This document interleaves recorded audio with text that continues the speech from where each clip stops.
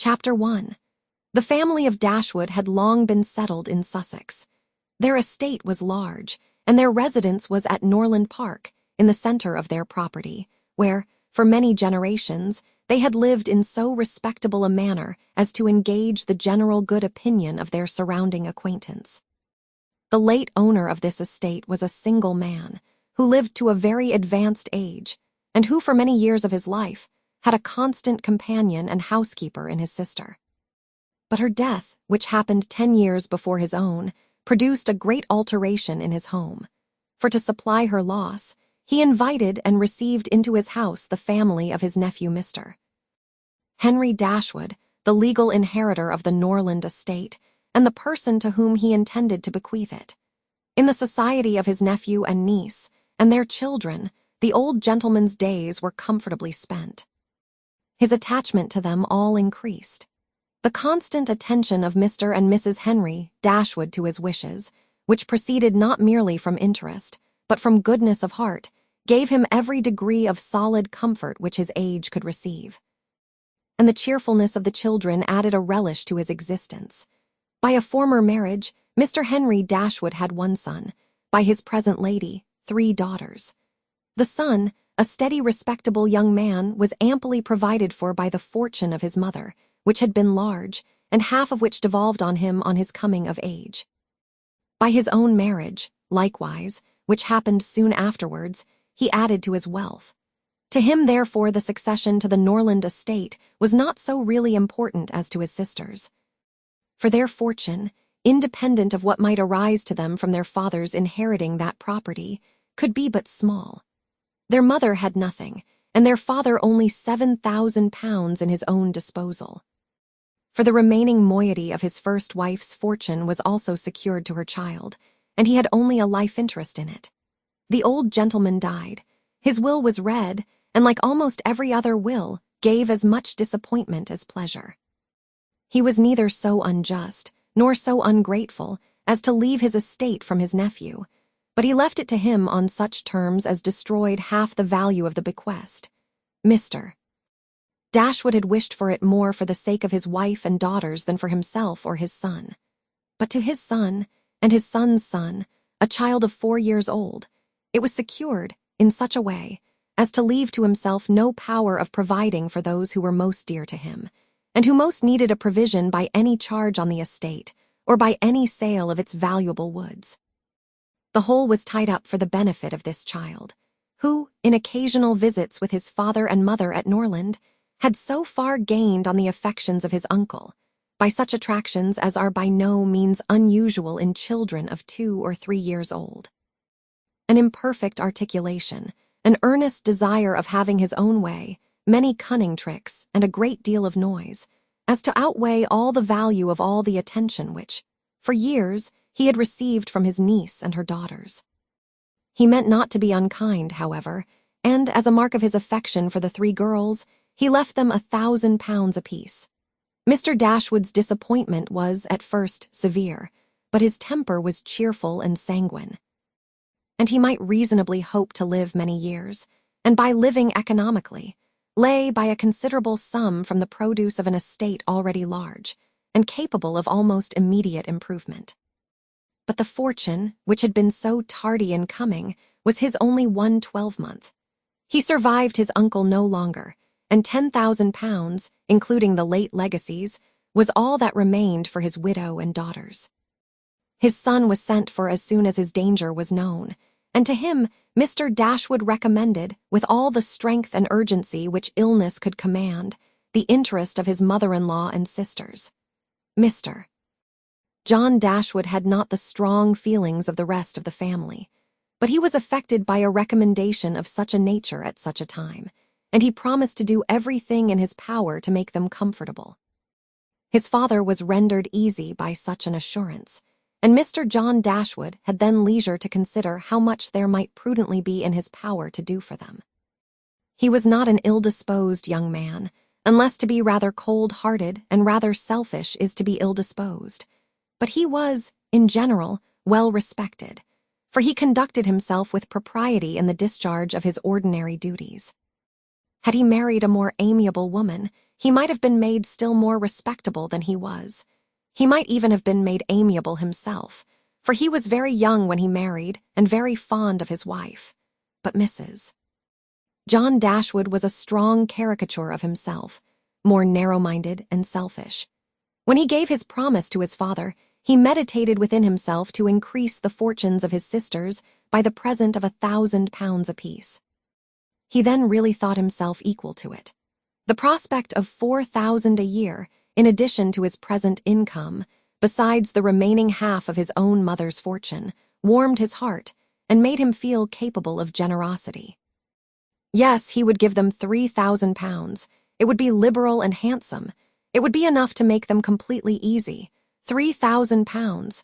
He could spare so considerable a sum with little inconvenience.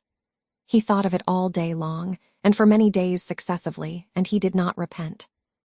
No sooner was his father's funeral over than Mrs. John Dashwood, without sending any notice of her intention to her mother-in-law, arrived with her child and their attendants. No one could dispute her right to come. The house was her husband, from the moment of his father's decease, but the indelicacy of her conduct was so much the greater, and to a woman in Mrs. Dashwood's situation, with only common feelings, must have been highly unpleasing. But in her mind there was a sense of honor so keen, a generosity so romantic, that any offense of the kind, by whomsoever given or received, was to her a source of immovable disgust.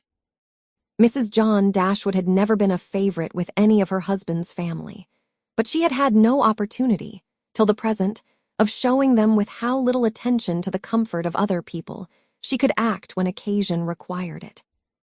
So acutely did Mrs.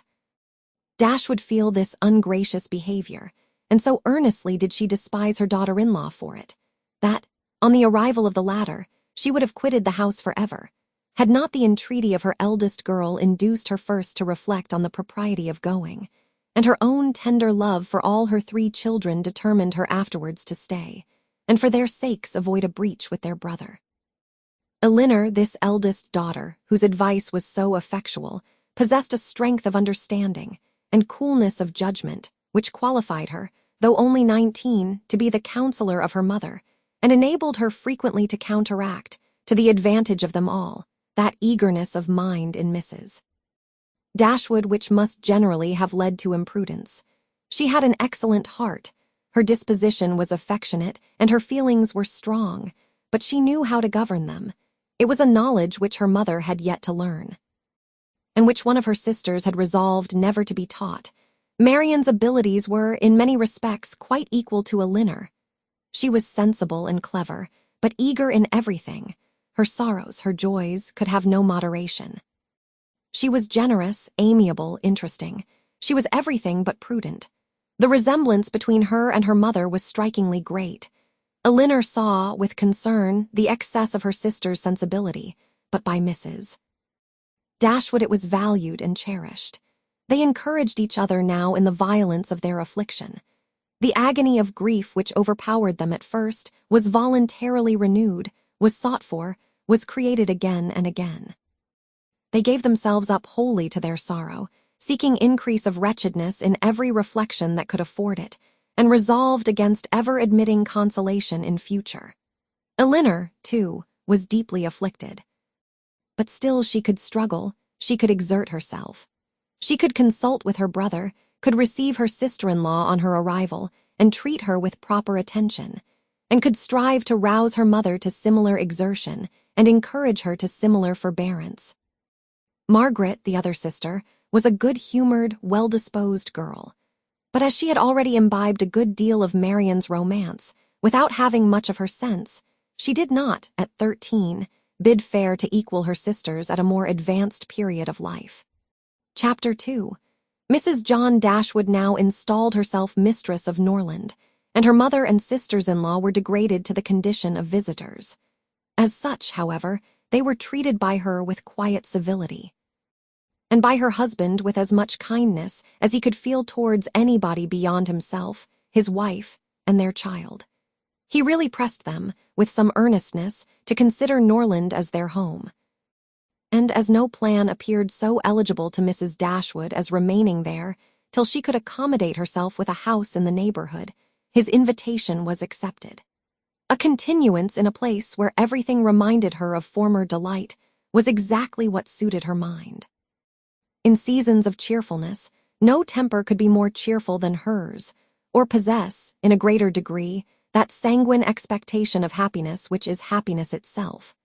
But in sorrow, she must be equally carried away by her fancy, and as far beyond consolation as in pleasure she was beyond alloy. Mrs. John Dashwood did not at all approve of what her husband intended to do for his sisters. To take £3,000 from the fortune of their dear little boy would be impoverishing him to the most dreadful degree. She begged him to think again on the subject. How could he answer it to himself to rob his child, and his only child too, of so large a sum?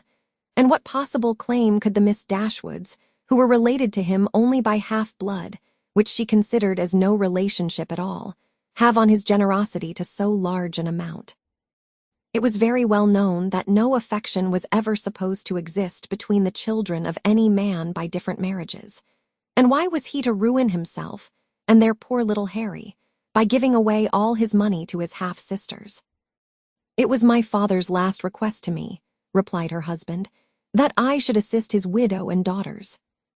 He did not know what he was talking of, I dare say, 10 to 1, but he was light-headed at the time. Had he been in his right senses, he could not have thought of such a thing as begging you to give away half your fortune from your own child. He did not stipulate for any particular sum, my dear Fanny. He only requested me, in general terms, to assist them, and make their situation more comfortable than it was in his power to do. Perhaps it would have been as well if he had left it wholly to myself.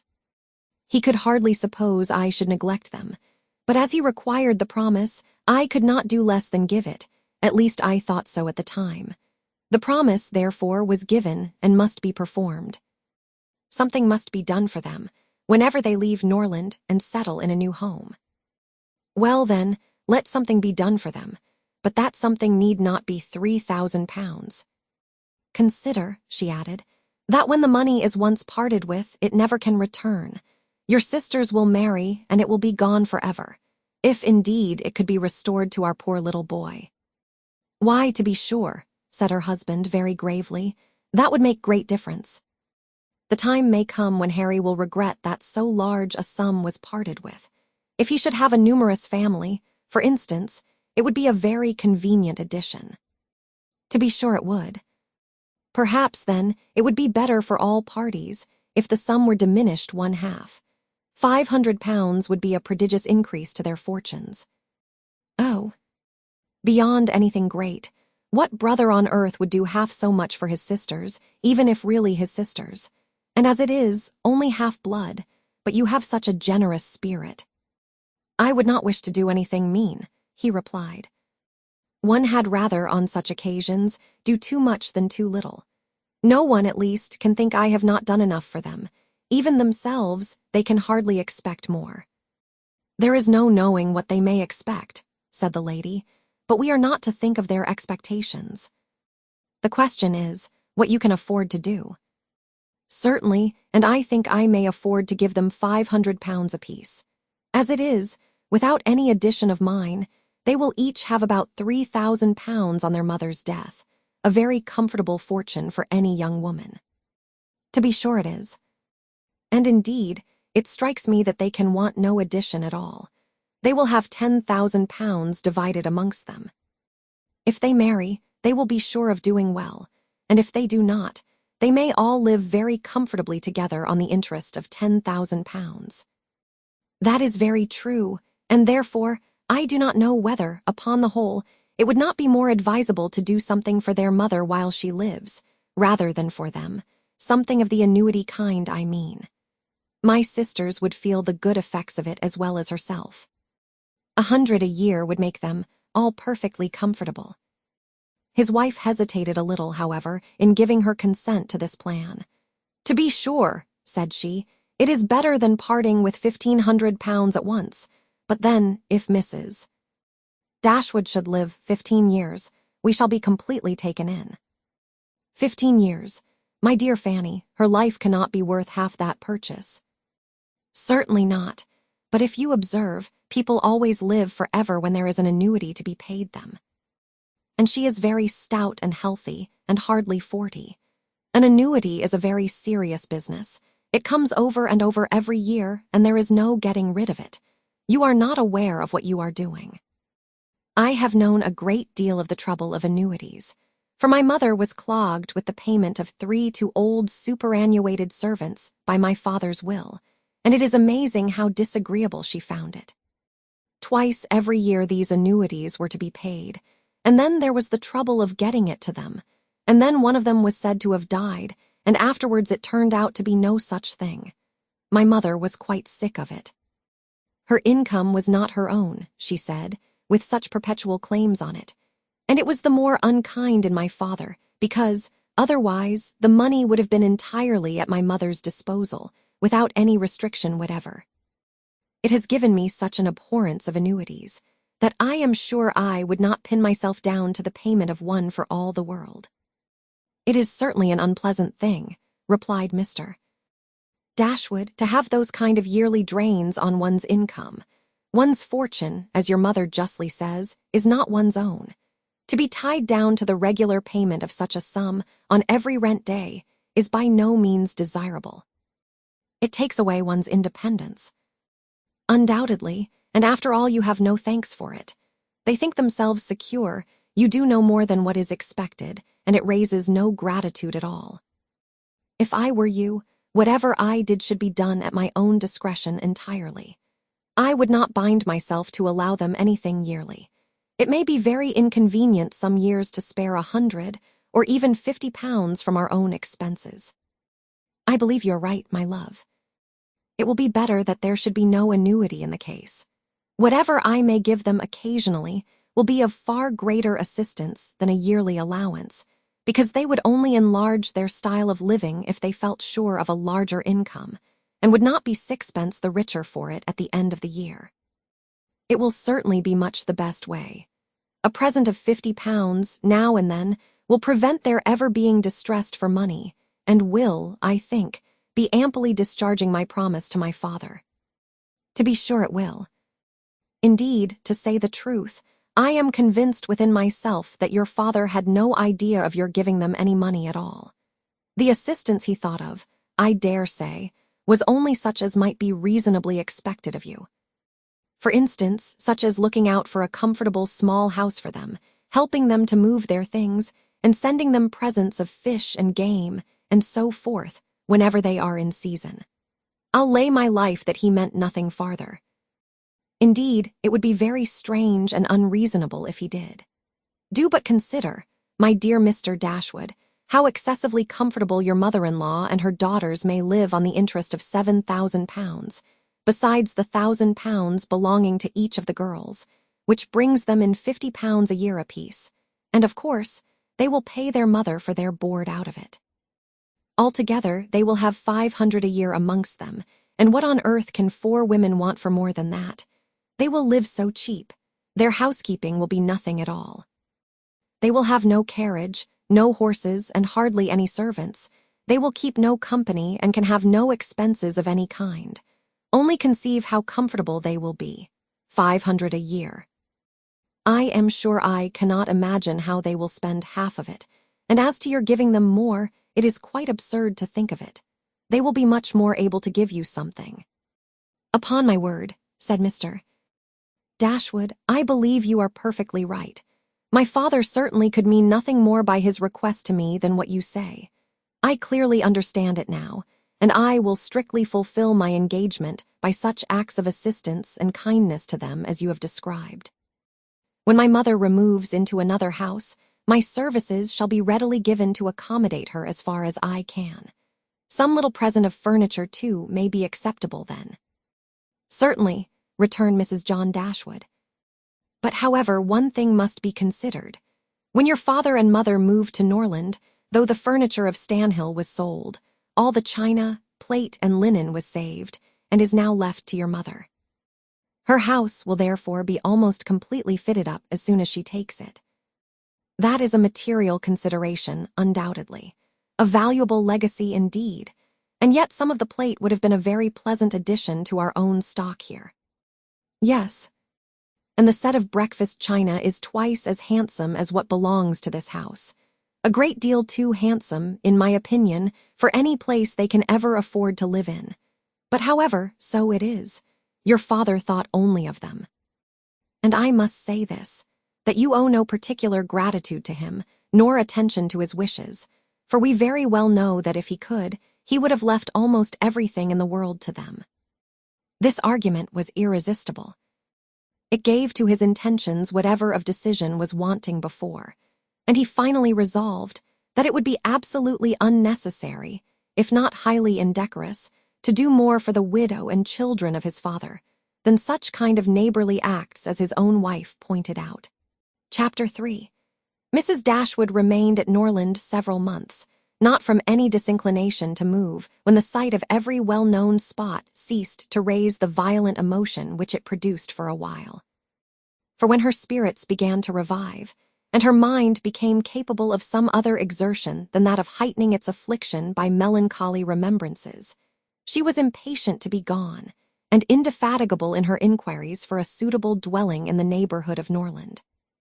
For to remove far from that beloved spot was impossible. But she could hear of no situation that at once answered her notions of comfort and ease, and suited the prudence of her eldest daughter, whose steadier judgment rejected several houses as too large for their income, which her mother would have approved.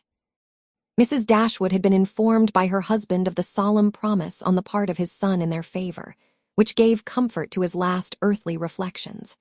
She doubted the sincerity of this assurance no more than he had doubted it himself, and she thought of it for her daughter's sake with satisfaction, though as for herself she was persuaded that a much smaller provision than £7,000 would support her in affluence. For their brother's sake, too, for the sake of his own heart, she rejoiced, and she reproached herself for being unjust to his merit before, in believing him incapable of generosity. His attentive behavior to herself and his sisters convinced her that their welfare was dear to him, and, for a long time, she firmly relied on the liberality of his intentions.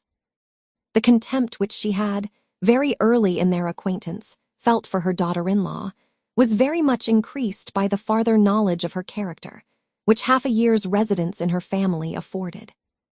And perhaps in spite of every consideration of politeness or maternal affection on the side of the former, the two ladies might have found it impossible to have lived together so long, had not a particular circumstance occurred to give still greater eligibility, according to the opinions of Mrs. Dashwood to her daughter's continuance at Norland. This circumstance was a growing attachment between her eldest girl and the brother of Mrs. John Dashwood, a gentlemanlike and pleasing young man, who was introduced to their acquaintance soon after his sister's establishment at Norland, and who had since spent the greatest part of his time there. Some mothers might have encouraged the intimacy from motives of interest, for Edward Ferrars was the eldest son of a man who had died very rich, and some might have repressed it from motives of prudence, for, except a trifling sum, the whole of his fortune depended on the will of his mother. But Mrs. Dashwood was alike uninfluenced by either consideration. It was enough for her that he appeared to be amiable, that he loved her daughter, and that Elinor returned the partiality. It was contrary to every doctrine of hers that difference of fortune should keep any couple asunder who were attracted by resemblance of disposition, and that Elinor's merit should not be acknowledged by every one who knew her was to her comprehension impossible. Edward Ferrars was not recommended to their good opinion by any peculiar graces of person or address. He was not handsome, and his manners required intimacy to make them pleasing. He was too diffident to do justice to himself. But when his natural shyness was overcome, his behavior gave every indication of an open, affectionate heart. His understanding was good, and his education had given it solid improvement. But he was neither fitted by abilities nor disposition to answer the wishes of his mother and sister, who longed to see him distinguished, as they hardly knew what. They wanted him to make a fine figure in the world in some manner or other. His mother wished to interest him in political concerns, to get him into Parliament, or to see him connected with some of the great men of the day. Mrs. John Dashwood wished it likewise. But in the meanwhile, Till one of these superior blessings could be attained, it would have quieted her ambition to see him driving a barouche. But Edward had no turn for great men or barouches. All his wishes centered in domestic comfort and the quiet of private life. Fortunately, he had a younger brother who was more promising. Edward had been staying several weeks in the house before he engaged much of Mrs. Dashwood's attention. For she was, at that time, in such affliction as rendered her careless of surrounding objects. She saw only that he was quiet and unobtrusive, and she liked him for it. He did not disturb the wretchedness of her mind by ill-timed conversation. She was first called to observe and approve him farther, by a reflection which Elinor chanced one day to make on the difference between him and his sister. It was a contrast which recommended him most forcibly to her mother. "It is enough," said she, "to say that he is unlike Fanny is enough. It implies everything amiable. I love him already." "I think you will like him," said Elinor, "when you know more of him." "Like him," replied her mother with a smile. "I feel no sentiment of approbation inferior to love. You may esteem him. I have never yet known what it was to separate esteem and love." Mrs. Dashwood now took pains to get acquainted with him. Her manners were attaching, and soon banished his reserve. She speedily comprehended all his merits. The persuasion of his regard for Elinor perhaps assisted her penetration, but she really felt assured of his worth. And even that quietness of manner, which militated against all her established ideas of what a young man's address ought to be, was no longer uninteresting when she knew his heart to be warm and his temper affectionate. No sooner did she perceive any symptom of love in his behavior to Elinor than she considered their serious attachment as certain, and looked forward to their marriage as rapidly approaching. "In a few months, my dear Marian," said she, "Elinor will, in all probability, be settled for life. We shall miss her, but she will be happy." "Oh, mamma, how shall we do without her?" "My love, it will be scarcely a separation. We shall live within a few miles of each other, and shall meet every day of our lives. You will gain a brother, a real, affectionate brother. I have the highest opinion in the world of Edward's heart, but you look grave, Marian. Do you disapprove your sister's choice?" "Perhaps," said Marian, "I may consider it with some surprise. Edward is very amiable, and I love him tenderly. But yet, he is not the kind of young man. There is something wanting. His figure is not striking. It has none of that grace which I should expect in the man who could seriously attach my sister. His eyes want all that spirit, that fire, which at once announce virtue and intelligence. And besides all this, I am afraid, mamma, he has no real taste. Music seems scarcely to attract him, and though he admires Elinor's drawings very much, it is not the admiration of a person who can understand their worth. It is evident, in spite of his frequent attention to her while she draws, that in fact he knows nothing of the matter. He admires as a lover, not as a connoisseur. To satisfy me, those characters must be united. I could not be happy with a man whose taste did not in every point coincide with my own. He must enter into all my feelings. The same books, the same music must charm us both. Oh, mamma, how spiritless, how tame was Edward's manner in reading to us last night. I felt for my sister most severely, yet she bore it with so much composure she seemed scarcely to notice it. I could hardly keep my seat. To hear those beautiful lines which have frequently almost driven me wild, pronounced with such impenetrable calmness, such dreadful indifference. He would certainly have done more justice to simple and elegant prose. I thought so at the time, but you would give him Cowper. Nay, mamma, if he is not to be animated by Cowper, but we must allow for difference of taste. Elinor has not my feelings, and therefore she may overlook it and be happy with him. But it would have broke my heart, had I loved him, to hear him read with so little sensibility. Mamma, the more I know of the world, the more am I convinced that I shall never see a man whom I can really love. I require so much. He must have all Edward's virtues, and his person and manners must ornament his goodness with every possible charm. Remember, my love, that you are not 17. It is yet too early in life to despair of such a happiness. Why should you be less fortunate than your mother? In one circumstance only, my Marian, may your destiny be different from hers. Chapter 4. What a pity it is, Elinor, said Marian, that Edward should have no taste for drawing. No taste for drawing, replied Elinor. Why should you think so?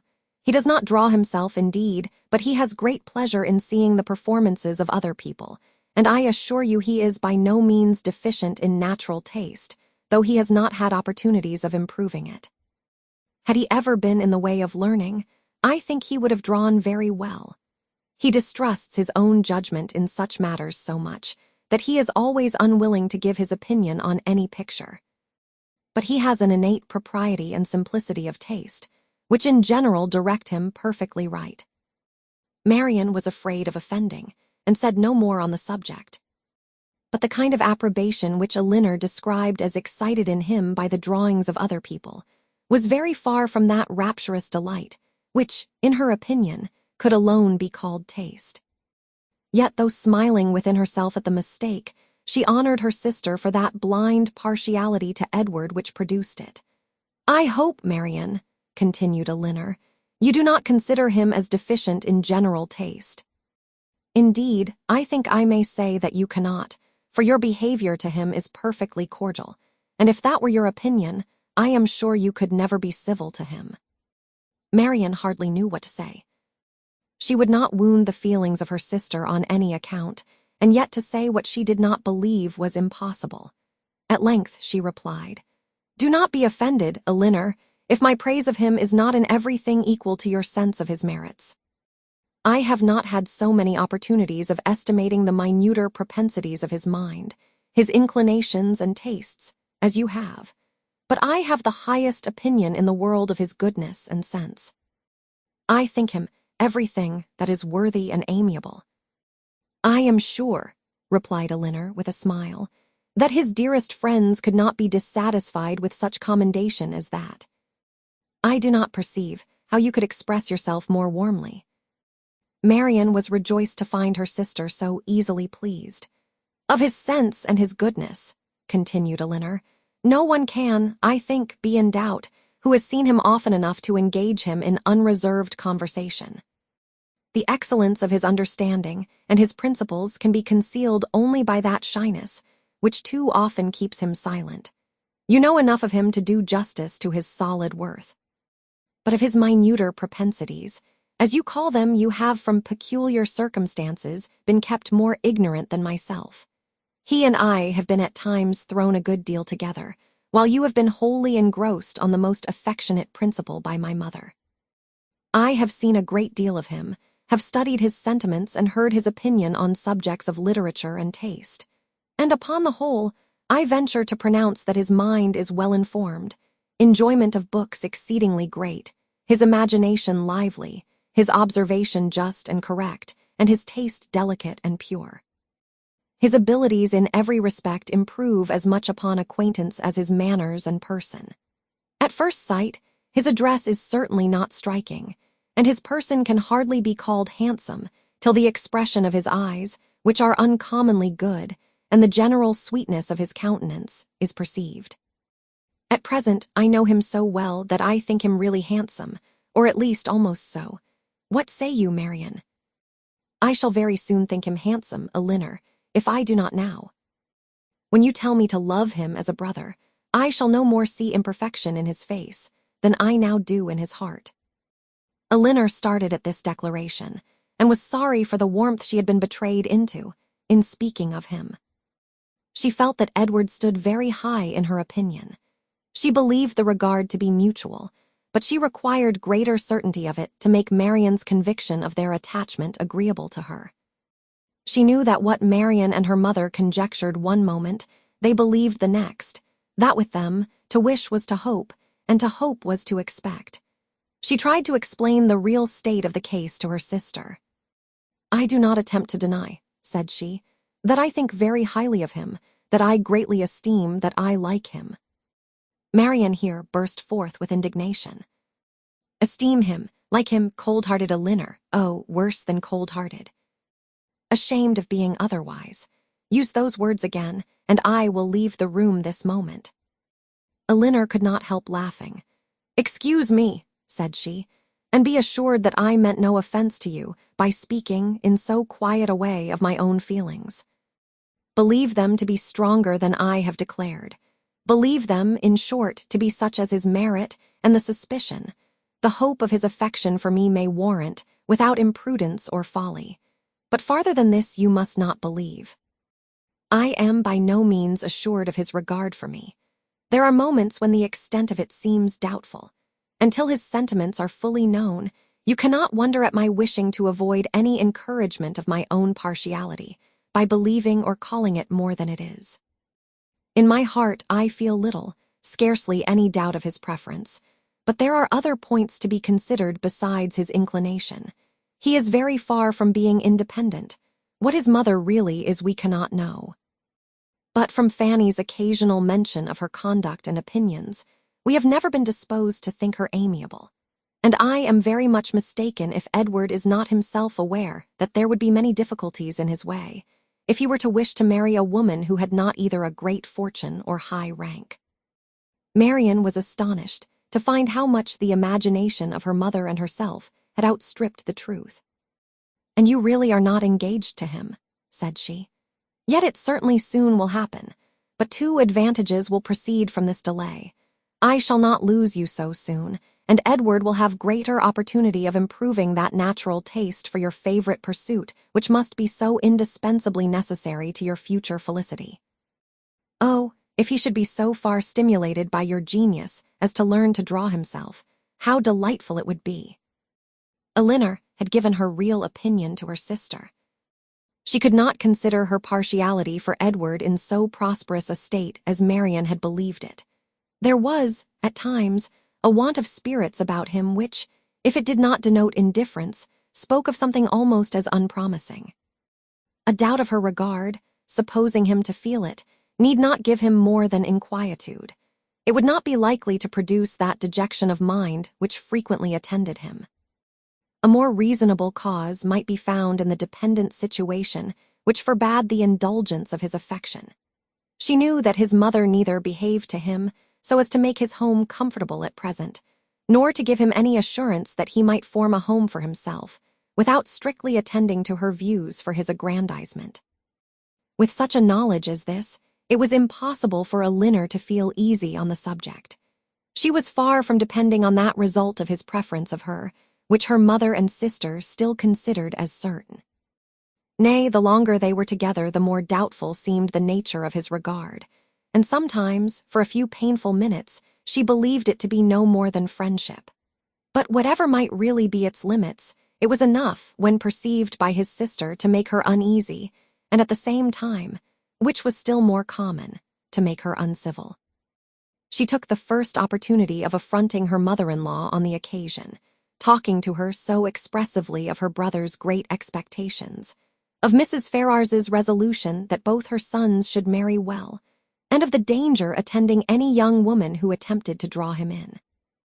That Mrs. Dashwood could neither pretend to be unconscious, nor endeavor to be calm. She gave her an answer which marked her contempt, and instantly left the room, resolving that, whatever might be the inconvenience or expense of so sudden a removal, her beloved Elinor should not be exposed another week to such insinuations. In this state of her spirits, a letter was delivered to her from the post, which contained a proposal particularly well timed. It was the offer of a small house, on very easy terms, belonging to a relation of her own, a gentleman of consequence and property in Devonshire. The letter was from this gentleman himself, and written in the true spirit of friendly accommodation. He understood that she was in need of a dwelling, and though the house he now offered her was merely a cottage, he assured her that everything should be done to it which she might think necessary, if the situation pleased her. He earnestly pressed her, after giving the particulars of the house and garden, to come with her daughters to Barton Park, the place of his own residence, from whence she might judge, herself, whether Barton Cottage, for the houses were in the same parish, could, by any alteration, be made comfortable to her. He seemed really anxious to accommodate them, and the whole of his letter was written in so friendly a style as could not fail of giving pleasure to his cousin, more especially at a moment when she was suffering under the cold and unfeeling behavior of her nearer connections. She needed no time for deliberation or inquiry. Her resolution was formed as she read. The situation of Barton, in a county so far distant from Sussex as Devonshire, which, but a few hours before, would have been a sufficient objection to outweigh every possible advantage belonging to the place, was now its first recommendation. To quit the neighborhood of Norland was no longer an evil. It was an object of desire. It was a blessing, in comparison of the misery of continuing her daughter-in-law's guest. And to remove forever from that beloved place would be less painful than to inhabit or visit it while such a woman was its mistress.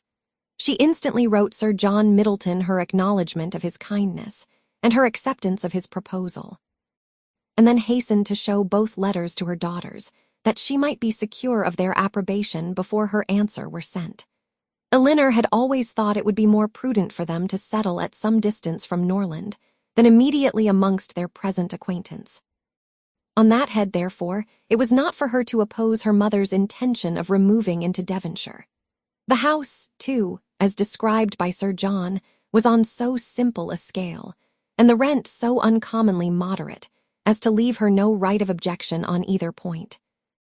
And therefore, though it was not a plan which brought any charm to her fancy, though it was a removal from the vicinity of Norland beyond her wishes, she made no attempt to dissuade her mother from sending a letter of acquiescence. Chapter 5. No sooner was her answer dispatched than Mrs. Dashwood indulged herself in the pleasure of announcing to her son-in-law and his wife that she was provided with a house, and should incommode them no longer than till everything were ready for her inhabiting it. They heard her with surprise. Mrs. John Dashwood said nothing, but her husband civilly hoped that she would not be settled far from Norland. She had great satisfaction in replying that she was going into Devonshire.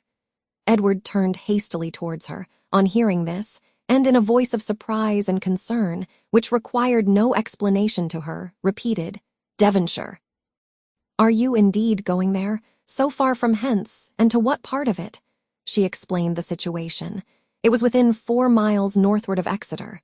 "It is but a cottage," she continued, "but I hope to see many of my friends in it. A room or two can easily be added, and if my friends find no difficulty in traveling so far to see me, I am sure I will find none in accommodating them." She concluded with a very kind invitation to Mr. and Mrs. John Dashwood to visit her at Barton, and to Edward she gave one with still greater affection.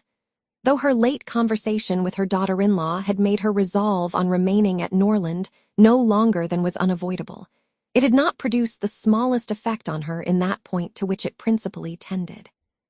To separate Edward and Elinor was as far from being her object as ever, and she wished to show Mrs. John Dashwood, by this pointed invitation to her brother, how totally she disregarded her disapprobation of the match.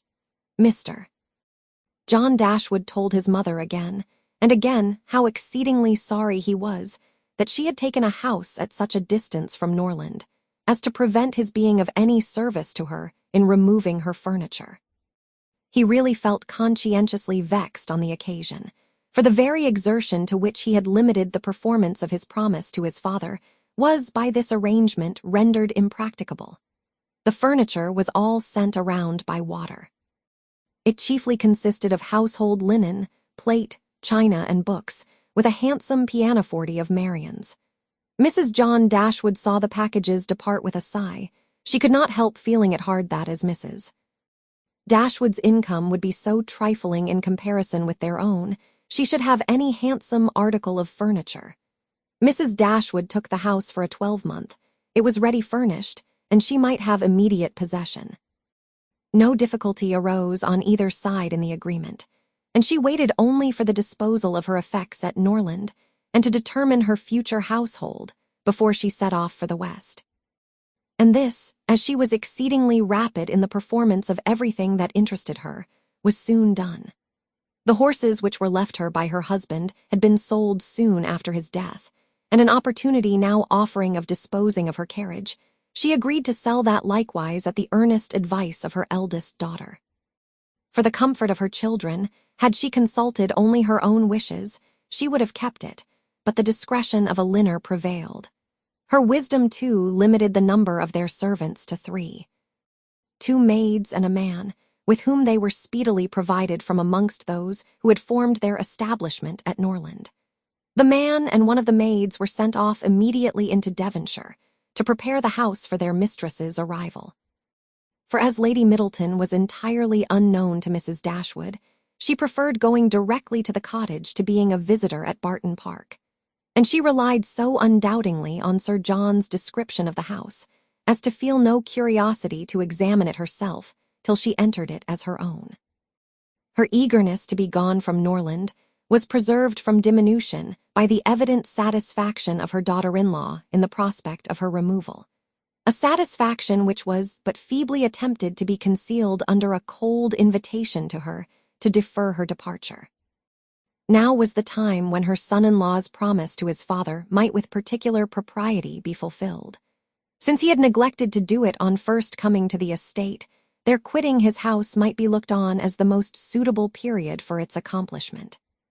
But Mrs. Dashwood began shortly to give over every hope of the kind, and to be convinced, from the general drift of his discourse, that his assistance extended no farther than their maintenance for 6 months at Norland. He so frequently talked of the increasing expenses of housekeeping, and of the perpetual demands upon his purse, which a man of any consequence in the world was beyond calculation exposed to, that he seemed rather to stand in need of more money himself than to have any design of giving money away. In a very few weeks from the day which brought Sir John Middleton's first letter to Norland, everything was so far settled in their future abode as to enable Mrs. Dashwood and her daughters to begin their journey. Many were the tears shed by them in their last adieus to a place so much beloved. "Dear, dear Norland," said Marian, as she wandered alone before the house on the last evening of their being there. "When shall I cease to regret you? When learn to feel a home elsewhere? Oh, happy house, could you know what I suffer in now viewing you from this spot, from whence perhaps I may view you no more.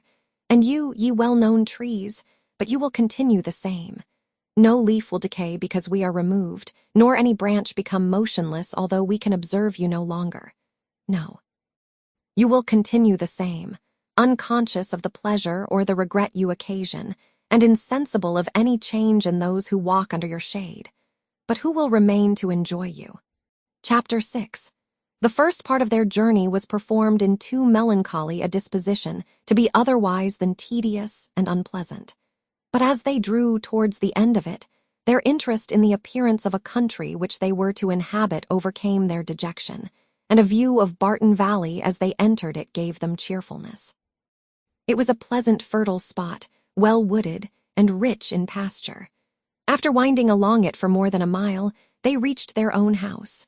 A small green court was the whole of its domain in front, and a neat wicket gate admitted them into it. As a house, Barton Cottage, though small, was comfortable and compact, but as a cottage it was defective, for the building was regular, the roof was tiled, the window shutters were not painted green, nor were the walls covered with honeysuckles. A narrow passage led directly through the house into the garden behind. On each side of the entrance was a sitting room, about 16 feet square, and beyond them were the offices and the stairs. 4 bedrooms and 2 garrets formed the rest of the house. It had not been built many years and was in good repair.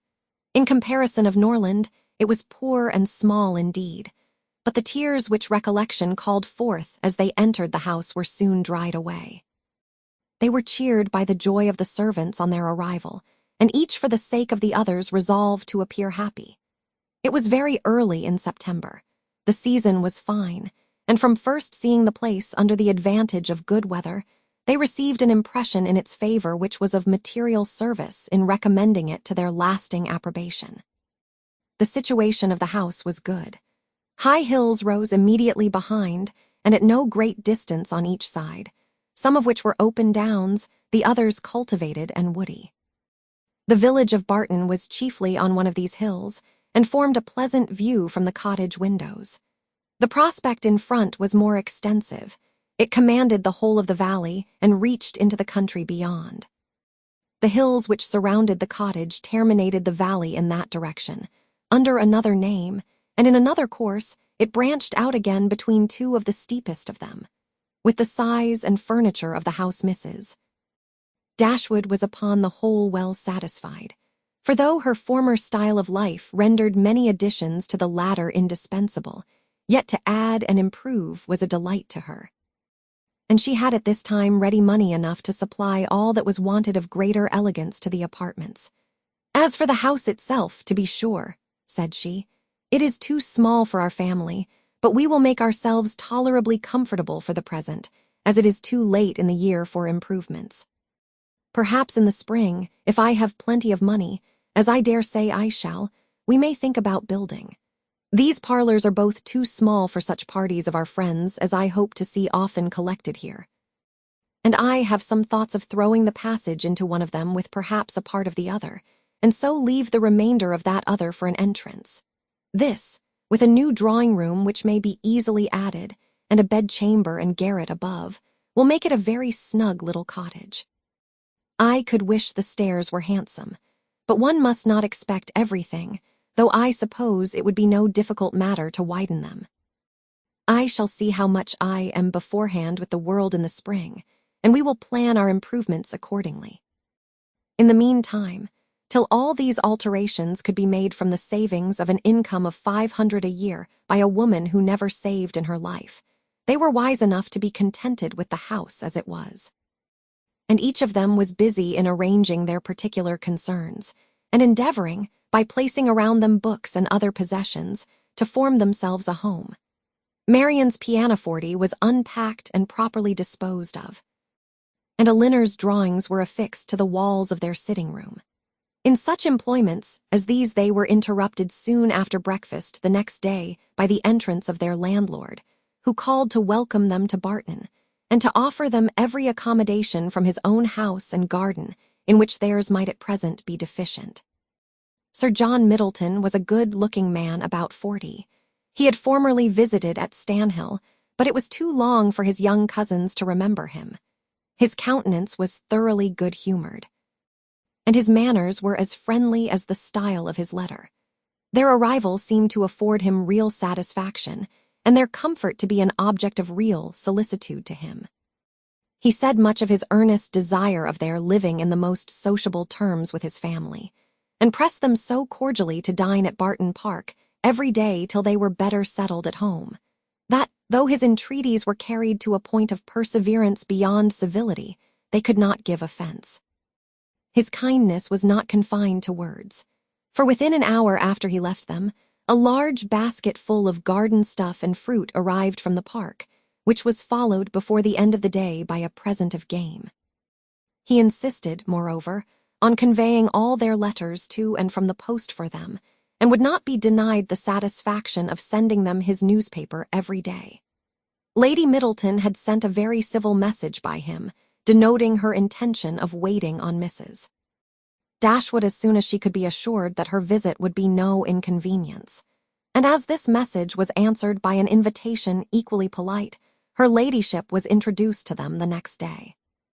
They were, of course, very anxious to see a person on whom so much of their comfort at Barton must depend, and the elegance of her appearance was favorable to their wishes. Lady Middleton was not more than 6 or 7 and 20. Her face was handsome, her figure tall and striking, and her address graceful.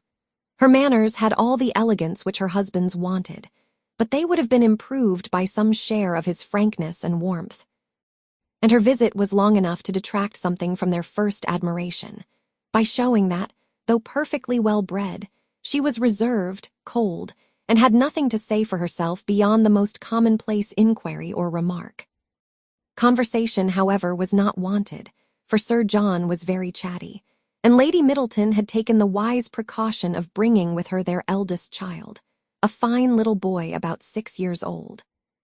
By which means there was one subject always to be recurred to by the ladies in case of extremity, for they had to inquire his name and age, admire his beauty, and ask him questions which his mother answered for him, while he hung about her and held down his head, to the great surprise of her ladyship, who wondered at his being so shy before company, as he could make noise enough at home. On every formal visit, a child ought to be of the party, by way of provision for discourse. In the present case, it took up 10 minutes to determine whether the boy were most like his father or mother, and in what particular he resembled either, for of course every body differed, and every body was astonished at the opinion of the others. An opportunity was soon to be given to the Dashwoods of debating on the rest of the children, as Sir John would not leave the house without securing their promise of dining at the park the next day. Chapter 7. Barton Park was about half a mile from the cottage. The ladies had passed near it in their way along the valley, but it was screened from their view at home by the projection of a hill. The house was large and handsome, and the Middletons lived in a style of equal hospitality and elegance. The former was for Sir John's gratification, the latter for that of his lady. They were scarcely ever without some friends staying with them in the house, and they kept more company of every kind than any other family in the neighborhood. It was necessary to the happiness of both, for however dissimilar in temper and outward behavior, they strongly resembled each other in that total want of talent and taste which confined their employments, unconnected with such as society produced, within a very narrow compass. Sir John was a sportsman, Lady Middleton a mother. He hunted and shot, and she humored her children, and these were their only resources. Lady Middleton had the advantage of being able to spoil her children all the year round, while Sir John's independent employments were in existence only half the time. Continual engagements at home and abroad, however, supplied all the deficiencies of nature and education, supported the good spirits of Sir John, and gave exercise to the good breeding of his wife. Lady Middleton piqued herself upon the elegance of her table and of all her domestic arrangements, and from this kind of vanity was her greatest enjoyment in any of their parties. But Sir John's satisfaction in society was much more real. He delighted in collecting about him more young people than his house would hold, and the noisier they were the better was he pleased. He was a blessing to all the juvenile part of the neighborhood, for in summer he was forever forming parties to eat cold ham and chicken out of doors, and in winter his private balls were numerous enough for any young lady who was not suffering under the unsatiable appetite of 15. The arrival of a new family in the country was always a matter of joy to him, and in every point of view he was charmed with the inhabitants he had now procured for his cottage at Barton. The Miss Dashwoods were young, pretty, and unaffected. It was enough to secure his good opinion, for to be unaffected was all that a pretty girl could want to make her mind as captivating as her person. The friendliness of his disposition made him happy in accommodating those whose situation might be considered, in comparison with the past, as unfortunate. In showing kindness to his cousins, therefore, he had the real satisfaction of a good heart, and in settling a family of females only in his cottage, he had all the satisfaction of a sportsman. For a sportsman, though he esteems only those of his sex who are sportsmen likewise, is not often desirous of encouraging their taste by admitting them to a residence within his own manor. Mrs. Dashwood and her daughters were met at the door of the house by Sir John, who welcomed them to Barton Park with unaffected sincerity, and as he attended them to the drawing-room repeated to the young ladies the concern which the same subject had drawn from him the day before, at being unable to get any smart young men to meet them. They would see, he said, only one gentleman there besides himself, a particular friend who was staying at the park, but who was neither very young nor very gay. He hoped they would all excuse the smallness of the party, and could assure them it should never happen so again. He had been to several families that morning in hopes of procuring some addition to their number, but it was moonlight, and every body was full of engagements. Luckily, Lady Middleton's mother had arrived at Barton within the last hour, and as she was a very cheerful, agreeable woman, he hoped the young ladies would not find it so very dull as they might imagine. The young ladies, as well as their mother, were perfectly satisfied with having two entire strangers of the party, and wished for no more. Mrs. Jennings, Lady Middleton's mother, was a good-humored, merry, fat, elderly woman who talked a great deal, seemed very happy, and rather vulgar. She was full of jokes and laughter, and before dinner was over had said many witty things on the subject of lovers and husbands, hoped they had not left their hearts behind them in Sussex, and pretended to see them blush whether they did or not. Marian was vexed at it for her sister's sake, and turned her eyes towards Elinor to see how she bore these attacks, with an earnestness which gave Elinor far more pain than could arise from such commonplace raillery as Mrs. Jennings's. Colonel Brandon, the friend of Sir John, seemed no more adapted by resemblance of manner to be his friend than Lady Middleton was to be his wife, or Mrs. Jennings to be Lady Middleton's mother. He was silent and grave. His appearance, however, was not unpleasing, in spite of his being in the opinion of Marian and Margaret an absolute old bachelor, for he was on the wrong side of 35. But though his face was not handsome, his countenance was sensible, and his address was particularly gentlemanlike. There was nothing in any of the party which could recommend them as companions to the Dashwoods. But the cold insipidity of Lady Middleton was so particularly repulsive that in comparison of it the gravity of Colonel Brandon, and even the boisterous mirth of Sir John and his mother-in-law was interesting. Lady Middleton seemed to be roused to enjoyment only by the entrance of her 4 noisy children after dinner, who pulled her about, tore her clothes, and put an end to every kind of discourse except what related to themselves. In the evening, as Marian was discovered to be musical, she was invited to play. The instrument was unlocked, every body prepared to be charmed, and Marian, who sang very well at their request, went through the chief of the songs which Lady Middleton had brought into the family on her marriage, and which perhaps had lain ever since in the same position on the pianoforte, for her ladyship had celebrated that event by giving up music, although by her mother's account she had played extremely well, and by her own was very fond of it. Marian's performance was highly applauded. Sir John was loud in his admiration at the end of every song, and as loud in his conversation with the others while every song lasted. Lady Middleton frequently called him to order, wondered how anyone's attention could be diverted from music for a moment, and asked Marian to sing a particular song which Marian had just finished. Colonel Brandon alone, of all the party, heard her without being in raptures.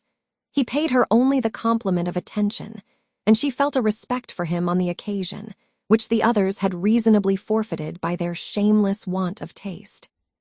His pleasure in music, though it amounted not to that ecstatic delight which alone could sympathize with her own, was estimable when contrasted against the horrible insensibility of the others. And she was reasonable enough to allow that a man of 35 might well have outlived all acuteness of feeling and every exquisite power of enjoyment. She was perfectly disposed to make every allowance for the Colonel's advanced state of life which humanity required. Chapter 8. Mrs. Jennings was a widow with an ample jointure. She had only 2 daughters, both of whom she had lived to see respectably married, and she had now therefore nothing to do but to marry all the rest of the world. In the promotion of this object, she was zealously active, as far as her ability reached, and missed no opportunity of projecting weddings among all the young people of her acquaintance. She was remarkably quick in the discovery of attachments, and had enjoyed the advantage of raising the blushes and the vanity of many a young lady by insinuations of her power over such a young man. And this kind of discernment enabled her soon after her arrival at Barton decisively to pronounce that Colonel Brandon was very much in love with Marian Dashwood. She rather suspected it to be so, on the very first evening of their being together, from his listening so attentively while she sang to them. And when the visit was returned by the Middletons dining at the cottage, the fact was ascertained by his listening to her again. It must be so. She was perfectly convinced of it. It would be an excellent match, for he was rich, and she was handsome. Mrs. Jennings had been anxious to see Colonel Brandon well married, ever since her connection with Sir John first brought him to her knowledge. And she was always anxious to get a good husband for every pretty girl. The immediate advantage to herself was by no means inconsiderable, for it supplied her with endless jokes against them both. At the park she laughed at the Colonel, and in the cottage at Marian. To the former her raillery was, probably, as far as it regarded only himself, perfectly indifferent, but to the latter it was at first incomprehensible. And when its object was understood, she hardly knew whether most to laugh at its absurdity or censure its impertinence, for she considered it as an unfeeling reflection on the Colonel's advanced years, and on his forlorn condition as an old bachelor. Mrs. Dashwood, who could not think a man 5 years younger than herself, so exceedingly ancient as he appeared to the youthful fancy of her daughter, ventured to clear Mrs. Jennings from the probability of wishing to throw ridicule on his age. "But at least, Mamma, you cannot deny the absurdity of the accusation, though you may not think it intentionally ill-natured. Colonel Brandon is certainly younger than Mrs. Jennings, but he is old enough to be my father, and if he were ever animated enough to be in love, must have long outlived every sensation of the kind. It is too ridiculous. When is a man to be safe from such wit, if age and infirmity will not protect him?" "Infirmity," said Elinor. "Do you call Colonel Brandon infirm? I can easily suppose that his age may appear much greater to you than to my mother. But you can hardly deceive yourself as to his having the use of his limbs. Did not you hear him complain of the rheumatism, and is not that the commonest infirmity of declining life?" "My dearest child," said her mother, laughing, "at this rate you must be in continual terror of my decay. And it must seem to you a miracle that my life has been extended to the advanced age of 40. Mamma, you are not doing me justice. I know very well that Colonel Brandon is not old enough to make his friends yet apprehensive of losing him in the course of nature. He may live 20 years longer, but 35 has nothing to do with matrimony." "Perhaps," said Elinor, 35 and 17 had better not have anything to do with matrimony together. But if there should by any chance happen to be a woman who is single at 27, I should not think Colonel Brandon, being 35, any objection to his marrying her." "A woman of 27, said Marian, after pausing a moment, "can never hope to feel or inspire affection again, and if her home be uncomfortable or her fortune small, I can suppose that she might bring herself to submit to the offices of a nurse, for the sake of the provision and security of a wife. In his marrying such a woman, therefore, there would be nothing unsuitable. It would be a compact of convenience, and the world would be satisfied. In my eyes it would be no marriage at all, but that would be nothing. To me it would seem only a commercial exchange, in which each wished to be benefited at the expense of the other."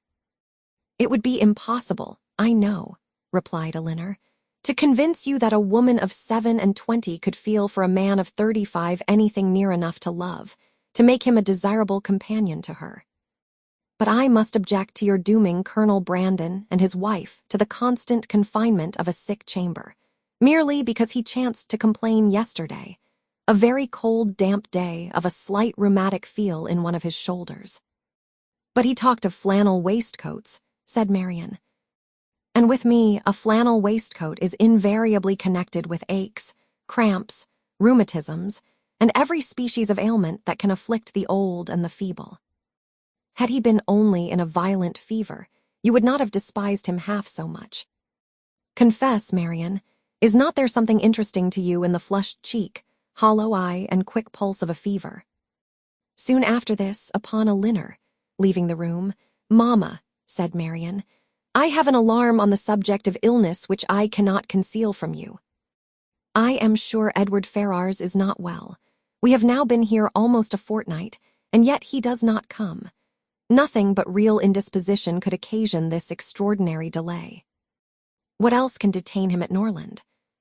Had you any idea of his coming so soon?" said Mrs. Dashwood. "I had none. On the contrary, if I have felt any anxiety at all on the subject, it has been in recollecting that he sometimes showed a want of pleasure and readiness in accepting my invitation when I talked of his coming to Barton. Does Elinor expect him already?" "I have never mentioned it to her, but of course she must." "I rather think you are mistaken, for when I was talking to her yesterday of getting a new grate for the spare bedchamber, she observed that there was no immediate hurry for it, as it was not likely that the room would be wanted for some time. How strange this is!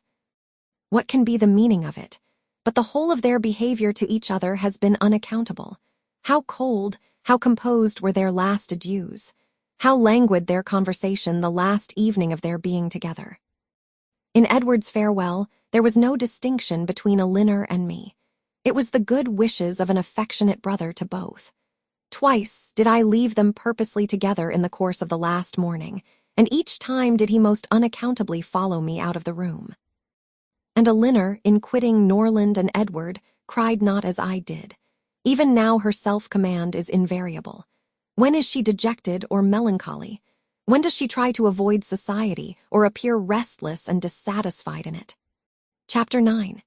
The Dashwoods were now settled at Barton with tolerable comfort to themselves. The house and the garden, with all the objects surrounding them, were now become familiar, and the ordinary pursuits which had given to Norland half its charms were engaged in again with far greater enjoyment than Norland had been able to afford since the loss of their father.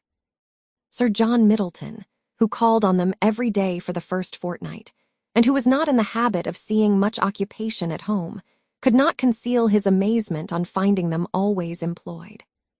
Their visitors, except those from Barton Park, were not many, for, in spite of Sir John's urgent entreaties that they would mix more in the neighborhood, and repeated assurances of his carriage being always at their service, the independence of Mrs. Dashwood's spirit overcame the wish of society for her children, and she was resolute in declining to visit any family beyond the distance of a walk. There were but few who could be so classed, and it was not all of them that were attainable. About 1.5 miles from the cottage, along the narrow winding valley of Alenham, which issued from that of Barton, as formerly described, the girls had, in one of their earliest walks, discovered an ancient, respectable-looking mansion, which, by reminding them a little of Norland, interested their imagination and made them wish to be better acquainted with it. But they learnt, on inquiry, that its possessor, an elderly lady of very good character, was unfortunately too infirm to mix with the world, and never stirred from home. The whole country about them abounded in beautiful walks. The high downs which invited them from almost every window of the cottage to seek the exquisite enjoyment of air on their summits were a happy alternative when the dirt of the valleys beneath shut up their superior beauties.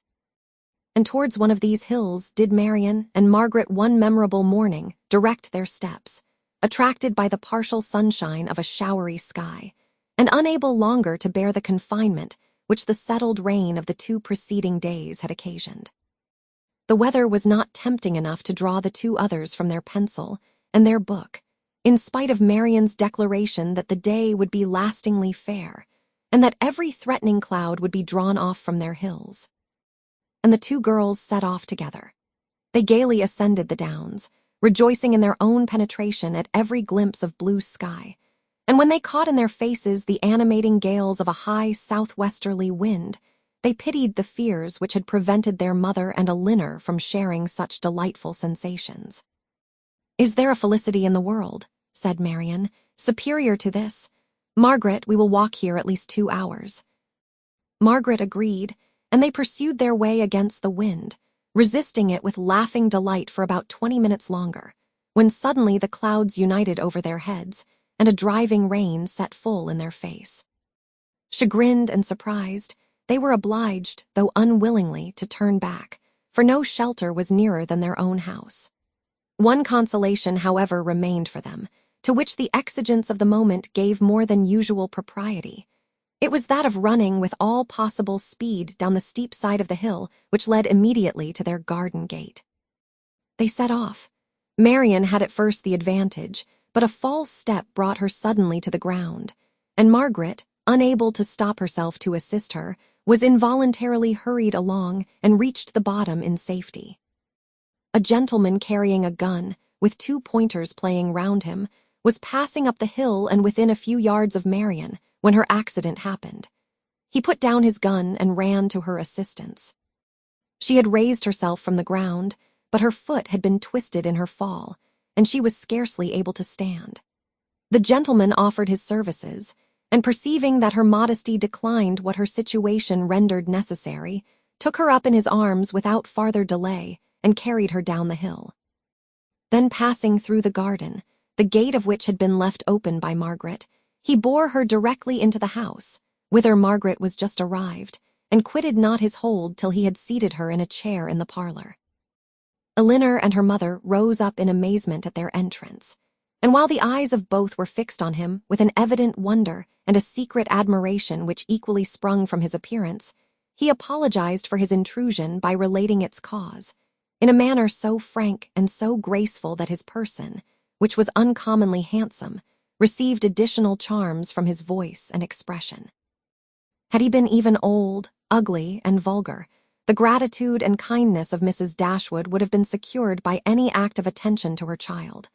But the influence of youth, beauty, and elegance gave an interest to the action which came home to her feelings. She thanked him again and again, and with a sweetness of address which always attended her, invited him to be seated. But this he declined, as he was dirty and wet. Mrs. Dashwood then begged to know to whom she was obliged. His name, he replied, was Willoughby, and his present home was at Alenham, from whence he hoped she would allow him the honour of calling tomorrow to inquire after Miss Dashwood. The honour was readily granted, and he then departed, to make himself still more interesting, in the midst of a heavy rain. His manly beauty and more than common gracefulness were instantly the theme of general admiration, and the laugh which his gallantry raised against Marian received particular spirit from his exterior attractions. Marian herself had seen less of his person than the rest, for the confusion which crimsoned over her face, on his lifting her up, had robbed her of the power of regarding him after their entering the house. But she had seen enough of him to join in all the admiration of the others, and with an energy which always adorned her praise. His person and air were equal to what her fancy had ever drawn for the hero of a favourite story. And in his carrying her into the house with so little previous formality, there was a rapidity of thought which particularly recommended the action to her. Every circumstance belonging to him was interesting. His name was good, his residence was in their favourite village, and she soon found out that of all manly dresses a shooting jacket was the most becoming. Her imagination was busy, her reflections were pleasant, and the pain of a sprained ankle was disregarded. Sir John called on them as soon as the next interval of fair weather that morning allowed him to get out of doors, and Marian's accident being related to him, he was eagerly asked whether he knew any gentleman of the name of Willoughby at Alenham. "Willoughby," cried Sir John, "what is he in the country? That is good news, however. I will ride over tomorrow and ask him to dinner on Thursday." "You know him, then," said Mrs. Dashwood. "Know him, to be sure I do." "Why, he is down here every year." "And what sort of a young man is he?" "As good a kind of fellow as ever lived, I assure you. A very decent shot, and there is not a bolder rider in England." "And is that all you can say for him?" cried Marian indignantly. "But what are his manners on more intimate acquaintance? What his pursuits, his talents and genius?" Sir John was rather puzzled. "Upon my soul," said he, "I do not know much about him as to all that. But he is a pleasant, good-humoured fellow, and has got the nicest little black bitch of a pointer I ever saw. Was she out with him today?" But Marian could no more satisfy him as to the colour of Mr. Willoughby's pointer than he could describe to her the shades of his mind. "But who is he?" said Elinor. "Where does he come from? Has he a house at Alenham?" On this point Sir John could give more certain intelligence, and he told them that Mr. Willoughby had no property of his own in the country, that he resided there only while he was visiting the old lady at Alenham Court, to whom he was related, and whose possessions he was to inherit. Adding, yes, he is very well worth catching, I can tell you, Miss Dashwood. He has a pretty little estate of his own in Somersetshire besides, and if I were you, I would not give him up to my younger sister, in spite of all this tumbling down hills. Miss Marian must not expect to have all the men to herself. Brandon will be jealous if she does not take care." "I do not believe," said Mrs. Dashwood with a good-humoured smile, "that Mr. Willoughby will be incommoded by the attempts of either of my daughters towards what you call catching him. It is not an employment to which they have been brought up. Men are very safe with us, let them be ever so rich." I am glad to find, however, from what you say, that he is a respectable young man, and one whose acquaintance will not be ineligible. He is as good a sort of fellow, I believe, as ever lived, repeated Sir John. I remember last Christmas at a little hop at the park, he danced from 8 o'clock till 4, without once sitting down. Did he indeed? Cried Marian with sparkling eyes, and with elegance with spirit. Yes. And he was up again at 8 to ride to covert. That is what I like. That is what a young man ought to be. Whatever be his pursuits, his eagerness in them should know no moderation, and leave him no sense of fatigue. I see how it will be, said Sir John. I see how it will be. You will be setting your cap at him now, and never think of poor Brandon. That is an expression, Sir John, said Marian warmly, which I particularly dislike. I abhor every commonplace phrase by which wit is intended. And setting one's cap at a man, or making a conquest, are the most odious of all. Their tendency is gross and illiberal, and if their construction could ever be deemed clever, time has long ago destroyed all its ingenuity. Sir John did not much understand this reproof, but he laughed as heartily as if he did, and then replied, You will make conquests enough, I dare say, one way or other. Poor Brandon, he is quite smitten already, and he is very well worth setting your cap at, I can tell you, in spite of all this tumbling about and spraining of ankles. Chapter 10. Marian's preserver, as Margaret, with more elegance than precision, styled Willoughby, called at the cottage early the next morning to make his personal inquiries. He was received by Mrs. Dashwood with more than politeness, with a kindness which Sir John's account of him and her own gratitude prompted, and everything that passed during the visit tended to assure him of the sense, elegance, mutual affection, and domestic comfort of the family to whom accident had now introduced him. Of their personal charms he had not required a second interview to be convinced. Miss Dashwood had a delicate complexion, regular features, and a remarkably pretty figure. Marian was still handsomer. Her form, though not so correct as her sister, in having the advantage of height, was more striking, and her face was so lovely that when in the common cant of praise she was called a beautiful girl, truth was less violently outraged than usually happens. Her skin was very brown, but from its transparency her complexion was uncommonly brilliant. Her features were all good. Her smile was sweet and attractive, and in her eyes, which were very dark, there was a life, a spirit, an eagerness, which could hardly be seen without delight. From Willoughby, their expression was at first held back by the embarrassment which the remembrance of his assistance created.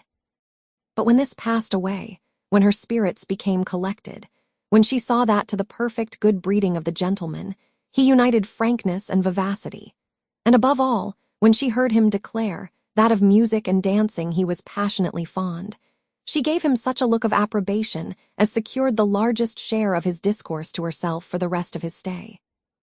It was only necessary to mention any favorite amusement to engage her to talk. She could not be silent when such points were introduced, and she had neither shyness nor reserve in their discussion. They speedily discovered that their enjoyment of dancing and music was mutual, and that it arose from a general conformity of judgment in all that related to either. Encouraged by this to a further examination of his opinions, she proceeded to question him on the subject of books.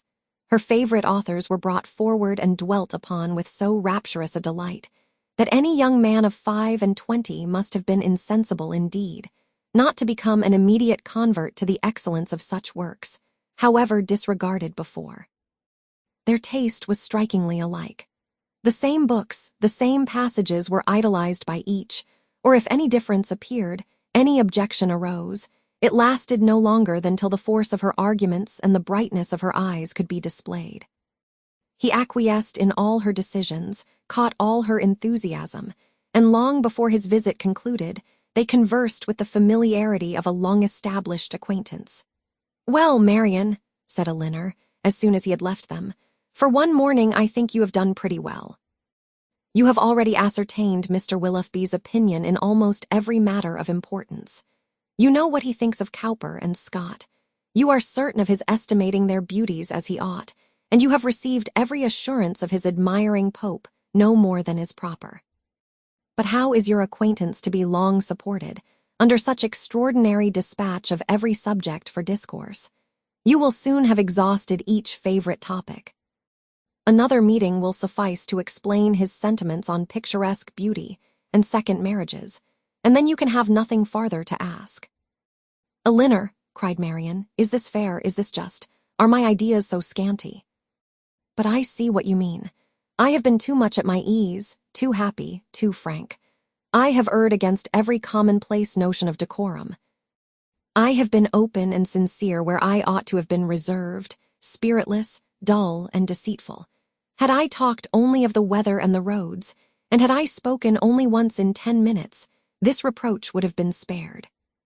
My love, said her mother, you must not be offended with Elinor, she was only in jest. I should scold her myself, if she were capable of wishing to check the delight of your conversation with our new friend. Marian was softened in a moment. Willoughby, on his side, gave every proof of his pleasure in their acquaintance, which an evident wish of improving it could offer. He came to them every day. To inquire after Marian was at first his excuse, but the encouragement of his reception, to which every day gave greater kindness, made such an excuse unnecessary before it had ceased to be possible, by Marian's perfect recovery. She was confined for some days to the house, but never had any confinement been less irksome. Willoughby was a young man of good abilities, quick imagination, lively spirits, and open, affectionate manners.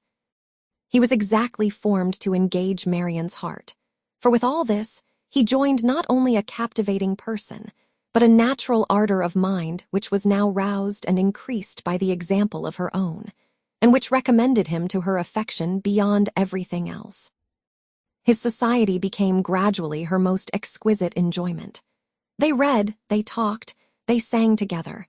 His musical talents were considerable, and he read with all the sensibility and spirit which Edward had unfortunately wanted. In Mrs. Dashwood's estimation, he was as faultless as in Marian, and Elinor saw nothing to censure in him but a propensity, in which he strongly resembled and peculiarly delighted her sister, of saying too much what he thought on every occasion, without attention to persons or circumstances.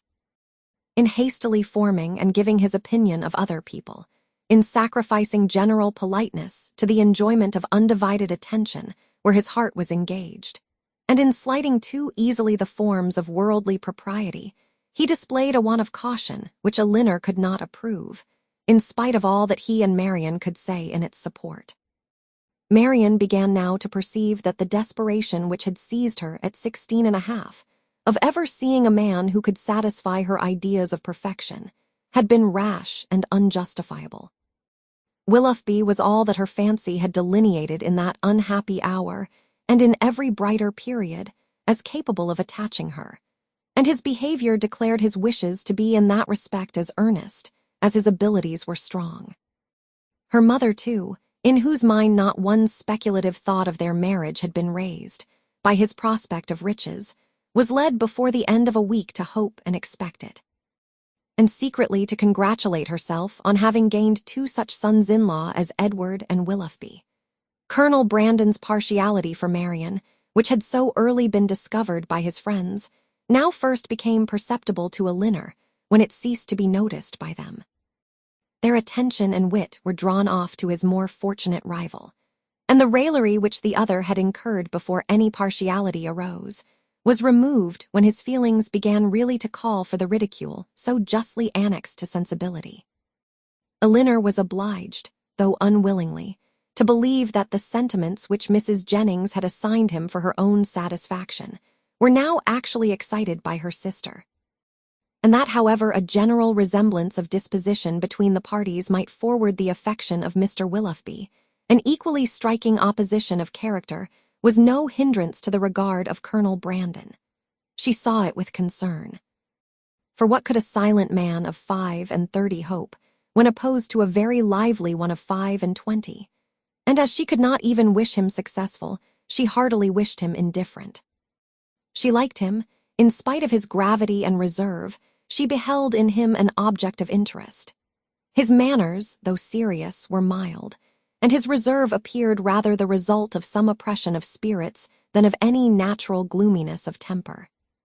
Sir John had dropped hints of past injuries and disappointments, which justified her belief of his being an unfortunate man, and she regarded him with respect and compassion. Perhaps she pitied and esteemed him the more because he was slighted by Willoughby and Marian, who, prejudiced against him for being neither lively nor young, seemed resolved to undervalue his merits. "Brandon is just the kind of man," said Willoughby one day, when they were talking of him together, "whom everybody speaks well of and nobody cares about, whom all are delighted to see and nobody remembers to talk to." "That is exactly what I think of him," cried Marian. "Do not boast of it, however," said Elinor, "for it is injustice in both of you. He is highly esteemed by all the family at the park, and I never see him myself without taking pains to converse with him." "That he is patronized by you," replied Willoughby, "is certainly in his favor. But as for the esteem of the others, it is a reproach in itself. Who would submit to the indignity of being approved by such a woman as Lady Middleton and Mrs. Jennings, that could command the indifference of anybody else? But perhaps the abuse of such people as yourself and Marian will make amends for the regard of Lady Middleton and her mother. If their praise is censure, your censure may be praise, for they are not more undiscerning than you are prejudiced and unjust. In defense of your protégé, you can even be saucy. My protégé, as you call him, is a sensible man, and sense will always have attractions for me. Yes, Marian, even in a man between 30 and 40. He has seen a great deal of the world, has been abroad, has read, and has a thinking mind.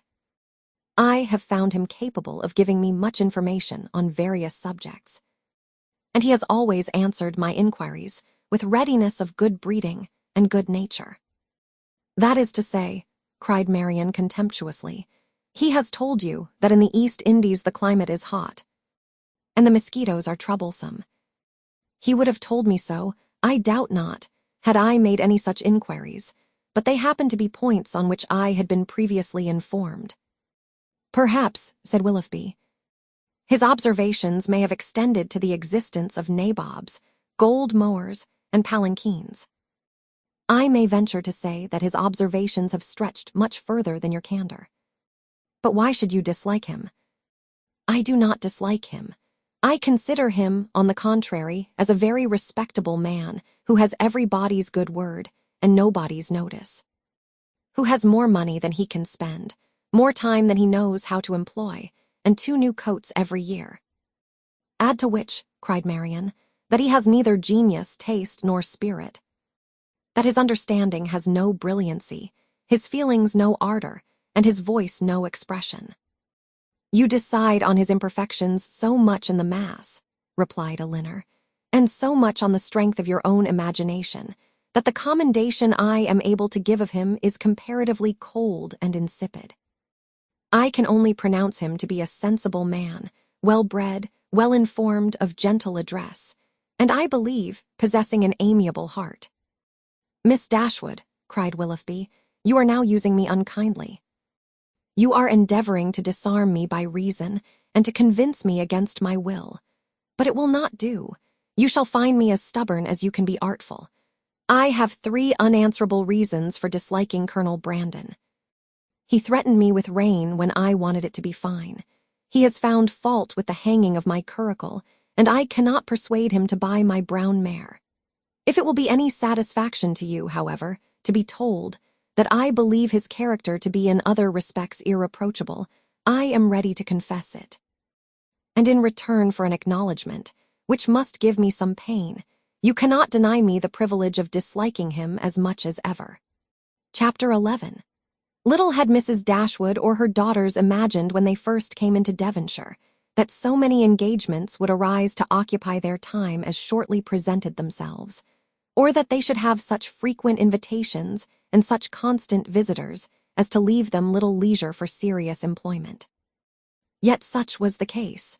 When Marian was recovered, the schemes of amusement at home and abroad, which Sir John had been previously forming, were put into execution. The private balls at the park then began, and parties on the water were made and accomplished as often as a showery October would allow. In every meeting of the kind, Willoughby was included. And the ease and familiarity which naturally attended these parties were exactly calculated to give increasing intimacy to his acquaintance with the Dashwoods, to afford him opportunity of witnessing the excellencies of Marian, of marking his animated admiration of her, and of receiving, in her behavior to himself, the most pointed assurance of her affection. Elinor could not be surprised at their attachment. She only wished that it were less openly shown, and once or twice did venture to suggest the propriety of some self-command to Marian. But Marian abhorred all concealment where no real disgrace could attend unreserve, and to aim at the restraint of sentiments which were not in themselves laudable appeared to her not merely an unnecessary effort, but a disgraceful subjection of reason to commonplace and mistaken notions.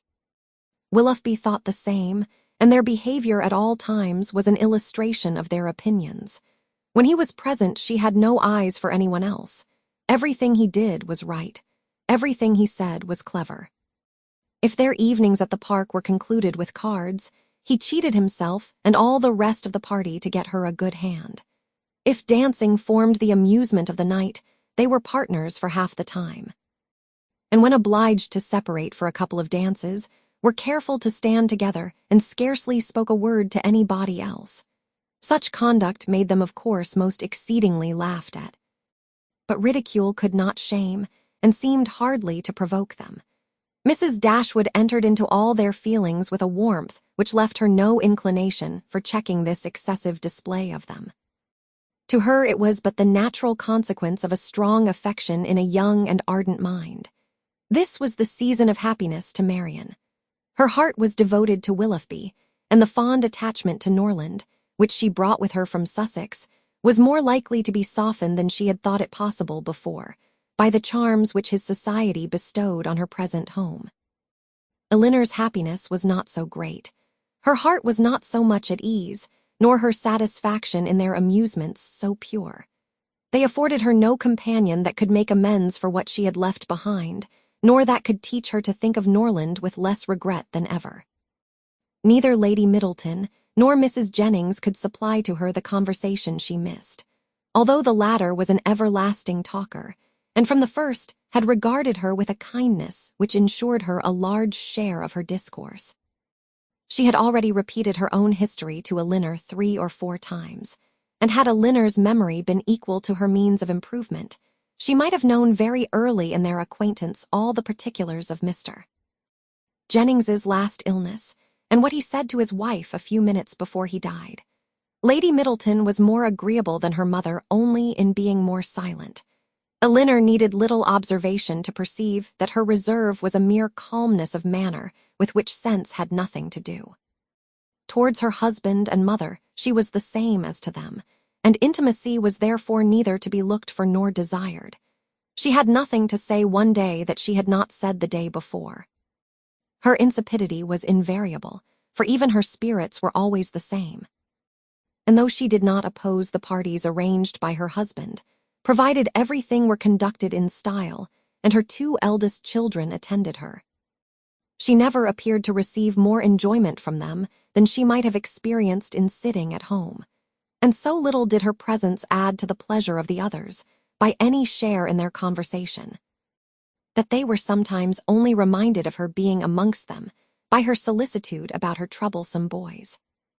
In Colonel Brandon alone, of all her new acquaintance, did Elinor find a person who could in any degree claim the respect of abilities, excite the interest of friendship, or give pleasure as a companion. Willoughby was out of the question. Her admiration and regard, even her sisterly regard, was all his own, but he was a lover. His attentions were wholly Marian, and a far less agreeable man might have been more generally pleasing. Colonel Brandon, unfortunately for himself, had no such encouragement to think only of Marian, and in conversing with Elinor he found the greatest consolation for the indifference of her sister. Elinor's compassion for him increased, as she had reason to suspect that the misery of disappointed love had already been known to him. This suspicion was given by some words which accidentally dropped from him one evening at the park, when they were sitting down together by mutual consent, while the others were dancing. His eyes were fixed on Marian, and after a silence of some minutes he said, with a faint smile, "Your sister, I understand, does not approve of second attachments." "No," replied Elinor, "her opinions are all romantic. Or rather, as I believe, she considers them impossible to exist." "I believe she does. But how she contrives it without reflecting on the character of her own father, who had himself 2 wives, I know not. A few years, however, will settle her opinions on the reasonable basis of common sense and observation. And then they may be more easy to define and to justify than they now are, by any body but herself." "This will probably be the case," he replied. "And yet there is something so amiable in the prejudices of a young mind that one is sorry to see them give way to the reception of more general opinions." "I cannot agree with you there," said Elinor. "There are inconveniences attending such feelings as Marian's, which all the charms of enthusiasm and ignorance of the world cannot atone for. Her systems have all the unfortunate tendency of setting propriety at naught. And a better acquaintance with the world is what I look forward to as her greatest possible advantage." After a short pause, he resumed the conversation by saying, "Does your sister make no distinction in her objections against a second attachment? Or is it equally criminal in every body? Are those who have been disappointed in their first choice, whether from the inconstancy of its object or the perverseness of circumstances, to be equally indifferent during the rest of their lives? Upon my word, I am not acquainted with the minutiae of her principles. I only know that I never yet heard her admit any instance of a second attachment's being pardonable. This," said he, "cannot hold, but a total change of sentiments, no, do not desire it. For when the romantic refinements of a young mind are obliged to give way, how frequently are they succeeded by such opinions as are but too common and too dangerous. I speak from experience. I once knew a lady who in temper and mind greatly resembled your sister, who thought and judged like her, but who, from an enforced change, from a series of unfortunate circumstances—" Here he stopped suddenly, appeared to think that he had said too much, and by his countenance gave rise to conjectures, which might not otherwise have entered Elinor's head. The lady would probably have passed without suspicion, had he not convinced Miss Dashwood that what concerned her ought not to escape his lips. As it was, it required but a slight effort of fancy to connect his emotion with the tender recollection of past regard. Elinor attempted no more, but Marian, in her place, would not have done so little.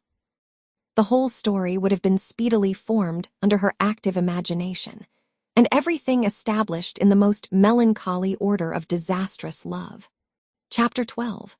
As Elinor and Marian were walking together the next morning, the latter communicated a piece of news to her sister, which, in spite of all that she knew before of Marian's imprudence and want of thought, surprised her by its extravagant testimony of both.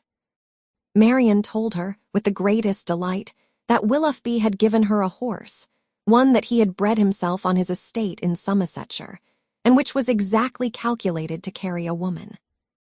Without considering that it was not in her mother's plan to keep any horse, that if she were to alter her resolution in favor of this gift, she must buy another for the servant, and keep a servant to ride it, and after all, build a stable to receive them, she had accepted the present without hesitation, and told her sister of it in raptures. "He intends to send his groom into Somersetshire immediately for it," she added, "and when it arrives we will ride every day. You shall share its use with me. Imagine to yourself, my dear Elinor, the delight of a gallop on some of these downs." Most unwilling was she to awaken from such a dream of felicity, to comprehend all the unhappy truths which attended the affair. And for some time she refused to submit to them. As to an additional servant, the expense would be a trifle. Mamma, she was sure, would never object to it, and any horse would do for him. He might always get one at the park. As to a stable, the merest shed would be sufficient. Elinor then ventured to doubt the propriety of her receiving such a present from a man so little, or at least so lately known to her. This was too much. "You are mistaken, Elinor," said she warmly, "in supposing I know very little of Willoughby. I have not known him long indeed, but I am much better acquainted with him than I am with any other creature in the world, except yourself and Mamma. It is not time or opportunity that is to determine, is disposition alone. 7 years would be insufficient to make some people acquainted with each other, and 7 days are more than enough for others. I should hold myself guilty of greater impropriety in accepting a horse from my brother than from Willoughby. Of John I know very little, though we have lived together for years. But of Willoughby my judgment has long been formed." Elinor thought it wisest to touch that point no more. She knew her sister's temper. Opposition on so tender a subject would only attach her the more to her own opinion. But by an appeal to her affection for her mother, by representing the inconveniences which that indulgent mother must draw on herself, if, as would probably be the case, she consented to this increase of establishment, Marian was shortly subdued. And she promised not to tempt her mother to such imprudent kindness by mentioning the offer, and to tell Willoughby when she saw him next that it must be declined. She was faithful to her word. And when Willoughby called at the cottage, the same day, Elinor heard her express her disappointment to him in a low voice, on being obliged to forgo the acceptance of his present. The reasons for this alteration were at the same time related, and they were such as to make further entreaty on his side impossible. His concern, however, was very apparent. And after expressing it with earnestness, he added in the same low voice, "But Marian, the horse is still yours, though you cannot use it now. I shall keep it only till you can claim it. When you leave Barton to form your own establishment in a more lasting home, Queen Mab shall receive you." This was all overheard by Miss Dashwood, and in the whole of the sentence, in his manner of pronouncing it, and in his addressing her sister by her Christian name alone, she instantly saw an intimacy so decided, a meaning so direct, as marked a perfect agreement between them. From that moment she doubted not of their being engaged to each other, and the belief of it created no other surprise than that she, or any of their friends, should be left by tempers so frank, to discover it by accident. Margaret related something to her the next day, which placed this matter in a still clearer light. Willoughby had spent the preceding evening with them, and Margaret, by being left some time in the parlor with only him and Marian, had had opportunity for observations, which, with a most important face, she communicated to her eldest sister when they were next by themselves. "Oh, Elinor," she cried, "I have such a secret to tell you about Marian. I am sure she will be married to Mr. Willoughby very soon." "You have said so," replied Elinor, "almost every day since they first met on Highchurch Down. And they had not known each other a week, I believe, before you were certain that Marian wore his picture round her neck, but it turned out to be only the miniature of our great uncle. But indeed this is quite another thing. I am sure they will be married very soon, for he has got a lock of her hair. Take care, Margaret, it may be only the hair of some great uncle of his. But indeed, Elinor, it is Marian's. I am almost sure it is, for I saw him cut it off. Last night after tea, when you and Mamma went out of the room, they were whispering and talking together as fast as could be, and he seemed to be begging something of her, and presently he took up her scissors and cut off a long lock of her hair, for it was all tumbled down her back. And he kissed it, and folded it up in a piece of white paper, and put it into his pocketbook. For such particulars, stated on such authority, Elinor could not withhold her credit. Nor was she disposed to it, for the circumstance was in perfect unison with what she had heard and seen herself. Margaret's sagacity was not always displayed in a way so satisfactory to her sister. When Mrs. Jennings attacked her one evening at the park, to give the name of the young man who was Elinor's particular favorite, which had been long a matter of great curiosity to her, Margaret answered by looking at her sister, and saying, "I must not tell, may I, Elinor?" This, of course, made everybody laugh. And Elinor tried to laugh too, but the effort was painful.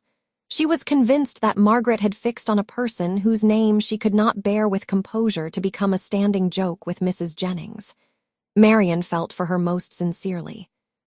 But she did more harm than good to the cause, by turning very red and saying in an angry manner to Margaret, "Remember that whatever your conjectures may be, you have no right to repeat them." "I never had any conjectures about it," replied Margaret.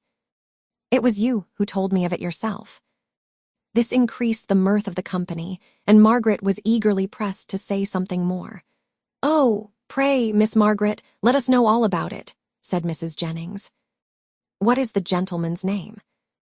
"I must not tell, ma'am, but I know very well what it is, and I know where he is too." Yes, we can guess where he is, at his own house at Norland to be sure." "He is the curate of the parish, I dare say." "No, that he is not. He is of no profession at all." "Margaret," said Marian with great warmth, "you know that all this is an invention of your own, and that there is no such person in existence." "Well then, he is lately dead, Marian. For I am sure there was such a man once, and his name begins with an F." Most grateful did Elinor feel to Lady Middleton for observing, at this moment, that it rained very hard, though she believed the interruption to proceed less from any attention to her than from her ladyship's great dislike of all such inelegant subjects of raillery as delighted her husband and mother. The idea, however, started by her, was immediately pursued by Colonel Brandon, who was on every occasion mindful of the feelings of others, and much was said on the subject of rain by both of them. Willoughby opened the pianoforte and asked Marian to sit down to it, and thus amidst the various endeavors of different people to quit the topic, it fell to the ground. But not so easily did Elinor recover from the alarm into which it had thrown her.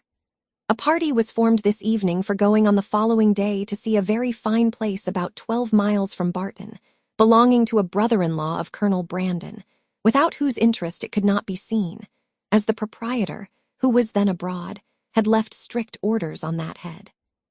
The grounds were declared to be highly beautiful, and Sir John, who was particularly warm in their praise, might be allowed to be a tolerable judge, for he had formed parties to visit them, at least, twice every summer for the last 10 years. They contained a noble piece of water, a sail on which was to form a great part of the morning's amusement. Cold provisions were to be taken, open carriages only to be employed, and everything conducted in the usual style of a complete party of pleasure. To some few of the company it appeared rather a bold undertaking, considering the time of year, and that it had rained every day for the last fortnight. And Mrs. Dashwood, who had already a cold, was persuaded by Elinor to stay at home. Chapter 13. Their intended excursion to Whitwell turned out very different from what Elinor had expected.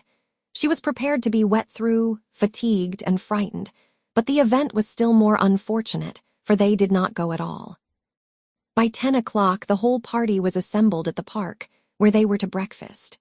The morning was rather favorable, though it had rained all night, as the clouds were then dispersing across the sky, and the sun frequently appeared. They were all in high spirits and good humor, eager to be happy, and determined to submit to the greatest inconveniences and hardships rather than be otherwise. While they were at breakfast, the letters were brought in. Among the rest there was one for Colonel Brandon. He took it, looked at the direction, changed color, and immediately left the room. "What is the matter with Brandon?" said Sir John. Nobody could tell. "I hope he has had no bad news," said Lady Middleton. "It must be something extraordinary that could make Colonel Brandon leave my breakfast table so suddenly." In about 5 minutes he returned. "No bad news, Colonel, I hope," said Mrs. Jennings as soon as he entered the room. "None at all, ma'am, I thank you." "Was it from Avignon? I hope it is not to say that your sister is worse." "No, ma'am. It came from town, and is merely a letter of business." "But how came the hand to discompose you so much, if it was only a letter of business? Come, this won't do, Colonel. So let us hear the truth of it." "My dear madam," said Lady Middleton, "recollect what you are saying." "Perhaps it is to tell you that your cousin Fanny is married," said Mrs. Jennings, without attending to her daughter's reproof. "No, indeed, it is not." "Well, then, I know who it is from, Colonel, and I hope she is well." "Whom do you mean, ma'am?" said he, coloring a little. "Oh, you know who I mean." "I am particularly sorry, ma'am," said he, addressing Lady Middleton, "that I should receive this letter today, for it is on business which requires my immediate attendance in town." "In town?" cried Mrs. Jennings. "What can you have to do in town at this time of year?" "My own loss is great," he continued, "in being obliged to leave so agreeable a party, but I am the more concerned, as I fear my presence is necessary to gain your admittance at Whitwell." What a blow upon them all was this! "But if you write a note to the housekeeper, Mr. Brandon," said Marian eagerly, "will it not be sufficient?" He shook his head. "We must go," said Sir John. "It shall not be put off when we are so near it." "You cannot go to town till tomorrow, Brandon, that is all." "I wish it could be so easily settled, but it is not in my power to delay my journey for one day." "If you would but let us know what your business is," said Mrs. Jennings, "we might see whether it could be put off or not." "You would not be 6 hours later," said Willoughby, "if you were to defer your journey till our return." "I cannot afford to lose 1 hour." Elinor then heard Willoughby say, in a low voice to Marian, "There are some people who cannot bear a party of pleasure. Brandon is one of them. He was afraid of catching cold, I dare say, and invented this trick for getting out of it. I would lay 50 guineas the letter was of his own writing." "I have no doubt of it," replied Marian. "There is no persuading you to change your mind, Brandon, I know of old," said Sir John, "when once you are determined on anything. But however, I hope you will think better of it. Consider, here are the 2 Miss Careys come over from Newton, the 3 Miss Dashwoods walked up from the cottage, and Mr. Willoughby got up 2 hours before his usual time, on purpose to go to Whitwell." Colonel Brandon again repeated his sorrow at being the cause of disappointing the party, but at the same time declared it to be unavoidable. "Well, then, when will you come back again?" "I hope we shall see you at Barton," added her ladyship, "as soon as you can conveniently leave town. And we must put off the party to Whitwell till you return." "You are very obliging, but it is so uncertain when I may have it in my power to return that I dare not engage for it at all." "Oh, he must and shall come back," cried Sir John. "If he is not here by the end of the week, I shall go after him." "Aye, so do, Sir John," cried Mrs. Jennings, "and then perhaps you may find out what his business is."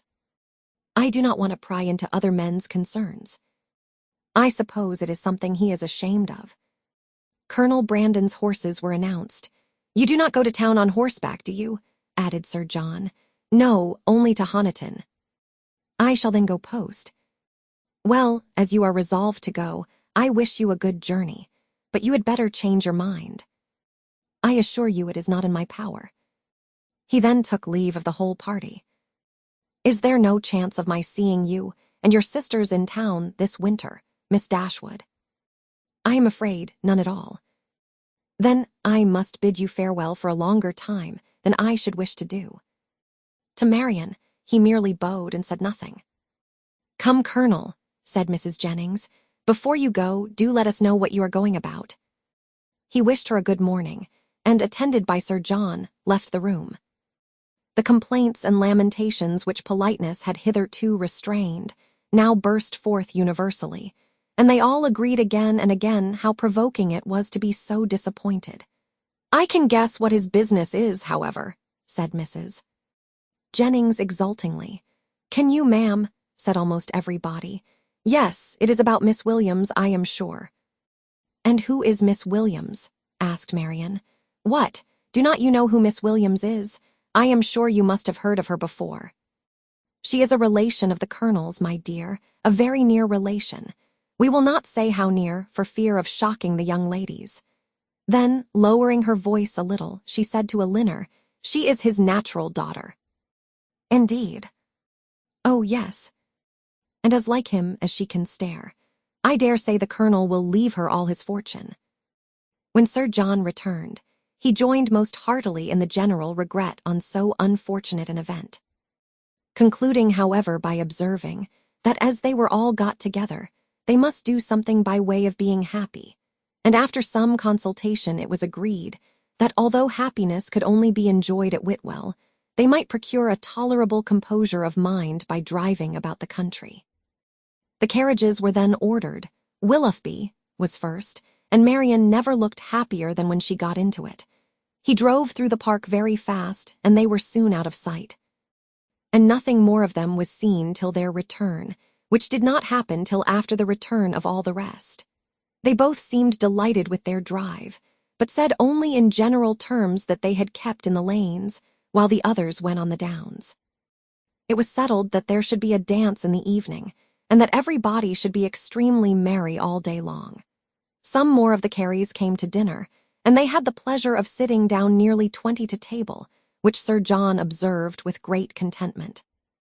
Willoughby took his usual place between the two elder Miss Dashwoods. Mrs. Jennings sat on Elinor's right hand, and they had not been long seated before she leant behind her and Willoughby, and said to Marian, loud enough for them both to hear, "I have found you out in spite of all your tricks. I know where you spent the morning."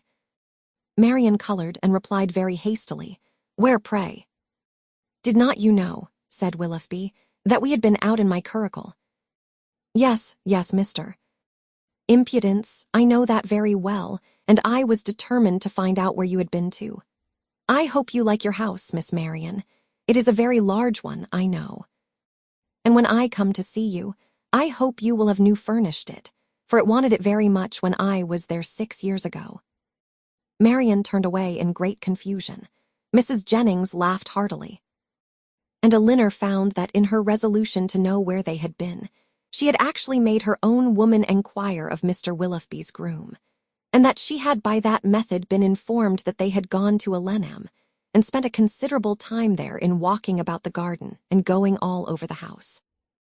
Elinor could hardly believe this to be true, as it seemed very unlikely that Willoughby should propose, or Marian consent, to enter the house while Mrs. Smith was in it, with whom Marian had not the smallest acquaintance.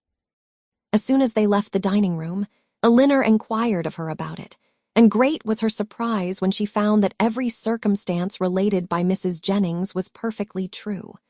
Marian was quite angry with her for doubting it. "Why should you imagine, Elinor, that we did not go there, or that we did not see the house?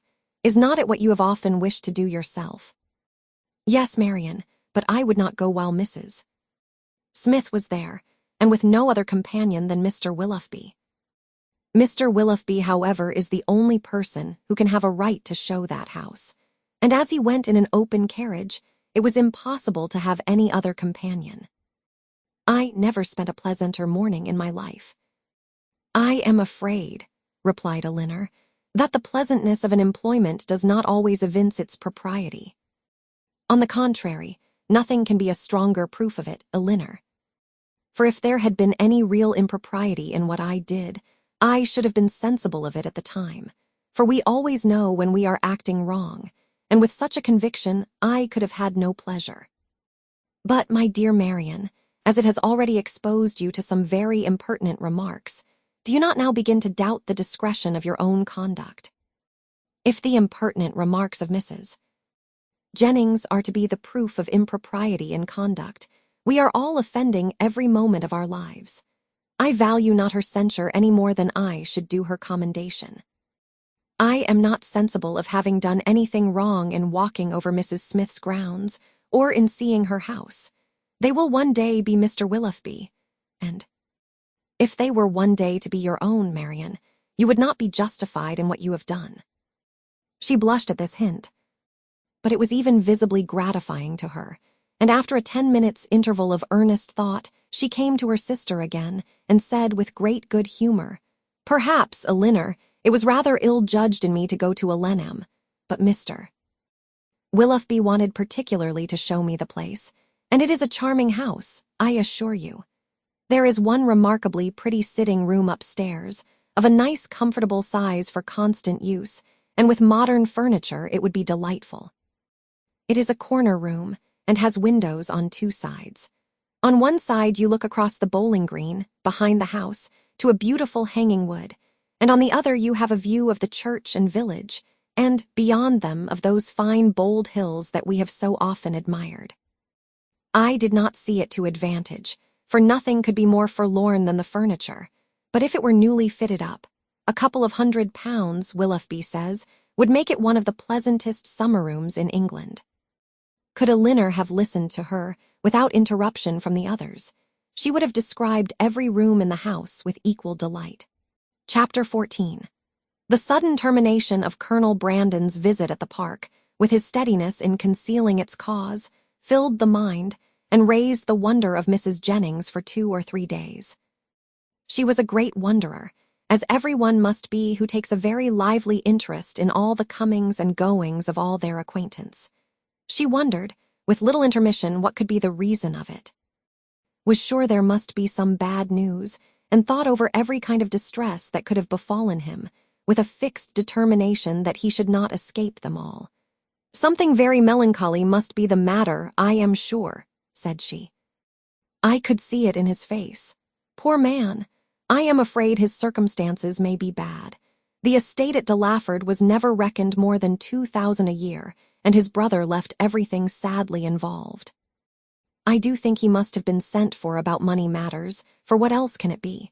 I wonder whether it is so. I would give anything to know the truth of it. Perhaps it is about Miss Williams, and by the by, I dare say it is, because he looked so conscious when I mentioned her. Maybe she is ill in town, nothing in the world more likely, for I have a notion she is always rather sickly. I would lay any wager it is about Miss Williams. It is not so very likely he should be distressed in his circumstances now, for he is a very prudent man, and to be sure must have cleared the estate by this time. I wonder what it can be. Maybe his sister is worse at Avignon, and has sent for him over. His setting off in such a hurry seems very like it. Well, I wish him out of all his trouble with all my heart, and a good wife into the bargain." So wondered, so talked Mrs. Jennings, her opinion varying with every fresh conjecture, and all seeming equally probable as they arose. Elinor, though she felt really interested in the welfare of Colonel Brandon, could not bestow all the wonder on his going so suddenly away, which Mrs. Jennings was desirous of her feeling, for besides that the circumstance did not in her opinion justify such lasting amazement or variety of speculation, her wonder was otherwise disposed of. It was engrossed by the extraordinary silence of her sister and Willoughby on the subject, which they must know to be peculiarly interesting to them all. As this silence continued, every day made it appear more strange and more incompatible with the disposition of both. Why they should not openly acknowledge to her mother and herself what their constant behavior to each other declared to have taken place, Elinor could not imagine.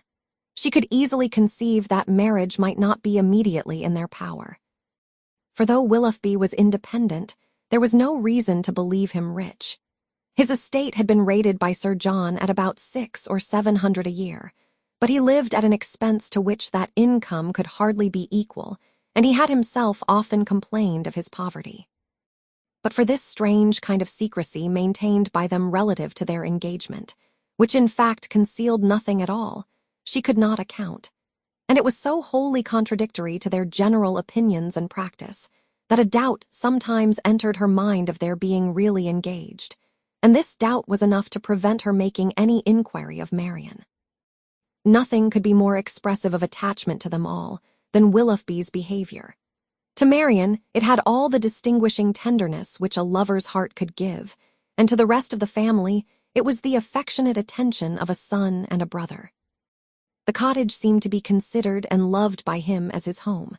Many more of his hours were spent there than at Alenham, and if no general engagement collected them at the park, the exercise which called him out in the morning was almost certain of ending there, where the rest of the day was spent by himself at the side of Marian, and by his favorite pointer at her feet.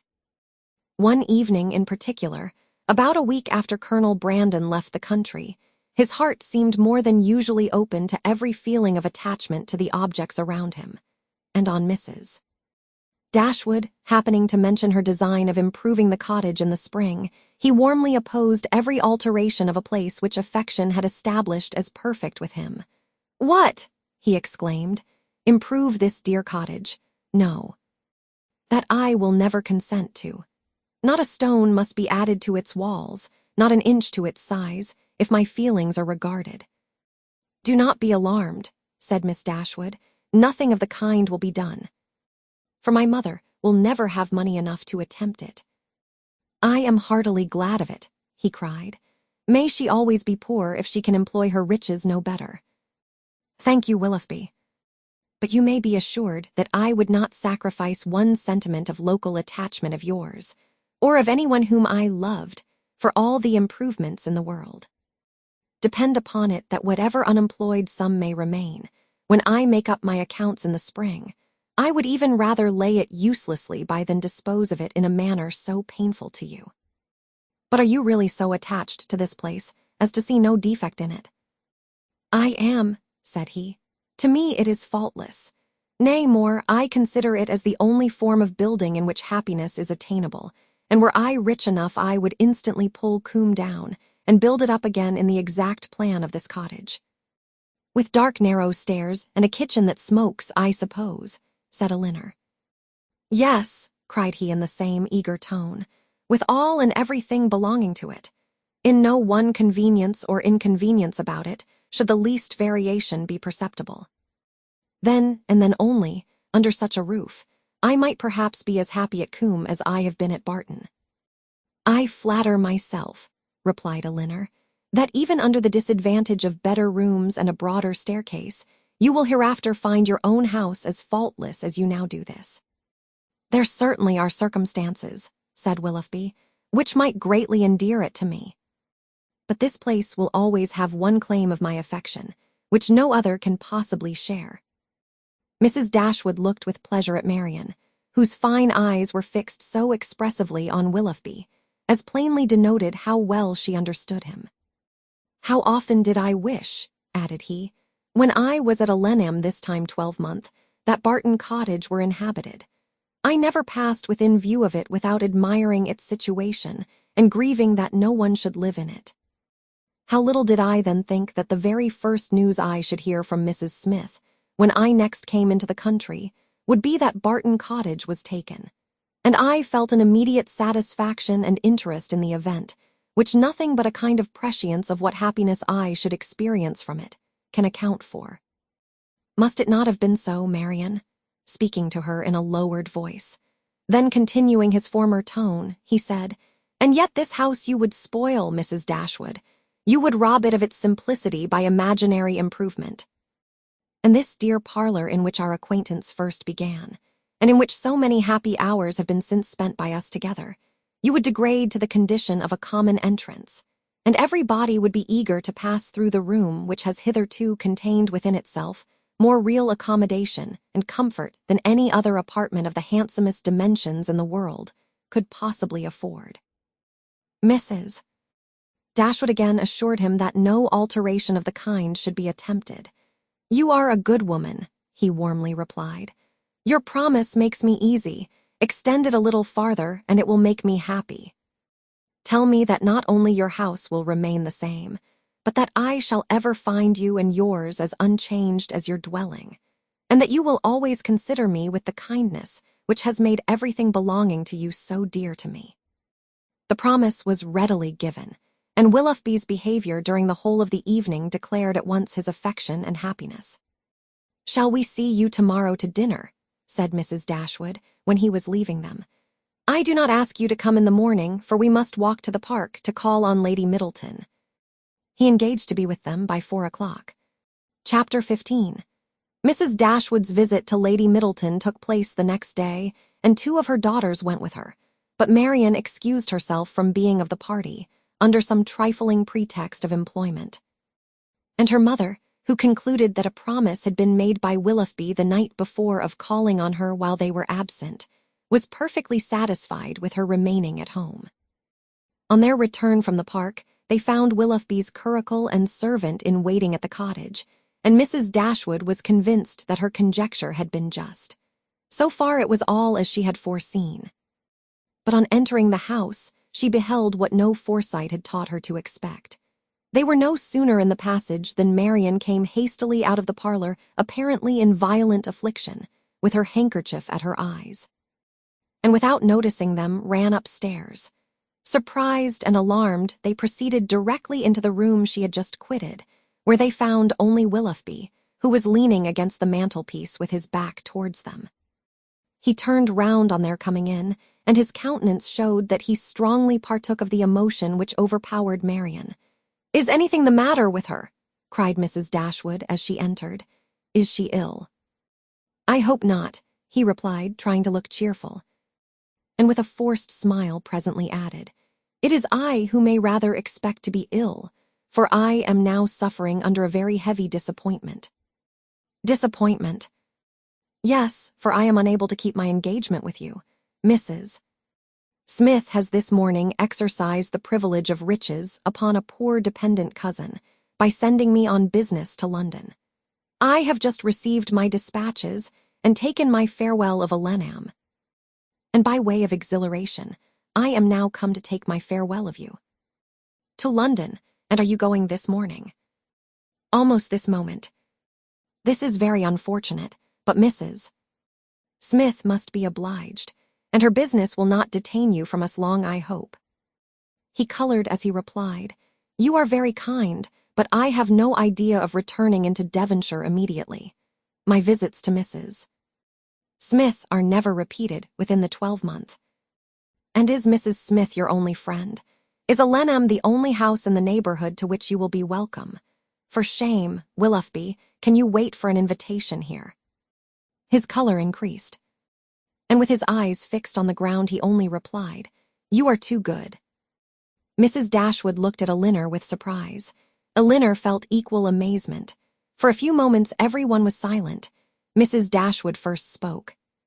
"I have only to add, my dear Willoughby, that at Barton Cottage you will always be welcome, for I will not press you to return here immediately, because you only can judge how far that might be pleasing to Mrs. Smith. And on this head, I shall be no more disposed to question your judgment than to doubt your inclination." "My engagements at present," replied Willoughby confusedly, "are of such a nature that I dare not flatter myself—" He stopped. Mrs. Dashwood was too much astonished to speak, and another pause succeeded. This was broken by Willoughby, who said with a faint smile, "It is folly to linger in this manner. I will not torment myself any longer by remaining among friends whose society it is impossible for me now to enjoy." He then hastily took leave of them all and left the room. They saw him step into his carriage, and in a minute it was out of sight. Mrs. Dashwood felt too much for speech, and instantly quitted the parlor to give way in solitude to the concern and alarm which this sudden departure occasioned. Elinor's uneasiness was at least equal to her mother. She thought of what had just passed with anxiety and distrust. Willoughby's behavior in taking leave of them, his embarrassment and affectation of cheerfulness, and above all, his unwillingness to accept her mother's invitation, a backwardness so unlike a lover, so unlike himself, greatly disturbed her. One moment she feared that no serious design had ever been formed on his side, and the next that some unfortunate quarrel had taken place between him and her sister. The distress in which Marian had quitted the room was such as a serious quarrel could most reasonably account for, though when she considered what Marian's love for him was, a quarrel seemed almost impossible. But whatever might be the particulars of their separation, her sister's affliction was indubitable, and she thought with the tenderest compassion of that violent sorrow, which Marian was in all probability not merely giving way to as a relief, but feeding and encouraging as a duty. In about half an hour her mother returned, and though her eyes were red, her countenance was not uncheerful. "Our dear Willoughby is now some miles from Barton, Elinor," said she, as she sat down to work, "and with how heavy a heart does he travel? It is all very strange. So suddenly to be gone, it seems but the work of a moment. And last night he was with us so happy, so cheerful, so affectionate, and now, after only 10 minutes' notice, gone too without intending to return. Something more than what he owned to us must have happened. He did not speak, he did not behave like himself. You must have seen the difference as well as I. What can it be? Can they have quarreled? Why else should he have shown such unwillingness to accept your invitation here? It was not inclination that he wanted, Elinor. I could plainly see that. He had not the power of accepting it. I have thought it all over, I assure you, and I can perfectly account for everything that at first seemed strange to me as well as to you. Can you indeed? Yes. I have explained it to myself in the most satisfactory way. But you, Elinor, who love to doubt where you can, it will not satisfy you, I know, but you shall not talk me out of my trust in it. I am persuaded that Mrs. Smith suspects his regard for Marian, disapproves of it, perhaps because she has other views for him, and on that account is eager to get him away, and that the business which she sends him off to transact is invented as an excuse to dismiss him. This is what I believe to have happened. He is, moreover, aware that she does disapprove the connection. He dares not therefore at present confess to her his engagement with Marian, and he feels himself obliged, from his dependent situation, to give in to her schemes, and absent himself from Devonshire for a while. You will tell me, I know, that this may or may not have happened, but I will listen to no cavil, unless you can point out any other method of understanding the affair as satisfactory at this. And now, Elinor, what have you to say? Nothing, for you have anticipated my answer. Then you would have told me that it might or might not have happened. Oh, Elinor, how incomprehensible are your feelings. You had rather take evil upon credit than good. You had rather look out for misery for Marian and guilt for poor Willoughby than an apology for the latter. You are resolved to think him blamable because he took leave of us with less affection than his usual behavior has shown. And is no allowance to be made for inadvertence or for spirits depressed by recent disappointment? Are no probabilities to be accepted merely because they are not certainties? Is nothing due to the man whom we have all such reason to love, and no reason in the world to think ill of, to the possibility of motives unanswerable in themselves, though unavoidably secret for a while? And after all, what is it you suspect him of? I can hardly tell myself, but suspicion of something unpleasant is the inevitable consequence of such an alteration as we just witnessed in him. There is great truth, however, in what you have now urged of the allowances which ought to be made for him, and it is my wish to be candid in my judgment of every body. Willoughby may undoubtedly have very sufficient reasons for his conduct, and I will hope that he has. But it would have been more like Willoughby to acknowledge them at once. Secrecy may be advisable, but still I cannot help wondering at its being practiced by him. Do not blame him, however, for departing from his character, where the deviation is necessary. But you really do admit the justice of what I have said in his defense. I am happy, and he is acquitted. Not entirely. It may be proper to conceal their engagement, if they are engaged from Mrs. Smith, and if that is the case, it must be highly expedient for Willoughby to be but little in Devonshire at present. But this is no excuse for their concealing it from us. Concealing it from us. My dear child, do you accuse Willoughby and Marian of concealment? This is strange indeed, when your eyes have been reproaching them every day for incautiousness. I want no proof of their affection, said Elinor. But of their engagement I do. I am perfectly satisfied of both. Yet not a syllable has been said to you on the subject, by either of them. I have not wanted syllables, where actions have spoken so plainly. Has not his behavior to Marian and to all of us, for at least the last fortnight, declared that he loved and considered her as his future wife, and that he felt for us the attachment of the nearest relation? Have we not perfectly understood each other? Has not my consent been daily asked by his looks, his manner, his attentive and affectionate respect? My Elinor, is it possible to doubt their engagement? How could such a thought occur to you? How is it to be supposed that Willoughby, persuaded as he must be of your sister's love, should leave her, and leave her perhaps for months, without telling her of his affection, that they should part without a mutual exchange of confidence? I confess, replied Elinor, that every circumstance except one is in favor of their engagement.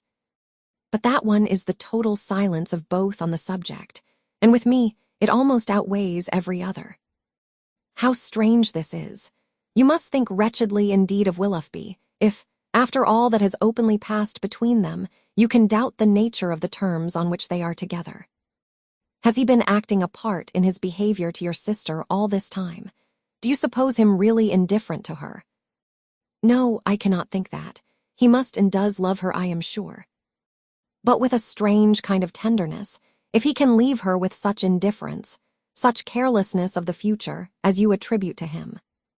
You must remember, my dear mother, that I have never considered this matter as certain.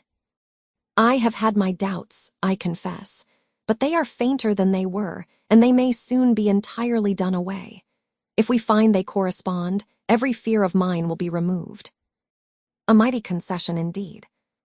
If you were to see them at the altar, you would suppose they were going to be married. Ungracious girl, but I require no such proof. Nothing in my opinion has ever passed to justify doubt. No secrecy has been attempted.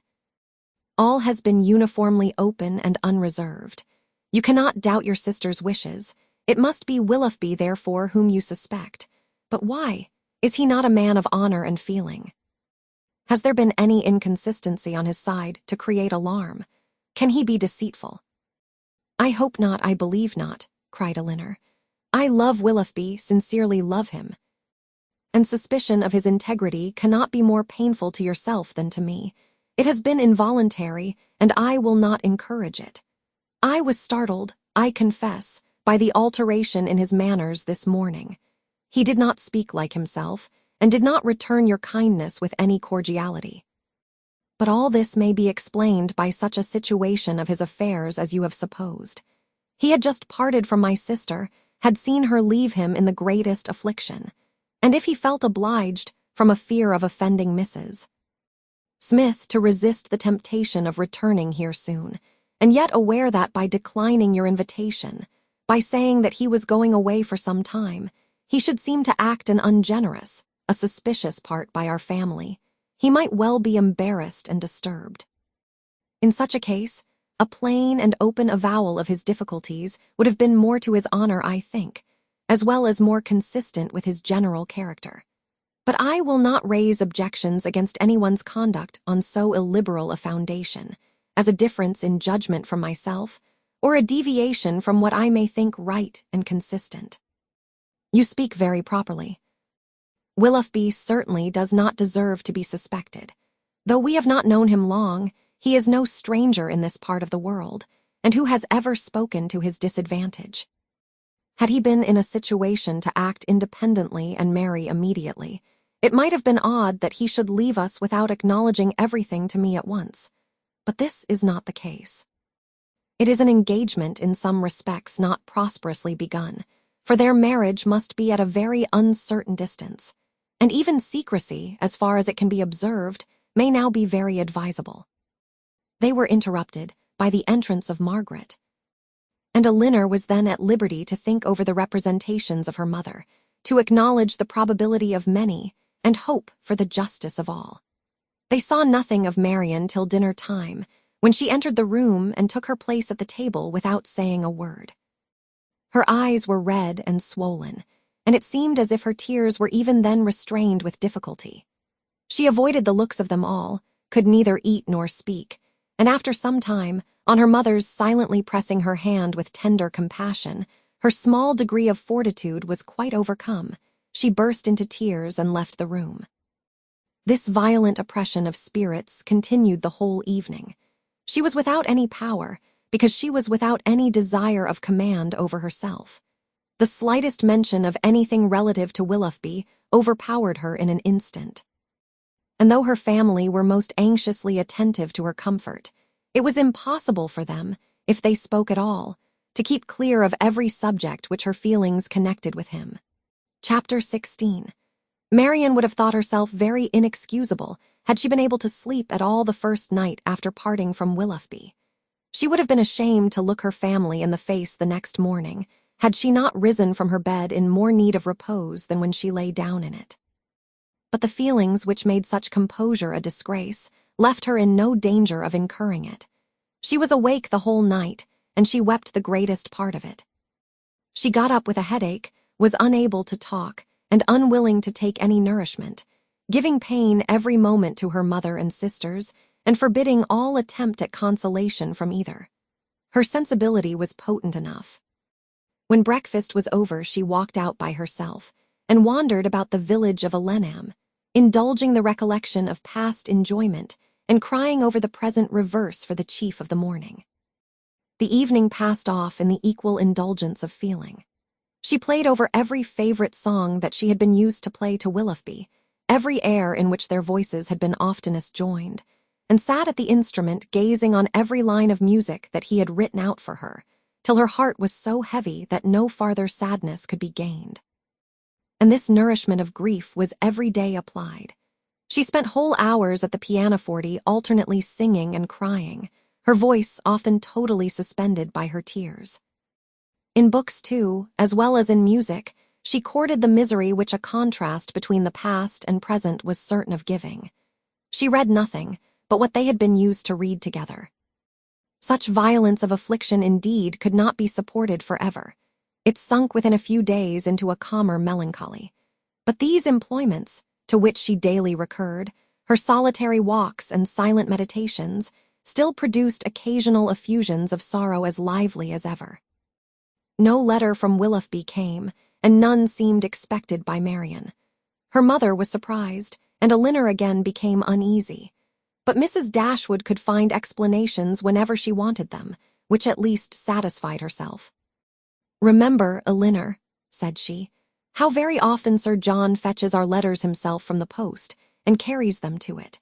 We have already agreed that secrecy may be necessary, and we must acknowledge that it could not be maintained if their correspondence were to pass through Sir John's hands." Elinor could not deny the truth of this, and she tried to find in it a motive sufficient for their silence. But there was one method so direct, so simple, and in her opinion so eligible of knowing the real state of the affair, and of instantly removing all mystery, that she could not help suggesting it to her mother. "Why do you not ask Marian at once," said she, "whether she is or she is not engaged to Willoughby? From you, her mother, and so kind, so indulgent a mother, the question could not give offense. It would be the natural result of your affection for her. She used to be all unreserve, and to you more especially. I would not ask such a question for the world. Supposing it possible that they are not engaged, what distress would not such an inquiry inflict? At any rate, it would be most ungenerous. I should never deserve her confidence again, after forcing from her a confession of what is meant at present to be unacknowledged to anyone. I know Marian's heart. I know that she dearly loves me, and that I shall not be the last to whom the affair is made known, when circumstances make the revealment of it eligible. I would not attempt to force the confidence of anyone, of a child much less, because a sense of duty would prevent the denial which her wishes might direct."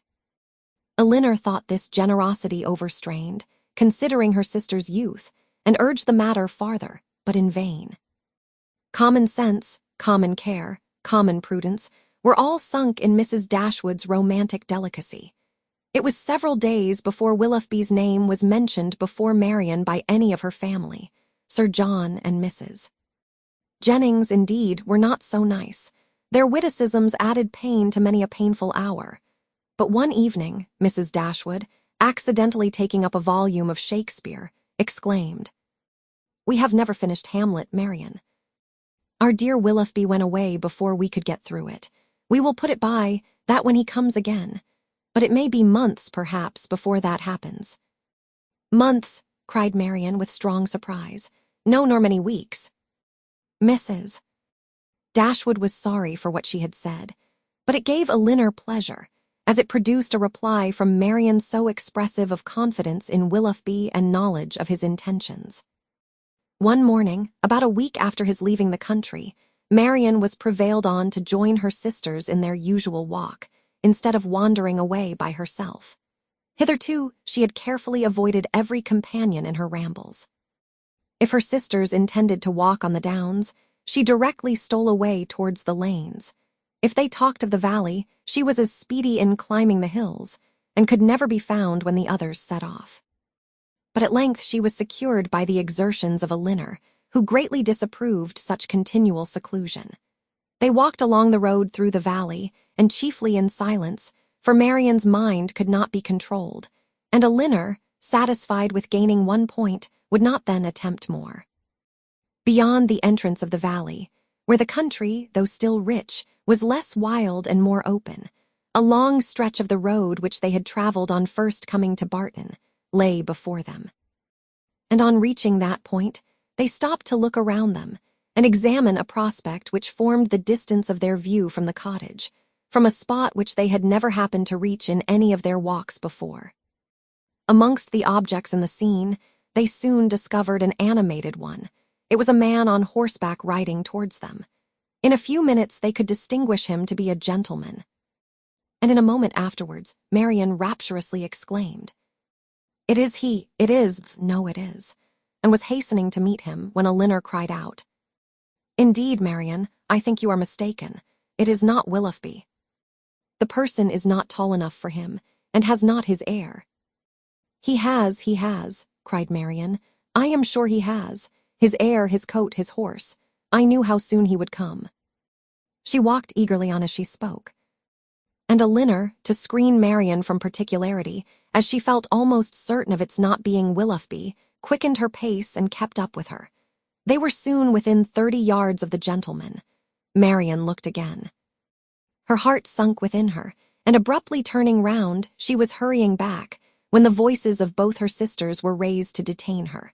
A third, almost as well known as Willoughby, joined them in begging her to stop, and she turned round with surprise to see and welcome Edward Ferrars. He was the only person in the world who could at that moment be forgiven for not being Willoughby, the only one who could have gained a smile from her, but she dispersed her tears to smile on him, and in her sister's happiness forgot for a time her own disappointment. He dismounted, and giving his horse to his servant, walked back with them to Barton, whither he was purposely coming to visit them. He was welcomed by them all with great cordiality, but especially by Marian, who showed more warmth of regard in her reception of him than even a Linner herself. To Marian, indeed, the meeting between Edward and her sister was but a continuation of that unaccountable coldness which she had often observed at Norland in their mutual behavior. On Edward's side, more particularly, there was a deficiency of all that a lover ought to look and say on such an occasion. He was confused, seemed scarcely sensible of pleasure in seeing them, looked neither rapturous nor gay, said little but what was forced from him by questions, and distinguished a Linner by no mark of affection. Marian saw and listened with increasing surprise. She began almost to feel a dislike of Edward, and it ended, as every feeling must end with her, by carrying back her thoughts to Willoughby, whose manners formed a contrast sufficiently striking to those of his brother-elect. After a short silence which succeeded the first surprise and inquiries of meeting, Marian asked Edward if he came directly from London. No, he had been in Devonshire a fortnight. "A fortnight?" she repeated, surprised at his being so long in the same county with a Linner without seeing her before. He looked rather distressed as he added that he had been staying with some friends near Plymouth. "Have you been lately in Sussex?" said a Linner. "I was at Norland about a month ago." "And how does dear Norland look?" cried Marian. Dear Norland," said a Linner, "probably looks much as it always does at this time of the year. The woods and walks thickly covered with dead leaves." "Oh," cried Marian, "with what transporting sensation have I formerly seen them fall! How have I delighted, as I walked, to see them driven in showers about me by the wind! What feelings have they, the season, the air altogether inspired! Now there is no one to regard them. They are seen only as a nuisance, swept hastily off, and driven as much as possible from the sight." "It is not every one," said a Linner, "who has your passion for dead leaves." "No. My feelings are not often shared, not often understood, but sometimes they are." She said this, she sunk into a reverie for a few moments, but rousing herself again, "Now, Edward," said she, calling his attention to the prospect, "here is Barton Valley. Look up to it and be tranquil if you can. Look at those hills. Did you ever see their equals? To the left is Barton Park, amongst those woods and plantations.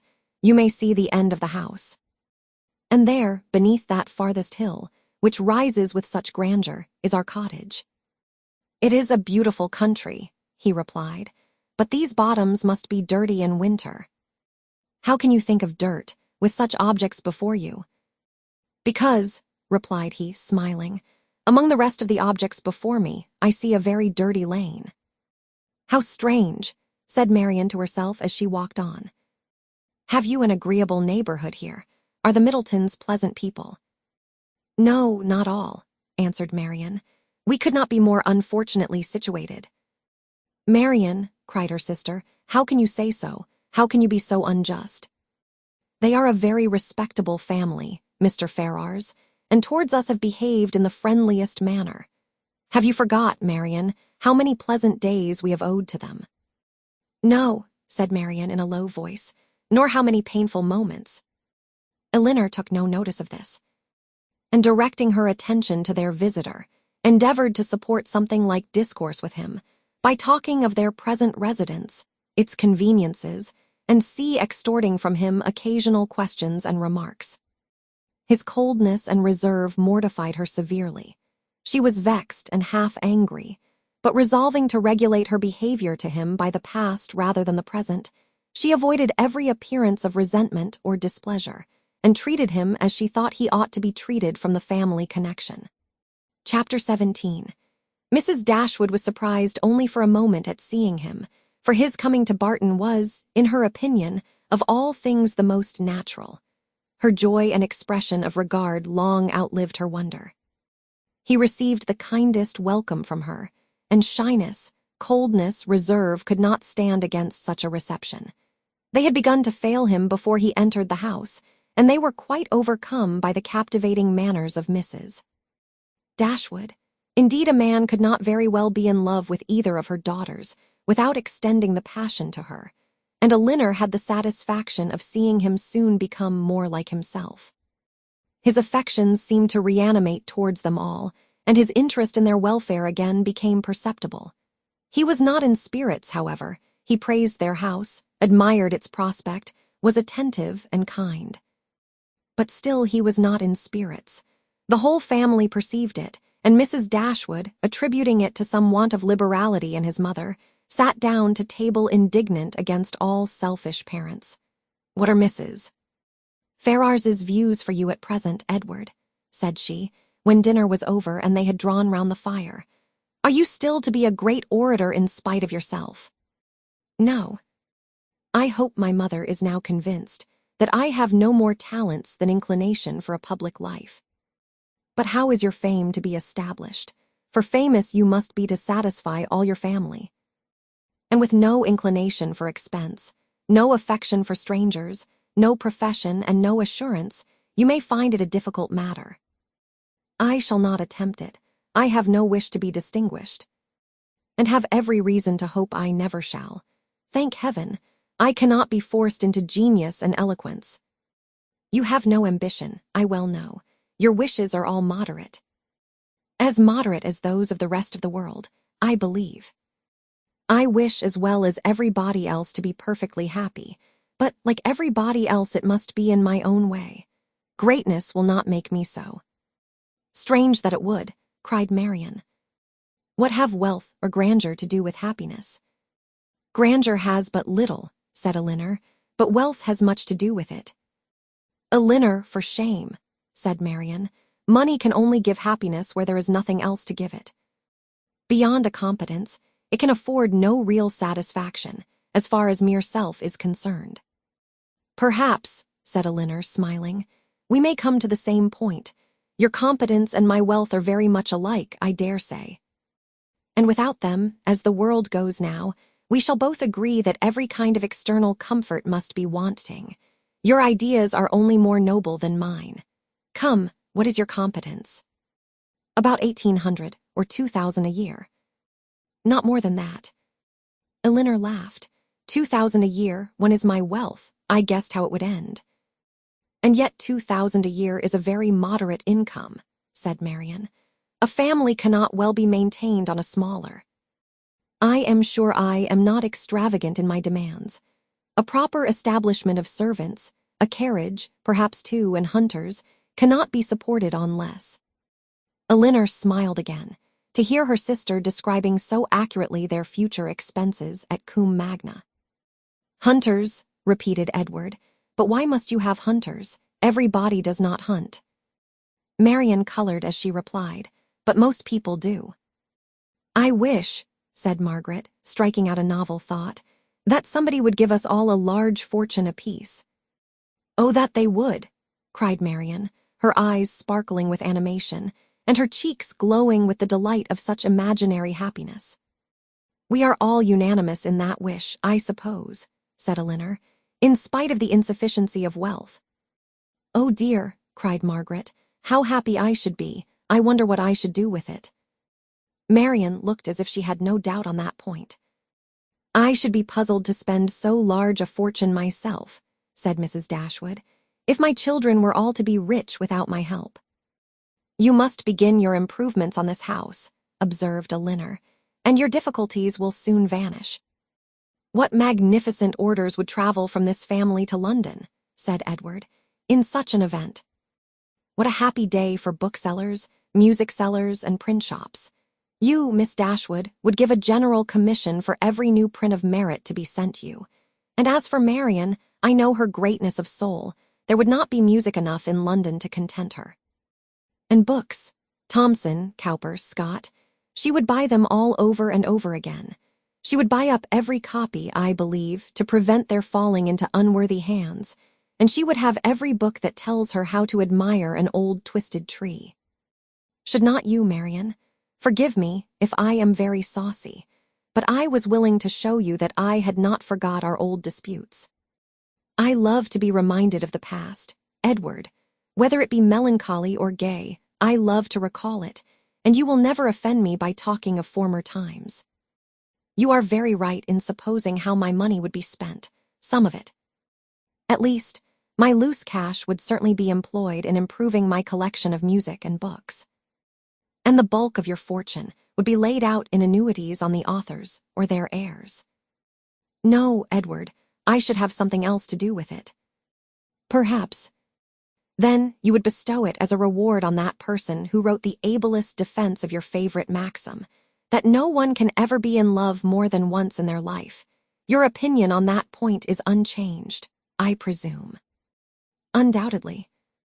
At my time of life, opinions are tolerably fixed. It is not likely that I should now see or hear anything to change them. Marian is as steadfast as ever, you see, said Elinor. She is not at all altered. She has only grown a little more grave than she was. Nay, Edward, said Marian, you need not reproach me. You are not very gay yourself. Why should you think so? Replied he with a sigh. But gaiety never was a part of my character. Nor do I think it a part of Marian, said Elinor. I should hardly call her a lively girl. She is very earnest, very eager in all she does, sometimes talks a great deal and always with animation, but she is not often really merry. I believe you are right, he replied, and yet I have always set her down as a lively girl. I have frequently detected myself in such kind of mistakes, said Elinor, in a total misapprehension of character in some point or other. Fancying people so much more gay or grave, or ingenious or stupid than they really are, and I can hardly tell why or in what the deception originated. Sometimes one is guided by what they say of themselves, and very frequently by what other people say of them, without giving oneself time to deliberate and judge. But I thought it was right, Elinor, said Marian, to be guided wholly by the opinion of other people. I thought our judgments were given us merely to be subservient to those of neighbors. This has always been your doctrine, I am sure. No, Marian, never. My doctrine has never aimed at the subjection of the understanding. All I have ever attempted to influence has been the behavior. You must not confound my meaning. I am guilty, I confess, of having often wished you to treat our acquaintance in general with greater attention. But when have I advised you to adopt their sentiments, or to conform to their judgment in serious matters? You have not been able to bring your sister over to your plan of general civility, said Edward to Elinor. Do you gain no ground? Quite the contrary. replied Elinor, looking expressively at Marian. My judgment, he returned, is all on your side of the question, but I am afraid my practice is much more on your sister. I never wish to offend, but I am so foolishly shy that I often seem negligent when I am only kept back by my natural awkwardness. I have frequently thought that I must have been intended by nature to be fond of low company. I am so little at my ease among strangers of gentility. Marian has not shyness to excuse any inattention of hers, said Elinor. She knows her own worth too well for false shame, replied Edward. Shyness is only the effect of a sense of inferiority in some way or other. If I could persuade myself that my manners were perfectly easy and graceful, I should not be shy. But you would still be reserved, said Marian, and that is worse. Edward started, reserved. Am I reserved, Marian? Yes, very. I do not understand you, replied he, coloring. Reserved? How, in what manner, what am I to tell you, what can you suppose? Elinor looked surprised at his emotion. But trying to laugh off the subject, she said to him, Do not you know my sister well enough to understand what she means? Do not you know she calls everyone reserved who does not talk as fast, and admire what she admires as rapturously as herself? Edward made no answer. His gravity and thoughtfulness returned on him in their fullest extent, and he sat for some time silent and dull. Chapter 18. Elinor saw, with great uneasiness, the low spirits of her friend. His visit afforded her but a very partial satisfaction, while his own enjoyment in it appeared so imperfect. It was evident that he was unhappy. She wished it were equally evident that he still distinguished her by the same affection which once she had felt no doubt of inspiring. But hitherto, the continuance of his preference seemed very uncertain. And the reservedness of his manner towards her contradicted one moment what a more animated look had intimated the preceding one. He joined her and Marian in the breakfast-room the next morning before the others were down. And Marian, who was always eager to promote their happiness as far as she could, soon left them to themselves. But before she was halfway upstairs, she heard the parlor door open, and, turning round, was astonished to see Edward himself come out. I am going into the village to see my horses, said he. As you are not yet ready for breakfast, I shall be back again presently. Edward returned to them, with fresh admiration of the surrounding country. In his walk to the village, he had seen many parts of the valley to advantage, and the village itself, in a much higher situation than the cottage, afforded a general view of the whole, which had exceedingly pleased him. This was a subject which ensured Marian's attention, and she was beginning to describe her own admiration of these scenes, and to question him more minutely on the objects that had particularly struck him, when Edward interrupted her by saying, You must not inquire too far, Marian. Remember, I have no knowledge in the picturesque, and I shall offend you by my ignorance and want of taste if we come to particulars. I shall call hills steep, which ought to be bold, surfaces strange and uncouth, which ought to be irregular and rugged, and distant objects out of sight, which ought only to be indistinct through the soft medium of a hazy atmosphere. You must be satisfied with such admiration as I can honestly give. I call it a very fine country. The hills are steep, the woods seem full of fine timber, and the valley looks comfortable and snug, with rich meadows and several neat farmhouses scattered here and there.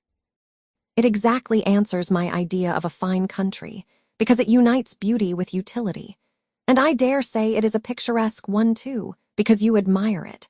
I can easily believe it to be full of rocks and promontories, gray moss and brush wood, but these are all lost on me.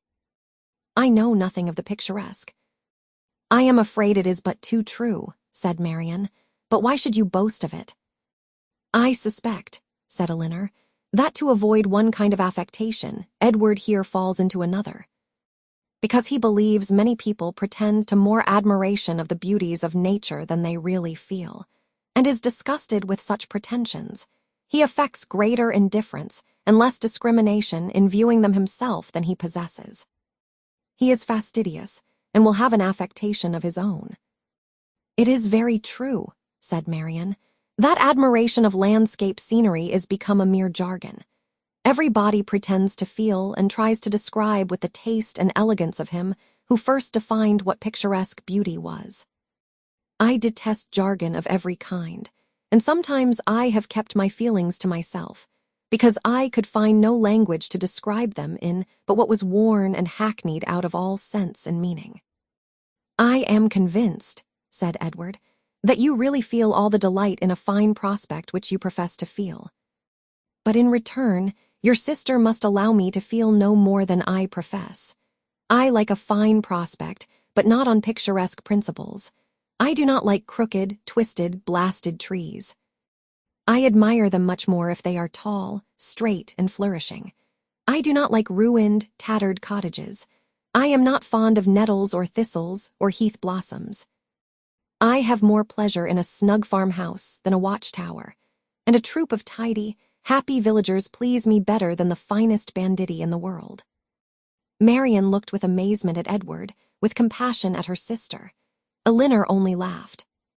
The subject was continued no farther, and Marian remained thoughtfully silent till a new object suddenly engaged her attention.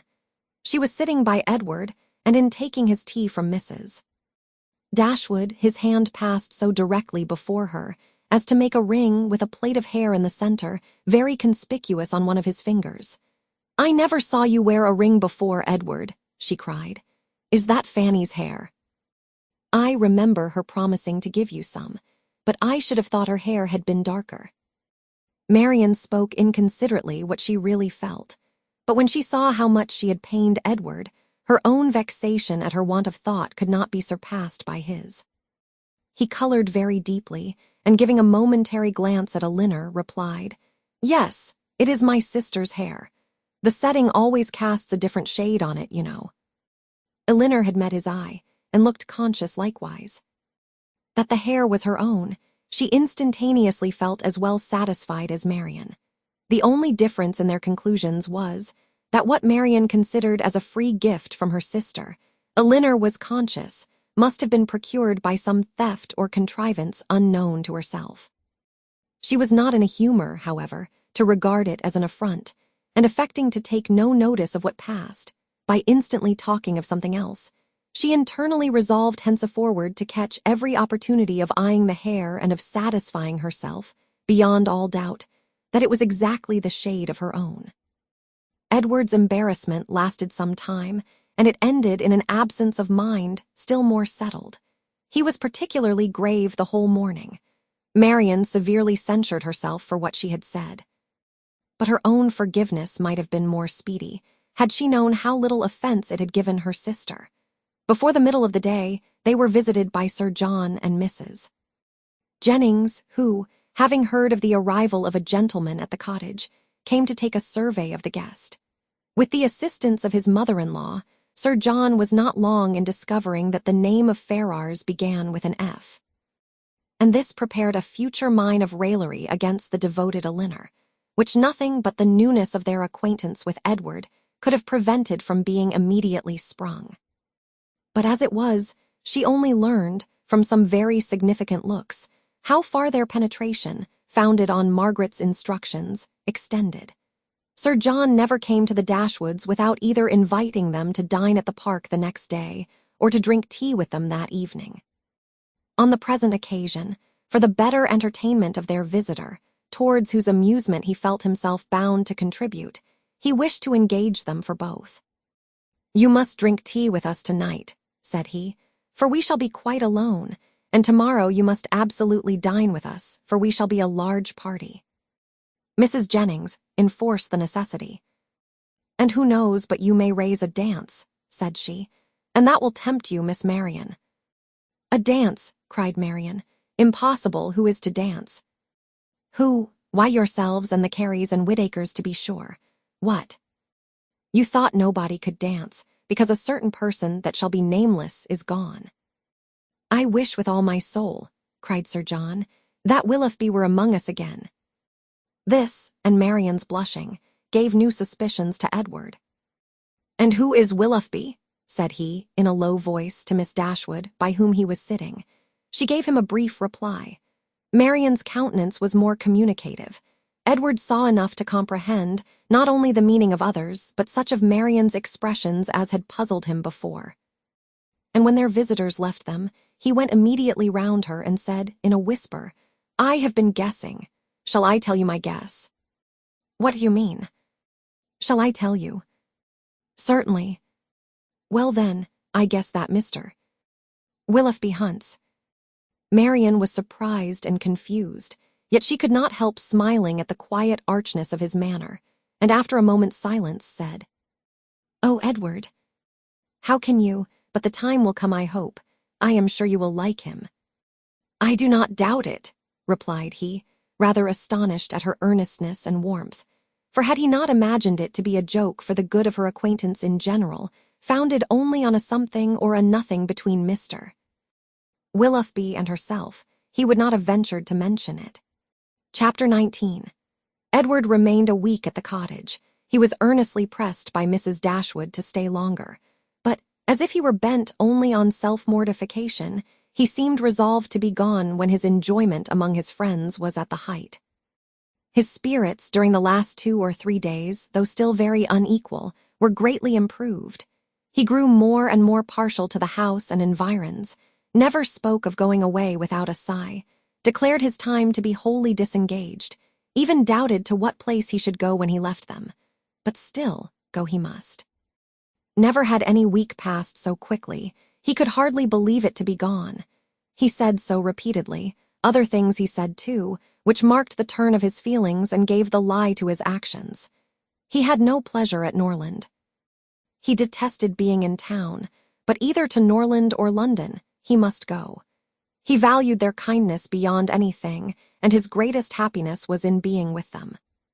Yet he must leave them at the end of a week, in spite of their wishes and his own, and without any restraint on his time. Elinor placed all that was astonishing in this way of acting to his mother's account. And it was happy for her that he had a mother whose character was so imperfectly known to her, as to be the general excuse for everything strange on the part of her son. Disappointed, however, and vexed as she was, and sometimes displeased with his uncertain behavior to herself, she was very well disposed on the whole to regard his actions with all the candid allowances and generous qualifications, which had been rather more painfully extorted from her, for Willoughby's service, by her mother. His want of spirits, of openness, and of consistency were most usually attributed to his want of independence, and his better knowledge of Mrs. Ferrars's disposition and designs. The shortness of his visit, the steadiness of his purpose in leaving them, originated in the same fettered inclination, the same inevitable necessity of temporizing with his mother. The old well-established grievance of duty against will, parent against child, was the cause of all. She would have been glad to know when these difficulties were to cease, this opposition was to yield, when Mrs. Ferrars would be reformed, and her son be at liberty to be happy. But from such vain wishes she was forced to turn for comfort to the renewal of her confidence in Edward's affection, to the remembrance of every mark of regard in look or word which fell from him while at Barton, and above all to that flattering proof of it which he constantly wore round his finger. "I think, Edward," said Mrs. Dashwood, as they were at breakfast the last morning, "you would be a happier man if you had any profession to engage your time and give an interest to your plans and actions. Some inconvenience to your friends, indeed, might result from it. You would not be able to give them so much of your time. But, with a smile, you would be materially benefited in one particular at least. You would know where to go when you left them." "I do assure you," he replied, "that I have long thought on this point as you think now. It has been, and is, and probably will always be a heavy misfortune to me, that I have had no necessary business to engage me, no profession to give me employment, or afford me anything like independence. But unfortunately my own nicety, and the nicety of my friends, have made me what I am, an idle, helpless being. We never could agree in our choice of a profession. I always preferred the church, as I still do. But that was not smart enough for my family. They recommended the army.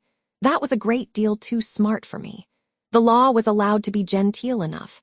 Many young men who had chambers in the temple made a very good appearance in the first circles and drove about town in very knowing gigs. But I had no inclination for the law, even in this less abstruse study of it, which my family approved.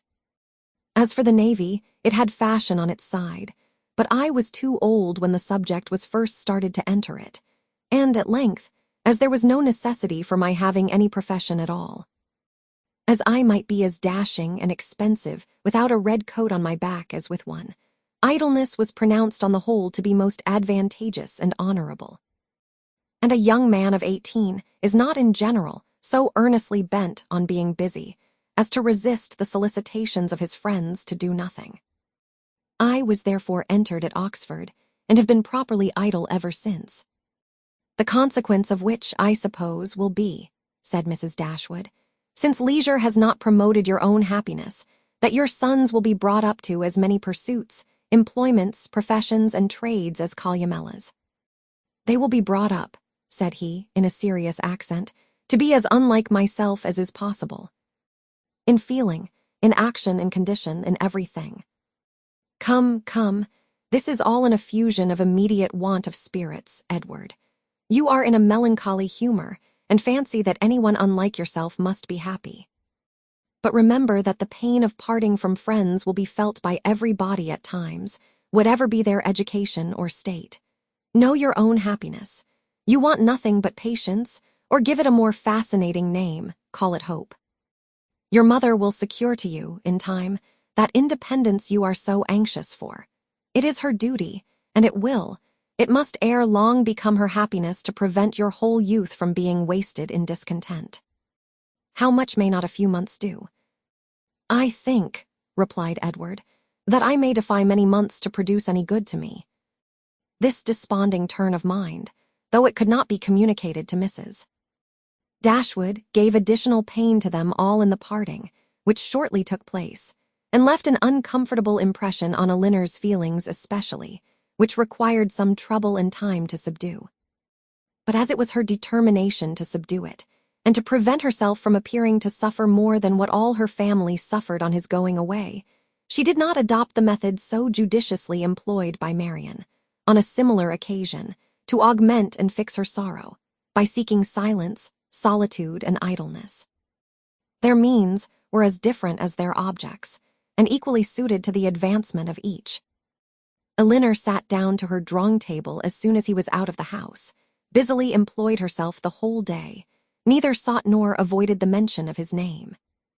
Appeared to interest herself almost as much as ever in the general concerns of the family, and if, by this conduct, she did not lessen her own grief, it was at least prevented from unnecessary increase. And her mother and sisters were spared much solicitude on her account. Such behavior as this, so exactly the reverse of her own, appeared no more meritorious to Marian than her own had seemed faulty to her. The business of self-command she settled very easily. With strong affections it was impossible, with calm ones it could have no merit. That her sister's affections were calm, she dared not deny, though she blushed to acknowledge it. And of the strength of her own, she gave a very striking proof, by still loving and respecting that sister, in spite of this mortifying conviction. Without shutting herself up from her family, or leaving the house in determined solitude to avoid them, or lying awake the whole night to indulge meditation, Elinor found every day afforded her leisure enough to think of Edward, and of Edward's behavior, in every possible variety which the different state of her spirits at different times could produce, with tenderness, pity, approbation, censure, and doubt. There were moments in abundance, when, if not by the absence of her mother and sisters, at least by the nature of their employments, conversation was forbidden among them, and every effect of solitude was produced. Her mind was inevitably at liberty, her thoughts could not be chained elsewhere, and the past and the future, on a subject so interesting, must be before her, must force her attention and engross her memory, her reflection, and her fancy. From a reverie of this kind, as she sat at her drawing-table, she was roused one morning, soon after Edward's leaving them, by the arrival of company. She happened to be quite alone. The closing of the little gate, at the entrance of the green court in front of the house, drew her eyes to the window, and she saw a large party walking up to the door. Amongst them were Sir John and Lady Middleton and Mrs. Jennings, but there were two others, a gentleman and lady who were quite unknown to her. She was sitting near the window, and as soon as Sir John perceived her, he left the rest of the party to the ceremony of knocking at the door, and stepping across the turf, obliged her to open the casement to speak to him, though the space was so short between the door and the window, as to make it hardly possible to speak at one without being heard at the other. "Well," said he, "we have brought you some strangers. How do you like them?" "Hush, they will hear you." "Never mind if they do. It is only the Palmers. Charlotte is very pretty, I can tell you. You may see her if you look this way." As Elinor was certain of seeing her in a couple of minutes, without taking that liberty, she begged to be excused. "Where is Marian? Has she run away because we are come?" "I see her instrument is open. She is walking, I believe." They were now joined by Mrs. Jennings, who had not patience enough to wait till the door was opened before she told her story. She came hallooing to the window. "How do you do, my dear? How does Mrs. Dashwood do? And where are your sisters? What, all alone? You will be glad of a little company to sit with you. I have brought my other son and daughter to see you. Only think of their coming so suddenly.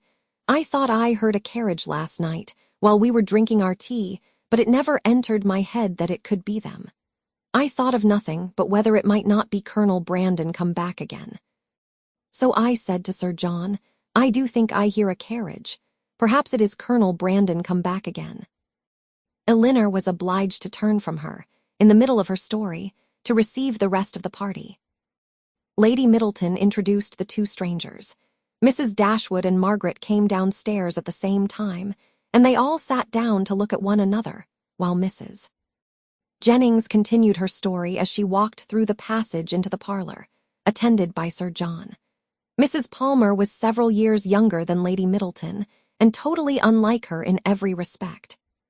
She was short and plump, had a very pretty face, and the finest expression of good humor in it that could possibly be.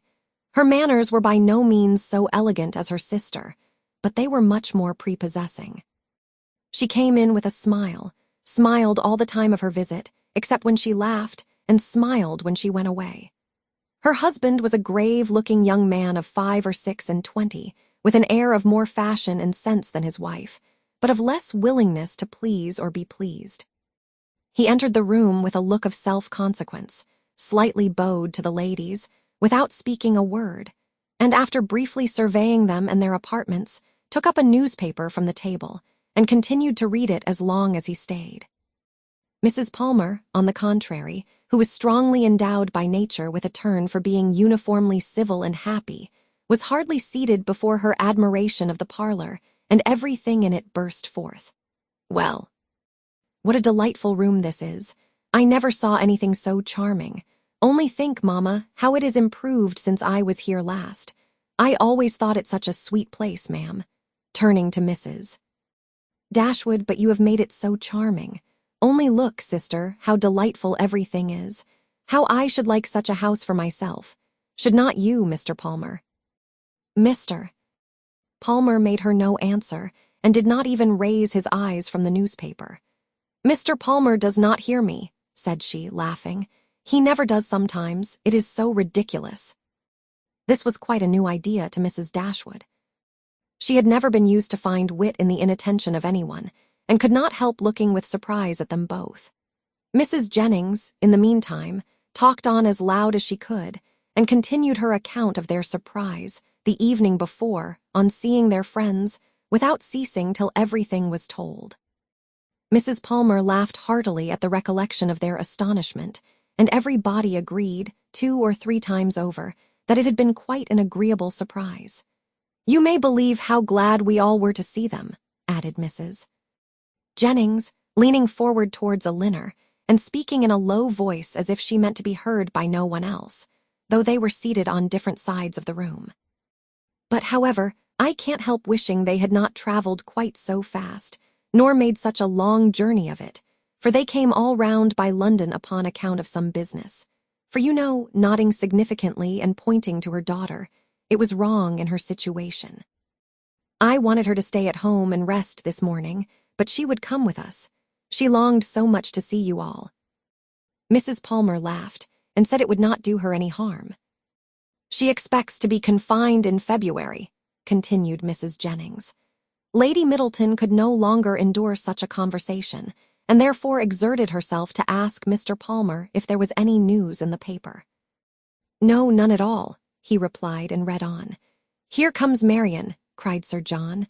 Now, Palmer, you shall see a monstrous pretty girl. He immediately went into the passage, opened the front door, and ushered her in himself. Mrs. Jennings asked her, as soon as she appeared, if she had not been to a Lenham, and Mrs. Palmer laughed so heartily at the question as to show she understood it. Mr. Palmer looked up on her entering the room, stared at her some minutes, and then returned to his newspaper. Mrs. Palmer's eye was now caught by the drawings which hung round the room. She got up to examine them. Oh, dear, how beautiful these are! Well, how delightful! Do but look, Mamma, how sweet! I declare they are quite charming. I could look at them forever.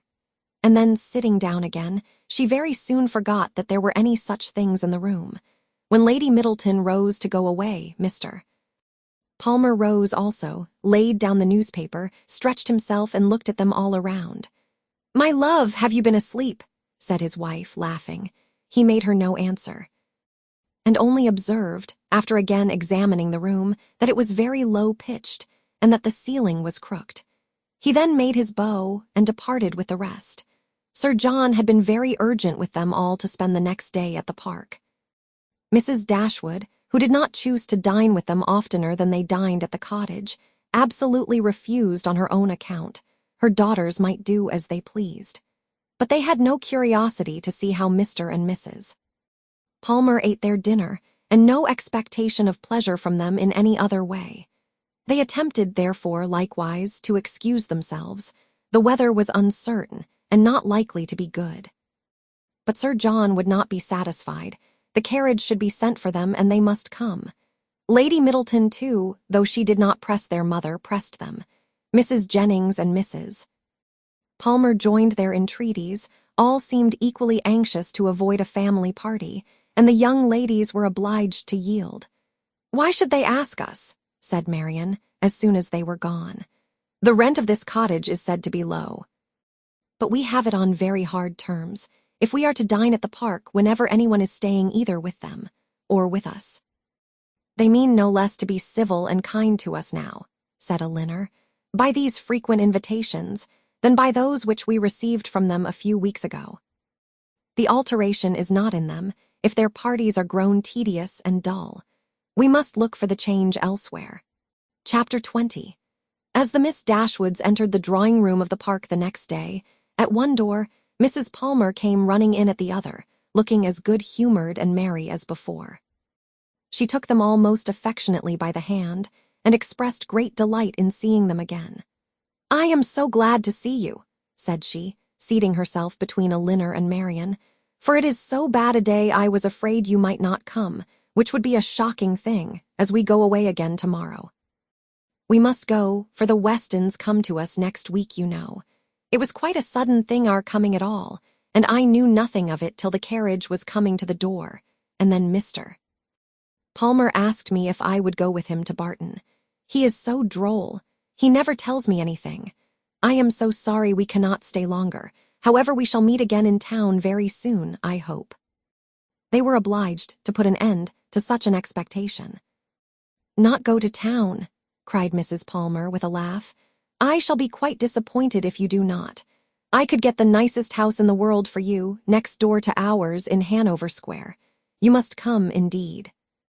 I am sure I shall be very happy to chaperone you at any time, till I am confined, if Mrs. Dashwood should not like to go into public. They thanked her, but were obliged to resist all her entreaties. Oh, my love, cried Mrs. Palmer to her husband, who just then entered the room. You must help me to persuade the Miss Dashwoods to go to town this winter.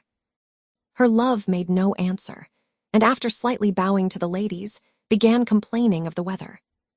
How horrid all this is, said he. Such weather makes everything and everybody disgusting. Dullness is as much produced within doors as without by rain. It makes one detest all one's acquaintance. What the devil does Sir John mean by not having a billiard room in his house? How few people know what comfort is. Sir John is as stupid as the weather. The rest of the company soon dropped in. "I am afraid, Miss Marian," said Sir John, "you have not been able to take your usual walk to Alenham today." Marian looked very grave and said nothing. "Oh, don't be so sly before us," said Mrs. Palmer.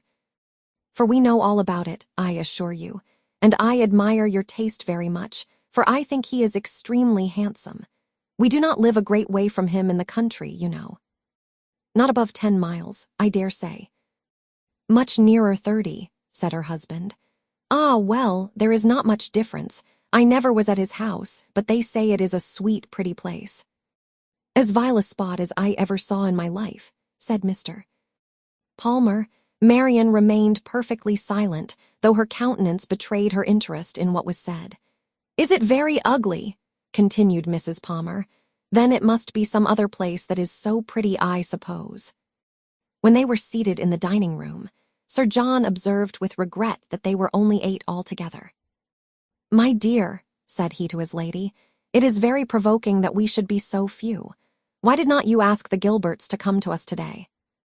"Did not I tell you, Sir John, when you spoke to me about it before, that it could not be done? They dined with us last."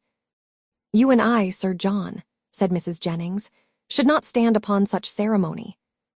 "Then you would be very ill-bred," cried Mr. Palmer. "My love, you contradict everybody," said his wife with her usual laugh. "Do you know that you are quite rude?" "I did not know I contradicted anybody in calling your mother ill-bred." "You may abuse me as you please," said the good-natured old lady. "You have taken Charlotte off my hands and cannot give her back again. So there I have the whip hand of you." Charlotte laughed heartily to think that her husband could not get rid of her, and exultingly said she did not care how cross he was to her, as they must live together. It was impossible for anyone to be more thoroughly good-natured or more determined to be happy than Mrs. Palmer. The studied indifference, insolence, and discontent of her husband gave her no pain. And when he scolded or abused her, she was highly diverted. "Mr. Palmer is so droll," said she in a whisper to Elinor. "He is always out of humor." Elinor was not inclined, after a little observation, to give him credit for being so genuinely and unaffectedly ill-natured or ill-bred as he wished to appear. His temper might perhaps be a little soured by finding, like many others of his sex, that through some unaccountable bias in favor of beauty, he was the husband of a very silly woman. But she knew that this kind of blunder was too common for any sensible man to be lastingly hurt by it. It was rather a wish of distinction, she believed, which produced his contemptuous treatment of everybody and his general abuse of everything before him. It was the desire of appearing superior to other people. The motive was too common to be wondered at, but the means, however they might succeed by establishing his superiority in ill-breeding, were not likely to attach anyone to him except his wife. "Oh, my dear Miss Dashwood," said Mrs. Palmer soon afterwards, "I have got such a favor to ask of you and your sister. Will you come and spend some time at Cleveland this Christmas? Now, pray do, and come while the Westons are with us. You cannot think how happy I shall be. It will be quite delightful. My love," applying to her husband, "don't you long to have the Miss Dashwoods come to Cleveland?" "Certainly," he replied, came into Devonshire with no other view. "There now," said his lady, "you see Mr. Palmer expects you, so you cannot refuse to come." They both eagerly and resolutely declined her invitation. "But indeed you must and shall come. I am sure you will like it of all things. The Westons will be with us, and it will be quite delightful. You cannot think what a sweet place Cleveland is, and we are so gay now, for Mr. Palmer is always going about the country canvassing against the election. And so many people came to dine with us that I never saw before. It is quite charming. But poor fellow, it is very fatiguing to him, for he is forced to make everybody like him." Elinor could hardly keep her countenance as she assented to the hardship of such an obligation. How charming it will be, said Charlotte, when he is in Parliament. Won't it? How I shall laugh. It will be so ridiculous to see all his letters directed to him with an M. P. But do you know he says he will never frank for me. He declares he won't. Don't you, Mr. Palmer? Mr. Palmer took no notice of her. He cannot bear writing, you know, she continued. He says it is quite shocking. No, said he, I never said anything so irrational. Don't palm all your abuses of language upon me. There now, you see how droll he is. This is always the way with him. Sometimes he won't speak to me for half a day together, and then he comes out with something so droll, all about anything in the world. She surprised Elinor very much as they returned into the drawing-room by asking her whether she did not like Mr. Palmer excessively. Certainly, said Elinor, he seems very agreeable. Well, I am so glad you do. I thought you would. He is so pleasant, and Mr. Palmer is excessively pleased with you and your sisters, I can tell you, and you can't think how disappointed he will be if you don't come to Cleveland. I can't imagine why you should object to it. Elinor was again obliged to decline her invitation, and by changing the subject, put a stop to her entreaties. She thought it probable that as they lived in the same county, Mrs. Palmer might be able to give some more particular account of Willoughby's general character than could be gathered from the Middletons' partial acquaintance with him. And she was eager to gain from anyone such a confirmation of his merits as might remove the possibility of fear from Marian. She began by inquiring if they saw much of Mr. Willoughby at Cleveland, and whether they were intimately acquainted with him. Oh dear, yes, I know him extremely well, replied Mrs. That I ever spoke to him, indeed, but I have seen him forever in town. Somehow or other I never happened to be staying at Barton while he was at Alenham. Mamma saw him here once before, but I was with my uncle at Weymouth. However, I dare say we should have seen a great deal of him in Somersetshire, if it had not happened very unluckily that we should never have been in the country together. He is very little at Coombe, I believe, but if he were ever so much there, I do not think Mr. Palmer would visit him, for he is in the opposition, you know, and besides it is such a way off. I know why you inquire about him, very well. Your sister is to marry him. I am monstrous glad of it, for then I shall have her for a neighbor, you know. Upon my word, replied Elinor, you know much more of the matter than I do, if you have any reason to expect such a match. Don't pretend to deny it, because you know it is what every body talks of. I assure you I heard of it in my way through town. My dear Mrs. Palmer, upon my honor I did. I met Colonel Brandon Monday morning in Bond Street, just before we left town, and he told me of it directly. You surprise me very much. Colonel Brandon tell you of it? Surely you must be mistaken. To give such intelligence to a person who could not be interested in it, even if it were true, is not what I should expect Colonel Brandon to do. But I do assure you it was so, for all that, and I will tell you how it happened. When we met him, he turned back and walked with us, and so we began talking of my brother and sister, and one thing and another, and I said to him, So, Colonel, there is a new family come to Barton Cottage, I hear, and Mamma sends me word they are very pretty, and that one of them is going to be married to Mr. Willoughby of Combe Magna. Is it true, pray? For of course you must know, as you have been in Devonshire so lately. And what did the Colonel say? Oh, he did not say much, but he looked as if he knew it to be true, so from that moment I set it down as certain. It will be quite delightful, I declare. When is it to take place? Mr. Brandon was very well, I hope. Oh, yes, quite well, and so full of your praises he did nothing but say fine things of you. I am flattered by his commendation. He seems an excellent man, and I think him uncommonly pleasing. So do I. He is such a charming man, that it is quite a pity he should be so grave and so dull. Mamma says he was in love with your sister, too. I assure you it was a great compliment if he was, for he hardly ever falls in love with anybody.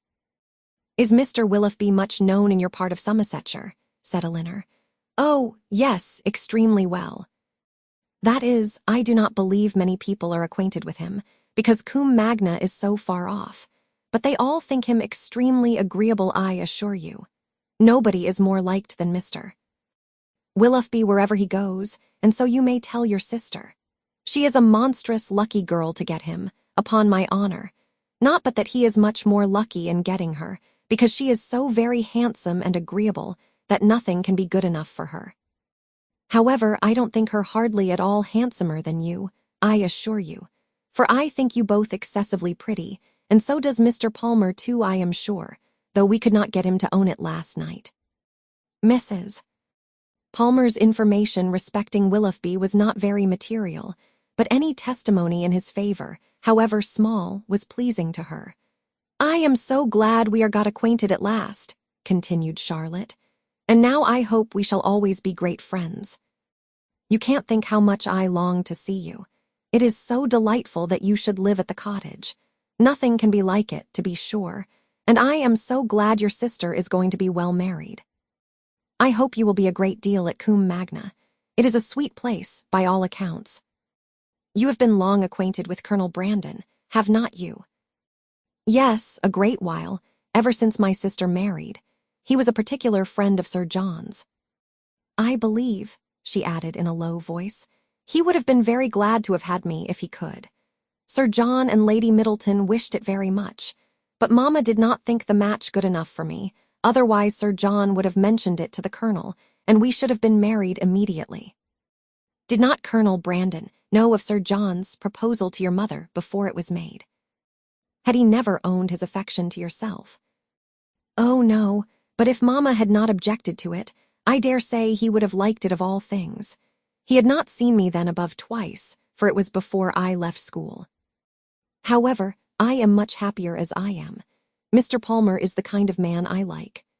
Chapter 21.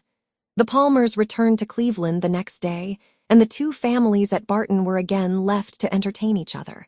But this did not last long. Elinor had hardly got their last visitors out of her head, had hardly done wondering at Charlotte's being so happy without a cause, at Mr. Palmer's acting so simply, with good abilities, and at the strange unsuitableness which often existed between husband and wife, before Sir John's and Mrs. Jennings's active zeal in the cause of society procured her some other new acquaintance to see and observe.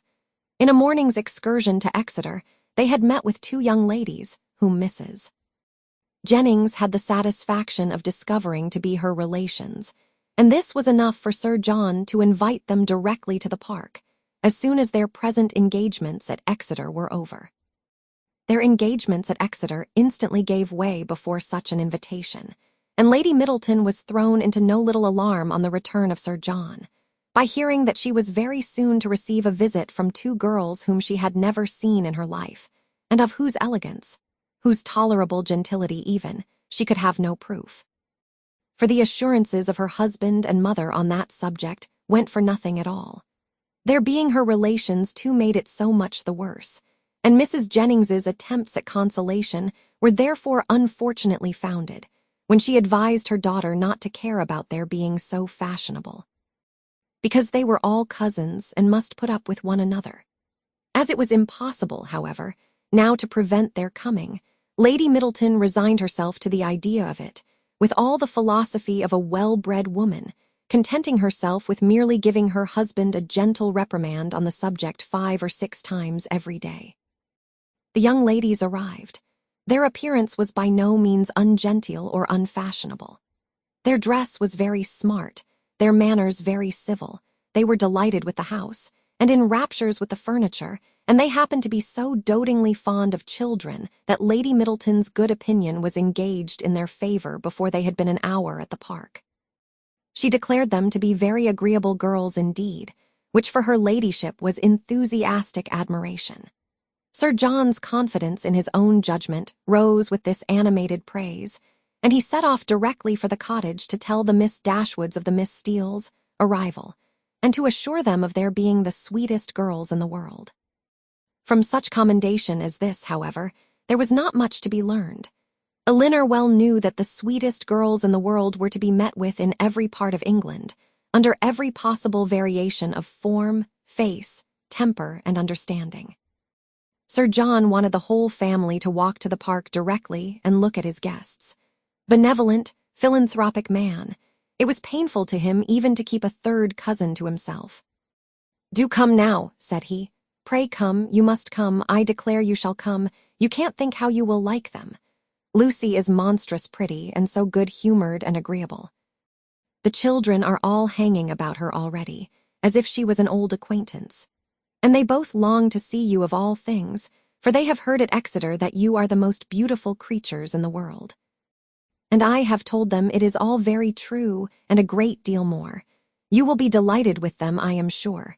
They have brought the whole coach full of playthings for the children. How can you be so cross as not to come? Why, they are your cousins, you know, after a fashion. You are my cousins, and they are my wife, so you must be related." But Sir John could not prevail. He could only obtain a promise of their calling at the park within a day or two, and then left them in amazement at their indifference, to walk home and boast anew of their attractions to the Miss Steeles, as he had been already boasting of the Miss Steeles to them. When their promised visit to the park and consequent introduction to these young ladies took place, they found in the appearance of the eldest, who was nearly 30, with a very plain and not a sensible face, nothing to admire. But in the other, who was not more than 2 or 3 and 20, they acknowledged considerable beauty. Her features were pretty, and she had a sharp, quick eye and a smartness of air, which, though it did not give actual elegance or grace, gave distinction to her person. Their manners were particularly civil, and Elinor soon allowed them credit for some kind of sense, when she saw with what constant and judicious attention they were making themselves agreeable to Lady Middleton. With her children they were in continual raptures, extolling their beauty, courting their notice, and humoring their whims. And such of their time as could be spared from the importunate demands which this politeness made on it, was spent in admiration of whatever her ladyship was doing, if she happened to be doing anything, or in taking patterns of some elegant new dress, in which her appearance the day before had thrown them into unceasing delight. Fortunately for those who pay their court through such foibles, a fond mother, though in pursuit of praise for her children, the most rapacious of human beings, is likewise the most credulous. Her demands are exorbitant. But she will swallow anything, and the excessive affection and endurance of the Miss Steeles towards her offspring were viewed therefore by Lady Middleton without the smallest surprise or distrust. She saw with maternal complacency all the impertinent encroachments and mischievous tricks to which her cousins submitted. She saw their sashes untied, their hair pulled about their ears, their work-bags searched, and their knives and scissors stolen away, and felt no doubt of its being a reciprocal enjoyment. It suggested no other surprise than that Elinor and Marian should sit so composedly by, without claiming a share in what was passing. "John is in such spirits today," said she, on his taking Miss Steele's pocket-handkerchief and throwing it out of window. "He is full of monkey tricks." And soon afterwards, on the second boy's violently pinching one of the same lady's fingers, she fondly observed, "How playful William is. And here is my sweet little Anna Maria," she added, tenderly caressing a little girl of 3 years old who had not made a noise for the last 2 minutes. "And she is always so gentle and quiet. Never was there such a quiet little thing." But unfortunately, in bestowing these embraces, a pin in her ladyship's head dress slightly scratching the child's neck, produced from this pattern of gentleness such violent screams, as could hardly be outdone by any creature professedly noisy. The mother's consternation was excessive, but it could not surpass the alarm of the Miss Steeles, and everything was done by all three in so critical an emergency, which affection could suggest as likely to assuage the agonies of the little sufferer. She was seated in her mother's lap, covered with kisses, her wound bathed with lavender water by one of the Miss Steeles, who was on her knees to attend her, and her mouth stuffed with sugar plums by the other. With such a reward for her tears, the child was too wise to cease crying. She still screamed and sobbed lustily, kicked her 2 brothers for offering to touch her, and all their united soothings were ineffectual till Lady Middleton, luckily remembering that in a scene of similar distress last week, Some apricot marmalade had been successfully applied for a bruised temple. The same remedy was eagerly proposed for this unfortunate scratch, and a slight intermission of screams in the young lady on hearing it gave them reason to hope that it would not be rejected. She was carried out of the room, therefore, in her mother's arms, in quest of this medicine, and as the two boys chose to follow, though earnestly entreated by their mother to stay behind, the four young ladies were left in a quietness which the room had not known for many hours. "Poor little creatures," said Miss Steele, as soon as they were gone. "It might have been a very sad accident."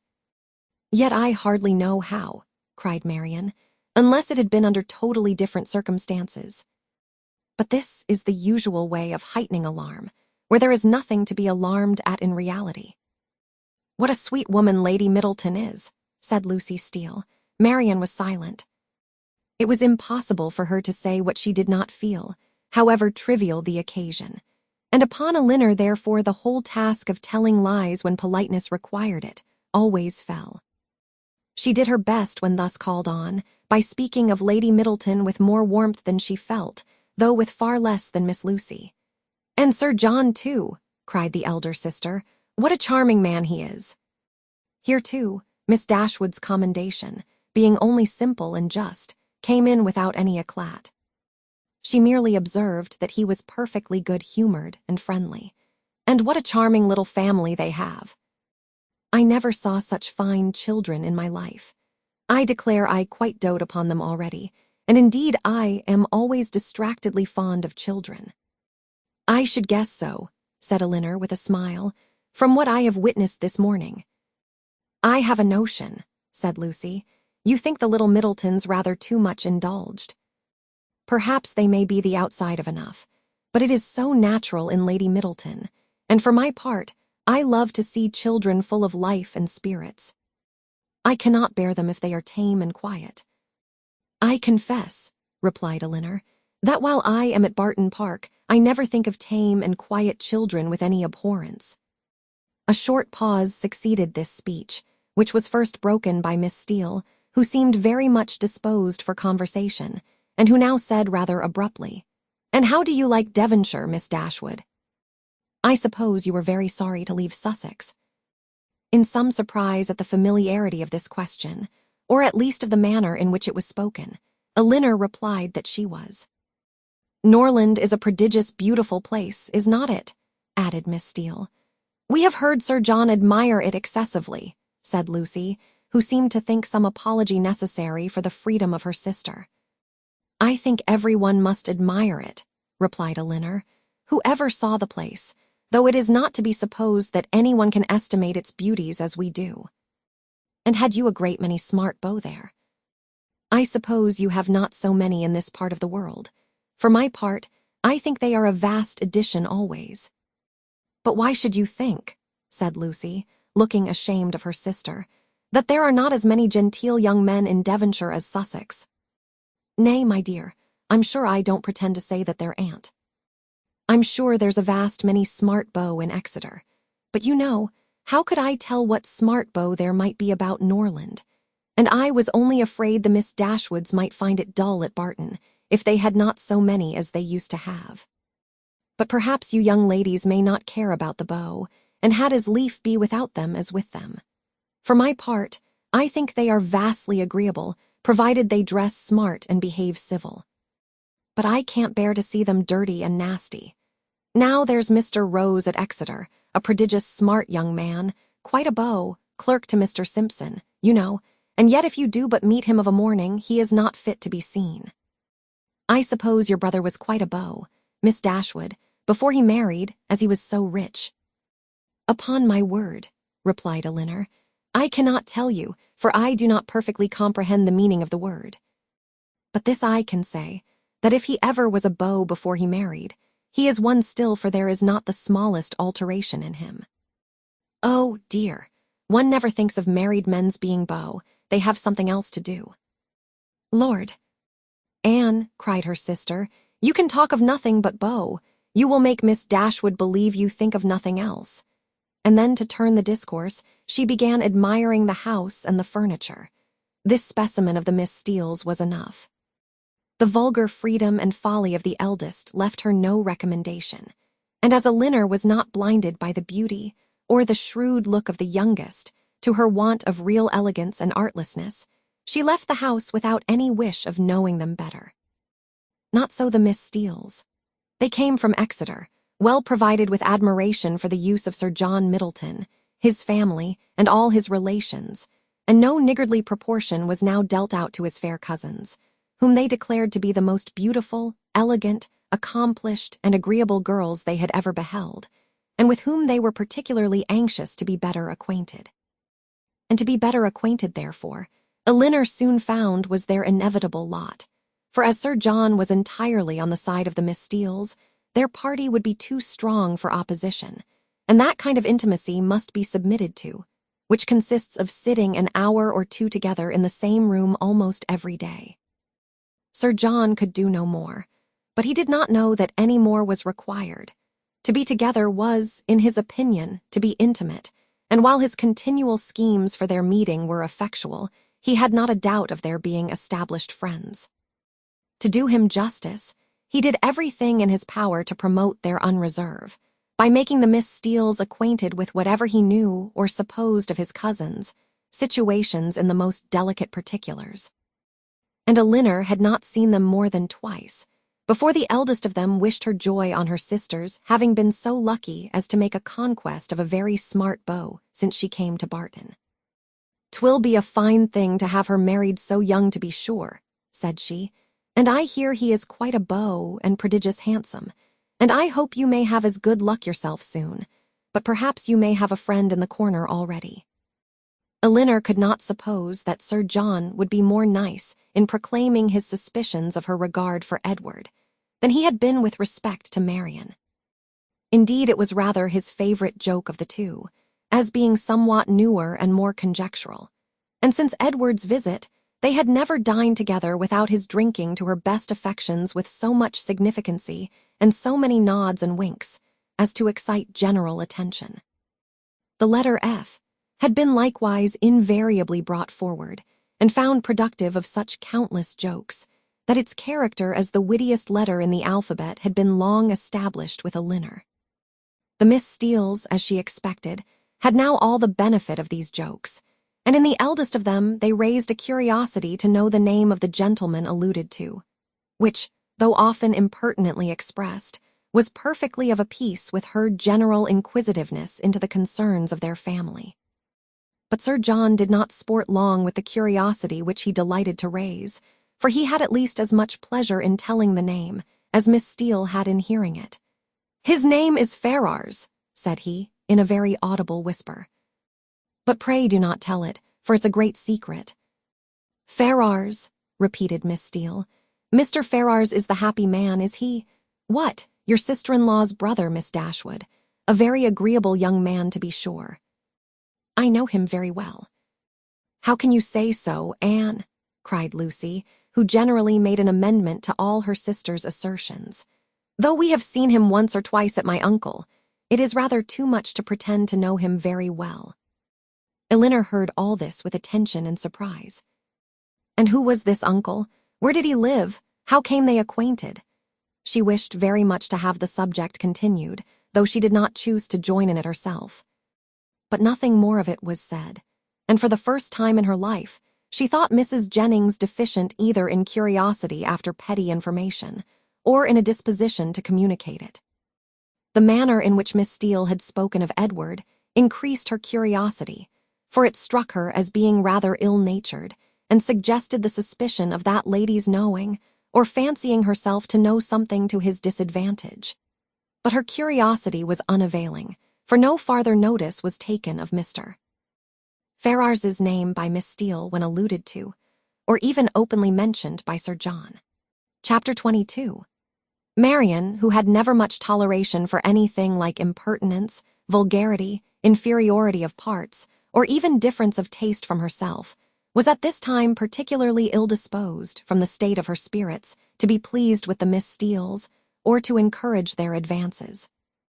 And to the invariable coldness of her behavior towards them, which checked every endeavor at intimacy on their side, Elinor principally attributed that preference of herself which soon became evident in the manners of both, but especially of Lucy, who missed no opportunity of engaging her in conversation, or of striving to improve their acquaintance by an easy and frank communication of her sentiments. Lucy was naturally clever. Her remarks were often just and amusing, and as a companion for half an hour Elinor frequently found her agreeable, but her powers had received no aid from education. She was ignorant and illiterate, and her deficiency of all mental improvement, her want of information in the most common particulars, could not be concealed from Miss Dashwood, in spite of her constant endeavor to appear to advantage. Elinor saw and pitied her for the neglect of abilities which education might have rendered so respectable, but she saw, with less tenderness of feeling, the thorough want of delicacy, of rectitude and integrity of mind, which her attentions, her assiduities, her flatteries at the park betrayed. And she could have no lasting satisfaction in the company of a person who joined insincerity with ignorance, whose want of instruction prevented their meeting in conversation on terms of equality, and whose conduct toward others made every show of attention and deference towards herself perfectly valueless. "You will think my question an odd one, I dare say," said Lucy to her one day, as they were walking together from the park to the cottage.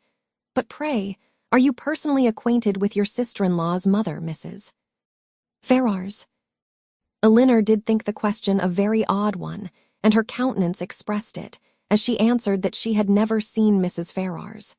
"Indeed," replied Lucy, "I wonder at that, for I thought you must have seen her at Norland sometimes. Then, perhaps, you cannot tell me what sort of a woman she is." "No," returned Elinor, cautious of giving her real opinion of Edward's mother, and not very desirous of satisfying what seemed impertinent curiosity. "I know nothing of her." "I am sure you think me very strange for inquiring about her in such a way," said Lucy, eyeing Elinor attentively as she spoke. "But perhaps there may be reasons I wish I might venture. But however, I hope you will do me the justice of believing that I do not mean to be impertinent." Elinor made her a civil reply, and they walked on for a few minutes in silence. It was broken by Lucy, who renewed the subject again by saying, with some hesitation, "I cannot bear to have you think me impertinently curious. I am sure I would rather do anything in the world than be thought so by a person whose good opinion is so well worth having as yours. And I am sure I should not have the smallest fear of trusting you. Indeed, I should be very glad of your advice how to manage in such an uncomfortable situation as I am. But however, there is no occasion to trouble you. I am sorry you do not happen to know Mrs. Ferrars." "I am sorry I do not," said Elinor, in great astonishment, "if it could be of any use to you to know my opinion of her. But really I never understood that you were at all connected with that family, and therefore I am a little surprised, I confess, at so serious an inquiry into her character." "I dare say you are, and I am sure I do not at all wonder at it. But if I dared tell you all, you would not be so much surprised. Mrs. Ferrars is certainly nothing to me at present, but the time may come, how soon it will come must depend upon herself, when we may be very intimately connected." She looked down as she said this, amiably bashful, with only one side glance at her companion to observe its effect on her. "Good heavens," cried Elinor, "what do you mean? Are you acquainted with Mr. Robert Ferrars? Can you be?" And she did not feel much delighted with the idea of such a sister-in-law. "No," replied Lucy, "not to Mr. Robert Ferrars. I never saw him in my life, but," fixing her eyes upon Elinor, "to his eldest brother." What felt Elinor at that moment? Astonishment, that would have been as painful as it was strong, had not an immediate disbelief of the assertion attended it. She turned towards Lucy in silent amazement, unable to divine the reason or object of such a declaration. And though her complexion varied, she stood firm in incredulity, and felt in no danger of an hysterical fit or a swoon. "You may well be surprised," continued Lucy, "for to be sure you could have had no idea of it before, for I dare say he never dropped the smallest hint of it to you or any of your family." because it was always meant to be a great secret, and I am sure has been faithfully kept so by me to this hour. Not a soul of all my relations know of it but Anne, and I never should have mentioned it to you, if I had not felt the greatest dependence in the world upon your secrecy. And I really thought my behavior in asking so many questions about Mrs. Ferrars must seem so odd, that it ought to be explained. And I do not think Mr. Ferrars can be displeased when he knows I have trusted you, because I know he has the highest opinion in the world of all your family, and looks upon yourself and the other Miss Dashwoods quite as his own sisters. She paused. Elinor for a few moments remained silent. Her astonishment at what she heard was at first too great for words.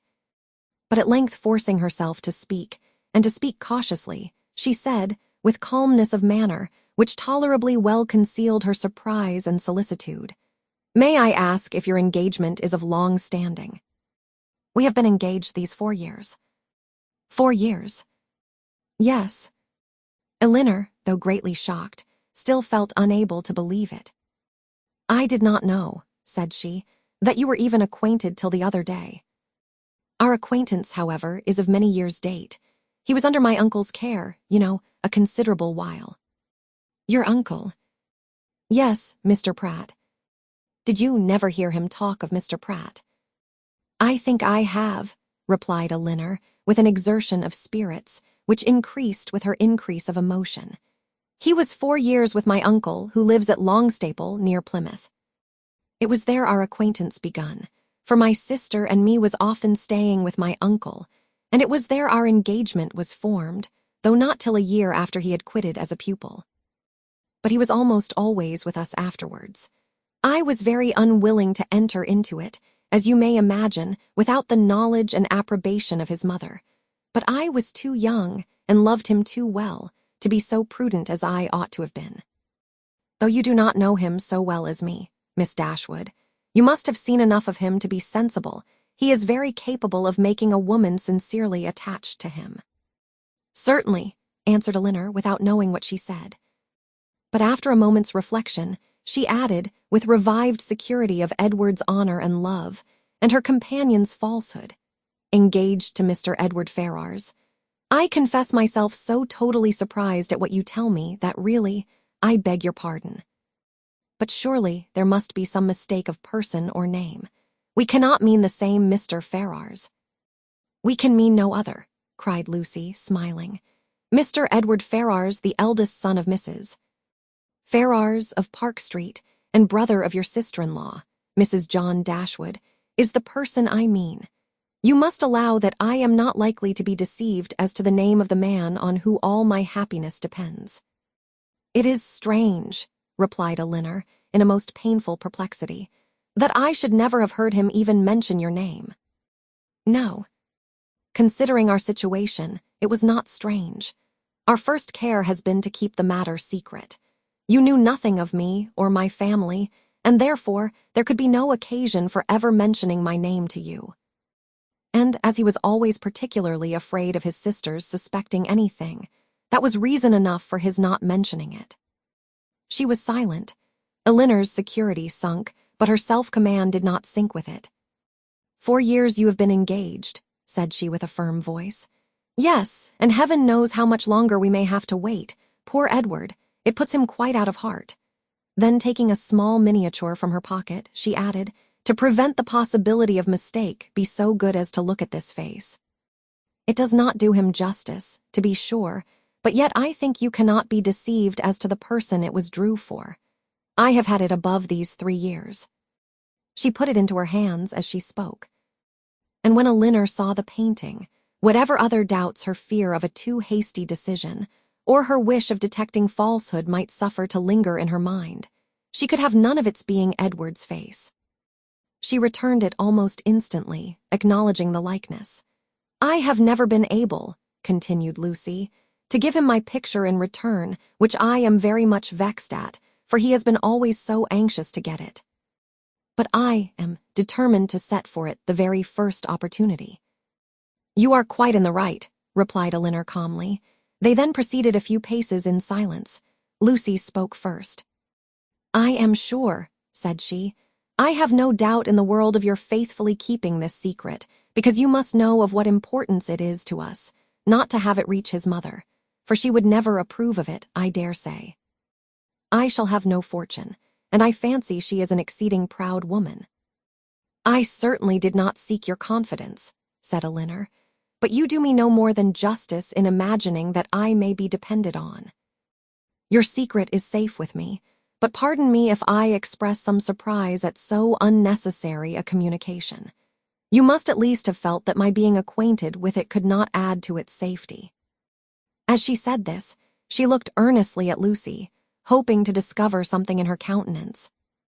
Perhaps the falsehood of the greatest part of what she had been saying, but Lucy's countenance suffered no change.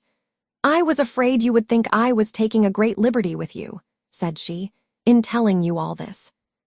I have not known you long, to be sure, personally at least, but I have known you and all your family by description a great while, and as soon as I saw you, I felt almost as if you was an old acquaintance. Besides, in the present case, I really thought some explanation was due to you after my making such particular inquiries about Edward's mother, and I am so unfortunate that I have not a creature whose advice I can ask. Anne is the only person that knows of it, and she has no judgment at all. Indeed, she does me a great deal more harm than good, for I am in constant fear of her betraying me. She does not know how to hold her tongue, as you must perceive, and I am sure I was in the greatest fright in the world t'other day, when Edward's name was mentioned by Sir John, lest she should out with it all. You can't think how much I go through in my mind from it altogether. I only wonder that I am alive after what I have suffered for Edward's sake these last 4 years, everything in such suspense and uncertainty. And seeing him so seldom, we can hardly meet above twice a year. I am sure I wonder my heart is not quite broke. Here she took out her handkerchief, but Elinor did not feel very compassionate. Sometimes, continued Lucy, after wiping her eyes, I think whether it would not be better for us both to break off the matter entirely. As she said this, she looked directly at her companion. But then at other times, I have not resolution enough for it. I cannot bear the thoughts of making him so miserable, as I know the very mention of such a thing would do. And on my own account, too, so dear as he is to me, I don't think I could be equal to it. What would you advise me to do in such a case, Miss Dashwood? What would you do yourself? Pardon me, replied Elinor, startled by the question. But I can give you no advice under such circumstances. Your own judgment must direct you. To be sure, continued Lucy, after a few minutes' silence on both sides, his mother must provide for him some time or other. But poor Edward is so cast down by it. Did you not think him dreadful low-spirited when he was at Barton? He was so miserable when he left us at Longstaple, to go to you, that I was afraid you would think him quite ill. Did he come from your uncle, then, when he visited us? Oh, yes. He had been staying a fortnight with us. Did you think he came directly from town? No, replied Elinor, most feelingly sensible of every fresh circumstance in favor of Lucy's veracity. I remember he told us that he had been staying a fortnight with some friends near Plymouth. She remembered, too, her own surprise at the time, at his mentioning nothing farther of those friends, at his total silence with respect even to their names. Did not you think him sadly out of spirits? Repeated Lucy. We did, indeed, particularly so when he first arrived. I begged him to exert himself for fear you should suspect what was the matter. But it made him so melancholy, not being able to stay more than a fortnight with us, and seeing me so much affected. Poor fellow, I am afraid it is just the same with him now, for he writes in wretched spirits. I heard from him just before I left Exeter, taking a letter from her pocket and carelessly showing the direction to Elinor. You know his hand, I dare say, a charming one it is, but that is not written so well as usual. He was tired, I dare say, for he had just filled the sheet to me as full as possible. Elinor saw that it was his hand, and she could doubt no longer. This picture, she had allowed herself to believe, might have been accidentally obtained. It might not have been Edward's gift, but a correspondence between them by letter could subsist only under a positive engagement, could be authorized by nothing else. For a few moments, she was almost overcome. Her heart sunk within her, and she could hardly stand. But exertion was indispensably necessary, and she struggled so resolutely against the oppression of her feelings that her success was speedy and for the time complete. "Writing to each other," said Lucy, returning the letter into her pocket, "is the only comfort we have in such long separations. Yes, I have one other comfort in his picture, but poor Edward has not even that. If he had but my picture, he says he should be easy. I gave him a lock of my hair set in a ring when he was at Longstaple last, and that was some comfort to him, he said, but not equal to a picture. Perhaps you might notice the ring when you saw him." "I did," said Elinor, with a composure of voice, under which was concealed an emotion and distress beyond anything she had ever felt before. She was mortified, shocked, confounded. Fortunately for her, they had now reached the cottage, and the conversation could be continued no farther. After sitting with them a few minutes, the Miss Steeles returned to the park, and Elinor was then at liberty to think and be wretched. End of the first volume. Chapter 23. However small Elinor's general dependence on Lucy's veracity might be, it was impossible for her on serious reflection to suspect it in the present case, where no temptation could be answerable to the folly of inventing a falsehood of such a description. What Lucy had asserted to be true, therefore, Elinor could not, dared not longer doubt, supported as it was too on every side by such probabilities and proofs, and contradicted by nothing but her own wishes. Their opportunity of acquaintance in the house of Mr. Pratt was a foundation for the rest, at once indisputable and alarming. And Edward's visit near Plymouth, his melancholy state of mind, his dissatisfaction at his own prospects, his uncertain behavior towards herself, the intimate knowledge of the Miss Steeles as to Norland and their family connections, which had often surprised her, the picture, the letter, the ring, formed altogether such a body of evidence, as overcame every fear of condemning him unfairly, and established as a fact which no partiality could set aside. His ill-treatment of herself, her resentment of such behavior, her indignation at having been its dupe, for a short time made her feel only for herself. But other ideas, other considerations, soon arose. Had Edward been intentionally deceiving her? Had he feigned a regard for her which he did not feel? Was his engagement to Lucy an engagement of the heart? No. Whatever it might once have been, she could not believe it such at present. His affection was all her own. She could not be deceived in that. Her mother, sisters, Fanny, all had been conscious of his regard for her at Norland. It was not an illusion of her own vanity. He certainly loved her. What a softener of the heart was this persuasion! How much could it not tempt her to forgive? He had been blamable, highly blamable, in remaining at Norland after he first felt her influence over him to be more than it ought to be. In that he could not be defended, but if he had injured her, how much more had he injured himself? If her case were pitiable, his was hopeless. His imprudence had made her miserable for a while, but it seemed to have deprived himself of all chance of ever being otherwise. She might in time regain tranquillity, but what had he to look forward to? Could he ever be tolerably happy with Lucy Steele? Could he, were his affection for herself out of the question, with his integrity, his delicacy and well-informed mind, be satisfied with a wife like her, illiterate, artful, and selfish? The youthful infatuation of 19 would naturally blind him to everything but her beauty and good nature. But the 4 succeeding years which, if rationally spent, give such improvement to the understanding, must have opened his eyes to her defects of education, while the same period of time, spent on her side in inferior society and more frivolous pursuits, had perhaps robbed her of that simplicity which might once have given an interesting character to her beauty. If in the supposition of his seeking to marry herself, his difficulties from his mother had seemed great, how much greater were they now likely to be, when the object of his engagement was undoubtedly inferior in connections, and probably inferior in fortune to herself. These difficulties, indeed, with a heart so alienated from Lucy, might not press very hard upon his patience, but melancholy was the state of the person by whom the expectation of family opposition and unkindness could be felt as a relief. As these considerations occurred to her in painful succession, she wept for him more than for herself. Supported by the conviction of having done nothing to merit her present unhappiness, and consoled by the belief that Edward had done nothing to forfeit her esteem, she thought she could even now, under the first smart of the heavy blow, command herself enough to guard every suspicion of the truth from her mother and sisters.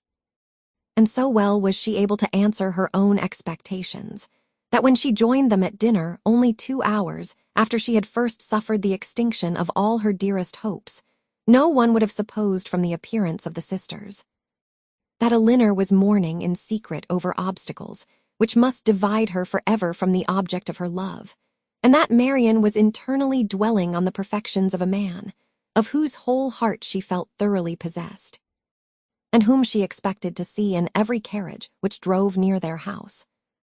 The necessity of concealing from her mother and Marian what had been entrusted in confidence to herself, though it obliged her to unceasing exertion, was no aggravation of Elinor's distress.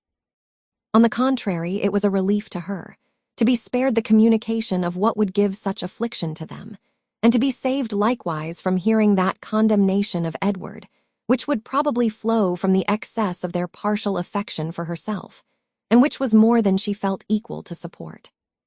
From their counsel, or their conversation, she knew she could receive no assistance. Their tenderness and sorrow must add to her distress, while her self-command would neither receive encouragement from their example nor from their praise. She was stronger alone, and her own good sense so well supported her, that her firmness was as unshaken, her appearance of cheerfulness as invariable, as with regrets so poignant and so fresh it was possible for them to be. Much as she had suffered from her first conversation with Lucy on the subject, she soon felt an earnest wish of renewing it, and this for more reasons than one. She wanted to hear many particulars of their engagement repeated again. She wanted more clearly to understand what Lucy really felt for Edward, whether there were any sincerity in her declaration of tender regard for him. And she particularly wanted to convince Lucy, by her readiness to enter on the matter again, and her calmness in conversing on it, that she was no otherwise interested in it than as a friend, which she very much feared her involuntary agitation, in their morning discourse, must have left at least doubtful. That Lucy was disposed to be jealous of her appeared very probable. It was plain that Edward had always spoken highly in her praise, not merely from Lucy's assertion, but from her venturing to trust her on so short a personal acquaintance, with a secret so confessedly and evidently important. And even Sir John's joking intelligence must have had some weight. But indeed, while Elinor remained so well assured within herself of being really beloved by Edward, it required no other consideration of probabilities to make it natural that Lucy should be jealous. And that she was so, her very confidence was a proof. What other reason for the disclosure of the affair could there be, but that Elinor might be informed by it of Lucy's superior claims on Edward, and be taught to avoid him in future? She had little difficulty in understanding thus much of her rival's intentions, and while she was firmly resolved to act by her as every principle of honor and honesty directed, to combat her own affection for Edward, and to see him as little as possible, she could not deny herself the comfort of endeavoring to convince Lucy that her heart was unwounded. And as she could now have nothing more painful to hear on the subject than had already been told, she did not mistrust her own ability of going through a repetition of particulars with composure. But it was not immediately that an opportunity of doing so could be commanded, though Lucy was as well disposed as herself to take advantage of any that occurred. For the weather was not often fine enough to allow of their joining in a walk, where they might most easily separate themselves from the others. And though they met at least every other evening either at the park or cottage, and chiefly at the former, they could not be supposed to meet for the sake of conversation. Such a thought would never enter either Sir John or Lady Middleton's head. And therefore very little leisure was ever given for a general chat, and none at all for particular discourse. They met for the sake of eating, drinking, and laughing together, playing at cards or consequences, or any other game that was sufficiently noisy. 1 or 2 meetings of this kind had taken place, without affording Elinor any chance of engaging Lucy in private, when Sir John called at the cottage one morning, to beg, in the name of charity, that they would all dine with Lady Middleton that day, as he was obliged to attend the club at Exeter, and she would otherwise be quite alone, except her mother and the 2 Miss Steeles. Elinor, who foresaw a fairer opening for the point she had in view, in such a party as this was likely to be, more at liberty among themselves under the tranquil and well-bred direction of Lady Middleton than when her husband united them together in one noisy purpose, immediately accepted the invitation.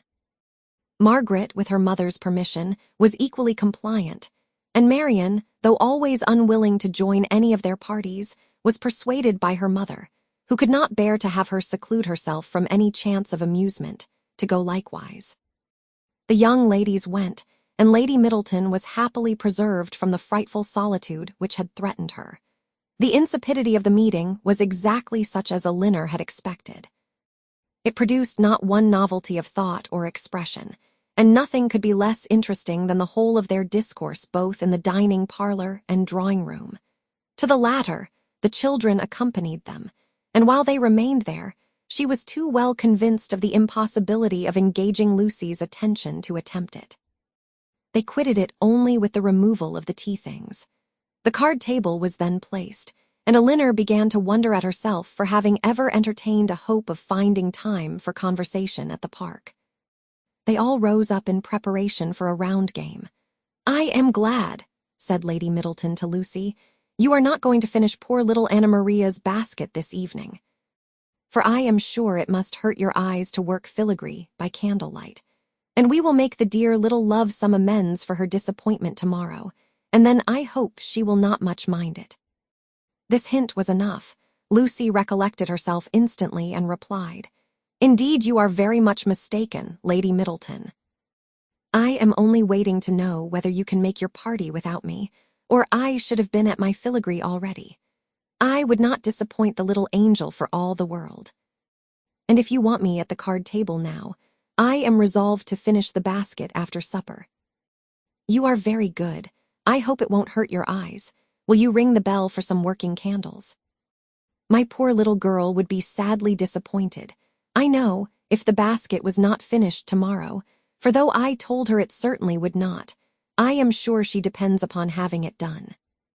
Lucy directly drew her work-table near her, and reseated herself with an alacrity and cheerfulness, which seemed to infer that she could taste no greater delight than in making a filigree basket for a spoilt child.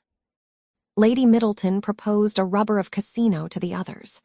No one made any objection but Marian, who, with her usual inattention to the forms of general civility, exclaimed, "Your ladyship will have the goodness to excuse me.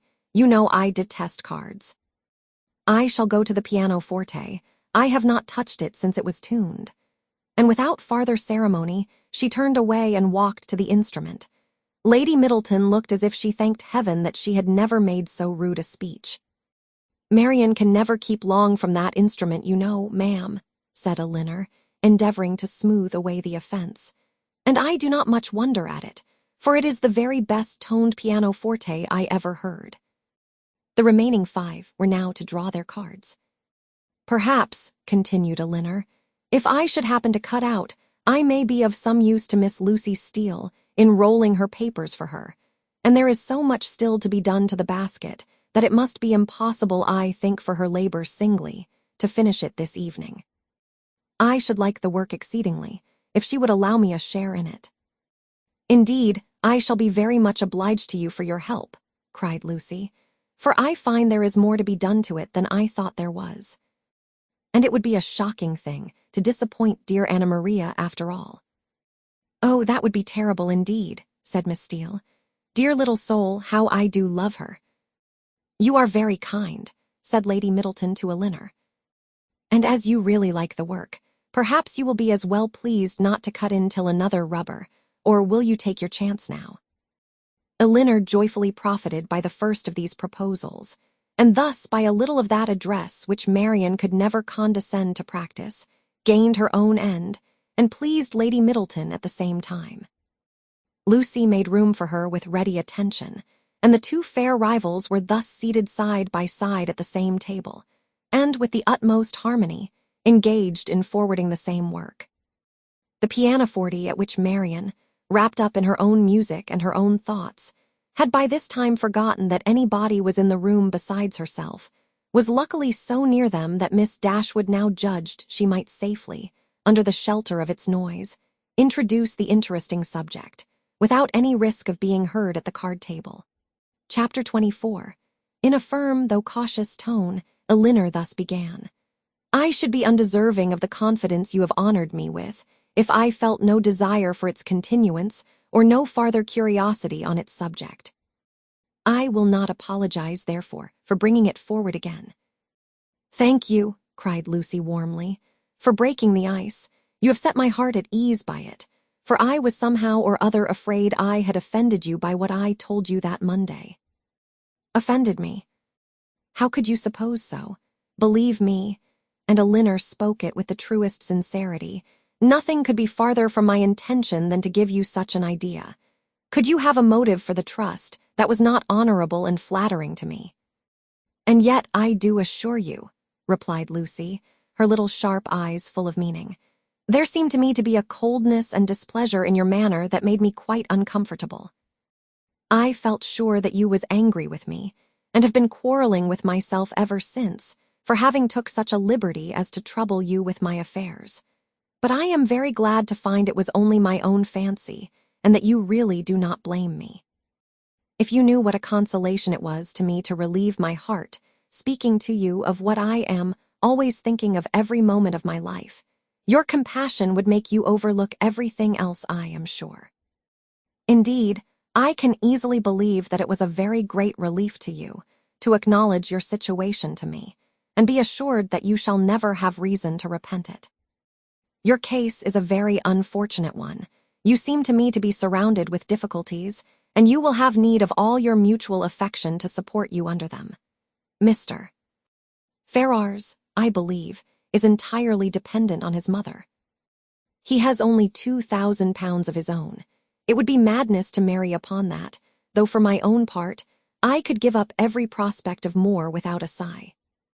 I have been always used to a very small income, and could struggle with any poverty for him, but I love him too well to be the selfish means of robbing him, perhaps, of all that his mother might give him if he married to please her. We must wait, it may be for many years. With almost every other man in the world, it would be an alarming prospect, but Edward's affection and constancy nothing can deprive me of, I know. That conviction must be everything to you.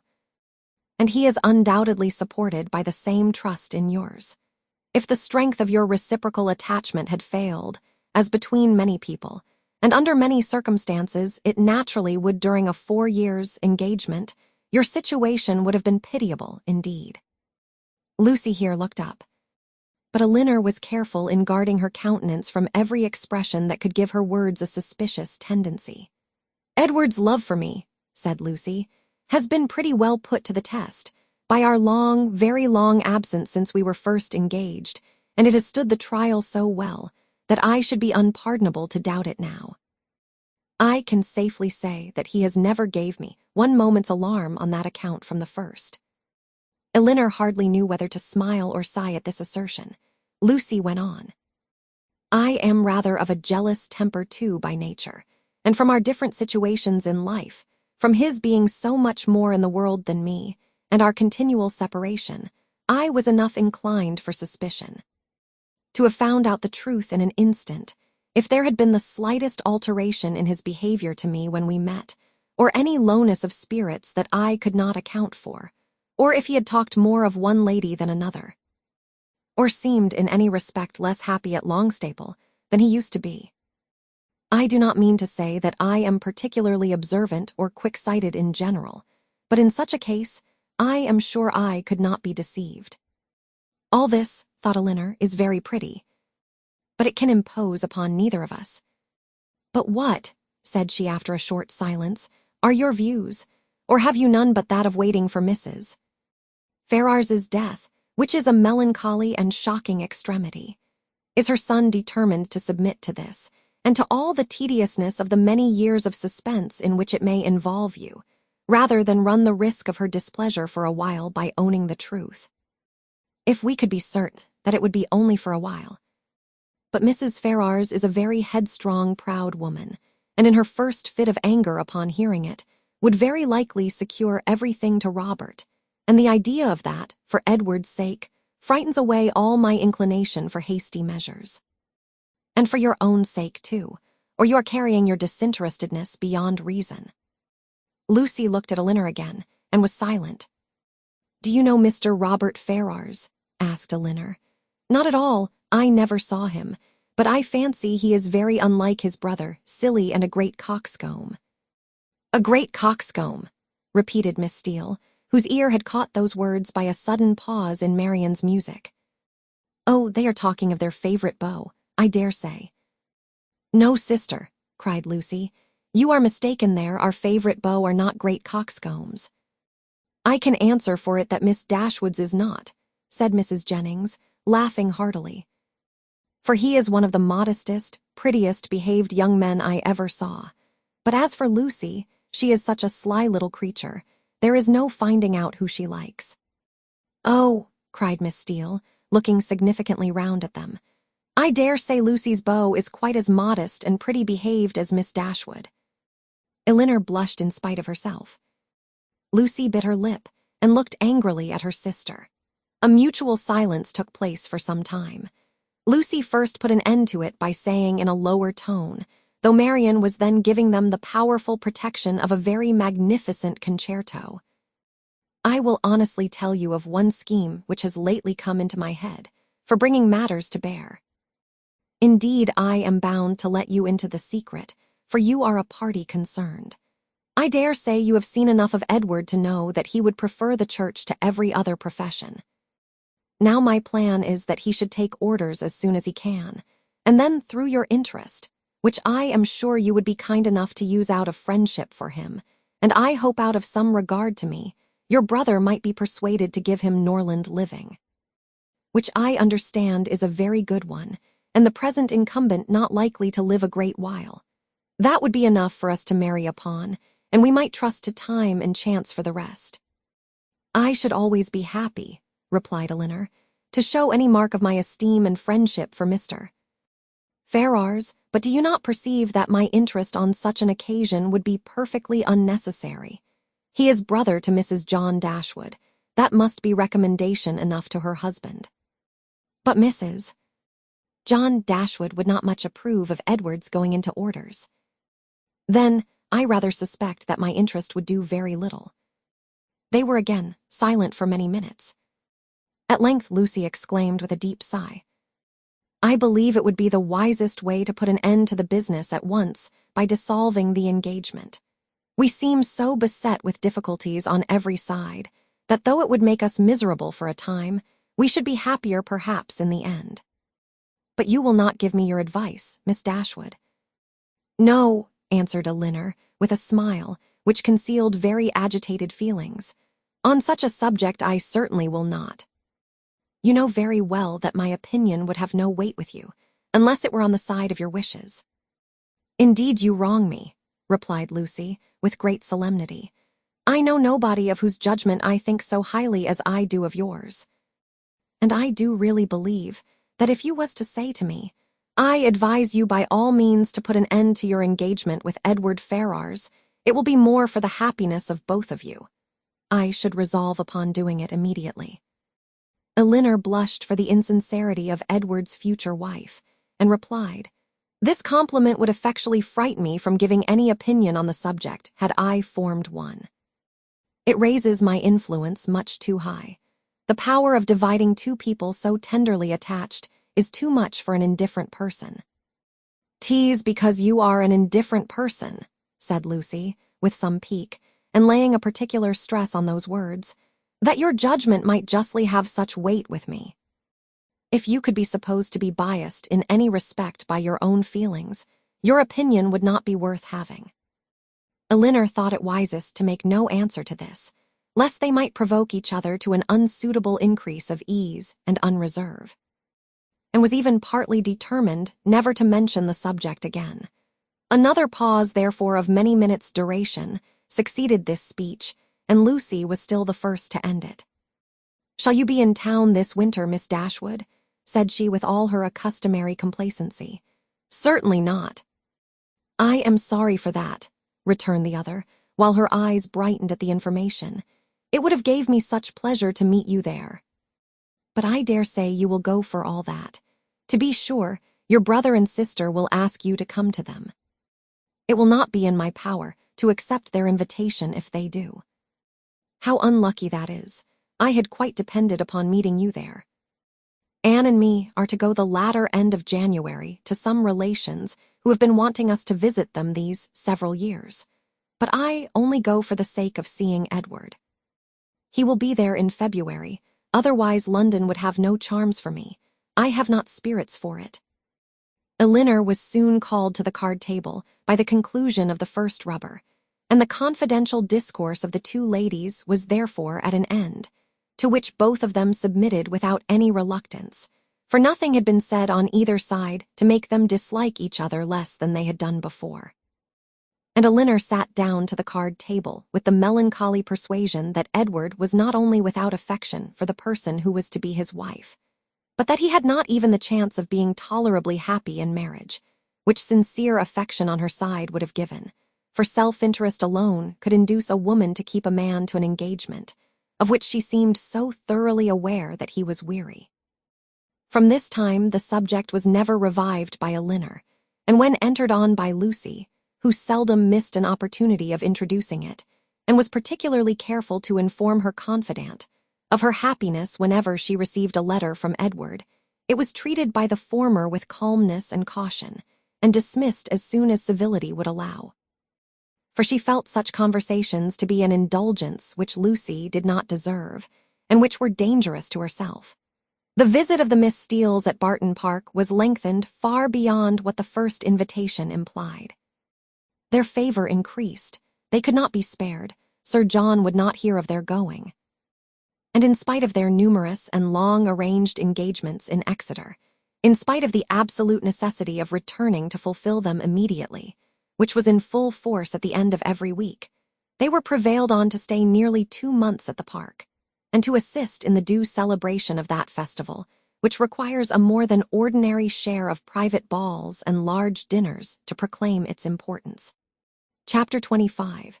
Though Mrs. Jennings was in the habit of spending a large portion of the year at the houses of her children and friends, she was not without a settled habitation of her own. Since the death of her husband, who had traded with success in a less elegant part of the town, she had resided every winter in a house in one of the streets near Portman Square.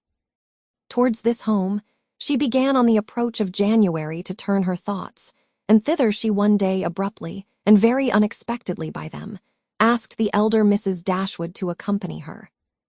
Elinor, without observing the varying complexion of her sister, and the animated look which spoke no indifference to the plan, immediately gave a grateful but absolute denial for both, in which she believed herself to be speaking their united inclinations. The reason alleged was their determined resolution of not leaving their mother at that time of the year.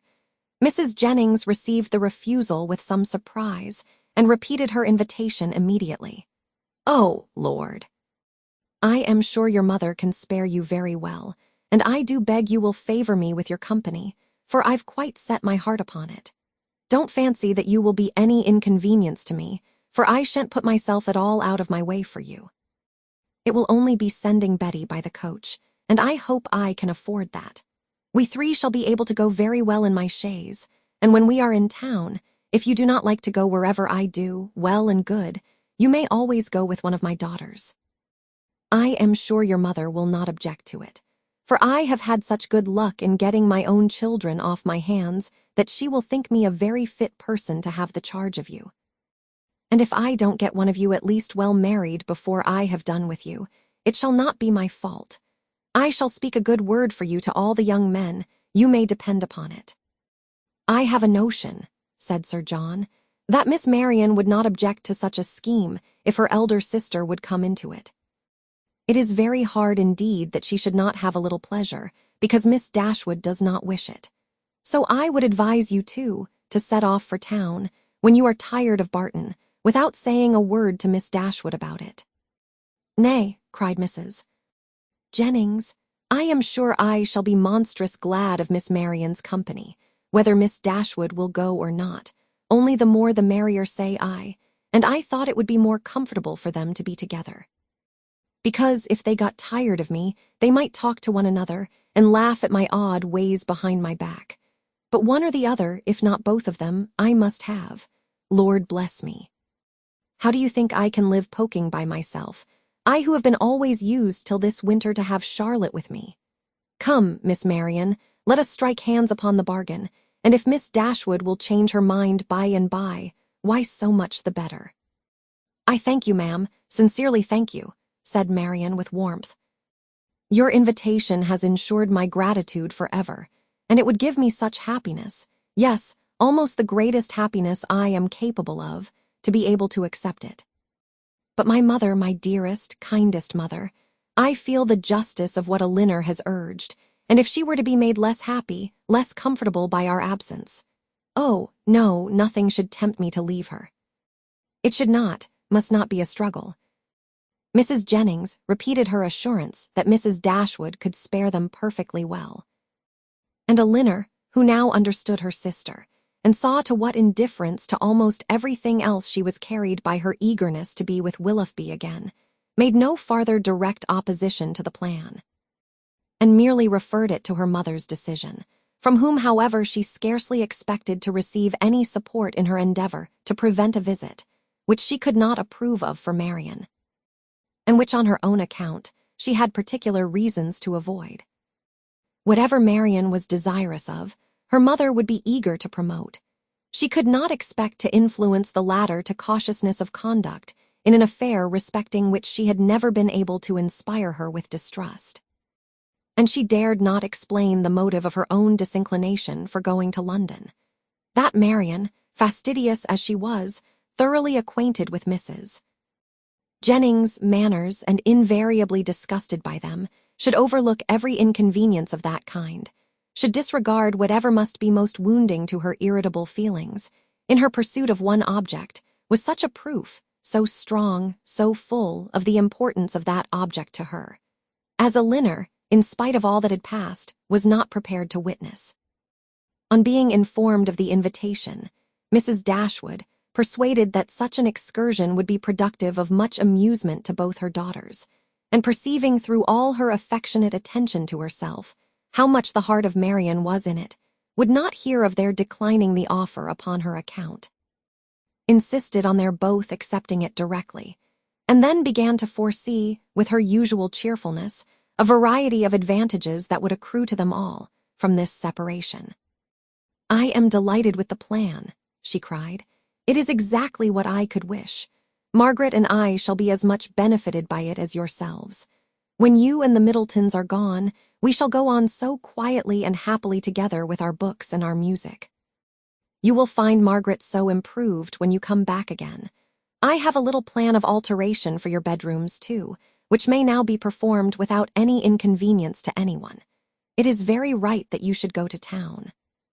I would have every young woman of your condition in life acquainted with the manners and amusements of London. You will be under the care of a motherly good sort of woman, of whose kindness to you I can have no doubt. And in all probability you will see your brother, and whatever may be his faults, or the faults of his wife, when I consider whose son he is. I cannot bear to have you so wholly estranged from each other. Though with your usual anxiety for our happiness," said Elinor, "you have been obviating every impediment to the present scheme which occurred to you. There is still one objection which, in my opinion, cannot be so easily removed." Marian's countenance sunk. "And what," said Mrs. Dashwood, "is my dear prudent Elinor going to suggest? What formidable obstacle is she now to bring forward? Do not let me hear a word about the expense of it. My objection is this. Though I think very well of Mrs. Jennings's heart, she is not a woman whose society can afford us pleasure, or whose protection will give us consequence." "That is very true," replied her mother, But of her society, separately from that of other people, you will scarcely have anything at all, and you will almost always appear in public with Lady Middleton. If Elinor is frightened away by her dislike of Mrs. Jennings, said Marian, at least it need not prevent my accepting her invitation. I have no such scruples, and I am sure I could put up with every unpleasantness of that kind with very little effort. Elinor could not help smiling at this display of indifference towards the manners of a person, to whom she had often had difficulty in persuading Marian to behave with tolerable politeness, and resolved within herself that if her sister persisted in going, she would go likewise, as she did not think it proper that Marian should be left to the sole guidance of her own judgment, or that Mrs. Jennings should be abandoned to the mercy of Marian for all the comfort of her domestic hours. To this determination she was the more easily reconciled by recollecting that Edward Ferrars, by Lucy's account, was not to be in town before February, and that their visit, without any unreasonable abridgment, might be previously finished. "I will have you both go," said Mrs. Dashwood. "These objections are nonsensical. You will have much pleasure in being in London, and especially in being together. And if Elinor would ever condescend to anticipate enjoyment, she would foresee it there from a variety of sources. She would, perhaps, expect some from improving her acquaintance with her sister-in-law's family.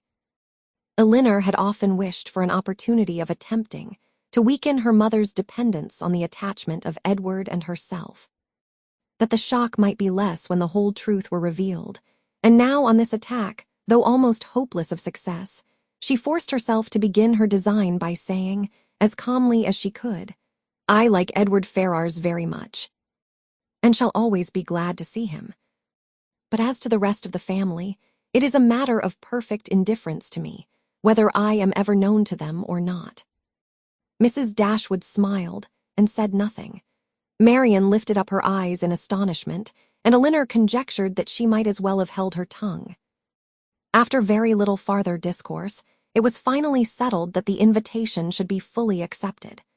Mrs. Jennings received the information with a great deal of joy and many assurances of kindness and care. Nor was it a matter of pleasure merely to her. Sir John was delighted, for to a man whose prevailing anxiety was the dread of being alone, the acquisition of 2 to the number of inhabitants in London was something. Even Lady Middleton took the trouble of being delighted, which was putting herself rather out of her way. And as for the Miss Steeles, especially Lucy, they had never been so happy in their lives as this intelligence made them. Elinor submitted to the arrangement, which counteracted her wishes, with less reluctance than she had expected to feel.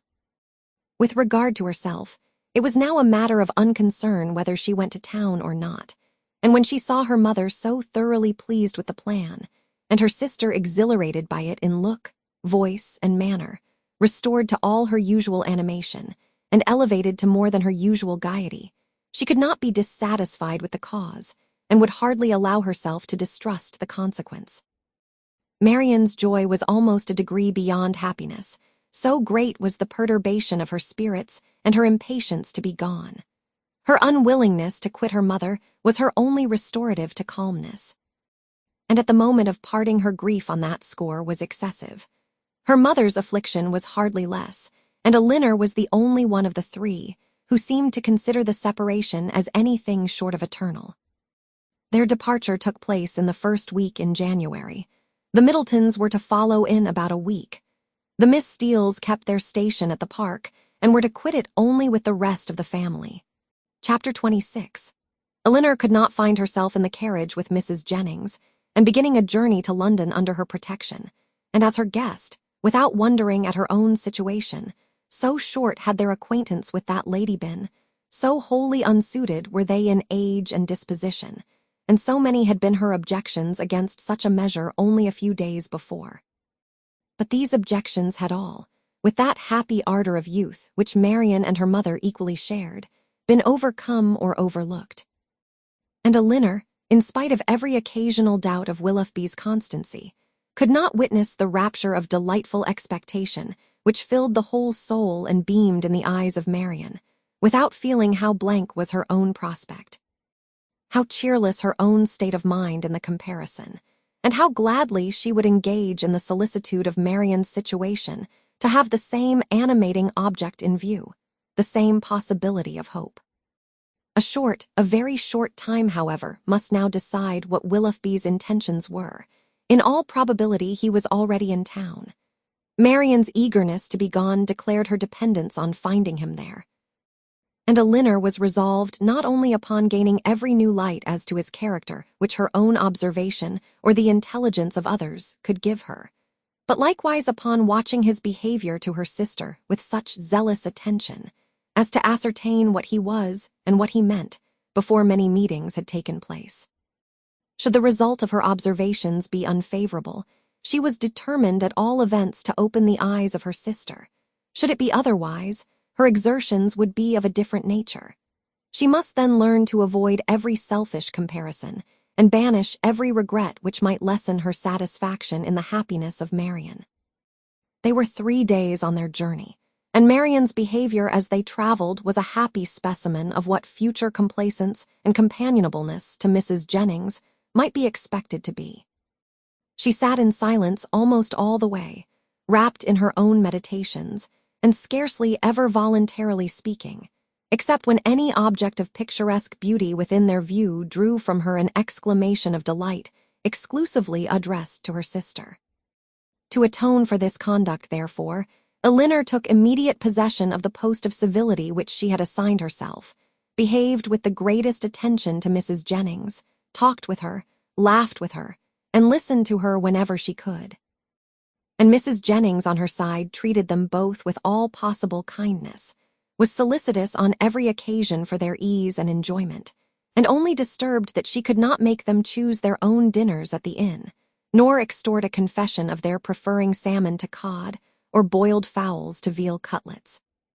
They reached town by 3 o'clock the 3rd day, glad to be released, after such a journey, from the confinement of a carriage, and ready to enjoy all the luxury of a good fire. The house was handsome, and handsomely fitted up, and the young ladies were immediately put in possession of a very comfortable apartment. It had formerly been Charlotte, and over the mantelpiece still hung a landscape in colored silks of her performance, in proof of her having spent 7 years at a great school in town to some effect.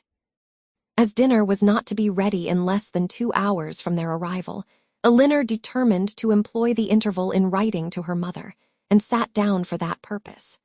In a few moments Marian did the same. "I am writing home, Marian," said Elinor. "Had not you better defer your letter for a day or 2? "I am not going to write to my mother," replied Marian, hastily, and as if wishing to avoid any farther inquiry. Elinor said no more. It immediately struck her that she must then be writing to Willoughby, and the conclusion which as instantly followed was that, however mysteriously they might wish to conduct the affair, they must be engaged. This conviction, though not entirely satisfactory, gave her pleasure, and she continued her letter with greater alacrity. Marian's was finished in a very few minutes. In length it could be no more than a note. It was then folded up, sealed, and directed with eager rapidity. Elinor thought she could distinguish a large W in the direction, and no sooner was it complete than Marian, ringing the bell, requested the footman who answered it to get that letter conveyed for her to the 2-penny post. This decided the matter at once. Her spirits still continued very high, but there was a flutter in them which prevented their giving much pleasure to her sister, and this agitation increased as the evening drew on. She could scarcely eat any dinner, and when they afterwards returned to the drawing-room, seemed anxiously listening to the sound of every carriage. It was a great satisfaction to Elinor that Mrs. Jennings, by being much engaged in her own room, could see little of what was passing. The tea-things were brought in, and already had Marian been disappointed more than once by a rap at a neighboring door, when a loud one was suddenly heard which could not be mistaken for one at any other house. Elinor felt secure of its announcing Willoughby's approach, and Marian, starting up, moved towards the door. Everything was silent. This could not be borne many seconds. She opened the door, advanced a few steps towards the stairs, and after listening half a minute, returned into the room in all the agitation which a conviction of having heard him would naturally produce. In the ecstasy of her feelings at that instant, she could not help exclaiming, "Oh, Elinor, it is Willoughby, indeed it is," and seemed almost ready to throw herself into his arms when Colonel Brandon appeared. It was too great a shock to be borne with calmness, and she immediately left the room. Elinor was disappointed too, but at the same time her regard for Colonel Brandon ensured his welcome with her. And she felt particularly hurt that a man so partial to her sister should perceive that she experienced nothing but grief and disappointment in seeing him. She instantly saw that it was not unnoticed by him, that he even observed Marian as she quitted the room, with such astonishment and concern, as hardly left him the recollection of what civility demanded towards herself. "Is your sister ill?" said he. Elinor answered in some distress that she was, and then talked of headaches, low spirits, and over-fatigues, and of everything to which she could decently attribute her sister's behavior. He heard her with the most earnest attention, but seeming to recollect himself, said no more on the subject, and began directly to speak of his pleasure at seeing them in London, making the usual inquiries about their journey and the friends they had left behind. In this calm kind of way, with very little interest on either side, they continued to talk, both of them out of spirits, and the thoughts of both engaged elsewhere. Elinor wished very much to ask whether Willoughby were then in town, but she was afraid of giving him pain by any inquiry after his arrival. And at length, by way of saying something, she asked if he had been in London ever since she had seen him last. "Yes," he replied, with some embarrassment, "almost ever since. I have been once or twice at Delaford for a few days, but it has never been in my power to return to Barton." This, and the manner in which it was said, immediately brought back to her remembrance all the circumstances of his quitting that place, with the uneasiness and suspicions they had caused to Mrs. Jennings, and she was fearful that her question had implied much more curiosity on the subject than she had ever felt. Mrs. Jennings soon came in. "Oh, Colonel," said she, with her usual noisy cheerfulness, "I am monstrous glad to see you. Sorry I could not come before, beg your pardon, but I have been forced to look about me a little and settle my matters. For it is a long while since I have been at home, and you know one has always a world of little odd things to do after one has been away for any time. And then I have had Cartwright to settle with. Lord, I have been as busy as a bee ever since dinner. But pray, Colonel, how came you to conjure out that I should be in town today?" "I had the pleasure of hearing it at Mr. Palmer, where I have been dining." "Oh, you did? Well, and how do they all do at their house? How does Charlotte do? I warrant you she is a fine size by this time." "Mrs. Palmer appeared quite well, and I am commissioned to tell you that you will certainly see her tomorrow." "Ay, to be sure, I thought as much. Well, Colonel, I have brought 2 young ladies with me, you see. That is, you see but one of them now, but there is another somewhere. Your friend, Miss Marian, too, which you will not be sorry to hear. I do not know what you and Mr. Willoughby will do between you about her. Ay, it is a fine thing to be young and handsome. Well, I was young once, but I never was very handsome, worse luck for me. However, I got a very good husband, and I don't know what the greatest beauty can do more. Ah, poor man, he has been dead these 8 years and better. But, Colonel, where have you been to since we parted? And how does your business go on? Come, come, let's have no secrets among friends." He replied with his customary mildness to all her inquiries, but without satisfying her in any. Elinor now began to make the tea, and Marian was obliged to appear again. After her entrance, Colonel Brandon became more thoughtful and silent than he had been before, and Mrs. Jennings could not prevail on him to stay long. No other visitor appeared that evening, and the ladies were unanimous in agreeing to go early to bed. Marian rose the next morning with recovered spirits and happy looks. The disappointment of the evening before seemed forgotten in the expectation of what was to happen that day. They had not long finished their breakfast before Mrs. Palmer's barouche stopped at the door, and in a few minutes she came laughing into the room.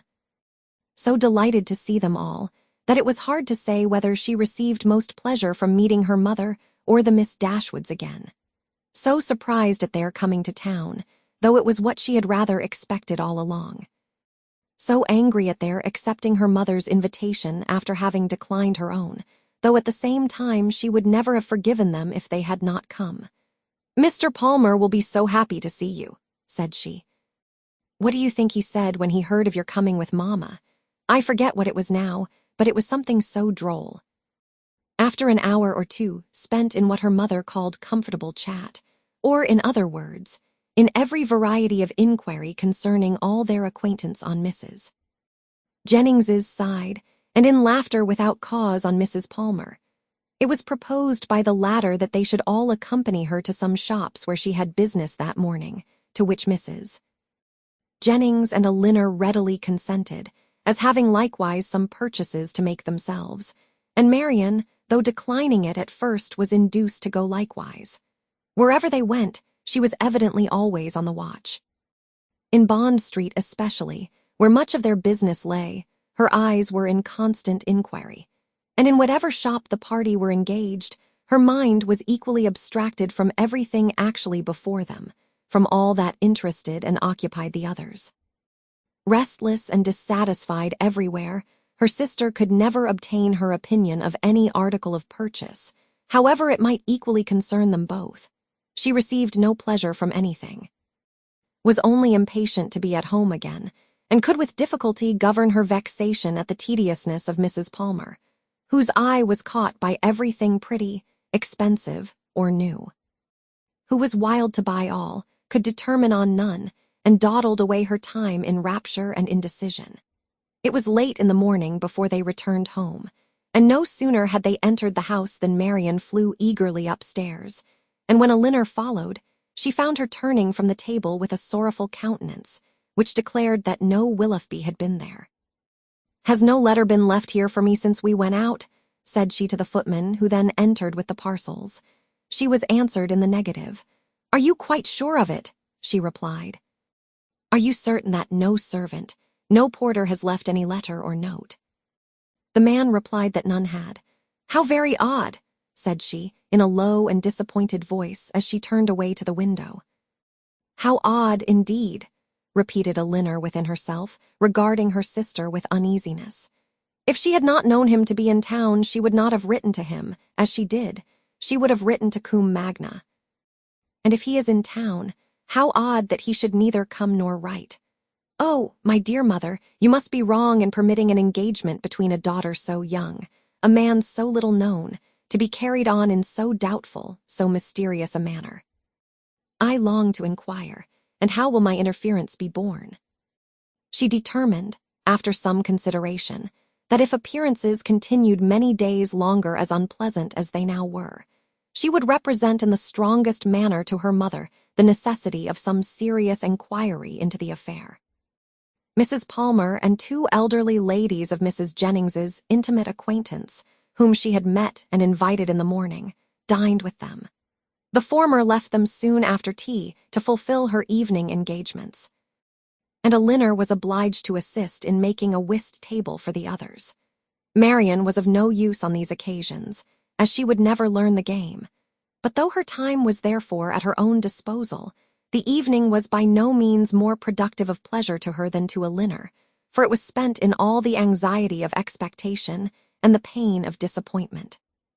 She sometimes endeavored for a few minutes to read, but the book was soon thrown aside, and she returned to the more interesting employment of walking backwards and forwards across the room, pausing for a moment whenever she came to the window, in hopes of distinguishing the long-expected rap.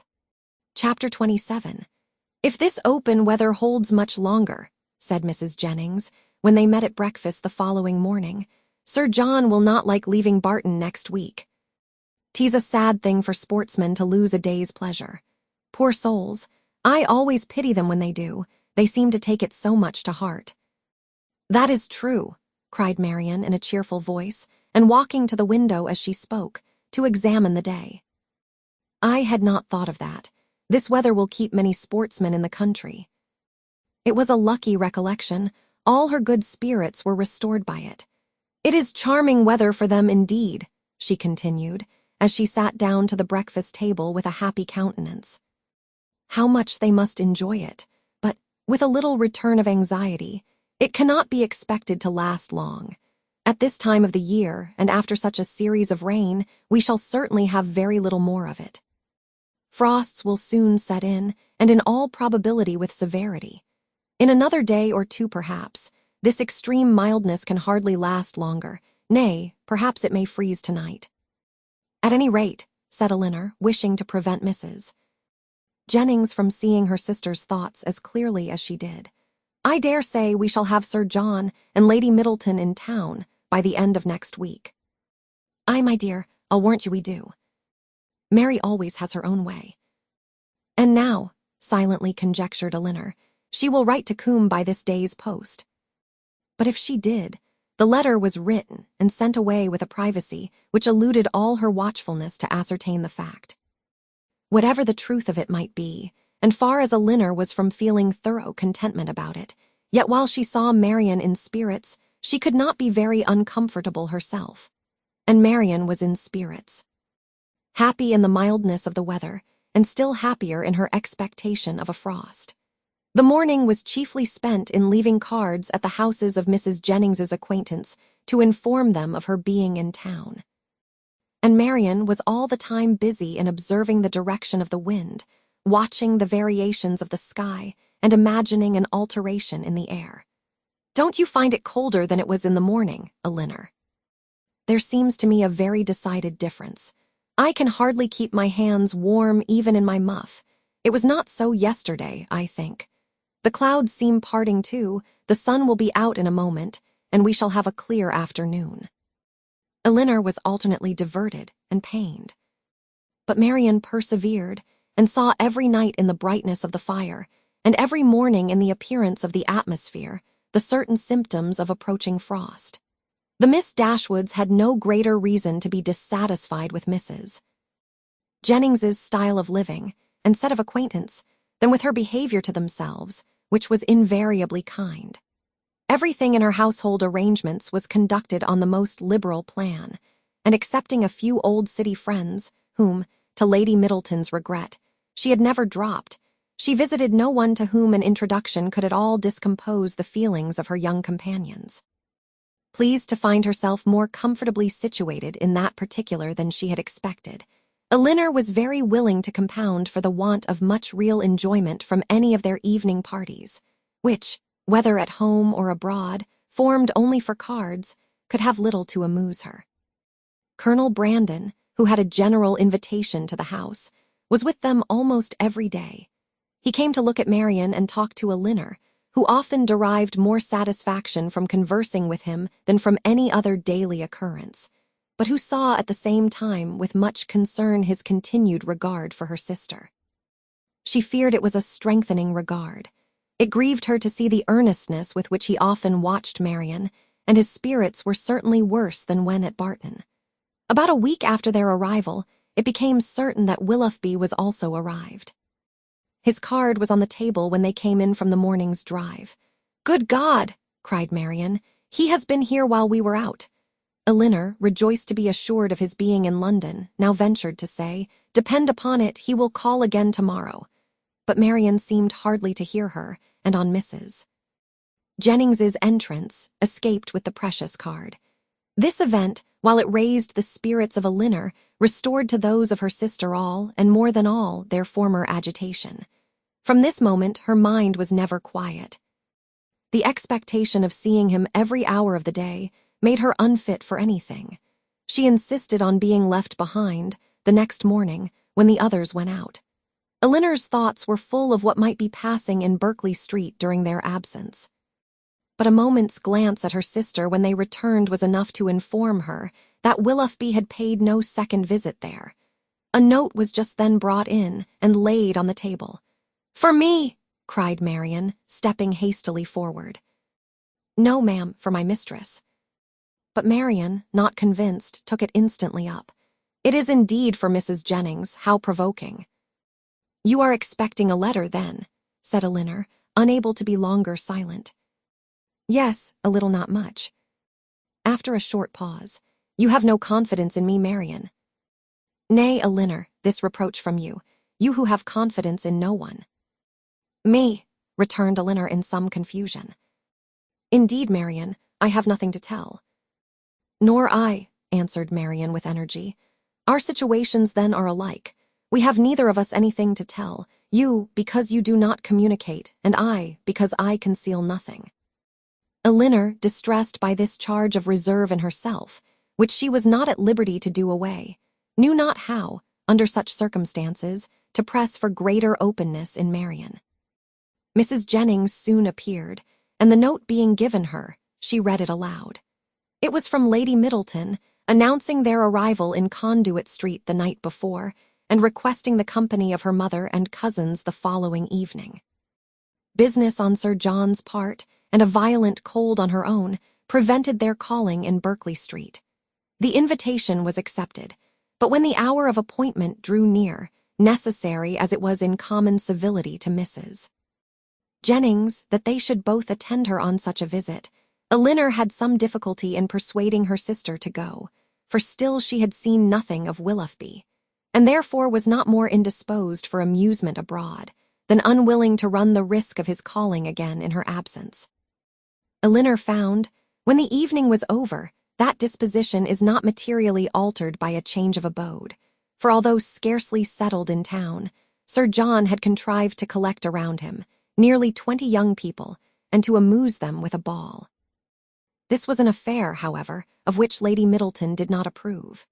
In the country, an unpremeditated dance was very allowable, but in London, where the reputation of elegance was more important and less easily attained, it was risking too much for the gratification of a few girls, to have it known that Lady Middleton had given a small dance of 8 or 9 couple, with 2 violins and a mere sideboard collation.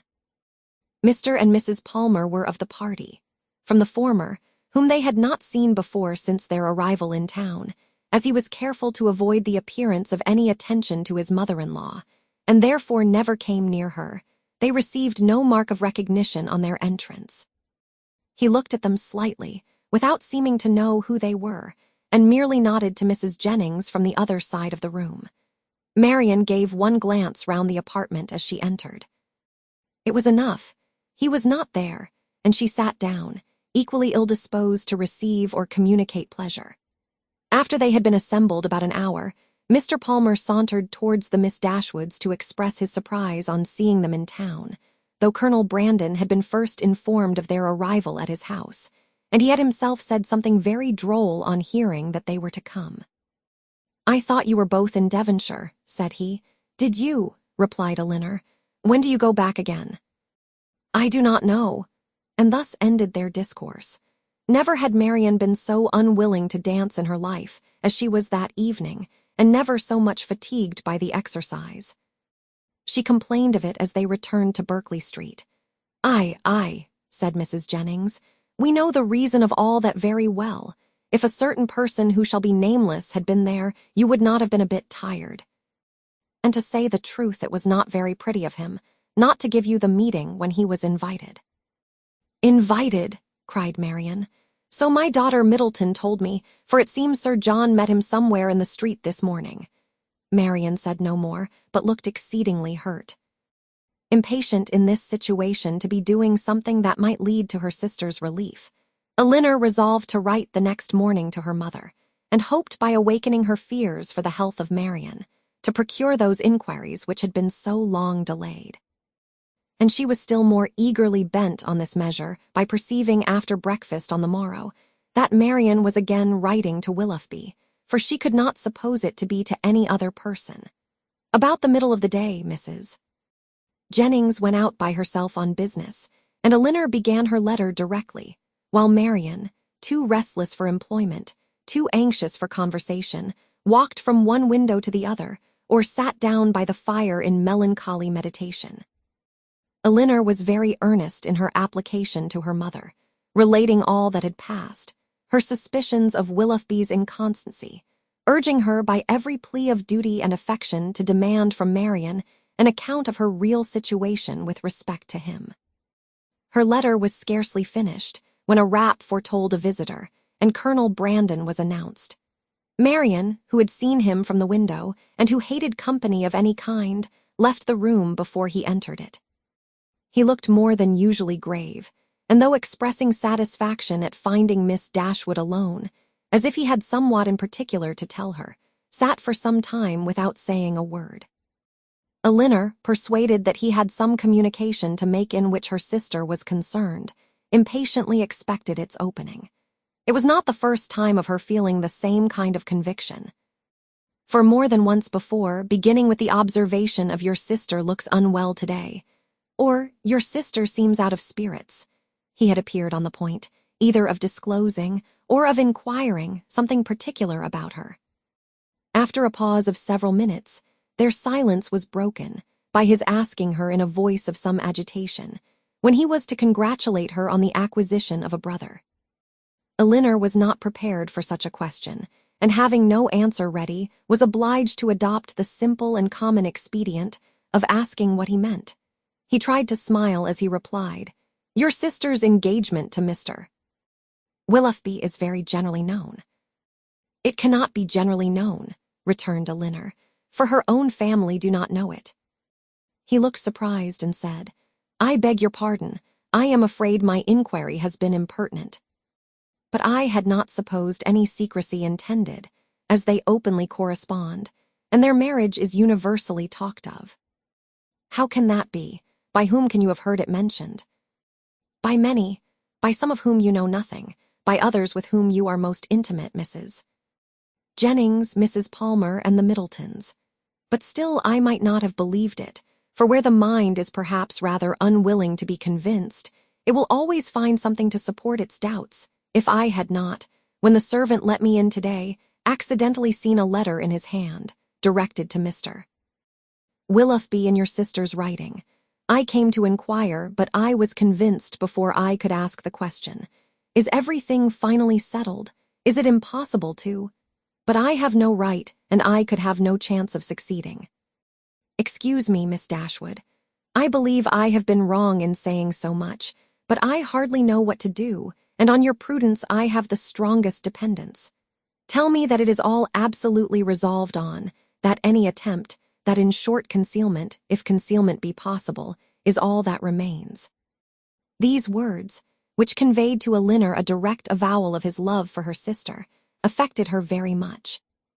She was not immediately able to say anything, and even when her spirits were recovered, she debated for a short time on the answer it would be most proper to give. The real state of things between Willoughby and her sister was so little known to herself that in endeavoring to explain it, she might be as liable to say too much as too little. Yet as she was convinced that Marian's affection for Willoughby could leave no hope of Colonel Brandon's success, whatever the event of that affection might be, and at the same time wished to shield her conduct from censure, she thought it most prudent and kind, after some consideration, to say more than she really knew or believed.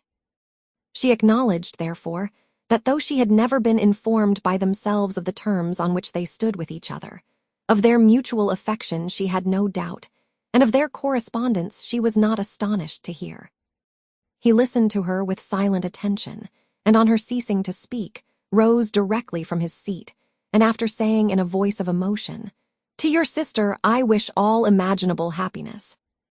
To Willoughby that he may endeavor to deserve her," took leave, and went away.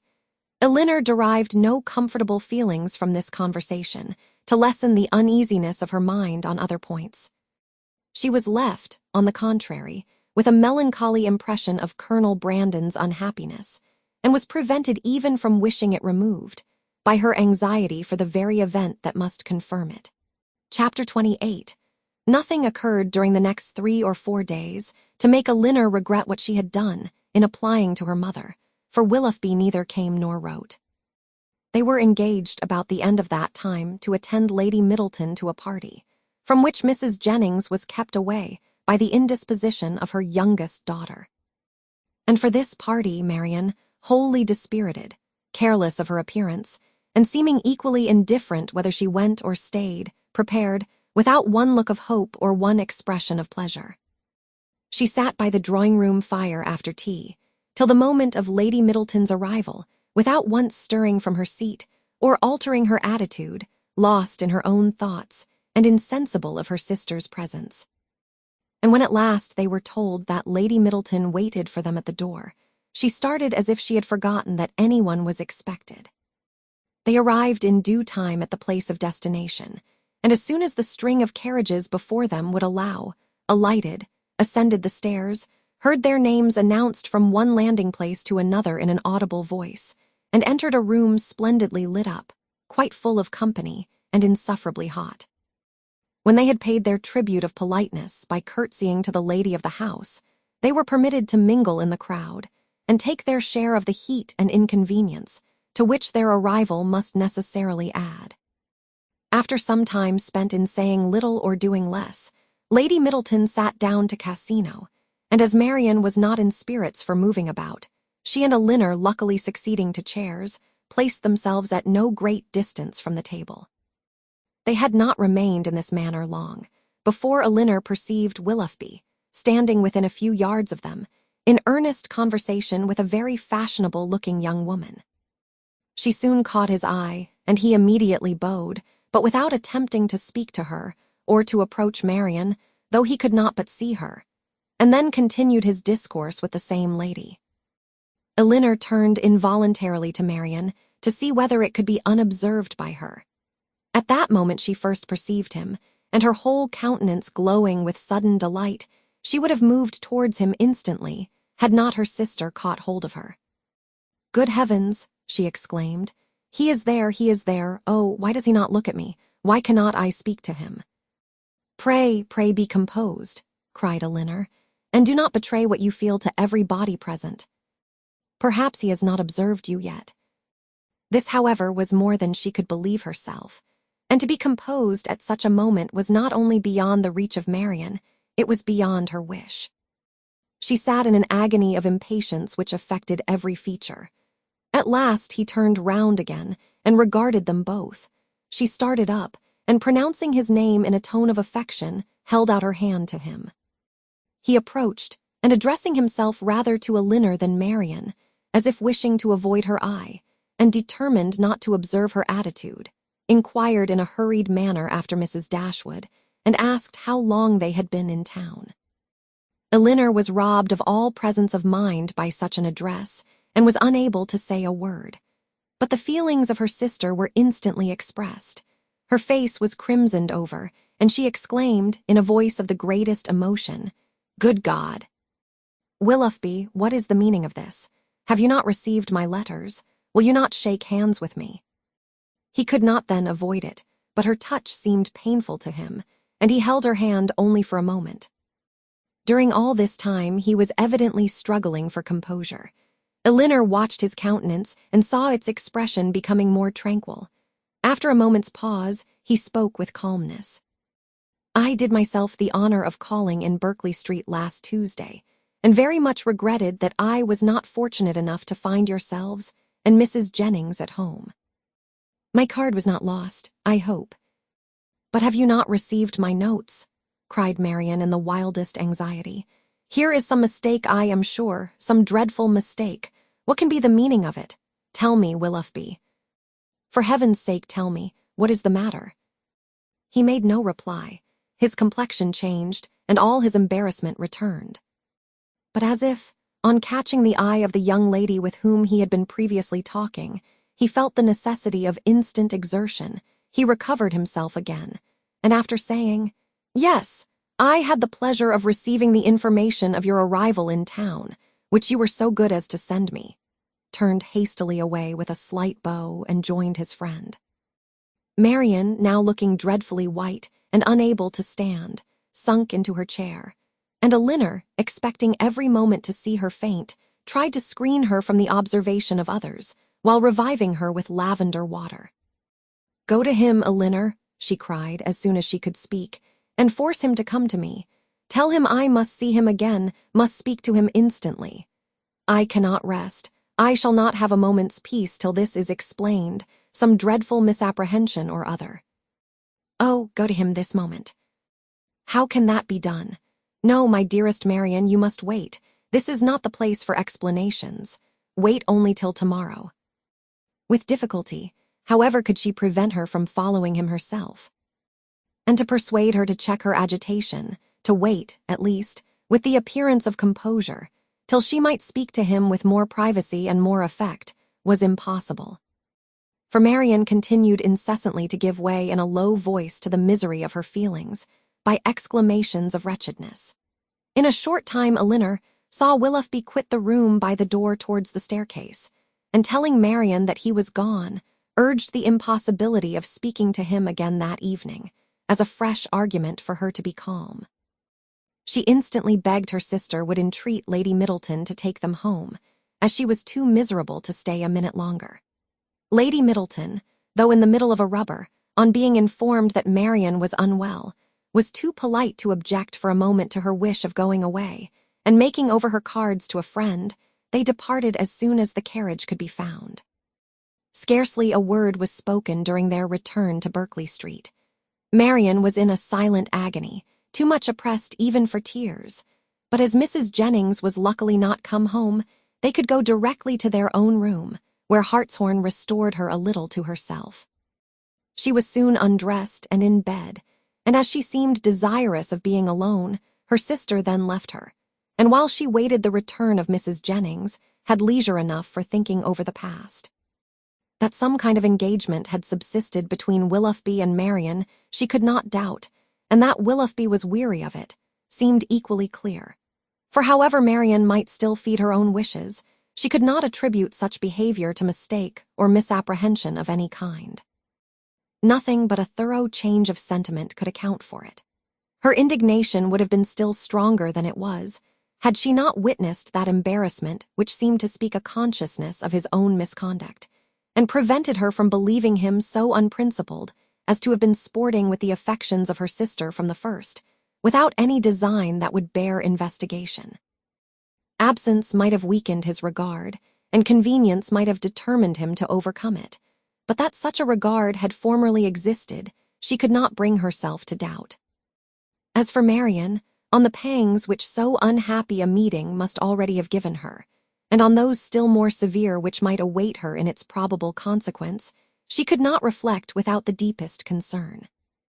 Her own situation gained in the comparison, for while she could esteem Edward as much as ever, however they might be divided in future, her mind might be always supported.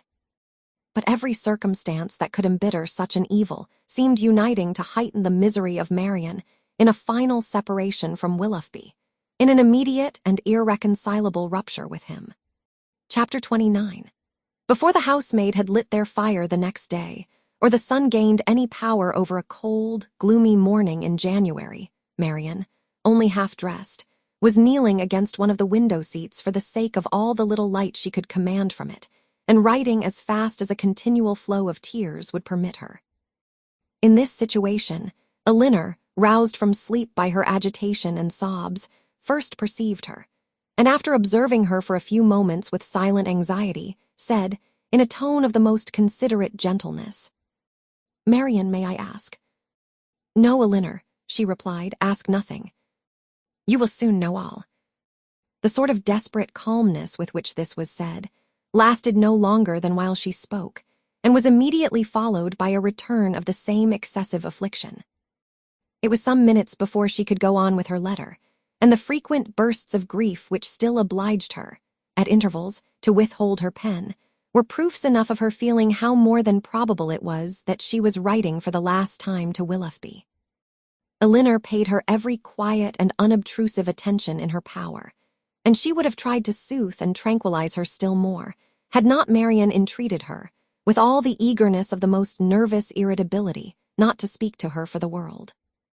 In such circumstances, it was better for both that they should not be long together, and the restless state of Marian's mind not only prevented her from remaining in the room a moment after she was dressed, but requiring at once solitude and continual change of place, made her wander about the house till breakfast time, avoiding the sight of every body.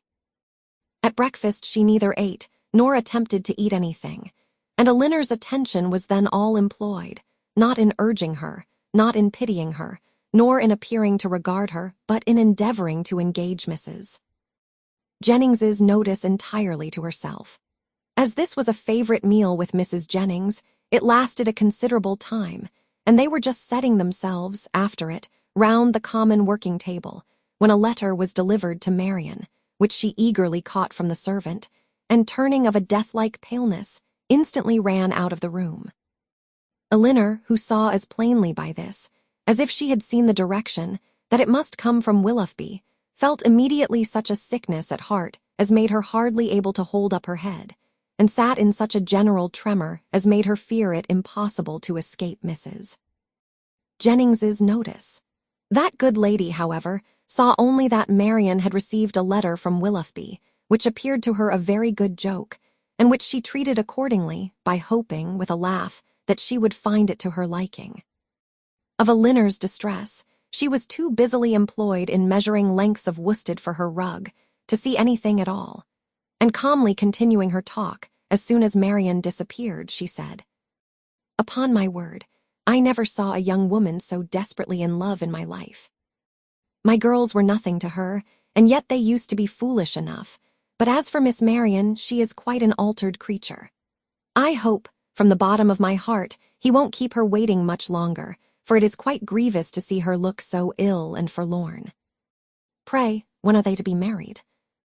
Elinor, though never less disposed to speak than at that moment, obliged herself to answer such an attack as this, and therefore, trying to smile, replied, "And have you really, ma'am, talked yourself into a persuasion of my sister's being engaged to Mr.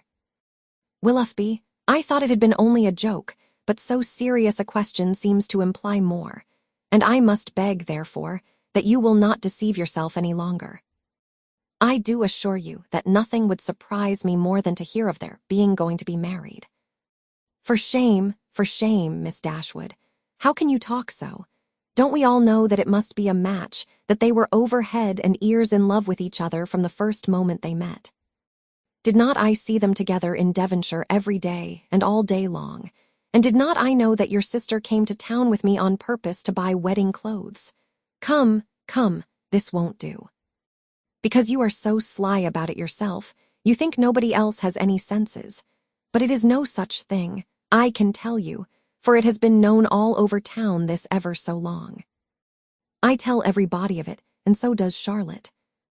Indeed, ma'am, said Elinor, very seriously, you are mistaken. Indeed, you are doing a very unkind thing in spreading the report, and you will find that you have, though you will not believe me now. Mrs. Jennings laughed again, but Elinor had not spirits to say more, and eager at all events to know what Willoughby had written, hurried away to their room, where, on opening the door, she saw Marian stretched on the bed, almost choked by grief, one letter in her hand, and 2 or 3 others lying by her. Elinor drew near, but without saying a word, and seating herself on the bed, took her hand, kissed her affectionately several times, and then gave way to a burst of tears, which at first was scarcely less violent than Marian's. The latter, though unable to speak, seemed to feel all the tenderness of this behavior, and after some time thus spent in joint affliction, she put all the letters into Elinor's hands, and then covering her face with her handkerchief, almost screamed with agony. Elinor, who knew that such grief, shocking as it was to witness it, must have its course, watched by her till this excess of suffering had somewhat spent itself, and then turning eagerly to Willoughby's letter, read as follows. Bond Street, January. My dear Madam, I have just had the honor of receiving your letter, for which I beg to return my sincere acknowledgments. I am much concerned to find there was anything in my behavior last night that did not meet your approbation. And though I am quite at a loss to discover in what point I could be so unfortunate as to offend you, I entreat your forgiveness of what I can assure you to have been perfectly unintentional. I shall never reflect on my former acquaintance with your family in Devonshire without the most grateful pleasure, and flatter myself it will not be broken by any mistake or misapprehension of my actions. My esteem for your whole family is very sincere, but if I have been so unfortunate as to give rise to a belief of more than I felt or meant to express, I shall reproach myself for not having been more guarded in my professions of that esteem. That I should ever have meant more you will allow to be impossible, when you understand that my affections have been long engaged elsewhere, and it will not be many weeks, I believe, before this engagement is fulfilled. It is with great regret that I obey your commands in returning the letters with which I have been honored from you, and the lock of hair, which you so obligingly bestowed on me. I am, dear madam, your most obedient, humble servant, John Willoughby. With what indignation such a letter as this must be read by Miss Dashwood may be imagined. Though aware, before she began it, that it must bring a confession of his inconstancy and confirm their separation forever, she was not aware that such language could be suffered to announce it. Nor could she have supposed Willoughby capable of departing so far from the appearance of every honorable and delicate feeling, so far from the common decorum of a gentleman, as to send a letter so impudently cruel. A letter which, instead of bringing with his desire of a release any professions of regret, acknowledged no breach of faith, denied all peculiar affection whatever. A letter of which every line was an insult, and which proclaimed its writer to be deep in hardened villainy. She paused over it for some time with indignant astonishment, then read it again and again. But every perusal only served to increase her abhorrence of the man, and so bitter were her feelings against him, that she dared not trust herself to speak, lest she might wound Marian still deeper by treating their disengagement. Not as a loss to her of any possible good, but as an escape from the worst and most irremediable of all evils, a connection, for life, with an unprincipled man, as a deliverance the most real, a blessing the most important. In her earnest meditations on the contents of the letter, on the depravity of that mind which could dictate it, and probably on the very different mind of a very different person, who had no other connection whatever with the affair than what her heart gave him with everything that passed, Elinor forgot the immediate distress of her sister, forgot that she had 3 letters on her lap, yet unread, and so entirely forgot how long she had been in the room, that when on hearing a carriage drive up to the door, she went to the window to see who could be coming so unreasonably early. She was all astonishment to perceive Mrs. Jennings's chariot, which she knew had not been ordered till 1. Determined not to quit Marian, though hopeless of contributing, at present, to her ease, she hurried away to excuse herself from attending Mrs. Jennings, on account of her sister being indisposed. Mrs. Jennings, with a thoroughly good-humored concern for its cause, admitted the excuse most readily, and Elinor, after seeing her safe off, returned to Marian, whom she found attempting to rise from the bed, and whom she reached just in time to prevent her from falling on the floor, faint and giddy from a long want of proper rest and food. For it was many days since she had any appetite, and many nights since she had really slept.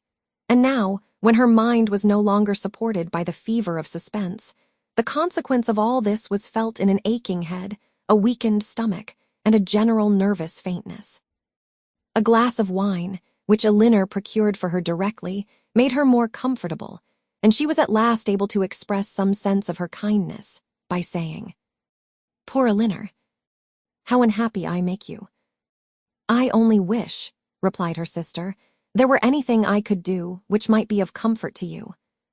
This, as everything else would have been, was too much for Marian, who could only exclaim in the anguish of her heart, "Oh, Elinor, I am miserable indeed," before her voice was entirely lost in sobs.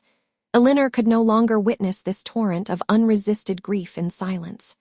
"Exert yourself, dear Marian," she cried, "if you would not kill yourself and all who love you. Think of your mother. Think of her misery while you suffer. For her sake you must exert yourself." I cannot," cried Marian. Leave me if I distress you. Leave me, hate me, forget me. But do not torture me so. Oh, how easy for those who have no sorrow of their own to talk of exertion. Happy, happy Elinor, you cannot have an idea of what I suffer." "Do you call me happy, Marian? Ah, if you knew. And can you believe me to be so, while I see you so wretched? Forgive me, throwing her arms round her sister's neck. I know you feel for me, I know what a heart you have, but yet you must be happy. Edward loves you. What can do away such happiness as that?" "Many, many circumstances," said Elinor solemnly. No, cried Marian wildly. "He loves you and only you. You can have no grief." I can have no pleasure while I see you in this state. And you will never see me otherwise. Mine is a misery which nothing can do away. You must not talk so, Marian. Have you no comforts, no friends? Is your loss such as leaves no opening for consolation? Much as you suffer now, think of what you would have suffered if the discovery of his character had been delayed to a later period, if your engagement had been carried on for months and months, as it might have been, before he chose to put an end to it. Every additional day of unhappy confidence, on your side, would have made the blow more dreadful. Engagement, cried Marian. There has been no engagement. No engagement.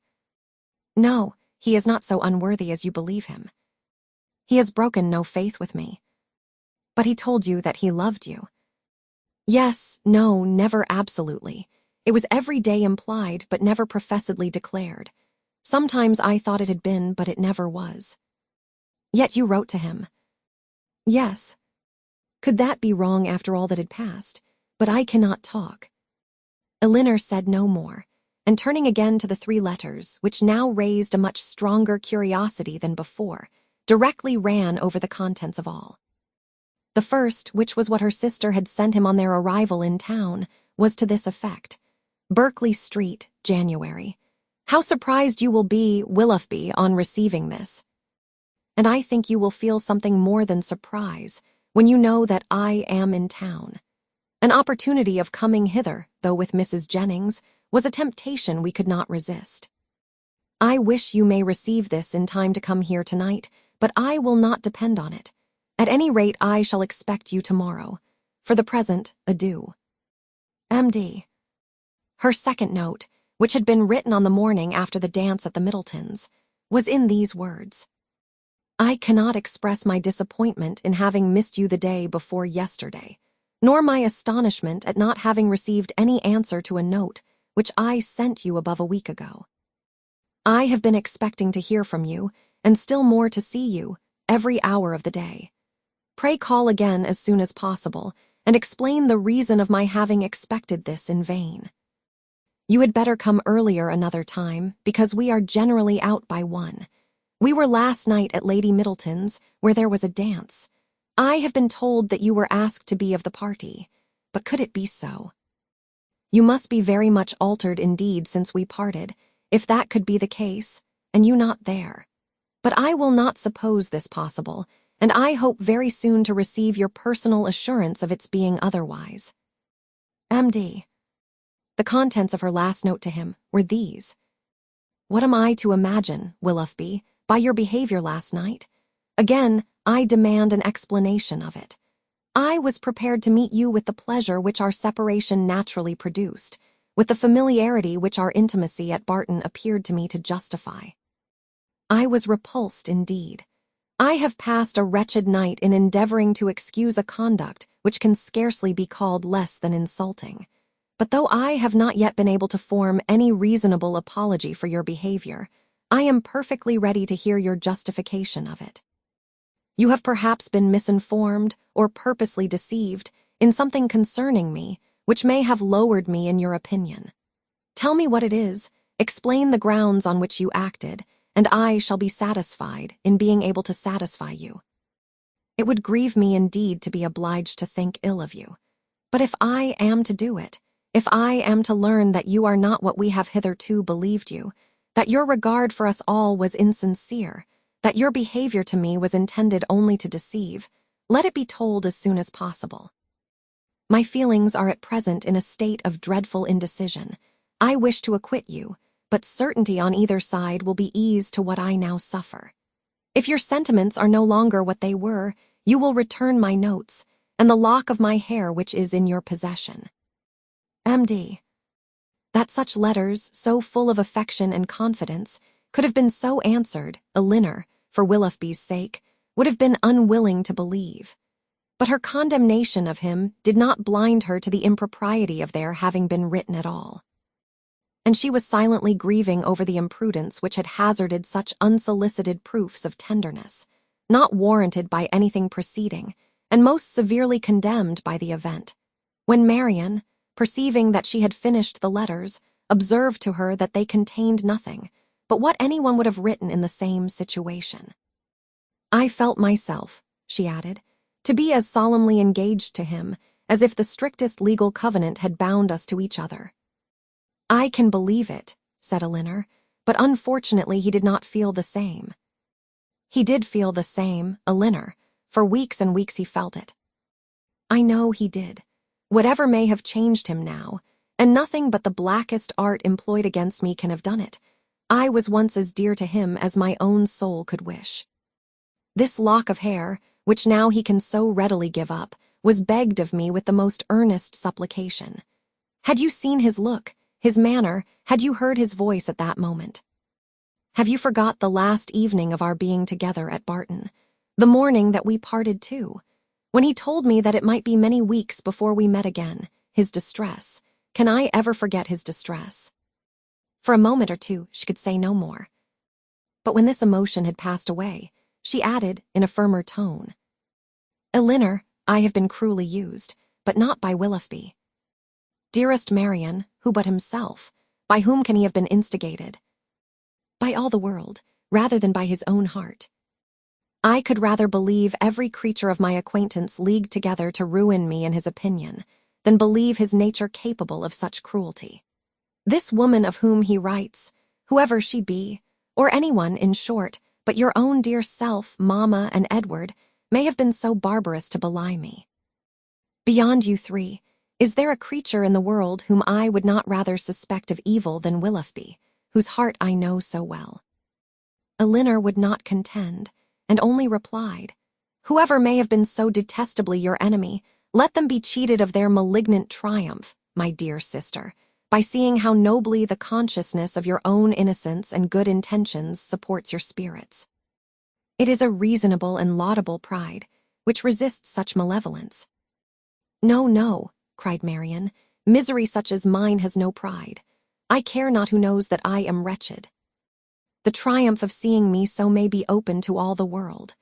Elinor, they who suffer little may be proud and independent as they like, may resist insult or return mortification, but I cannot.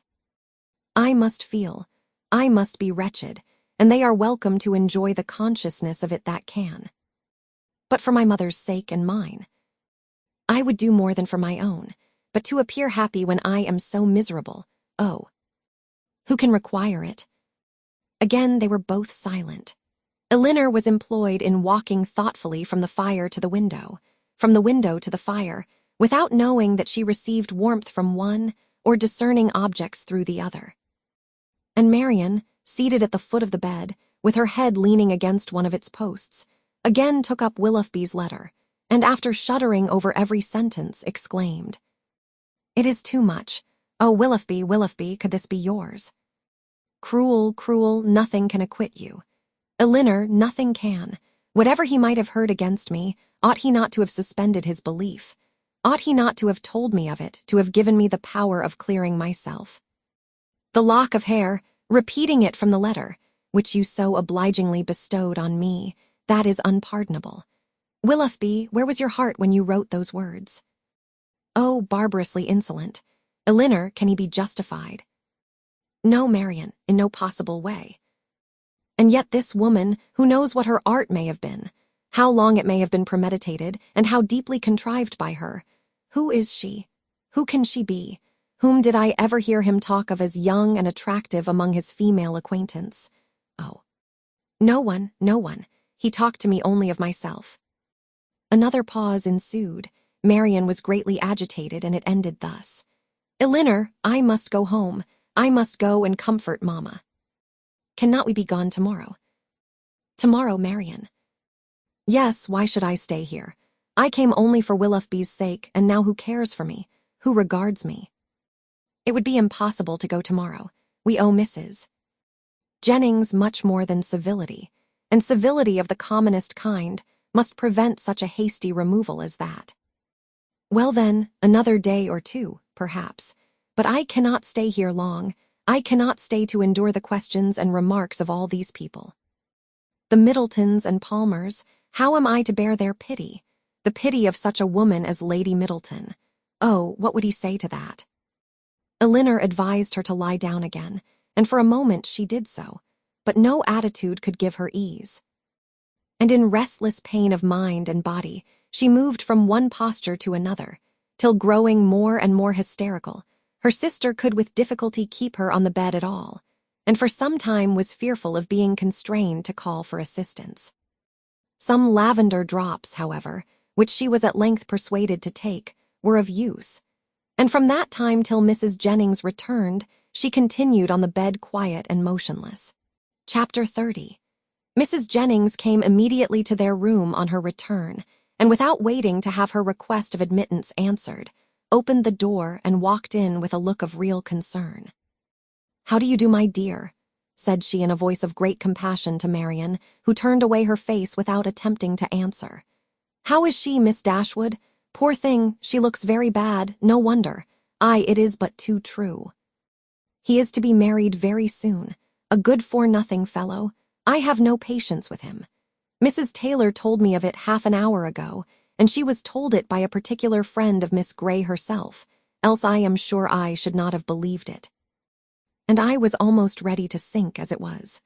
Well, said I, all I can say is, that if this be true, he has used a young lady of my acquaintance abominably ill, and I wish with all my soul his wife may plague his heart out. And so I shall always say, my dear, you may depend on it. I have no notion of men's going on in this way, and if ever I meet him again, I will give him such a dressing as he has not had this many a day.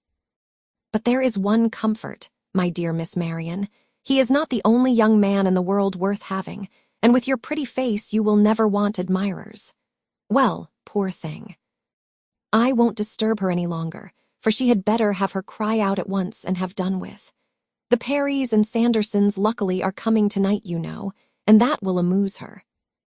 She then went away, walking on tiptoe out of the room, as if she supposed her young friend's affliction could be increased by noise. Marian, to the surprise of her sister, determined on dining with them. Elinor even advised her against it. But no, she would go down. She could bear it very well, and the bustle about her would be less.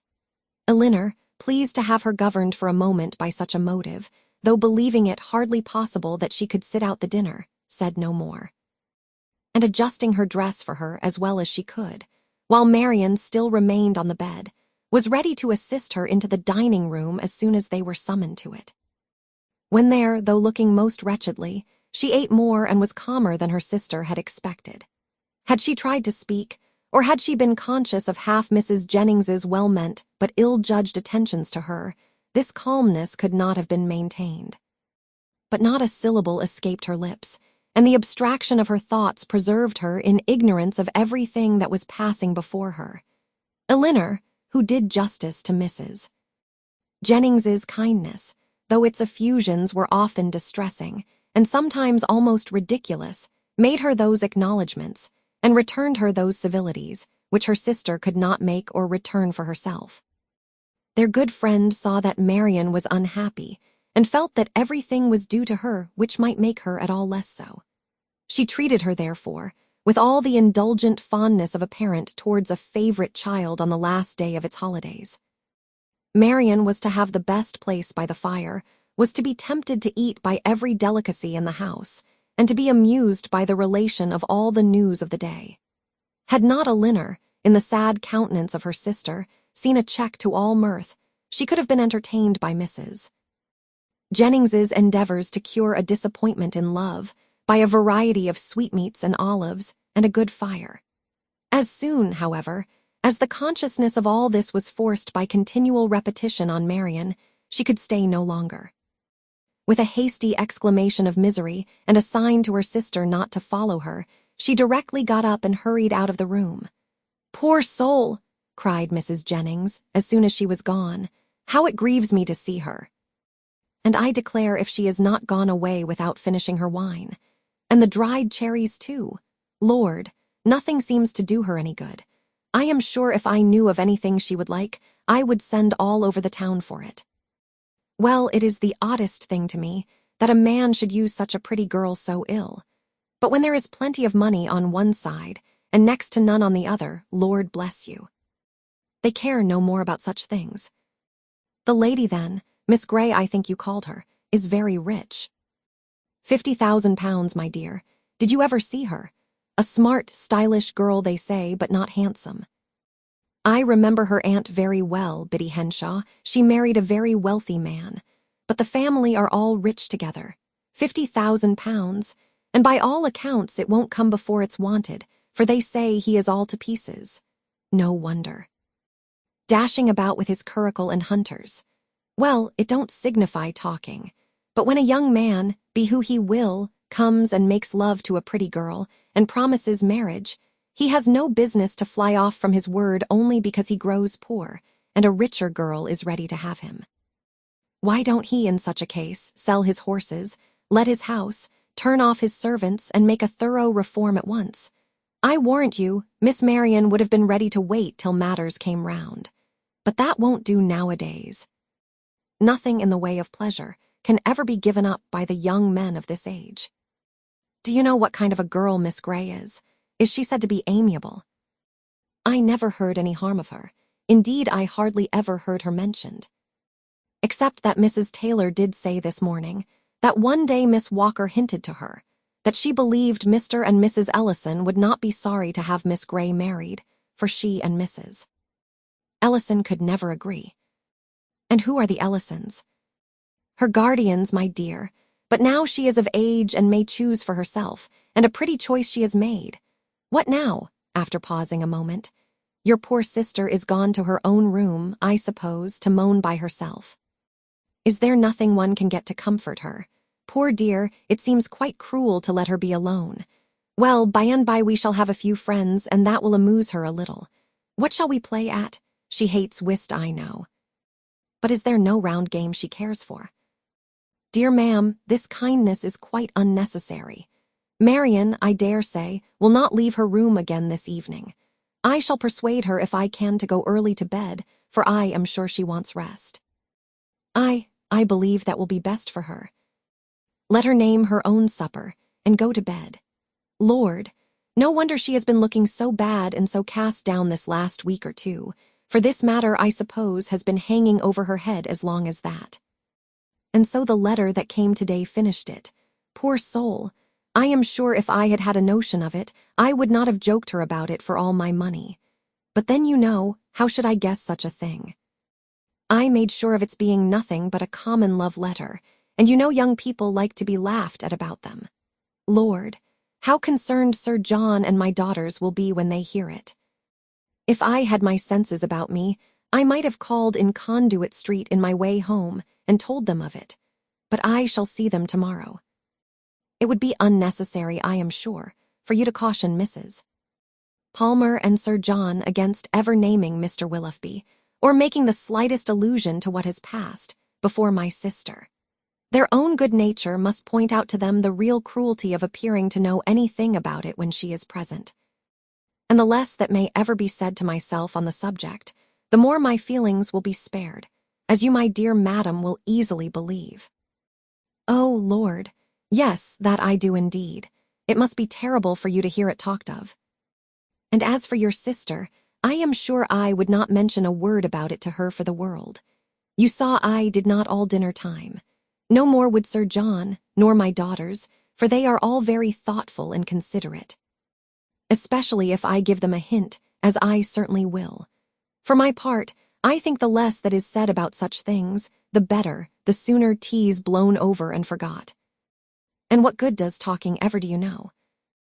In this affair it can only do harm, more so perhaps than in many cases of a similar kind, for it has been attended by circumstances which, for the sake of everyone concerned in it, make it unfit to become the public conversation. I must do this justice to Mr. Willoughby. He has broken no positive engagement with my sister. Law, my dear, don't pretend to defend him. No positive engagement indeed. After taking her all over a Lenham house, and fixing on the very rooms they were to live in hereafter. Elinor, for her sister's sake, could not press the subject farther, and she hoped it was not required of her for Willoughby. Since, though Marian might lose much, he could gain very little by the enforcement of the real truth. After a short silence on both sides, Mrs. Jennings, with all her natural hilarity, burst forth again. Well, my dear, 'tis a true saying about an ill wind, for it will be all the better for Colonel Brandon. He will have her at last, aye, that he will. Mind me now if they ain't married by midsummer. Lord, how he'll chuckle over this news. I hope he will come tonight. It will be all to one a better match for your sister. 2,000 a year without debt or drawback, except the little love child, indeed. I had forgot her. But she may be prenticed out at a small cost, and then what does it signify? De Lafford is a nice place, I can tell you.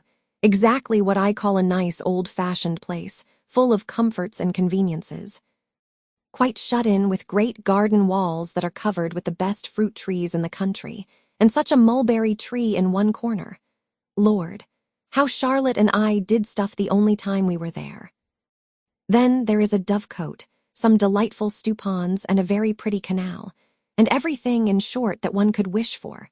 And moreover, it is close to the church, and only a quarter of a mile from the turnpike road, so 'tis never dull.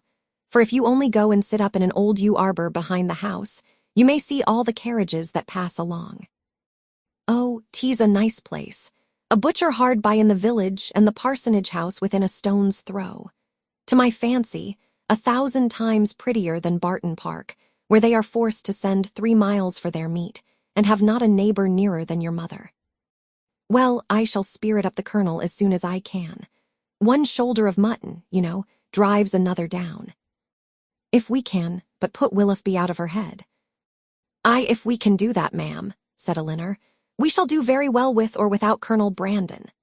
And then rising, she went away to join Marian, whom she found, as she expected, in her own room, leaning in silent misery over the small remains of a fire, which, till Elinor's entrance, had been her only light. You had better leave me, was all the notice that her sister received from her. I will leave you, said Elinor, if you will go to bed. But this, from the momentary perverseness of impatient suffering, she at first refused to do. Her sister's earnest, though gentle persuasion, however, soon softened her to compliance, and Elinor saw her lay her aching head on the pillow, and as she hoped, in a way to get some quiet rest before she left her. In the drawing-room, whither she then repaired, she was soon joined by Mrs. Jennings, with a wine-glass full of something in her hand. My dear, said she, entering, I have just recollected that I have some of the finest old Constantia wine in the house that ever was tasted, so I have brought a glass of it for your sister. My poor husband, how fond he was of it. Whenever he had a touch of his old colicky gout, he said it did him more good than anything else in the world. Do take it to your sister. Dear ma'am, replied Elinor, smiling at the difference of the complaints for which it was recommended. How good you are. But I have just left Marian in bed, and I hope almost asleep, and as I think nothing will be of so much service to her as rest, if you will give me leave, I will drink the wine myself. Mrs. Jennings, though regretting that she had not been 5 minutes earlier, was satisfied with the compromise, and Elinor, as she swallowed the chief of it, reflected that though its effects on a colicky gout were, at present, of little importance to her, its healing powers on a disappointed heart might be as reasonably tried on herself as on her sister. Colonel Brandon came in while the party were at tea, and by his manner of looking round the room for Marian, Elinor immediately fancied that he neither expected nor wished to see her there, and in short, that he was already aware of what occasioned her absence. Mrs. Jennings was not struck by the same thought, for soon after his entrance, she walked across the room to the tea-table where Elinor presided, and whispered, The Colonel looks as grave as ever you see. He knows nothing of it. Do tell him, my dear. He shortly afterwards drew a chair close to hers, and with a look which perfectly assured her of his good information, inquired after her sister. Marian is not well, said she. She has been indisposed all day, and we have persuaded her to go to bed. Perhaps, then, he hesitatingly replied, what I heard this morning may be, there may be more truth in it than I could believe possible at first. What did you hear? That a gentleman, whom I had reason to think, in short, that a man whom I knew to be engaged, but how shall I tell you? If you know it already, as surely you must, I may be spared. You mean, answered Elinor with forced calmness. "Mr. Willoughby's marriage with Miss Grey. Yes, we do know it all." This seems to have been a day of general elucidation, for this very morning first unfolded it to us. "Mr. Willoughby is unfathomable. Where did you hear it?" "In a stationer's shop in Pall Mall, where I had business. Two ladies were waiting for their carriage, and one of them was giving the other an account of the intended match, in a voice so little attempting concealment that it was impossible for me not to hear all. The name of Willoughby, John Willoughby, frequently repeated, first caught my attention, and what followed was a positive assertion that everything was now finally settled respecting his marriage with Miss Grey. It was no longer to be a secret. It would take place even within a few weeks, with many particulars of preparations and other matters. One thing, especially, I remember, because it served to identify the man still more. As soon as the ceremony was over, they were to go to Combe Magna, his seat in Somersetshire. My astonishment, but it would be impossible to describe what I felt. The communicative lady, I learnt, on inquiry, for I stayed in the shop till they were gone, was a Mrs. Ellison, and that, as I have been since informed, is the name of Miss Grey's guardian. It is, but have you likewise heard that Miss Grey has £50,000? In that, if in anything, we may find an explanation. It may be so. But Willoughby is capable, at least I think. He stopped a moment, then added in a voice which seemed to distrust itself, "And your sister, how did she?" "Her sufferings have been very severe. I have only to hope that they may be proportionately short. It is a most cruel affliction. Till yesterday, I believe, she never doubted his regard, and even now, perhaps, but I am almost convinced that he never was really attached to her. He has been very deceitful, and in some points there seems a hardness of heart about him." "Ah," said Colonel Brandon, "there is, indeed, but your sister does not. I think you said so. She does not consider quite as you do. You know her disposition, and may believe how eagerly she would still justify him if she could." He made no answer. And soon afterwards, by the removal of the tea things and the arrangement of the card parties, the subject was necessarily dropped. Mrs. Jennings, who had watched them with pleasure while they were talking, and who expected to see the effect of Miss Dashwood's communication, in such an instantaneous gaiety on Colonel Brandon's side, as might have become a man in the bloom of youth, of hope and happiness, saw him, with amazement, remain the whole evening more serious and thoughtful than usual. Chapter 31. From a night of more sleep than she had expected, Marian awoke the next morning to the same consciousness of misery in which she had closed her eyes. Elinor encouraged her as much as possible to talk of what she felt. And before breakfast was ready, they had gone through the subject again and again, and with the same steady conviction and affectionate counsel on Elinor's side, the same impetuous feelings and varying opinions on Marian's, as before. Sometimes she could believe Willoughby to be as unfortunate and as innocent as herself, and at others lost every consolation in the impossibility of acquitting him. At one moment she was absolutely indifferent to the observation of all the world, at another she would seclude herself from it forever, and at a third could resist it with energy. In one thing, however, she was uniform, when it came to the point, in avoiding, where it was possible, the presence of Mrs. Jennings, and in a determined silence when obliged to endure it. Her heart was hardened against the belief of Mrs. Jennings's entering into her sorrows with any compassion. "No, no, no, it cannot be," she cried. "She cannot feel. Her kindness is not sympathy, her good nature is not tenderness. All that she wants is gossip, and she only likes me now because I supply it." Elinor had not needed this to be assured of the injustice to which her sister was often led in her opinion of others, by the irritable refinement of her own mind, and the too great importance placed by her on the delicacies of a strong sensibility and the graces of a polished manner. Like half the rest of the world, if more than half there be that are clever and good, Marian, with excellent abilities and an excellent disposition, was neither reasonable nor candid. She expected from other people the same opinions and feelings as her own, and she judged of their motives by the immediate effect of their actions on herself. Thus a circumstance occurred, while the sisters were together in their own room after breakfast, which sunk the heart of Mrs. Jennings still lower in her estimation, because, through her own weakness, it chanced to prove a source of fresh pain to herself, though Mrs. Jennings was governed in it by an impulse of the utmost goodwill. With a letter in her outstretched hand, and countenance gaily smiling, from the persuasion of bringing comfort, she entered their room, saying, "Now, my dear, I bring you something that I am sure will do you good." Marian heard enough. In one moment her imagination placed before her a letter from Willoughby, full of tenderness and contrition, explanatory of all that had passed, satisfactory, convincing. And instantly followed by Willoughby himself, rushing eagerly into the room to enforce, at her feet, by the eloquence of his eyes, the assurances of his letter.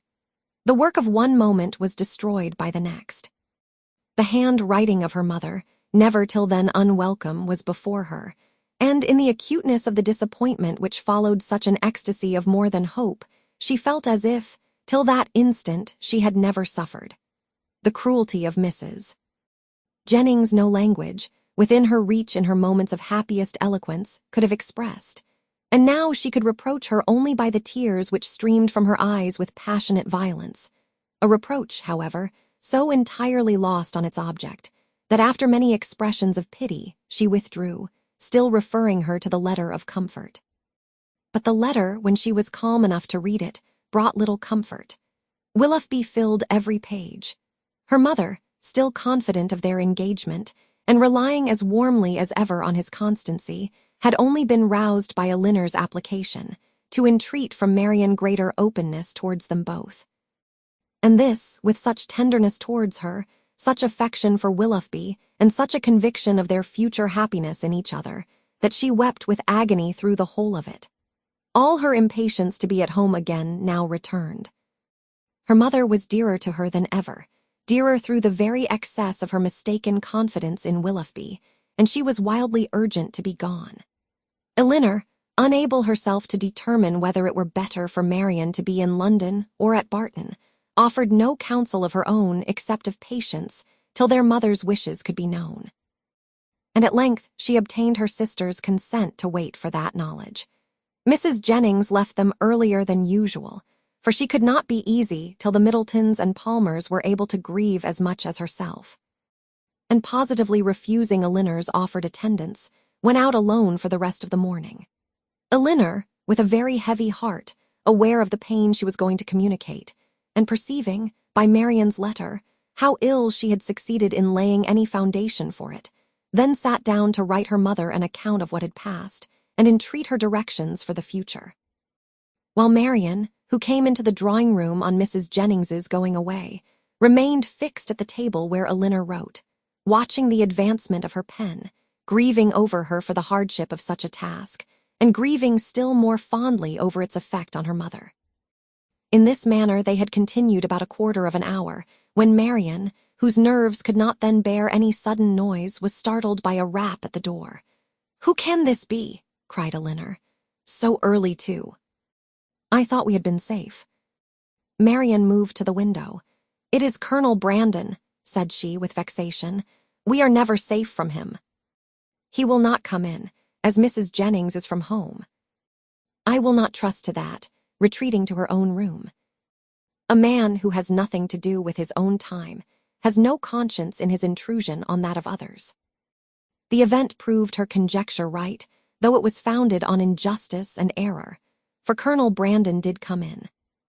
And Elinor, who was convinced that solicitude for Marian brought him thither, and who saw that solicitude in his disturbed and melancholy look, and in his anxious though brief inquiry after her, could not forgive her sister for esteeming him so lightly.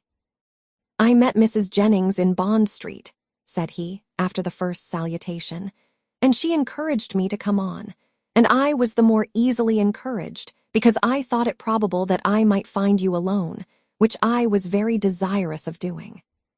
My object, my wish, my sole wish in desiring it, I hope, I believe it is to be a means of giving comfort. No, I must not say comfort, not present comfort, but conviction, lasting conviction to your sister's mind.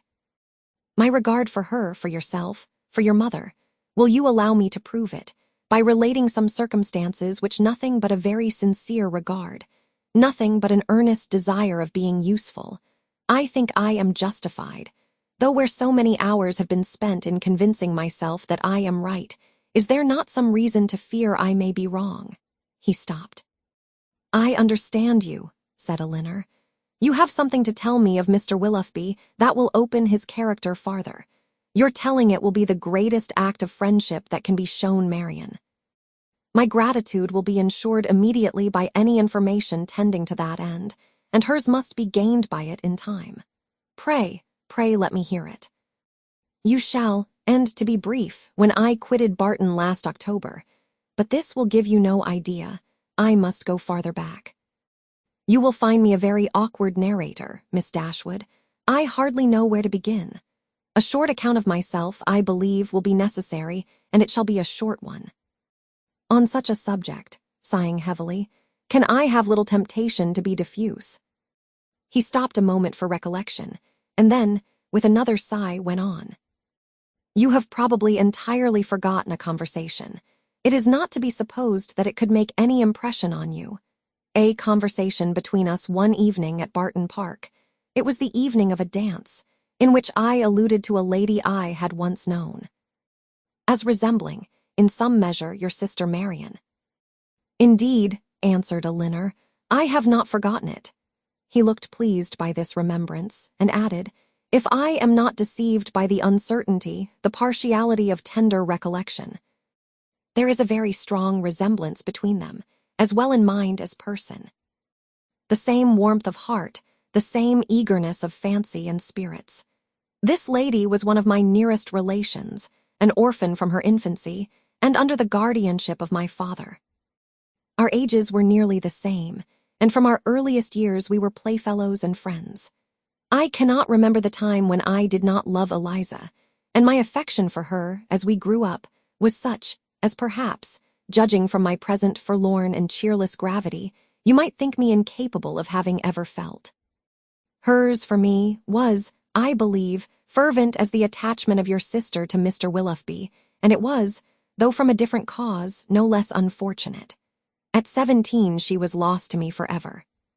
She was married against her inclination to my brother. Her fortune was large, and our family estate much encumbered. And this, I fear, is all that can be said for the conduct of one who was at once her uncle and guardian. My brother did not deserve her. He did not even love her.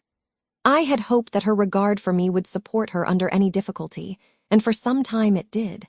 But at last the misery of her situation, for she experienced great unkindness, overcame all her resolution, and though she had promised me that nothing, but how blindly I relate. I have never told you how this was brought on. We were within a few hours of eloping together for Scotland. The treachery, or the folly, of my cousin's maid betrayed us. I was banished to the house of a relation far distant, and she was allowed no liberty, no society, no amusement, till my father's point was gained.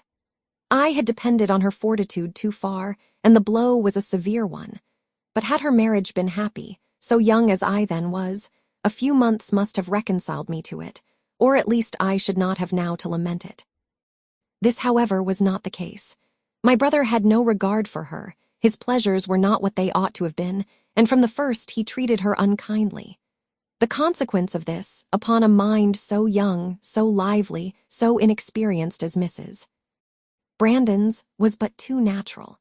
She resigned herself at first to all the misery of her situation, and happy had it been if she had not lived to overcome those regrets which the remembrance of me occasioned.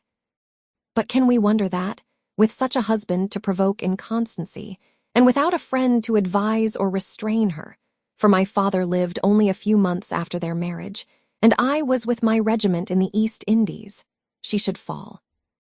Had I remained in England, perhaps, but I meant to promote the happiness of both by removing from her for years, and for that purpose had procured my exchange. The shock which her marriage had given me, he continued, in a voice of great agitation, was of trifling weight was nothing to what I felt when I heard about 2 years afterwards of her divorce. It was that which threw this gloom, even now the recollection of what I suffered. He could say no more, and rising hastily walked for a few minutes about the room. Elinor, affected by his relation, and still more by his distress, could not speak. He saw her concern, and coming to her, took her hand, pressed it, and kissed it with grateful respect. A few minutes more of silent exertion enabled him to proceed with composure. It was nearly 3 years after this unhappy period before I returned to England. My first care, when I did arrive, was of course to seek for her, but the search was as fruitless as it was melancholy. I could not trace her beyond her first seducer, and there was every reason to fear that she had removed from him only to sink deeper in a life of sin.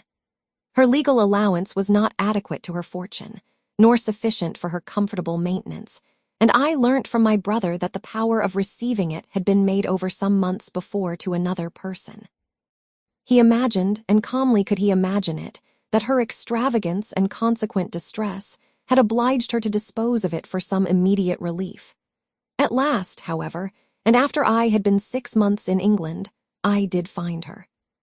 Regard for a former servant of my own, who had since fallen into misfortune, carried me to visit him in a sponging house, where he was confined for debt.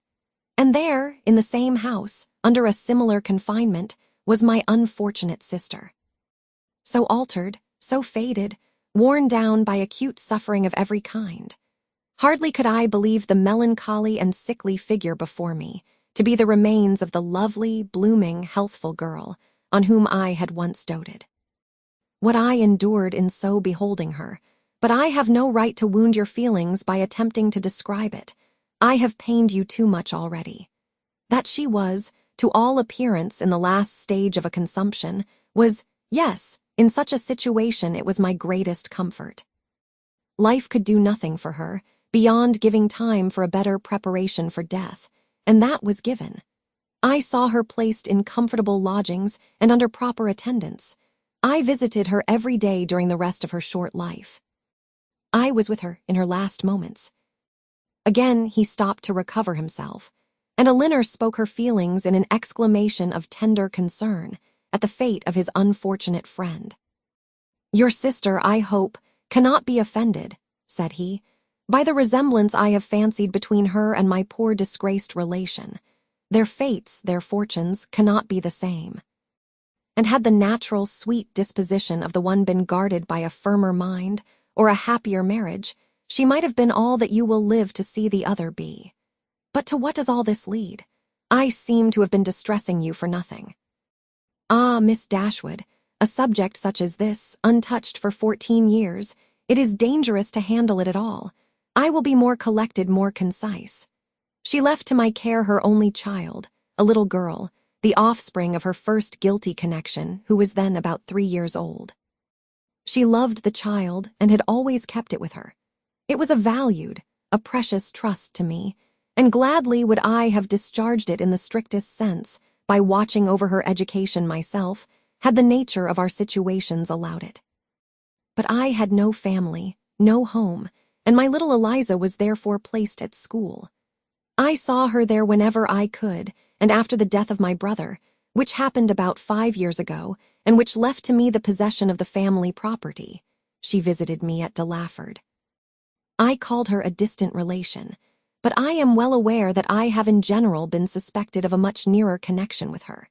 It is now 3 years ago, she had just reached her 14th year, that I removed her from school to place her under the care of a very respectable woman, residing in Dorsetshire, who had the charge of 4 or 5 other girls of about the same time of life. And for 2 years I had every reason to be pleased with her situation. But last February, almost a 12-month back, she suddenly disappeared. I had allowed her, imprudently as it has since turned out, at her earnest desire, to go to Bath with one of her young friends, who was attending her father there for his health. I knew him to be a very good sort of man, and I thought well of his daughter, better than she deserved, for with a most obstinate and ill-judged secrecy she would tell nothing, would give no clue, though she certainly knew all. He, her father, a well-meaning but not a quick-sighted man, could really, I believe, give no information, for he had been generally confined to the house, while the girls were ranging over the town and making what acquaintance they chose. And he tried to convince me, as thoroughly as he was convinced himself, of his daughter's being entirely unconcerned in the business. In short, I could learn nothing but that she was gone. All the rest, for 8 long months, was left to conjecture.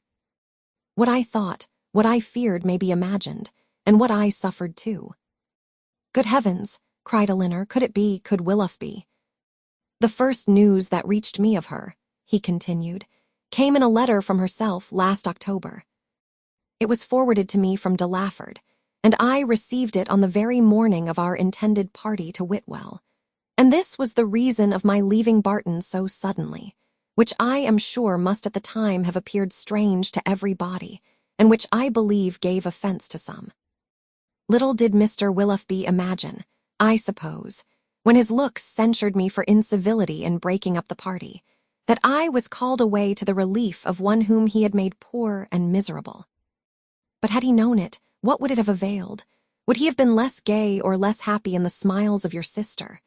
No, he had already done that, which no man who can feel for another would do. He had left the girl whose youth and innocence he had seduced, in a situation of the utmost distress, with no creditable home, no help, no friends, ignorant of his address. He had left her, promising to return. He neither returned, nor wrote, nor relieved her. This is beyond everything, exclaimed Elinor. His character is now before you, expensive, dissipated, and worse than both.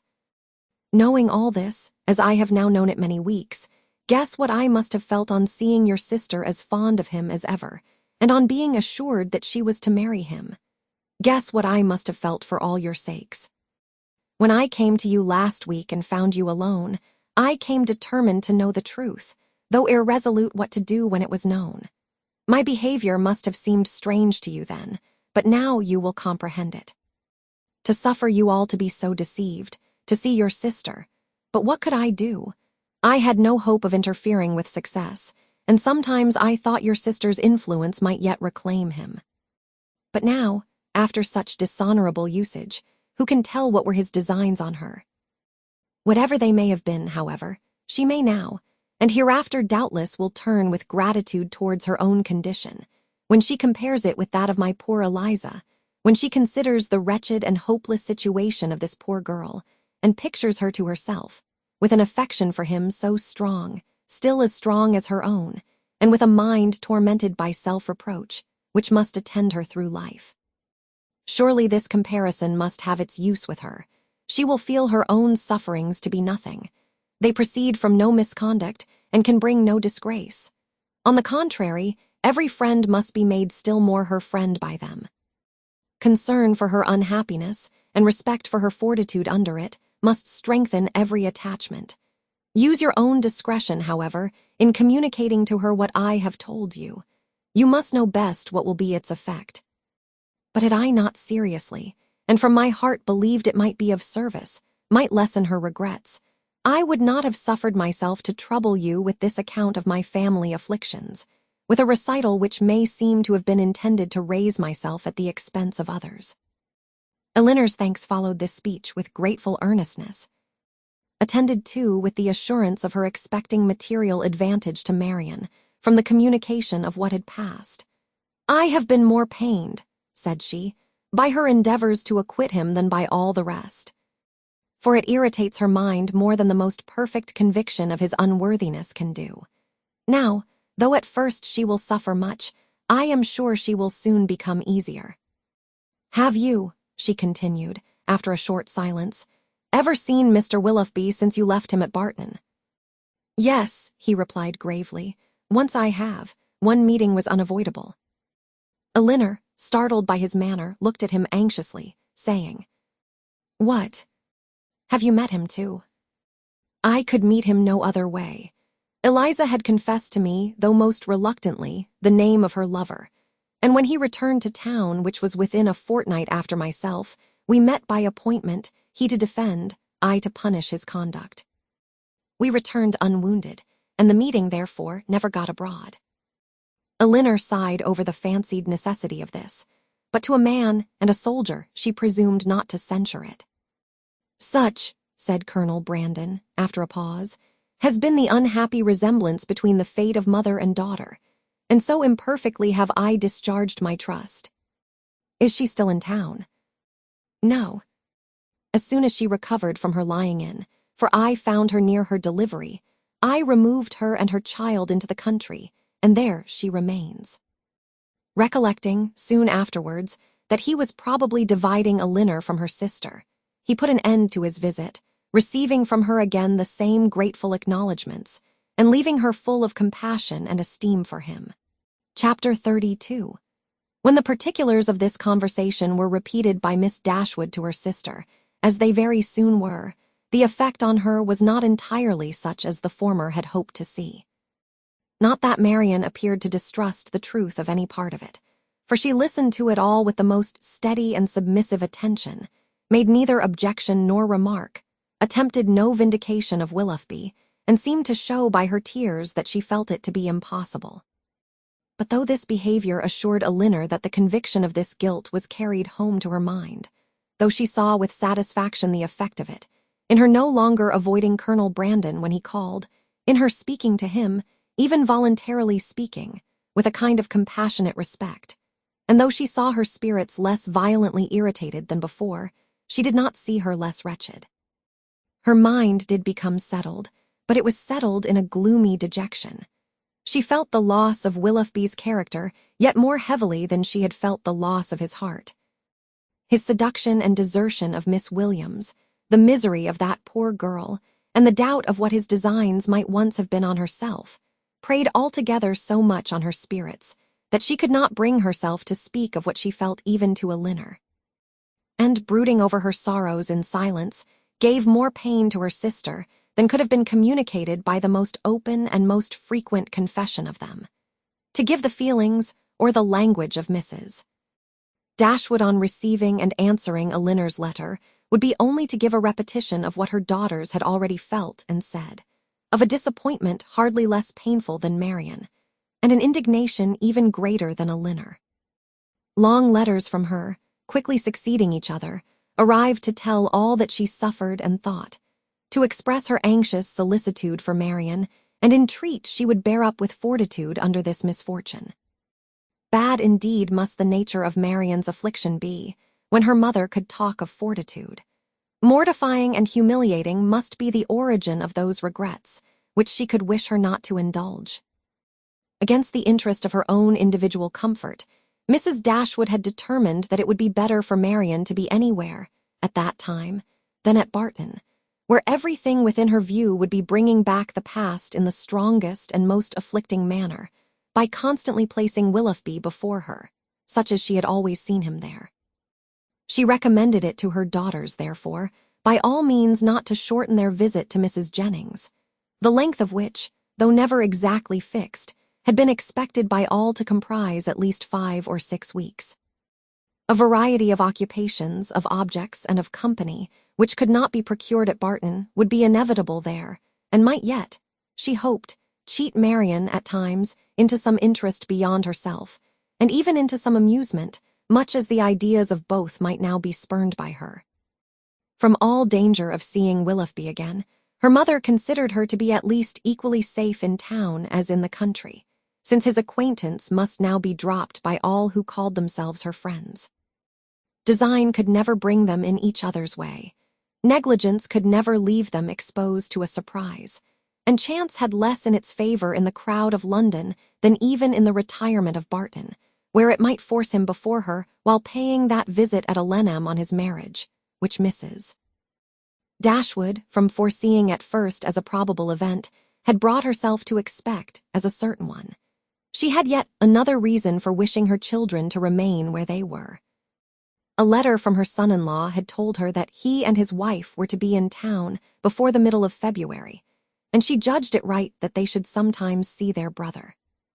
Marian had promised to be guided by her mother's opinion, and she submitted to it therefore without opposition, though it proved perfectly different from what she wished and expected, though she felt it to be entirely wrong. Formed on mistaken grounds, and that by requiring her longer continuance in London, it deprived her of the only possible alleviation of her wretchedness, the personal sympathy of her mother, and doomed her to such society and such scenes as must prevent her ever knowing a moment's rest. But it was a matter of great consolation to her that what brought evil to herself would bring good to her sister. And Elinor, on the other hand, suspecting that it would not be in her power to avoid Edward entirely, comforted herself by thinking that though their longer stay would therefore militate against her own happiness, it would be better for Marian than an immediate return into Devonshire. Her carefulness in guarding her sister from ever hearing Willoughby's name mentioned was not thrown away. Marian, though without knowing it herself, reaped all its advantage, for neither Mrs. Jennings, nor Sir John, nor even Mrs. Palmer herself ever spoke of him before her. Elinor wished that the same forbearance could have extended towards herself, but that was impossible, and she was obliged to listen day after day to the indignation of them all. Sir John could not have thought it possible. A man of whom he had always had such reason to think well, such a good-natured fellow, he did not believe there was a bolder writer in England. It was an unaccountable business. He wished him at the devil with all his heart. He would not speak another word to him, meet him where he might, for all the world. No, not if it were to be by the side of Barton Covert, and they were kept watching for 2 hours together. Such a scoundrel of a fellow, such a deceitful dog. It was only the last time they met that he had offered him one of Folly's puppies, and this was the end of it. Mrs. Palmer, in her way, was equally angry. She was determined to drop his acquaintance immediately, and she was very thankful that she had never been acquainted with him at all. She wished with all her heart Combe Magna was not so near Cleveland. But it did not signify, for it was a great deal too far off to visit. She hated him so much that she was resolved never to mention his name again, and she should tell everybody she saw how good-for-nothing he was. The rest of Mrs. Palmer's sympathy was shown in procuring all the particulars in her power of the approaching marriage, and communicating them to Elinor. She could soon tell at what coachmakers the new carriage was building, by what painter Mr. Willoughby's portrait was drawn, and at what warehouse Miss Grey's clothes might be seen. The calm and polite unconcern of Lady Middleton on the occasion was a happy relief to Elinor's spirits, oppressed as they often were by the clamorous kindness of the others. It was a great comfort to her to be sure of exciting no interest in one person, at least among their circle of friends. A great comfort to know that there was one who would meet her without feeling any curiosity after particulars, or any anxiety for her sister's health. Every qualification is raised at times, by the circumstances of the moment, to more than its real value, and she was sometimes worried down by officious condolence to rate good breeding as more indispensable to comfort than good nature. Lady Middleton expressed her sense of the affair about once every day, or twice, if the subject occurred very often, by saying, "It is very shocking indeed," and by the means of this continual though gentle vent, was able not only to see the Miss Dashwoods from the first without the smallest emotion, but very soon to see them without recollecting a word of the matter. And having thus supported the dignity of her own sex, and spoken her decided censure of what was wrong in the other, she thought herself at liberty to attend to the interest of her own assemblies, and therefore determined, though rather against the opinion of Sir John, that as Mrs. Willoughby would at once be a woman of elegance and fortune, to leave her card with her as soon as she married. Colonel Brandon's delicate, unobtrusive inquiries were never unwelcome to Miss Dashwood. He had abundantly earned the privilege of intimate discussion of her sister's disappointment, by the friendly zeal with which he had endeavored to soften it, and they always conversed with confidence. His chief reward for the painful exertion of disclosing past sorrows and present humiliations was given in the pitying eye with which Marian sometimes observed him, and the gentleness of her voice whenever, though it did not often happen, she was obliged, or could oblige herself to speak to him. These assured him that his exertion had produced an increase of goodwill towards himself, and these gave Elinor hopes of its being farther augmented hereafter. But Mrs. Jennings, who knew nothing of all this, who knew only that the colonel continued as grave as ever, and that she could neither prevail on him to make the offer himself, nor commission her to make it for him, began, at the end of 2 days, to think that, instead of midsummer, they would not be married till Michaelmas, and by the end of a week that it would not be a match at all. The good understanding between the Colonel and Miss Dashwood seemed rather to declare that the honors of the mulberry tree, the canal, and the yew arbor would all be made over to her, and Mrs. Jennings had, for some time, ceased to think at all of Mrs. Ferrars. Early in February, within a fortnight from the receipt of Willoughby's letter, Elinor had the painful office of informing her sister that he was married. She had taken care to have the intelligence conveyed to herself as soon as it was known that the ceremony was over, as she was desirous that Marian should not receive the first notice of it from the public papers, which she saw her eagerly examining every morning. She received the news with resolute composure, made no observation on it, and at first shed no tears. But after a short time they would burst out, and for the rest of the day she was in a state hardly less pitiable than when she first learnt to expect the event. The Willoughbys left town as soon as they were married, and Elinor now hoped, as there could be no danger of her seeing either of them, to prevail on her sister, who had never yet left the house since the blow first fell, to go out again by degrees as she had done before. About this time the two Miss Steeles, lately arrived at their cousin's house in Bartlett's Buildings, Holborn, presented themselves again before their more grand relations in Conduit and Berkeley streets, and were welcomed by them all with great cordiality. Elinor only was sorry to see them. Their presence always gave her pain, and she hardly knew how to make a very gracious return to the overpowering delight of Lucy in finding her still in town. "I should have been quite disappointed if I had not found you here still," said she repeatedly, with a strong emphasis on the word. "But I always thought I should. I was almost sure you would not leave London yet a while. Though you told me, you know, at Barton, that you should not stay above a month. But I thought, at the time, that you would most likely change your mind when it came to the point.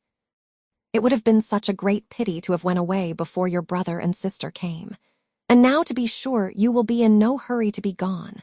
I am amazingly glad you did not keep to your word."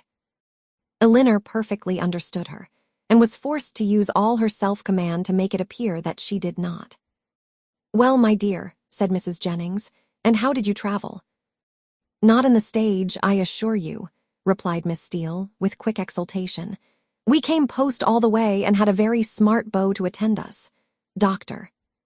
Davies was coming to town, and so we thought we'd join him in a post-chaise, and he behaved very genteelly, and paid 10 or 12 shillings more than we did." Oh, cried Mrs. Jennings, "very pretty indeed. And the doctor is a single man, I warrant you." "There now," said Miss Steele, affectedly simpering, "everybody laughs at me so about the doctor, and I cannot think why. My cousins say they are sure I have made a conquest. But for my part, I declare I never think about him from one hour's end to another. Lord, here comes your beau, Nancy," my cousin said t'other day, when she saw him crossing the street to the house. "My beau, indeed." Said I cannot think you mean. The doctor is no beau of mine." Aye, that is very pretty talking, but it won't do. The doctor is the man, I see." "No, indeed," replied her cousin with affected earnestness, "and I beg you will contradict it if you ever hear it talked of." Mrs. Jennings directly gave her the gratifying assurance that she certainly would not, and Miss Steele was made completely happy. "I suppose you will go and stay with your brother and sister, Miss Dashwood, when they come to town," said Lucy, returning, after a cessation of hostile hints, to the charge. "No, I do not think we shall."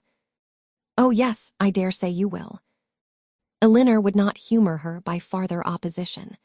"What a charming thing it is that Mrs. Dashwood can spare you both for so long a time together." "Long a time, indeed," interposed Mrs. Jennings. "Why, their visit is but just begun." Lucy was silenced. "I am sorry we cannot see your sister, Miss Dashwood," said Miss Steele. "I am sorry she is not well," for Marian had left the room on their arrival. "You are very good. My sister will be equally sorry to miss the pleasure of seeing you. but she has been very much plagued lately with nervous headaches, which make her unfit for company or conversation. Oh dear, that is a great pity. But such old friends as Lucy and me, I think she might see us, and I am sure we would not speak a word. Elinor, with great civility, declined the proposal. Her sister was perhaps laid down upon the bed, or in her dressing gown, and therefore not able to come to them. "Oh, if that's all," cried Miss Steele, "we can just as well go and see her." Elinor began to find this impertinence too much for her temper, but she was saved the trouble of checking it by Lucy's sharp reprimand, which now, as on many occasions, though it did not give much sweetness to the manners of one sister, was of advantage in governing those of the other. Chapter 33. After some opposition, Marian yielded to her sister's entreaties and consented to go out with her and Mrs. Jennings one morning for half an hour. She expressly conditioned, however, for paying no visits, and would do no more than accompany them to Gray's in Sackville Street, where Elinor was carrying on a negotiation for the exchange of a few old-fashioned jewels of her mother. When they stopped at the door, Mrs. Jennings recollected that there was a lady at the other end of the street on whom she ought to call, and as she had no business at Gray's, it was resolved that while her young friends transacted theirs, she should pay her visit and return for them. On ascending the stairs, the Miss Dashwoods found so many people before them in the room that there was not a person at liberty to tend to their orders, and they were obliged to wait. All that could be done was to sit down at that end of the counter which seemed to promise the quickest succession.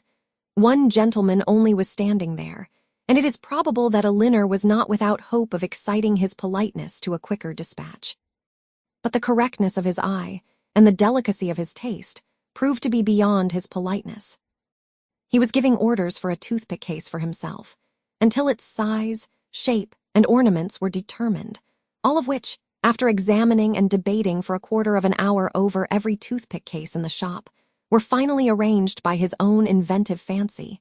He had no leisure to bestow any other attention on the two ladies than what was comprised in 3 or 4 very broad stares. A kind of notice which served to imprint on Elinor the remembrance of a person and face, of strong, natural, sterling insignificance, though adorned in the first style of fashion.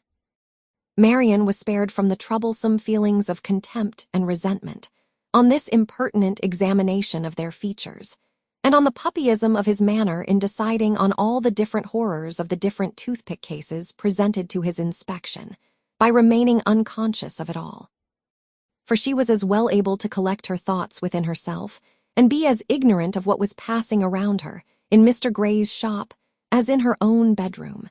At last the affair was decided. The ivory, the gold, and the pearls all received their appointment, and the gentleman, having named the last day on which his existence could be continued without the possession of the toothpick case, drew on his gloves with leisurely care, and bestowing another glance on the Miss Dashwoods, but such a one as seemed rather to demand than express admiration, walked off with a happy air of real conceit and affected indifference. Elinor lost no time in bringing her business forward, was on the point of concluding it, when another gentleman presented himself at her side. She turned her eyes towards his face and found him with some surprise to be her brother. Their affection and pleasure in meeting was just enough to make a very creditable appearance in Mr. Gray's shop. John Dashwood was really far from being sorry to see his sisters again. It rather gave them satisfaction. And his inquiries after their mother were respectful and attentive. Elinor found that he and Fanny had been in town 2 days. "I wished very much to call upon you yesterday," said he, "but it was impossible, for we were obliged to take Harry to see the wild beasts at Exeter Exchange. And we spent the rest of the day with Mrs. Ferrars. Harry was vastly pleased. This morning I had fully intended to call on you, if I could possibly find a spare half-hour, but one has always so much to do on first coming to town. I am come here to bespeak Fanny a seal, but tomorrow I think I shall certainly be able to call in Berkeley Street and be introduced to your friend Mrs. Jennings. I understand she is a woman of very good fortune. And the Middletons, too, you must introduce me to them. As my mother-in-law's relations, I shall be happy to show them every respect. They are excellent neighbors to you in the country, I understand. Excellent indeed. Their attention to our comfort, their friendliness in every particular, is more than I can express. I am extremely glad to hear it, upon my word, extremely glad indeed, but so it ought to be. They are people of large fortune, they are related to you, and every civility and accommodation that can serve to make your situation pleasant might be reasonably expected. And so you are most comfortably settled in your little cottage and want for nothing. Edward brought us a most charming account of the place. The most complete thing of its kind, he said, that ever was, and you all seem to enjoy it beyond anything. It was a great satisfaction to us to hear it, I assure you. Elinor did feel a little ashamed of her brother, and was not sorry to be spared the necessity of answering him by the arrival of Mrs. Jennings's servant, who came to tell her that his mistress waited for them at the door. Mr. Dashwood attended them downstairs, was introduced to Mrs. Jennings at the door of her carriage, and repeating his hope of being able to call on them the next day, took leave. His visit was duly paid. He came with a pretense at an apology from their sister-in-law for not coming too, but she was so much engaged with her mother that really she had no leisure for going anywhere. Mrs. Jennings, however, assured him directly that she should not stand upon ceremony, for they were all cousins or something like it, and she should certainly wait on Mrs. John Dashwood very soon and bring her sisters to see her. His manners to them, though calm, were perfectly kind. To Mrs. Jennings, most attentively civil, and on Colonel Brandon's coming in soon after himself, he eyed him with a curiosity which seemed to say that he only wanted to know him to be rich, to be equally civil to him. After staying with them half an hour, he asked Elinor to walk with him to Conduit Street and introduce him to Sir John and Lady Middleton. The weather was remarkably fine, and she readily consented. As soon as they were out of the house, his inquiries began. Who is Colonel Brandon? Is he a man of fortune? Yes, he has very good property in Dorsetshire. I am glad of it. He seems a most gentlemanlike man. And I think, Elinor, I may congratulate you on the prospect of a very respectable establishment in life. Me, brother, what do you mean? He likes you. I observed him narrowly and am convinced of it. What is the amount of his fortune? I believe about 2,000 a year. 2,000 a year. And then working himself up to a pitch of enthusiastic generosity, he added, Elinor, I wish with all my heart it were twice as much, for your sake. Indeed, I believe you, replied Elinor. But I am very sure that Colonel Brandon has not the smallest wish of marrying me. You are mistaken, Elinor. You are very much mistaken. A very little trouble on your side secures him. Perhaps just at present he may be undecided. The smallness of your fortune may make him hang back. His friends may all advise him against it. But some of those little attentions and encouragements which ladies can so easily give will fix him, in spite of himself. And there can be no reason why you should not try for him. It is not to be supposed that any prior attachment on your side. In short, you know, as to an attachment of that kind, it is quite out of the question. The objections are insurmountable. You have too much sense not to see all that. Colonel Brandon must be the man, and no civility shall be wanting on my part to make him pleased with you and your family. It is a match that must give universal satisfaction. In short, it is a kind of thing that, lowering his voice to an important whisper, will be exceedingly welcome to all parties. Recollecting himself, however, he added, that is, I mean to say, your friends are all truly anxious to see you well settled. Fanny particularly, for she has your interest very much at heart, I assure you. And her mother, too, Mrs. Ferrars, a very good-natured woman. I am sure it would give her great pleasure. She said as much the other day.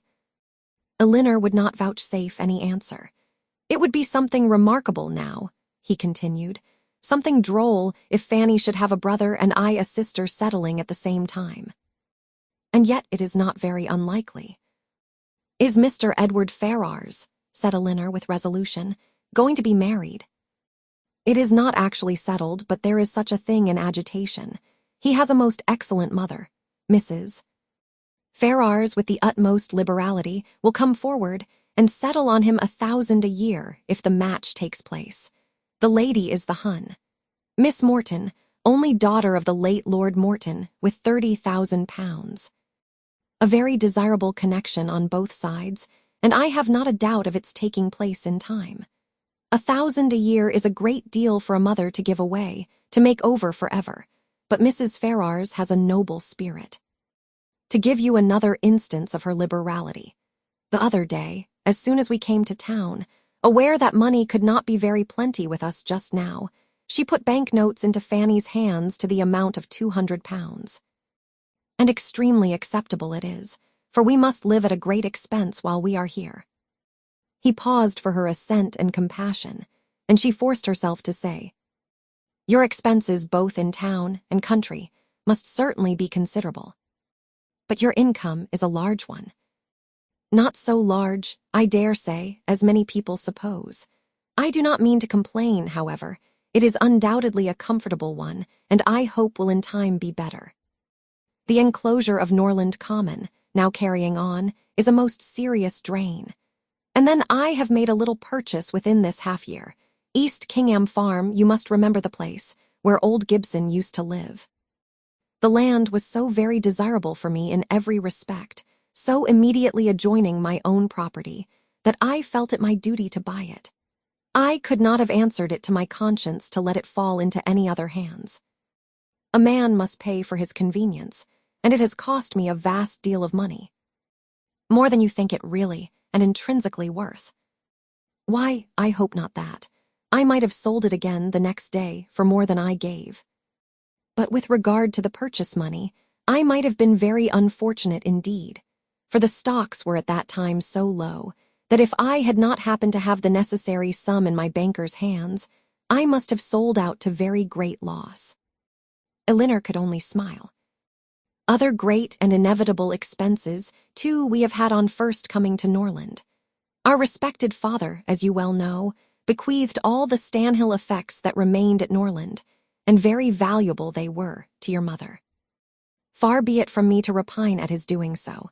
He had an undoubted right to dispose of his own property as he chose, but in consequence of it, we have been obliged to make large purchases of linen, china, and to supply the place of what was taken away. You may guess, after all these expenses, how very far we must be from being rich, and how acceptable Mrs. Ferrars's kindness is." "Certainly," said Elinor, "and assisted by her liberality, I hope you may yet live to be in easy circumstances." "Another year or two may do much towards it," he gravely replied, "but however there is still a great deal to be done. There is not a stone laid of Fanny's greenhouse, and nothing but the plan of the flower garden marked out." "Where is the greenhouse to be?" "Upon the knoll behind the house. The old walnut trees are all come down to make room for it. It will be a very fine object from many parts of the park, and the flower garden will slope down just before it, and be exceedingly pretty. We have cleared away all the old thorns that grew in patches over the brow." Elinor kept her concern and her censure to herself, and was very thankful that Marian was not present to share the provocation.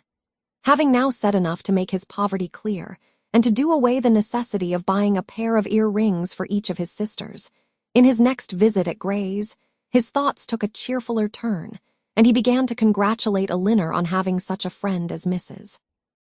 Jennings. She seems a most valuable woman indeed. Her house, her style of living, all bespeak an exceeding good income, and it is an acquaintance that has not only been of great use to you hitherto, but in the end may prove materially advantageous. Her inviting you to town is certainly a vast thing in your favor, and indeed, it speaks altogether so great a regard for you, that in all probability when she dies you will not be forgotten. She must have a great deal to leave. Nothing at all, I should rather suppose, for she has only her jointure, which will descend to her children. But it is not to be imagined that she lives up to her income. Few people of common prudence will do that, and whatever she saves, she will be able to dispose of. And do you not think it more likely that she should leave it to her daughters than to us?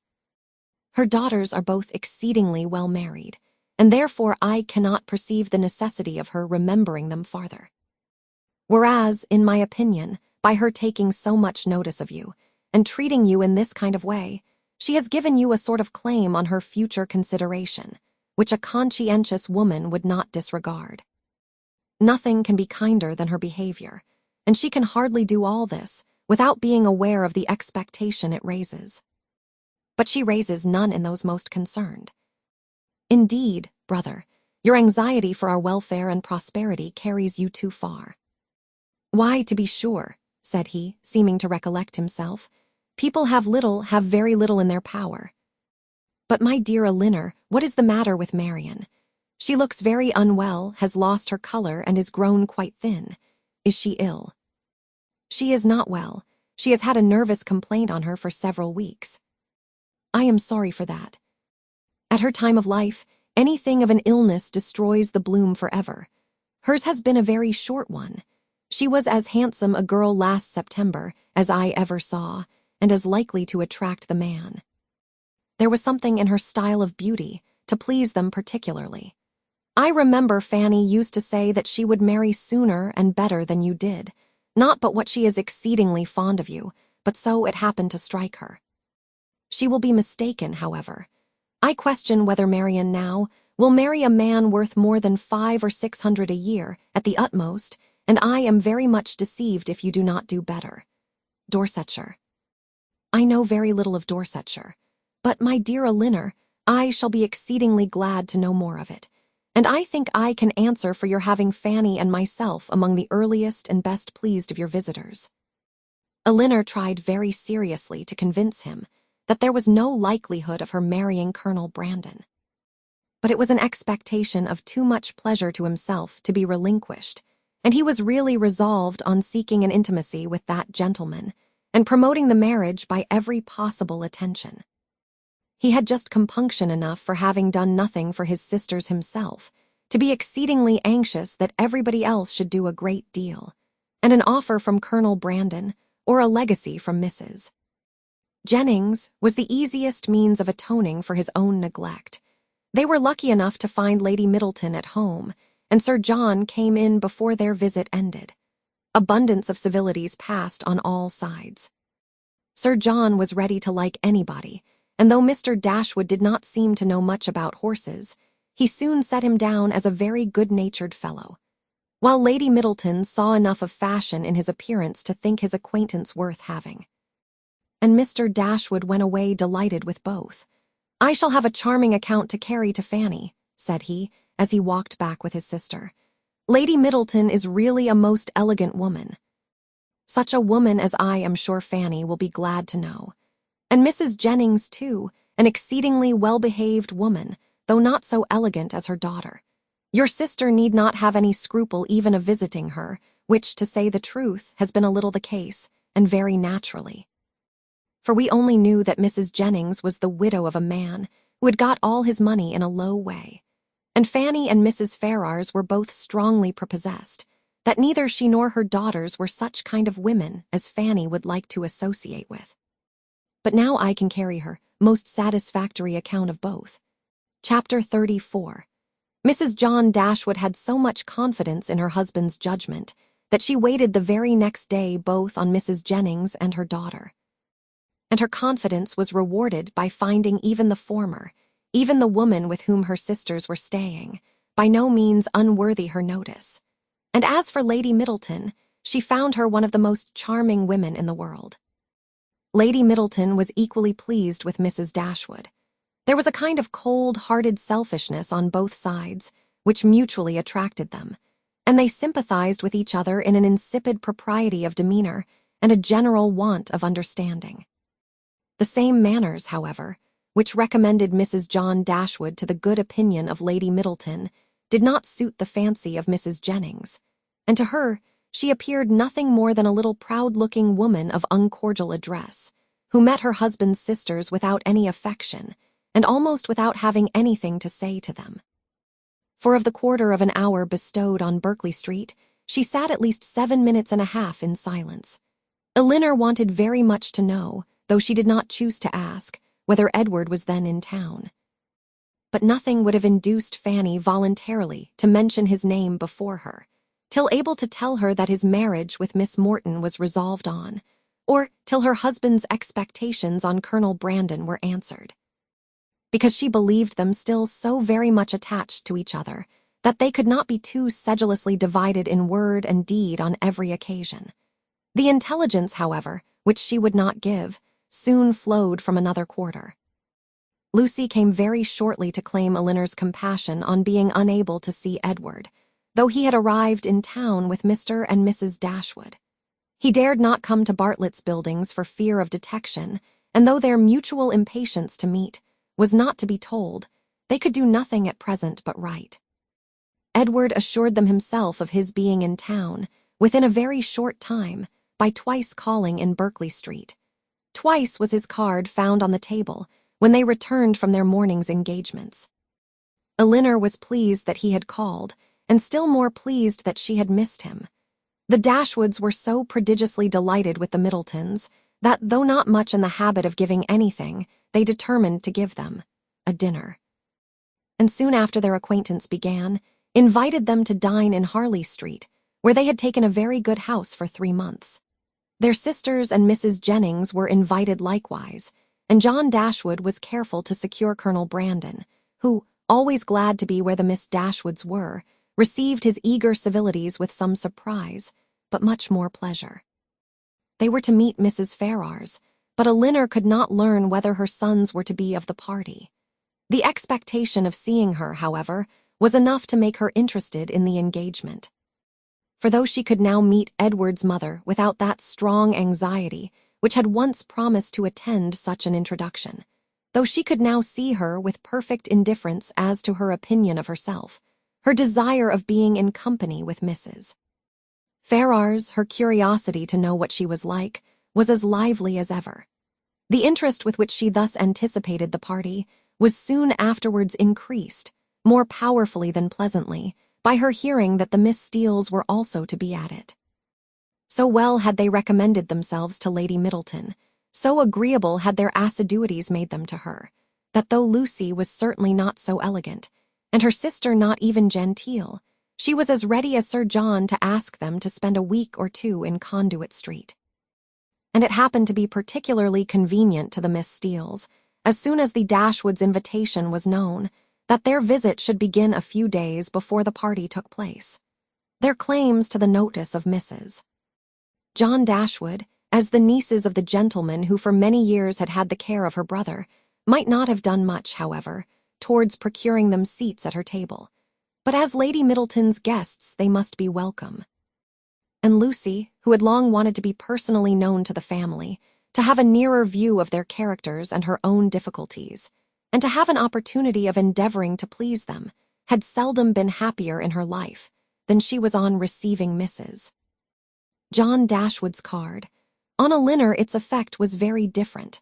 She began immediately to determine that Edward, who lived with his mother, must be asked, as his mother was, to a party given by his sister. And to see him for the first time, after all that passed, in the company of Lucy, she hardly knew how she could bear it. These apprehensions, perhaps, were not founded entirely on reason, and certainly not at all on truth. They were relieved, however, not by her own recollection, but by the good will of Lucy, who believed herself to be inflicting a severe disappointment when she told her that Edward certainly would not be in Harley Street on Tuesday, and even hoped to be carrying the pain still farther by persuading her that he was kept away by the extreme affection for herself, which he could not conceal when they were together. The important Tuesday came that was to introduce the 2 young ladies to this formidable mother-in-law. "Pity me, dear Miss Dashwood," said Lucy, as they walked up the stairs together, for the Middletons arrived so directly after Mrs. Jennings that they all followed the servant at the same time. "There is nobody here but you that can feel for me. I declare I can hardly stand. Good gracious! In a moment I shall see the person that all my happiness depends on, that is to be my mother." Elinor could have given her immediate relief by suggesting the possibility of its being Miss Morton's mother, rather than her own, whom they were about to behold. But instead of doing that, she assured her, and with great sincerity that she did pity her, to the utter amazement of Lucy, who, though really uncomfortable herself, hoped at least to be an object of irrepressible envy to Elinor. Mrs. Ferrars was a little, thin woman, upright, even to formality in her figure and serious, even to sourness in her aspect. Her complexion was sallow, and her features small, without beauty, and naturally without expression. But a lucky contraction of the brow had rescued her countenance from the disgrace of insipidity, by giving it the strong characters of pride and ill nature. She was not a woman of many words. For, unlike people in general, she proportioned them to the number of her ideas, and of the few syllables that did escape her, not one fell to the share of Miss Dashwood, whom she eyed with the spirited determination of disliking her at all events. Elinor could not now be made unhappy by this behavior. A few months ago it would have hurt her exceedingly, but it was not in Mrs. Ferrars' power to distress her by it now. And the difference of her manners to the Miss Steeles, a difference which seemed purposely made to humble her more, only amused her. She could not but smile to see the graciousness of both mother and daughter towards the very person, for Lucy was particularly distinguished, whom of all others, had they known as much as she did, they would have been most anxious to mortify. While she herself, who had comparatively no power to wound them, sat pointedly slighted by both. But while she smiled at a graciousness so misapplied, she could not reflect on the mean-spirited folly from which it sprung, nor observe the studied attentions with which the Miss Steeles courted its continuance, without thoroughly despising them all four. Lucy was all exultation on being so honorably distinguished, and Miss Steele wanted only to be teased about Dr. Davies to be perfectly happy. The dinner was a grand one, the servants were numerous, and everything bespoke the mistress's inclination for show and the master's ability to support it. In spite of the improvements and additions which were making to the Norland estate, and in spite of its owner having once been within some £1,000 of being obliged to sell out at a loss, nothing gave any symptom of that indigence which he had tried to infer from it. No poverty of any kind, except of conversation, appeared. But there, the deficiency was considerable. John Dashwood had not much to say for himself that was worth hearing, and his wife had still less. But there was no peculiar disgrace in this, for it was very much the case with the chief of their visitors, who almost all labored under one or other of these disqualifications for being agreeable: want of sense, either natural or improved, want of elegance, want of spirits, or want of temper. When the ladies withdrew to the drawing-room after dinner, this poverty was particularly evident, for the gentlemen had supplied the discourse with some variety, the variety of politics, enclosing land and breaking horses. But then it was all over. And one subject only engaged the ladies till coffee came in, which was the comparative heights of Harry Dashwood, and Lady Middleton's second son William, who were nearly of the same age. Had both the children been there, the affair might have been determined too easily by measuring them at once. But as Harry only was present, it was all conjectural assertion on both sides. And everybody had a right to be equally positive in their opinion, and to repeat it over and over again as often as they liked. The parties stood thus.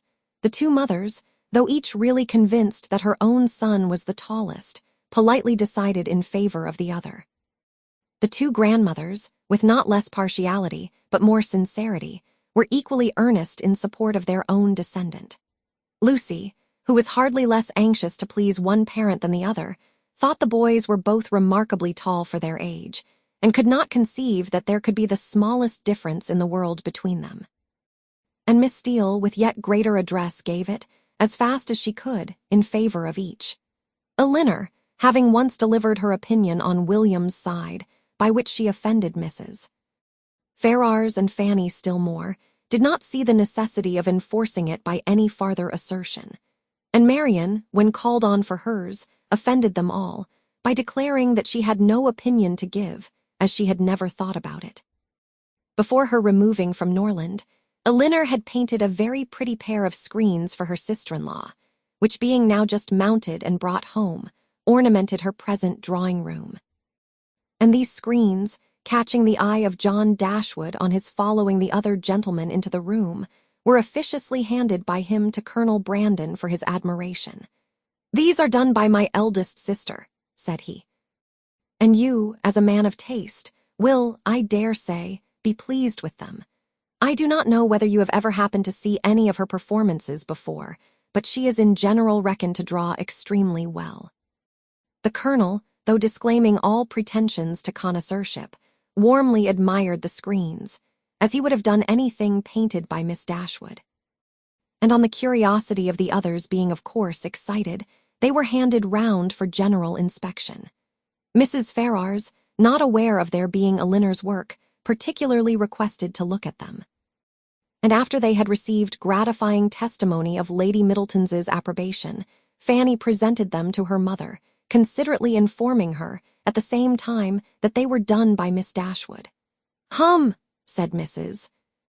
Ferrars, very, without regarding them at all, returned them to her daughter. Perhaps Fanny thought for a moment that her mother had been quite rude enough, for, coloring a little, she immediately said, "They are very pretty, ma'am, ain't they?" But then again, the dread of having been too civil, too encouraging herself, probably came over her, for she presently added, "Do you not think they are something in Miss Morton's style of painting, ma'am? She does paint most delightfully. How beautifully her last landscape is done." "Beautifully indeed. But she does everything well." Marian could not bear this. She was already greatly displeased with Mrs. Ferrars. And such ill-timed praise of another, at Elinor's expense, though she had not any notion of what was principally meant by it, provoked her immediately to say with warmth, "This is admiration of a very particular kind. What is Miss Morton to us? Who knows, or who cares for her? It is Elinor of whom we think and speak." And so saying, she took the screens out of her sister-in-law's hands, to admire them herself, as they ought to be admired. Mrs. Ferrars looked exceedingly angry, and drawing herself up more stiffly than ever, pronounced in retort this bitter philippic, "Miss Morton is Lord Morton's daughter." Fanny looked very angry too, and her husband was all in a fright at his sister's audacity. Elinor was much more hurt by Marian's warmth than she had been by what produced it, but Colonel Brandon's eyes, as they were fixed on Marian, declared that he noticed only what was amiable in it, the affectionate heart which could not bear to see a sister slighted in the smallest point. Marian's feelings did not stop here. The cold insolence of Mrs. Ferrars's general behavior to her sister seemed, to her, to foretell such difficulties and distresses to Elinor as her own wounded heart taught her to think of with horror. And urged by a strong impulse of affectionate sensibility, she moved after a moment to her sister's chair, and putting one arm round her neck and one cheek close to hers, said in a low but eager voice, "Dear, dear Elinor, don't mind them. Don't let them make you unhappy." She could say no more. Her spirits were quite overcome, and hiding her face on Elinor's shoulder, she burst into tears. Everybody's attention was called, and almost everybody was concerned. Colonel Brandon rose up and went to them without knowing what he did. Mrs. Jennings, with a very intelligent "Ah, poor dear," immediately gave her salts, and Sir John felt so desperately enraged against the author of this nervous distress that he instantly changed his seat to one close by Lucy Steele, and gave her, in a whisper, a brief account of the whole shocking affair. In a few minutes, however, Marian was recovered enough to put an end to the bustle and sit down among the rest, though her spirits retained the impression of what had passed the whole evening. "Poor Marian," said her brother to Colonel Brandon, in a low voice, as soon as he could secure his attention. "She has not such good health as her sister. She is very nervous. She has not Elinor's constitution, and one must allow that there is something very trying to a young woman who has been a beauty in the loss of her personal attractions. You would not think it perhaps, but Marian was remarkably handsome a few months ago, quite as handsome as Elinor. Now you see it is all gone." Chapter 35.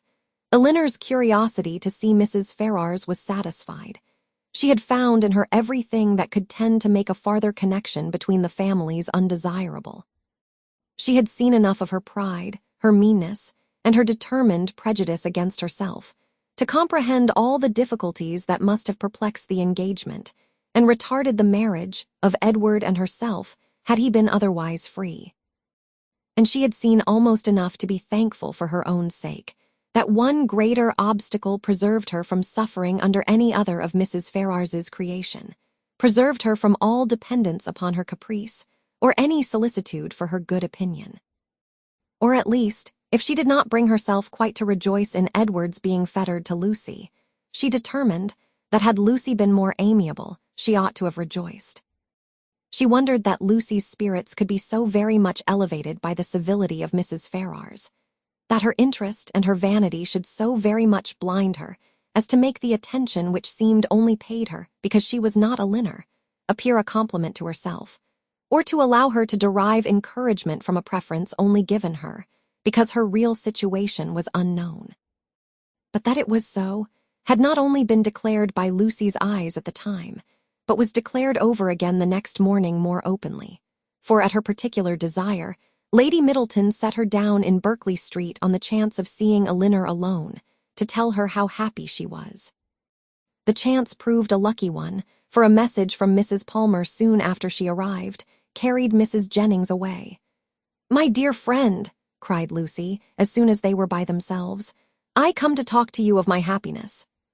Could anything be so flattering as Mrs. Ferrars's way of treating me yesterday? So exceeding affable as she was. You know how I dreaded the thoughts of seeing her, but the very moment I was introduced, there was such an affability in her behavior as really should seem to say, she had quite took a fancy to me. Now was not it so? You saw it all, and was not you quite struck with it? She was certainly very civil to you. Civil, did you see nothing but only civility? I saw a vast deal more. Such kindness as fell to the share of nobody but me. No pride, no hauteur, and your sister just the same, all sweetness and affability. Elinor wished to talk of something else, but Lucy still pressed her to own that she had reason for her happiness. And Elinor was obliged to go on. "Undoubtedly, if they had known your engagement," said she, "nothing could be more flattering than their treatment of you, but as that was not the case." "I guessed you would say so," replied Lucy quickly, "but there was no reason in the world why Mrs. Ferrars should seem to like me if she did not, and her liking me is everything. You shan't talk me out of my satisfaction. I am sure it will all end well, and there will be no difficulties at all, to what I used to think. Mrs. Ferrars is a charming woman, and so is your sister. They are both delightful women indeed. I wonder I should never hear you say how agreeable Mrs. Dashwood was." To this Elinor had no answer to make, and did not attempt any. "Are you ill, Miss Dashwood? You seem low, you don't speak. Sure you ain't well." "I never was in better health." "I am glad of it with all my heart, but really you did not look it. I should be sorry to have you ill. You, that have been the greatest comfort to me in the world. Heaven knows what I should have done without your friendship." Elinor tried to make a civil answer, though doubting her own success. But it seemed to satisfy Lucy, for she directly replied, "Indeed, I am perfectly convinced of your regard for me, and next to Edward's love, it is the greatest comfort I have. Poor Edward. But now there is one good thing, we shall be able to meet, and meet pretty often, for Lady Middleton's delighted with Mrs. Dashwood, so we shall be a good deal in Harley Street, I dare say, and Edward spends half his time with his sister. Besides, Lady Middleton and Mrs. Ferrars will visit now, and Mrs. Ferrars and your sister were both so good to say more than once, they should always be glad to see me. They are such charming women. I am sure if ever you tell your sister what I think of her, you cannot speak too high." But Elinor would not give her any encouragement to hope that she should tell her sister. Lucy continued, "I am sure I should have seen it in a moment, if Mrs. Ferrars had took a dislike to me. If she had only made me a formal courtesy, for instance, without saying a word, and never after had took any notice of me, and never looked at me in a pleasant way. You know what I mean.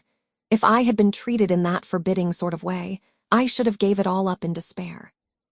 I could not have stood it, for where she does dislike, I know it is most violent."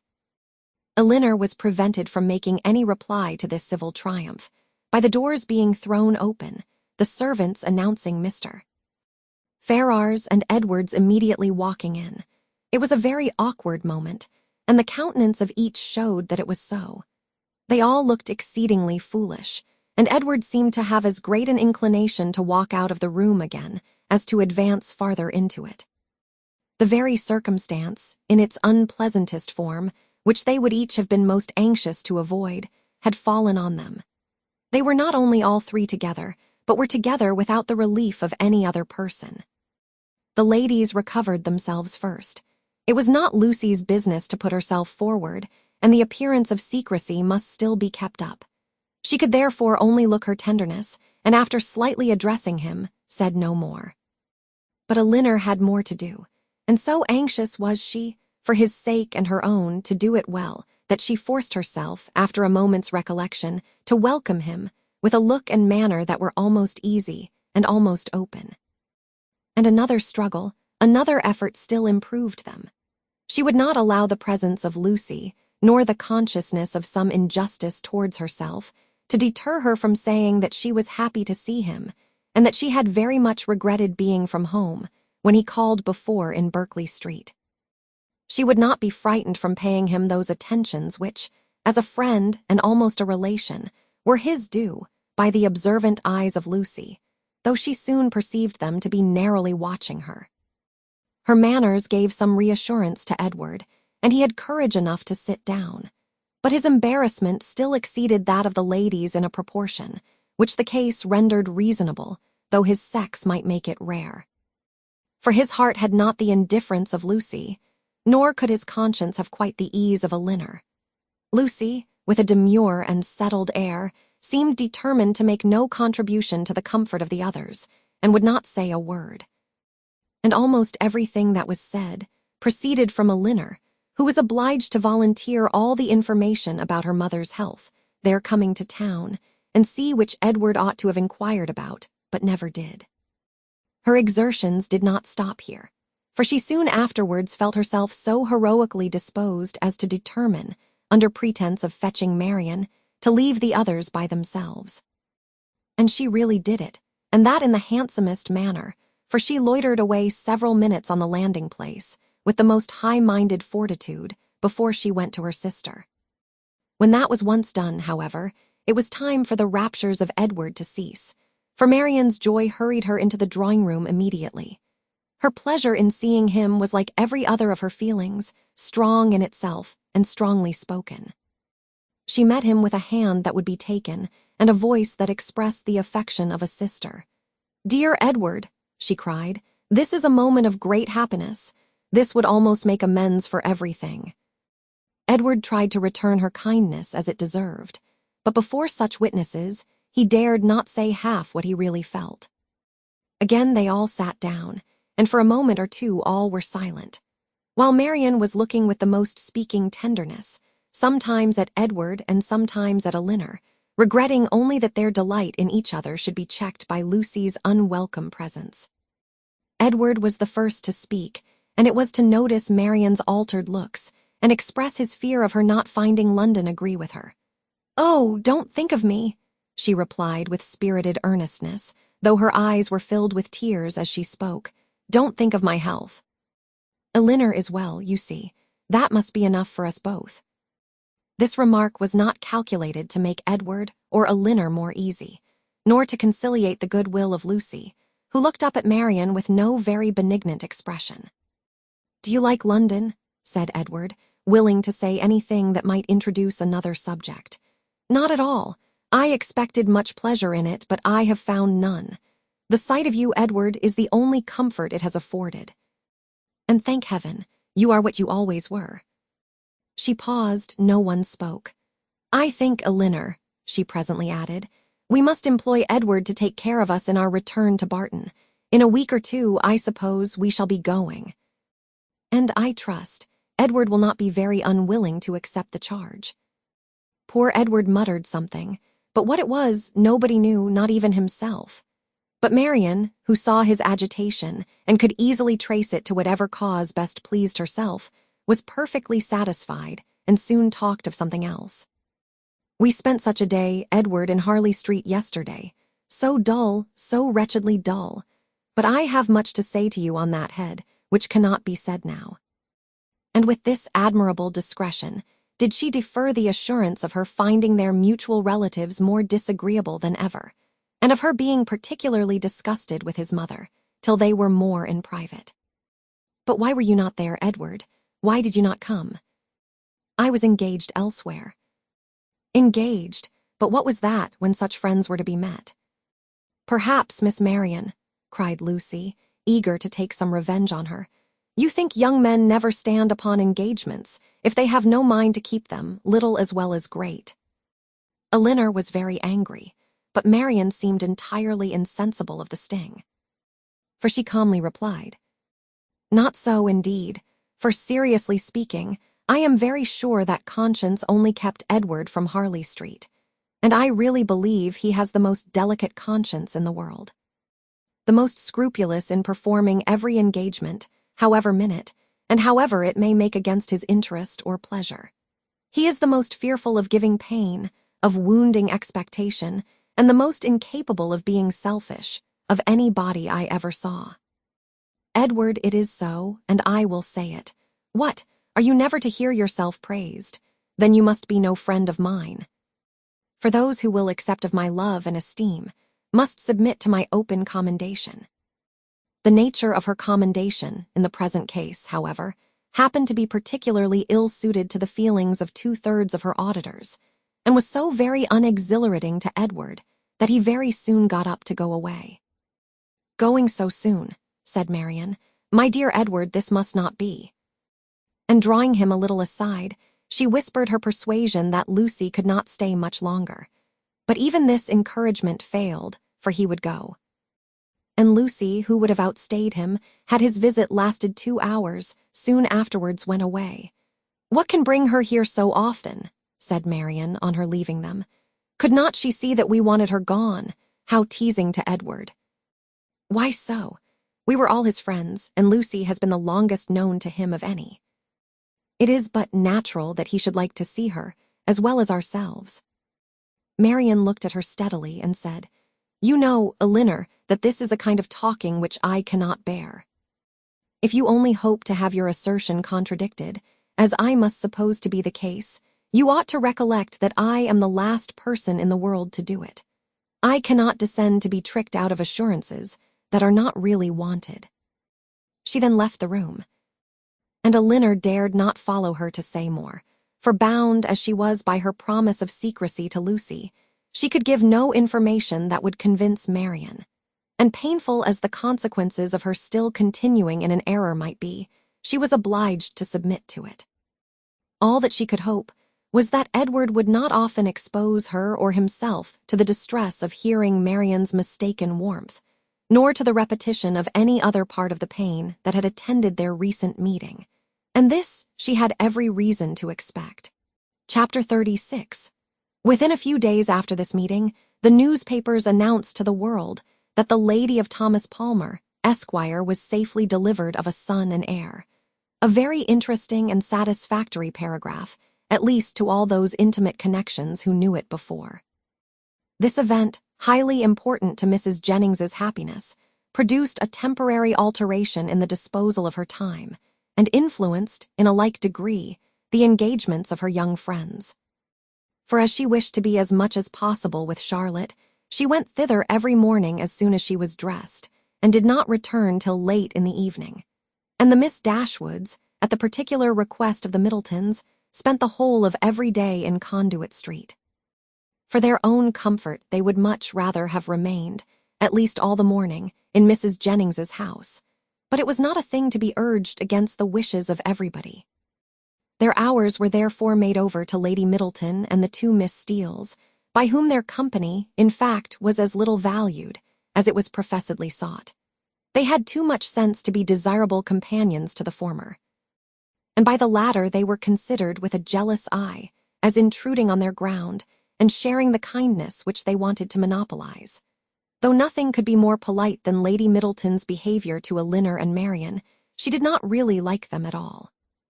Because they neither flattered herself nor her children, she could not believe them good-natured, and because they were fond of reading, she fancied them satirical, perhaps without exactly knowing what it was to be satirical. But that did not signify. It was censure in common use and easily given. Their presence was a restraint both on her and on Lucy. It checked the idleness of one and the business of the other. Lady Middleton was ashamed of doing nothing before them, and the flattery which Lucy was proud to think of and administer at other times, she feared they would despise her for offering. Miss Steele was the least discomposed of the three by their presence, and it was in their power to reconcile her to it entirely. Would either of them only have given her a full and minute account of the whole affair between Marian and Mr. Willoughby, she would have thought herself amply rewarded for the sacrifice of the best place by the fire after dinner, which their arrival occasioned. But this conciliation was not granted. For though she often threw out expressions of pity for her sister to Elinor, and more than once dropped a reflection on the inconstancy of Beau before Marian, no effect was produced, but a look of indifference from the former, or of disgust in the latter. An effort even yet lighter might have made her their friend. Would they only have laughed at her about the doctor? But so little were they, any more than the others, inclined to oblige her, that if Sir John dined from home, she might spend a whole day without hearing any other raillery on the subject than what she was kind enough to bestow on herself. All these jealousies and discontents, however, were so totally unsuspected by Mrs. Jennings that she thought it a delightful thing for the girls to be together, and generally congratulated her young friends every night on having escaped the company of a stupid old woman so long. She joined them sometimes at Sir John's, sometimes at her own house. But wherever it was, she always came in excellent spirits, full of delight and importance, attributing Charlotte's well-doing to her own care, and ready to give so exact, so minute a detail of her situation, as only Miss Steele had curiosity enough to desire. One thing did disturb her, and of that she made her daily complaint. Mr. Palmer maintained the common, but unfatherly opinion among his sex, of all infants being alike. And though she could plainly perceive, at different times, the most striking resemblance between this baby and every one of his relations on both sides, there was no convincing his father of it. No persuading him to believe that it was not exactly like every other baby of the same age, nor could he even be brought to acknowledge the simple proposition of its being the finest child in the world. I come now to the relation of a misfortune, which about this time befell Mrs. John Dashwood. It so happened that while her two sisters with Mrs. Jennings were first calling on her in Harley Street, another of her acquaintance had dropped in, a circumstance in itself not apparently likely to produce evil to her. But while the imaginations of other people will carry them away to form wrong judgments of our conduct, and to decide on it by slight appearances, one's happiness must in some measure be always at the mercy of chance. In the present instance, this last-arrived lady allowed her fancy to so far outrun truth and probability, that on merely hearing the name of the Miss Dashwoods, and understanding them to be Mr. Dashwood's sisters, she immediately concluded them to be staying in Harley Street, and this misconstruction produced within a day or two afterwards cards of invitation for them as well as for their brother and sister to a small musical party at her house. The consequence of which was that Mrs. John Dashwood was obliged to submit not only to the exceedingly great inconvenience of sending her carriage for the Miss Dashwoods, but, what was still worse, must be subject to all the unpleasantness of appearing to treat them with attention. And who could tell that they might not expect to go out with her a second time? The power of disappointing them, it was true, must always be hers, but that was not enough. For when people are determined on a mode of conduct which they know to be wrong, they feel injured by the expectation of anything better from them. Marian had now been brought by degrees so much into the habit of going out every day that it was become a matter of indifference to her whether she went or not. And she prepared quietly and mechanically for every evening's engagement, though without expecting the smallest amusement from any, and very often without knowing, till the last moment, where it was to take her. To her dress and appearance she was grown so perfectly indifferent as not to bestow half the consideration on it during the whole of her toilet, which it received from Miss Steele in the first 5 minutes of their being together, when it was finished. Nothing escaped her minute observation and general curiosity. She saw everything and asked everything, was never easy till she knew the price of every part of Marian's dress. Could have guessed the number of her gowns altogether with better judgment than Marian herself, and was not without hopes of finding out before they parted how much her washing cost per week, and how much she had every year to spend upon herself. The impertinence of these kind of scrutinies, moreover, was generally concluded with a compliment, which, though meant as its due sir, was considered by Marian as the greatest impertinence of all.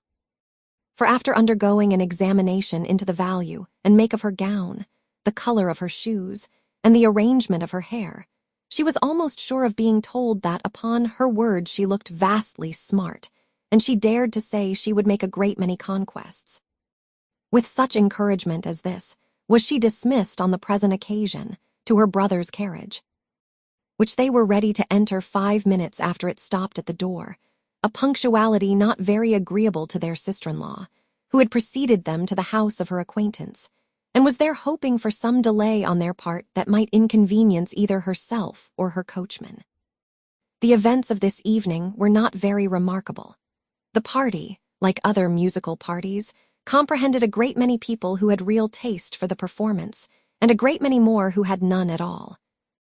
And the performers themselves were, as usual, in their own estimation, and that of their immediate friends, the first private performers in England. As Elinor was neither musical, nor affecting to be so, she made no scruple of turning her eyes from the grand pianoforte, whenever it suited her, and unrestrained even by the presence of a harp and violoncello, would fix them at pleasure on any other object in the room. In one of these excursive glances, she perceived among a group of young men the very he who had given them a lecture on toothpick cases at Gray's. She perceived him soon afterwards looking at herself and speaking familiarly to her brother, and had just determined to find out his name from the latter, when they both came towards her, and Mr. Dashwood introduced him to her as Mr. Robert Ferrars. He addressed her with easy civility, and twisted his head into a bow which assured her as plainly as words could have done that he was exactly the coxcomb she had heard him described to be by Lucy. Happy had it been for her if her regard for Edward had depended less on his own merit than on the merit of his nearest relations, for then his brother's bow must have given the finishing stroke to what the ill humor of his mother and sister would have begun. But while she wondered at the difference of the two young men, she did not find that the emptiness and conceit of the one put her out of all charity with the modesty and worth of the other. Why they were different, Robert explained to her himself in the course of a quarter of an hour's conversation. For, talking of his brother, and lamenting the extreme gaucherie which he really believed kept him from mixing in proper society, he candidly and generously attributed it much less to any natural deficiency than to the misfortune of a private education. While he himself, though probably without any material superiority by nature, merely from the advantage of a public school, was as well fitted to mix in the world as any other man. Upon my soul, he added, I believe it is nothing more, and so I often tell my mother when she is grieving about it. My dear madam, I always say to her, you must make yourself easy. The evil is now irremediable, and it has been entirely your own doing. Why would you be persuaded by my uncle, Sir Robert, against your own judgment, to place Edward under private tuition at the most critical time of his life? If you had only sent him to Westminster as well as myself, instead of sending him to Mr. Pratt's, all this would have been prevented.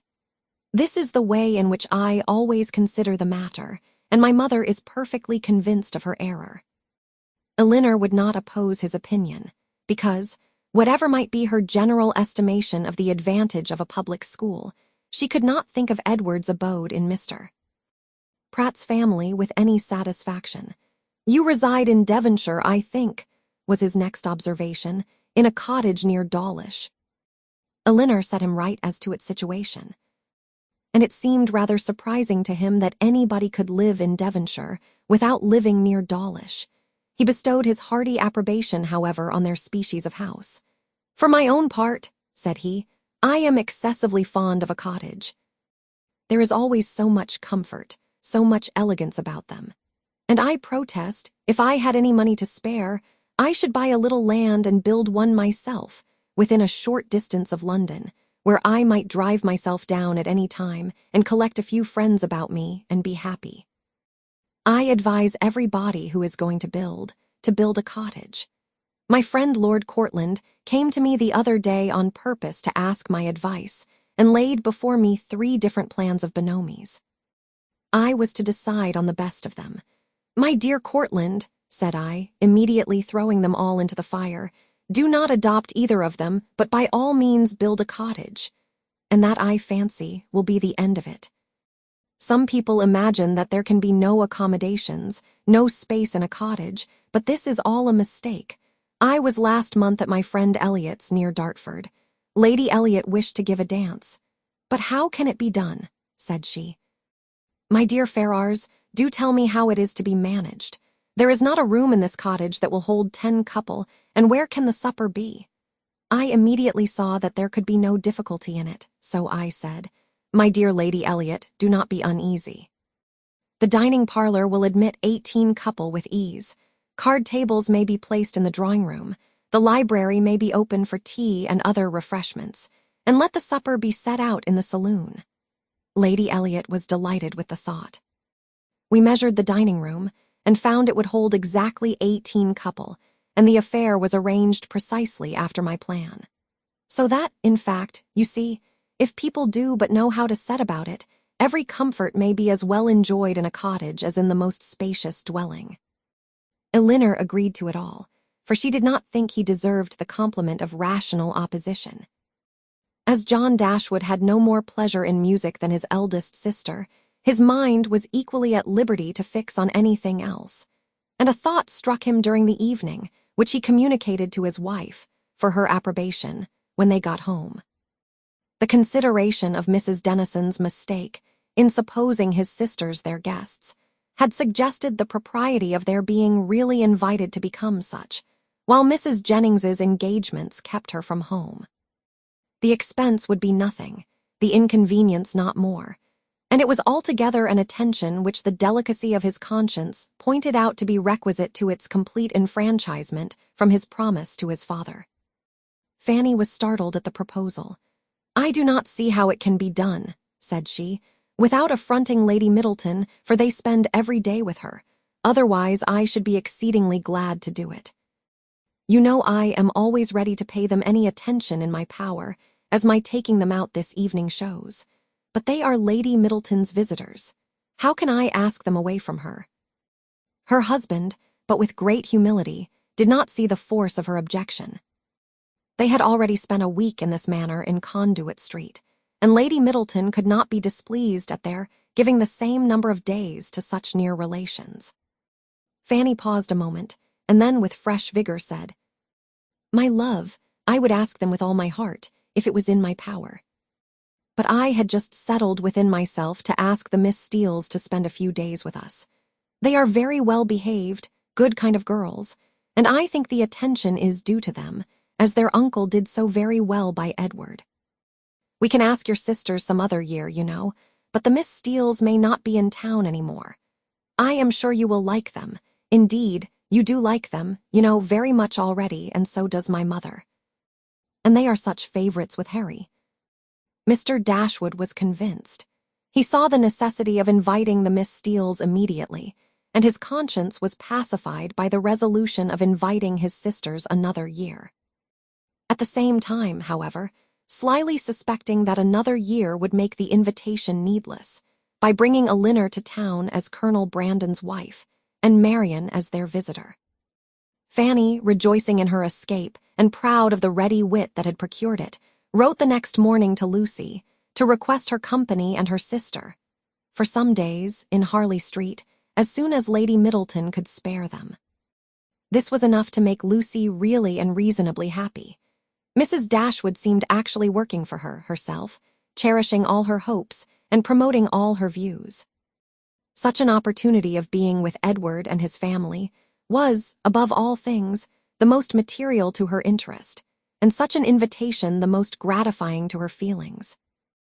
It was an advantage that could not be too gratefully acknowledged, nor too speedily made use of, And the visit to Lady Middleton, which had not before had any precise limits, was instantly discovered to have been always meant to end in 2 days' time.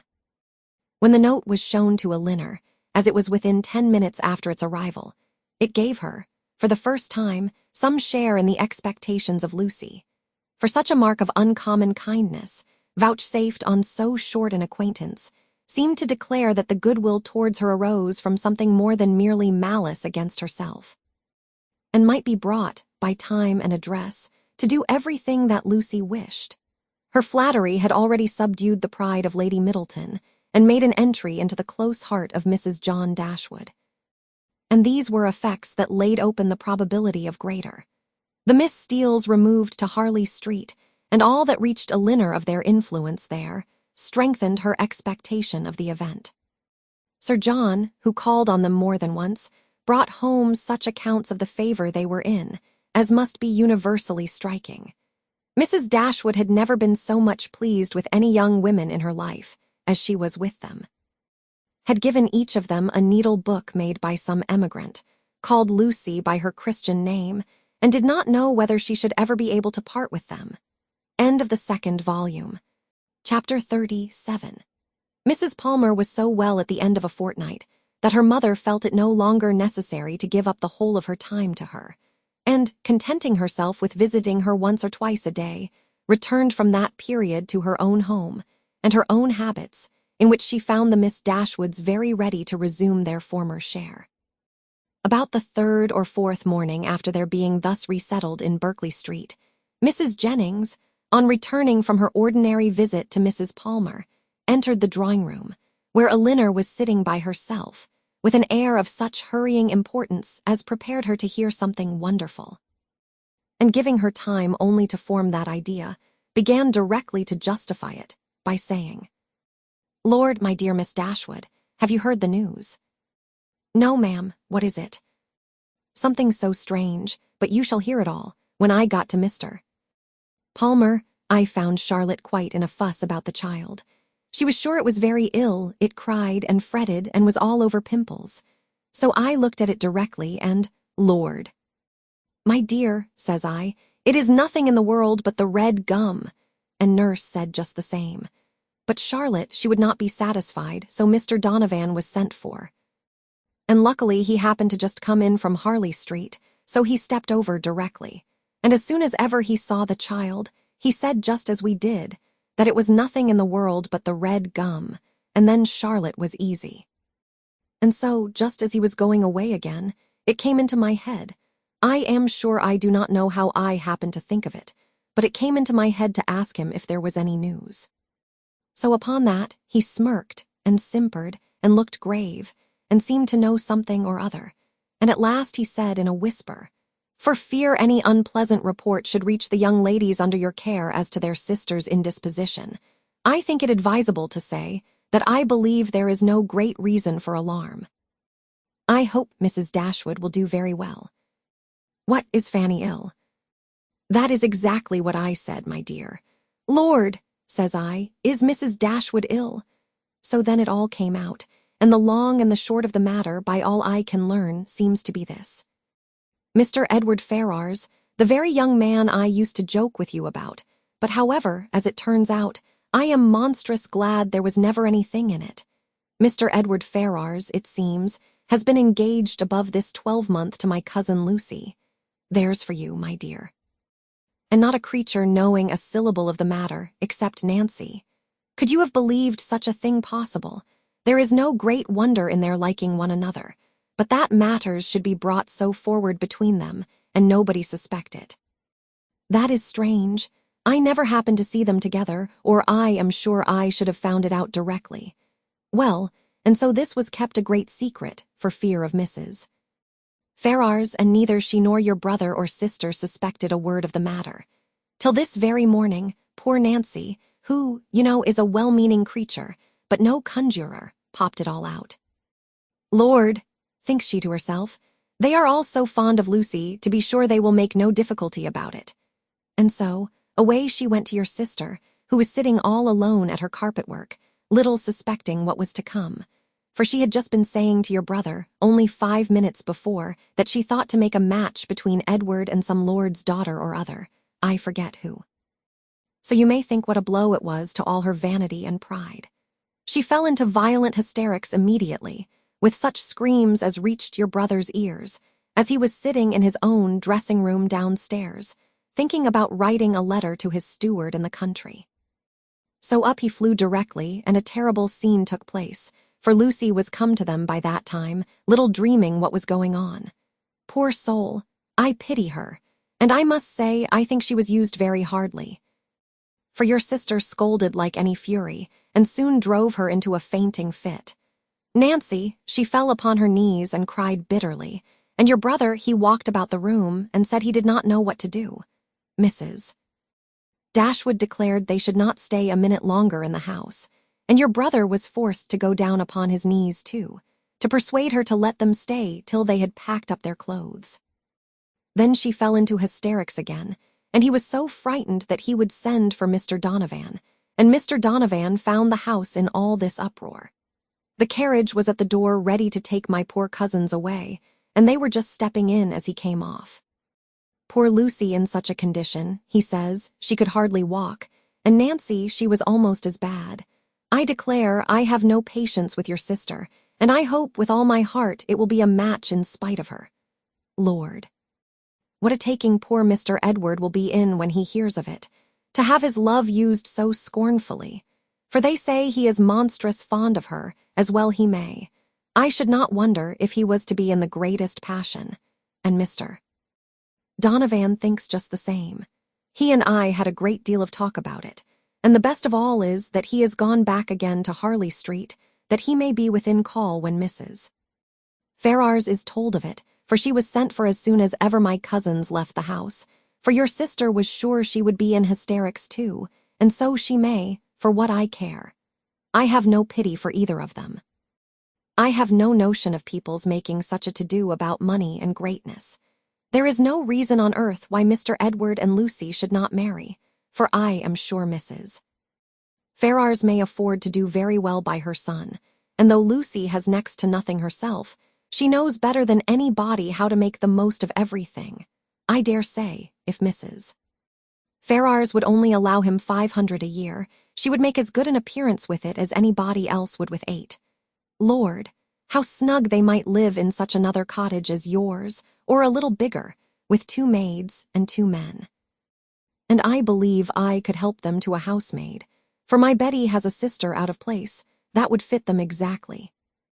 Here Mrs. Jennings ceased, and as Elinor had had time enough to collect her thoughts, she was able to give such an answer and make such observations as the subject might naturally be supposed to produce.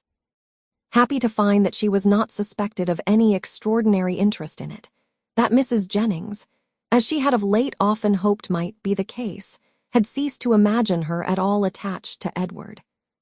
And happy above all the rest, in the absence of Marian, she felt very well able to speak of the affair without embarrassment, and to give her judgment, as she believed, with impartiality on the conduct of everyone concerned in it. She could hardly determine what her own expectation of its event really was, though she earnestly tried to drive away the notion of its being possible to end otherwise at last, than in the marriage of Edward and Lucy. What Mrs. Ferrars would say and do, though there could not be a doubt of its nature, she was anxious to hear, and still more anxious to know how Edward would conduct himself. For him she felt much compassion, for Lucy very little, and it cost her some pains to procure that little, for the rest of the party none at all. As Mrs. Jennings could talk on no other subject, Elinor soon saw the necessity of preparing Marian for its discussion. No time was to be lost in undeceiving her, in making her acquainted with the real truth, and in endeavoring to bring her to hear it talked of by others, without betraying that she felt any uneasiness for her sister, or any resentment against Edward. Elinor's office was a painful one.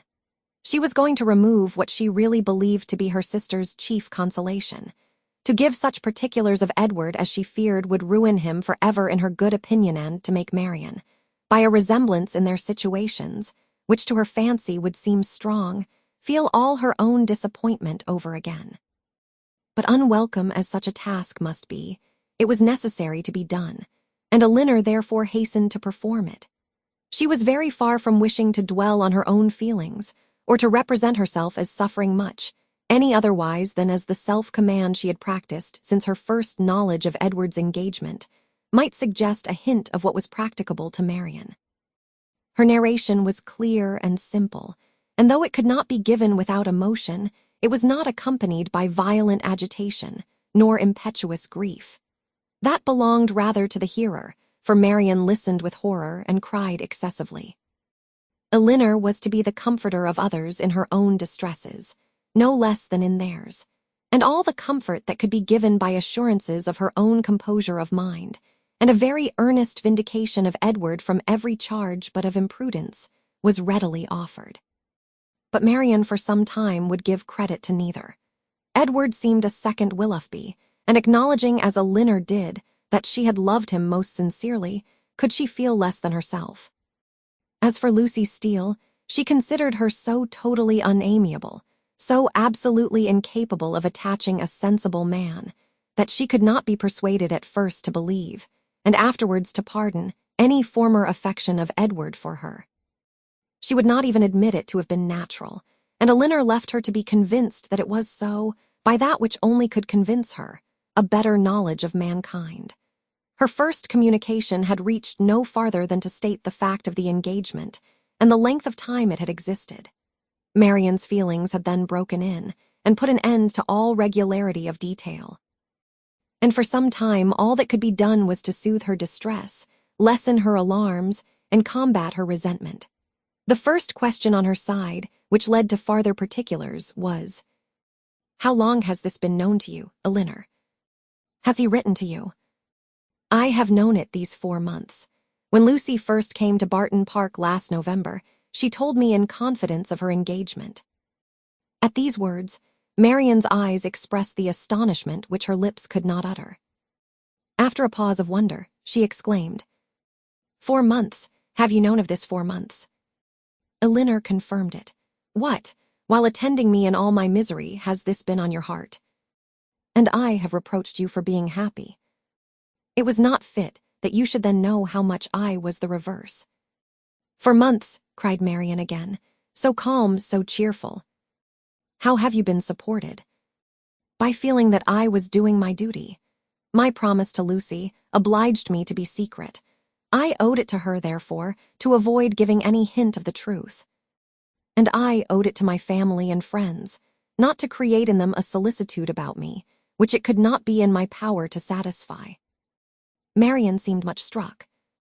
"I have very often wished to undeceive yourself and my mother," added Elinor, "and once or twice I have attempted it, but without betraying my trust, I never could have convinced you. 4 months, and yet you loved him."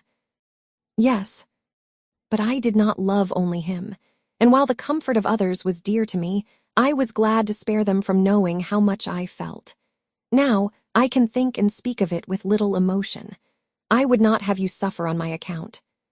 For I assure you I no longer suffer materially myself. I have many things to support me. I am not conscious of having provoked the disappointment by any imprudence of my own. I have borne it as much as possible without spreading it farther. I acquit Edward of essential misconduct. I wish him very happy, and I am so sure of his always doing his duty, that though now he may harbor some regret, in the end he must become so. Lucy does not want sense, and that is the foundation on which everything good may be built.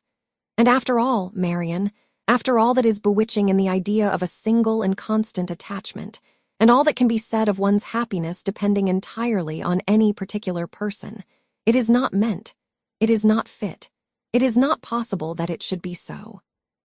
Edward will marry Lucy. He will marry a woman superior in person and understanding to half her sex. And time and habit will teach him to forget that he ever thought another superior to her." "If such is your way of thinking," said Marian, "if the loss of what is most valued is so easily to be made up by something else, your resolution, your self-command, are perhaps a little less to be wondered at. They are brought more within my comprehension. I understand you. You do not suppose that I have ever felt much. For 4 months, Marian, I have had all this hanging on my mind, without being at liberty to speak of it to a single creature. Knowing that it would make you and my mother most unhappy whenever it were explained to you, yet unable to prepare you for it in the least. It was told me. It was in a manner forced on me by the very person herself, whose prior engagement ruined all my prospects. And told me, as I thought, with triumph. This person's suspicions, therefore, I have had to oppose, by endeavoring to appear indifferent where I have been most deeply interested, and it has not been only once. I have had her hopes and exultation to listen to again and again. I have known myself to be divided from Edward forever, without hearing one circumstance that could make me less desire the connection. Nothing has proved him unworthy. Nor has anything declared him indifferent to me. I have had to contend against the unkindness of his sister and the insolence of his mother, and have suffered the punishment of an attachment without enjoying its advantages. And all this has been going on at a time when, as you know too well, it has not been my only unhappiness. If you can think me capable of ever feeling, surely you may suppose that I have suffered now. The composure of mind with which I have brought myself at present to consider the matter, the consolation that I have been willing to admit, have been the effect of constant and painful exertion. They did not spring up of themselves. They did not occur to relieve my spirits at first. No, Marian. Then, if I had not been bound to silence, perhaps nothing could have kept me entirely, not even what I owed to my dearest friends, from openly showing that I was very unhappy. Marian was quite subdued. "Oh, Elinor," she cried, "you have made me hate myself forever. How barbarous have I been to you, you who have been my only comfort, who have borne with me in all my misery, who have seemed to be only suffering for me. Is this my gratitude? Is this the only return I can make you? Because your merit cries out upon myself, I have been trying to do it away." The tenderest caresses followed this confession. In such a frame of mind as she was now in, Elinor had no difficulty in obtaining from her whatever promise she required. And at her request, Marian engaged never to speak of the affair to anyone with the least appearance of bitterness. To meet Lucy without betraying the smallest increase of dislike to her, and even to see Edward himself, if chance should bring them together, without any diminution of her usual cordiality. These were great concessions. But where Marian felt that she had injured, no reparation could be too much for her to make. She performed her promise of being discreet to admiration. She attended to all that Mrs. Jennings had to say upon the subject, with an unchanging complexion, dissented from her in nothing, and was heard 3 times to say, "Yes, ma'am." She listened to her praise of Lucy with only moving from one chair to another, and when Mrs. Jennings talked of Edward's affection, it cost her only a spasm in her throat. Such advances towards heroism in her sister made Elinor feel equal to anything herself. The next morning brought a farther trial of it, in a visit from their brother, who came with a most serious aspect to talk over the dreadful affair, and bring them news of his wife. "You have heard, I suppose," said he with great solemnity, as soon as he was seated, "of the very shocking discovery that took place under our roof yesterday." They all looked their assent. It seemed too awful a moment for speech. "Your sister," he continued, "has suffered dreadfully. Mrs. Ferrars, too. In short, it has been a scene of such complicated distress, but I will hope that the storm may be weathered without our being any of us quite overcome. Poor Fanny. She was in hysterics all yesterday, but I would not alarm you too much. Donovan says there is nothing materially to be apprehended. Her constitution is a good one, and her resolution equal to anything. She has borne it all with the fortitude of an angel.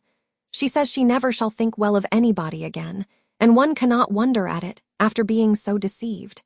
Meeting with such ingratitude, where so much kindness had been shown, so much confidence had been placed.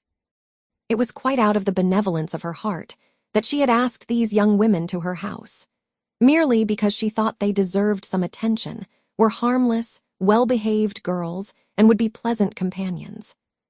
For otherwise we both wished very much to have invited you and Marian to be with us, while your kind friend there was attending her daughter. And now to be so rewarded. I wish, with all my heart, says poor Fanny in her affectionate way, that we had asked your sisters instead of them. Here he stopped to be thanked. Which being done, he went on. What poor Mrs. Ferrars suffered, when first Fanny broke it to her, is not to be described. While she with the truest affection had been planning a most eligible connection for him, was it to be supposed that he could be all the time secretly engaged to another person? Such a suspicion could never have entered her head. If she suspected any prepossession elsewhere, it could not be in that quarter.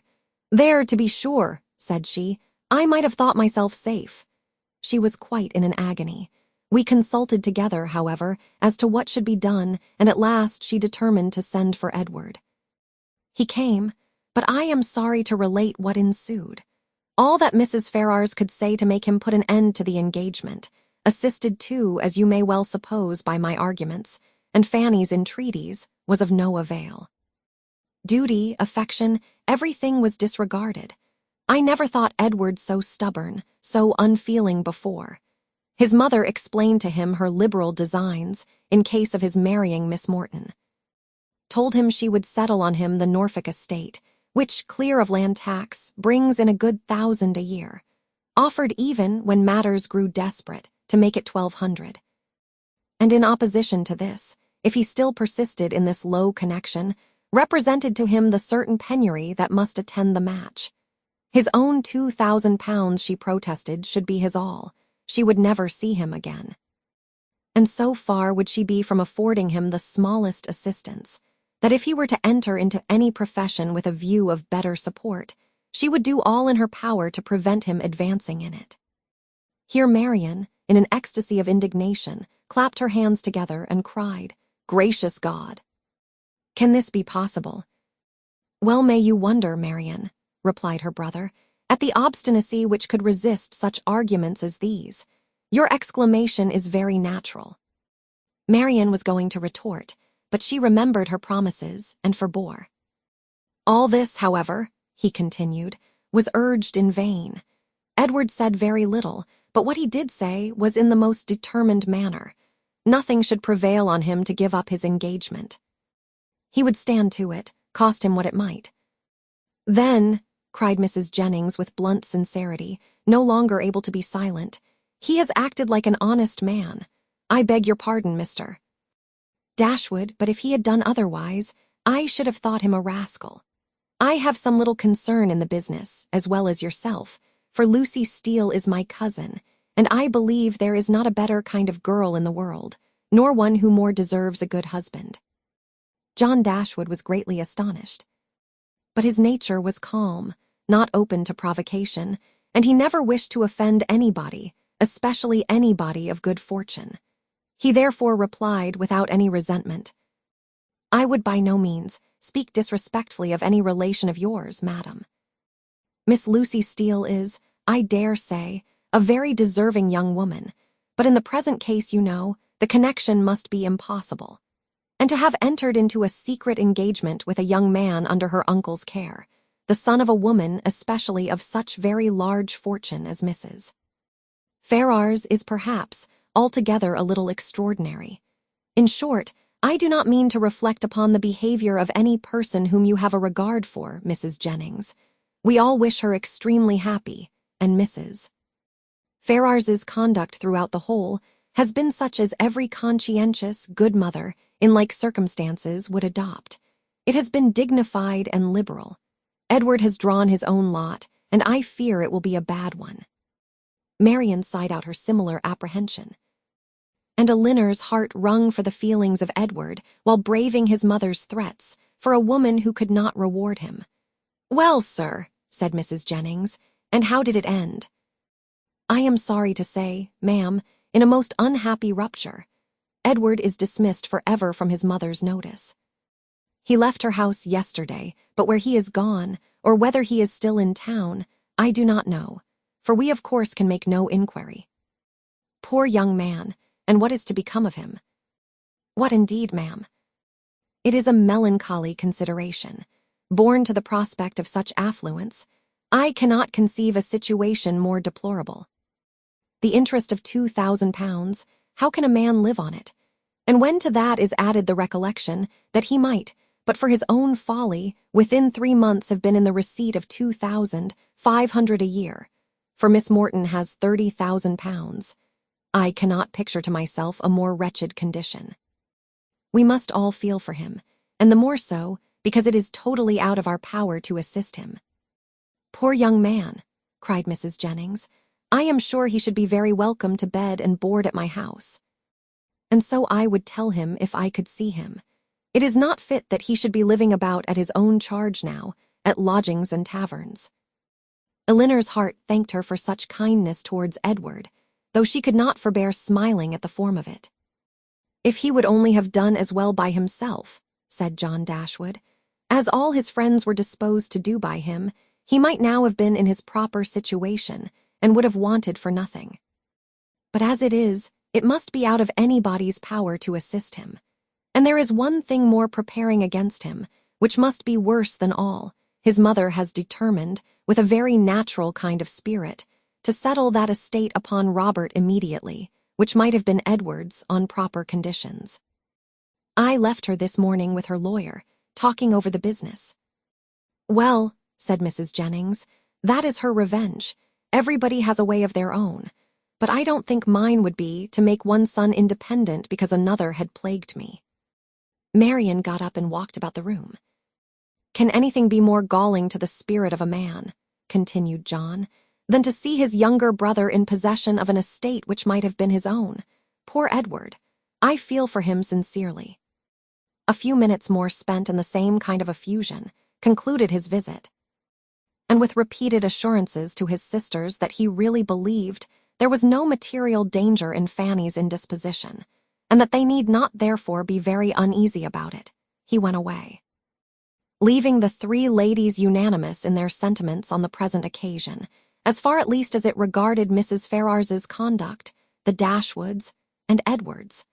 Marian's indignation burst forth as soon as he quitted the room, and as her vehemence made reserve impossible in Elinor, and unnecessary in Mrs. Jennings, they all joined in a very spirited critique upon the party. Chapter 38. Mrs. Jennings was very warm in her praise of Edward's conduct, but only Elinor and Marian understood its true merit. They only knew how little he had had to tempt him to be disobedient, and how small was the consolation, beyond the consciousness of doing right, that could remain to him in the loss of friends and fortune. Elinor gloried in his integrity, and Marian forgave all his offenses in compassion for his punishment. But though confidence between them was, by this public discovery, restored to its proper state, it was not a subject on which either of them were fond of dwelling when alone. Elinor avoided it upon principle, as tending to fix still more upon her thoughts, by the too warm, too positive assurances of Marian, that belief of Edward's continued affection for herself which she rather wished to do away. And Marian's courage soon failed her, in trying to converse upon a topic which always left her more dissatisfied with herself than ever, by the comparison it necessarily produced between Elinor's conduct and her own. She felt all the force of that comparison, but not as her sister had hoped, to urge her to exertion now. She felt it with all the pain of continual self-reproach, regretted most bitterly that she had never exerted herself before. But it brought only the torture of penitence, without the hope of amendment. Her mind was so much weakened that she still fancied present exertion impossible, and therefore it only dispirited her more. Nothing new was heard by them, for a day or two afterwards, of affairs in Harley Street or Bartlett's buildings. But though so much of the matter was known to them already, that Mrs. Jennings might have had enough to do in spreading that knowledge farther, without seeking after more. She had resolved from the first to pay a visit of comfort and inquiry to her cousins as soon as she could.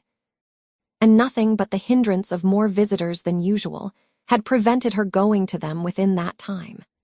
The 3rd day succeeding their knowledge of the particulars was so fine, so beautiful a Sunday as to draw many to Kensington Gardens, though it was only the 2nd week in March.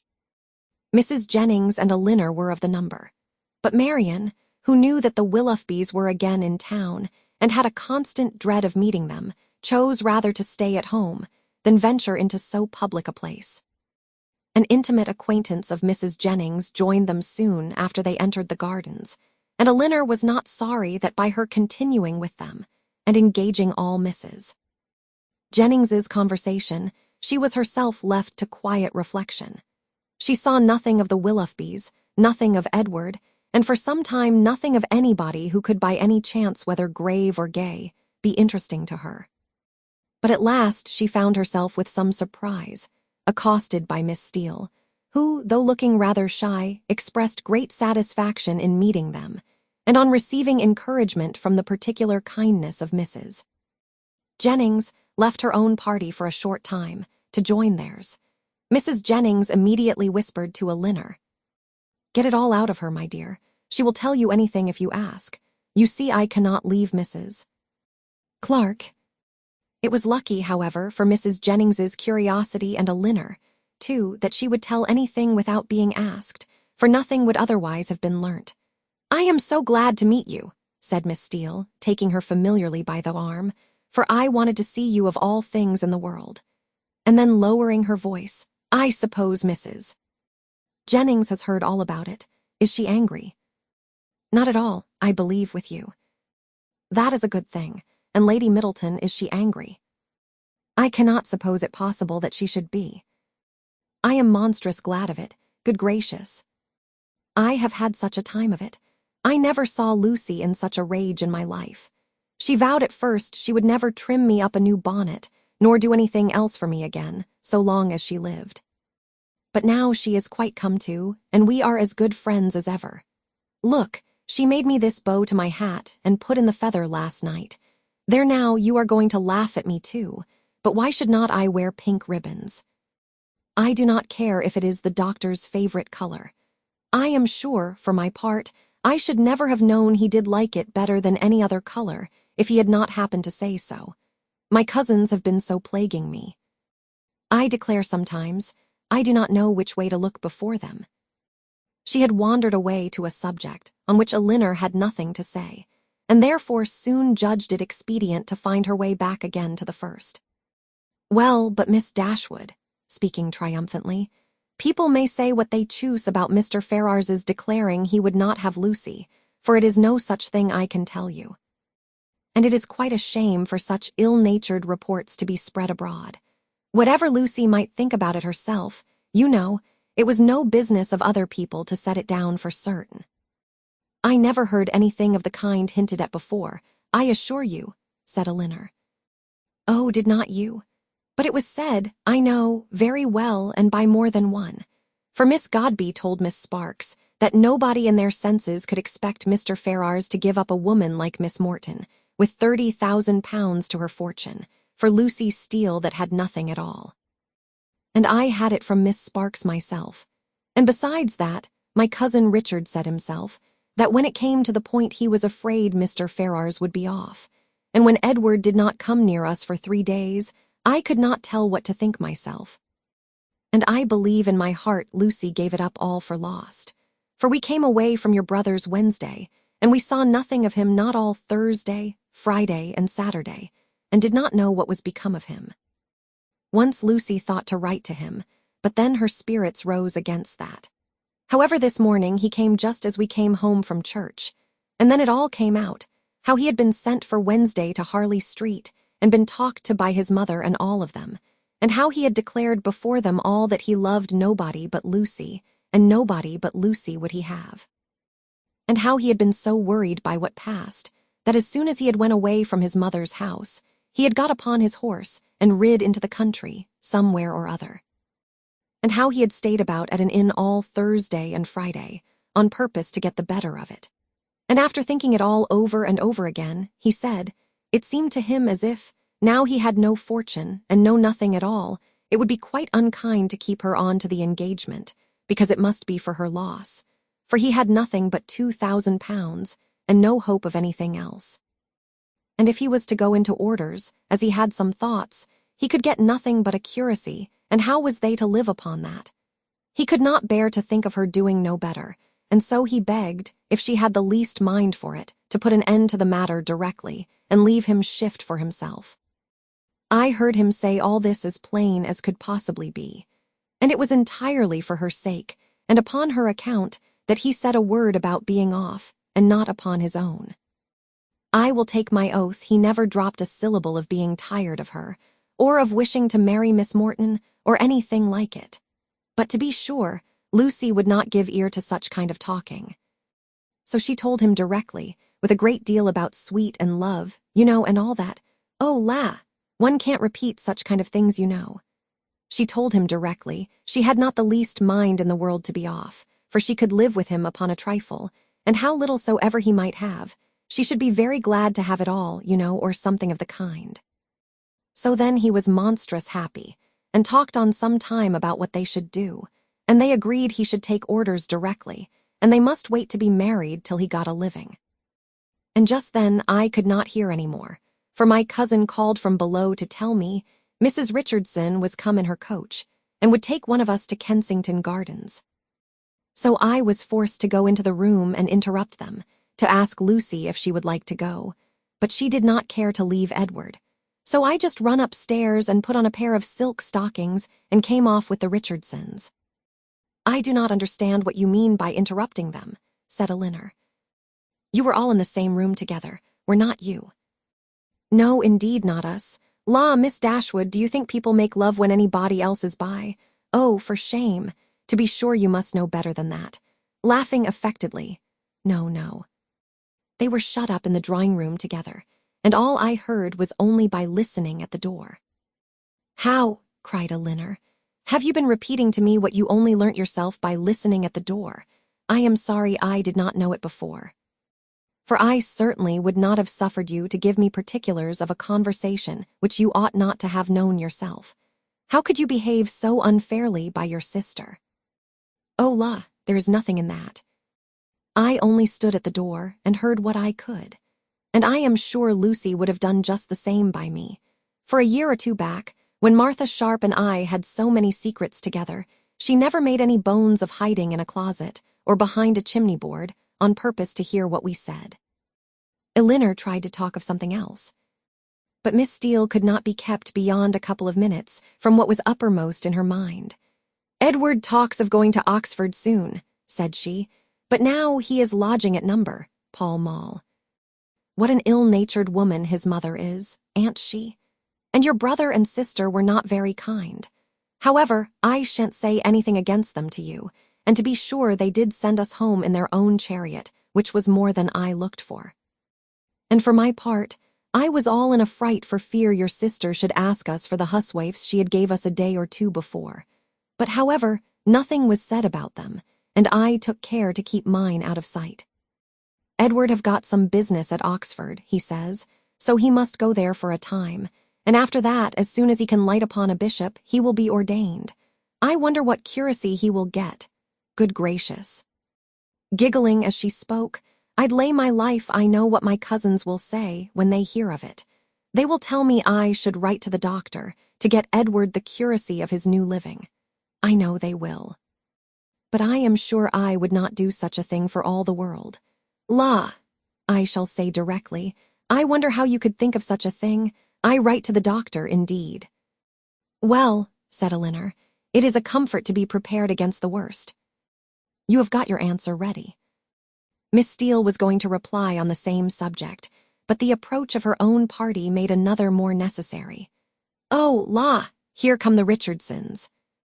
I had a vast deal more to say to you, but I must not stay away from them not any longer. I assure you they are very genteel people. He makes a monstrous deal of money, and they keep their own coach. I have not time to speak to Mrs. Jennings about it myself, but pray tell her I am quite happy to hear she is not in anger against us, and Lady Middleton the same. And if anything should happen to take you and your sister away, and Mrs. Jennings should want company, I am sure we should be very glad to come and stay with her for as long a time as she likes. I suppose Lady Middleton won't ask us any more this bout.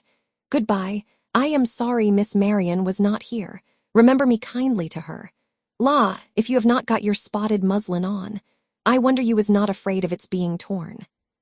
Such was her parting concern. For after this, She had time only to pay her farewell compliments to Mrs. Jennings, before her company was claimed by Mrs. Richardson, and Elinor was left in possession of knowledge which might feed her powers of reflection some time, though she had learnt very little more than what had been already foreseen and foreplanned in her own mind. Edward's marriage with Lucy was as firmly determined on, and the time of its taking place remained as absolutely uncertain, as she had concluded it would. Thing depended, exactly after her expectation, on his getting that preferment, of which, at present, there seemed not the smallest chance. As soon as they returned to the carriage, Mrs. Jennings was eager for information. But as Elinor wished to spread as little as possible intelligence that had in the first place been so unfairly obtained, she confined herself to the brief repetition of such simple particulars, as she felt assured that Lucy, for the sake of her own consequence, would choose to have known. The continuance of their engagement, and the means that were able to be taken for promoting its end, was all her communication, and this produced from Mrs. Jennings the following natural remark. Wait for his having a living. We all know how that will end. They will wait a 12-month, and finding no good comes of it, will set down upon a curacy of £50 a year, with the interest of his £2,000, and what little matter Mr. Steele and Mr. Pratt can give her. Then they will have a child every year, and Lord help 'em, how poor they will be. I must see what I can give them towards furnishing their house. 2 maids and 2 men, indeed. As I talked of tea other day. No, they must get a stout girl of all works. Betty's sister would never do for them now. The next morning brought Elinor a letter by the 2-penny post from Lucy herself. It was as follows. Bartlett's Building, March. I hope my dear Miss Dashwood will excuse the liberty I take of writing to her, but I know your friendship for me will make you pleased to hear such a good account of myself and my dear Edward, after all the troubles we have went through lately. Therefore will make no more apologies, but proceed to say that, thank God. Though we have suffered dreadfully, we are both quite well now, and as happy as we must always be in one another's love. We have had great trials and great persecutions, but however, at the same time, gratefully acknowledge many friends, yourself not the least among them, whose great kindness I shall always thankfully remember, as will Edward too, who I have told of it. I am sure you will be glad to hear, as likewise dear Mrs. Jennings. I spent 2 happy hours with him yesterday afternoon. He would not hear of our parting, though earnestly did I, as I thought my duty required, urge him to it for prudence sake, and would have parted for ever on the spot, would he consent to it. But he said it should never be. He did not regard his mother's anger, while he could have my affections. Our prospects are not very bright, to be sure, but we must wait and hope for the best. He will be ordained shortly. And should it ever be in your power to recommend him to any body that has a living to bestow, am very sure you will not forget us. And dear Mrs. Jennings, too, trust she will speak a good word for us to Sir John or Mr.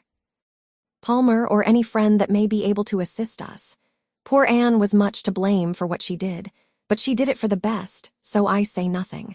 Hope Mrs. Jennings won't think it too much trouble to give us a call, should she come this way any morning.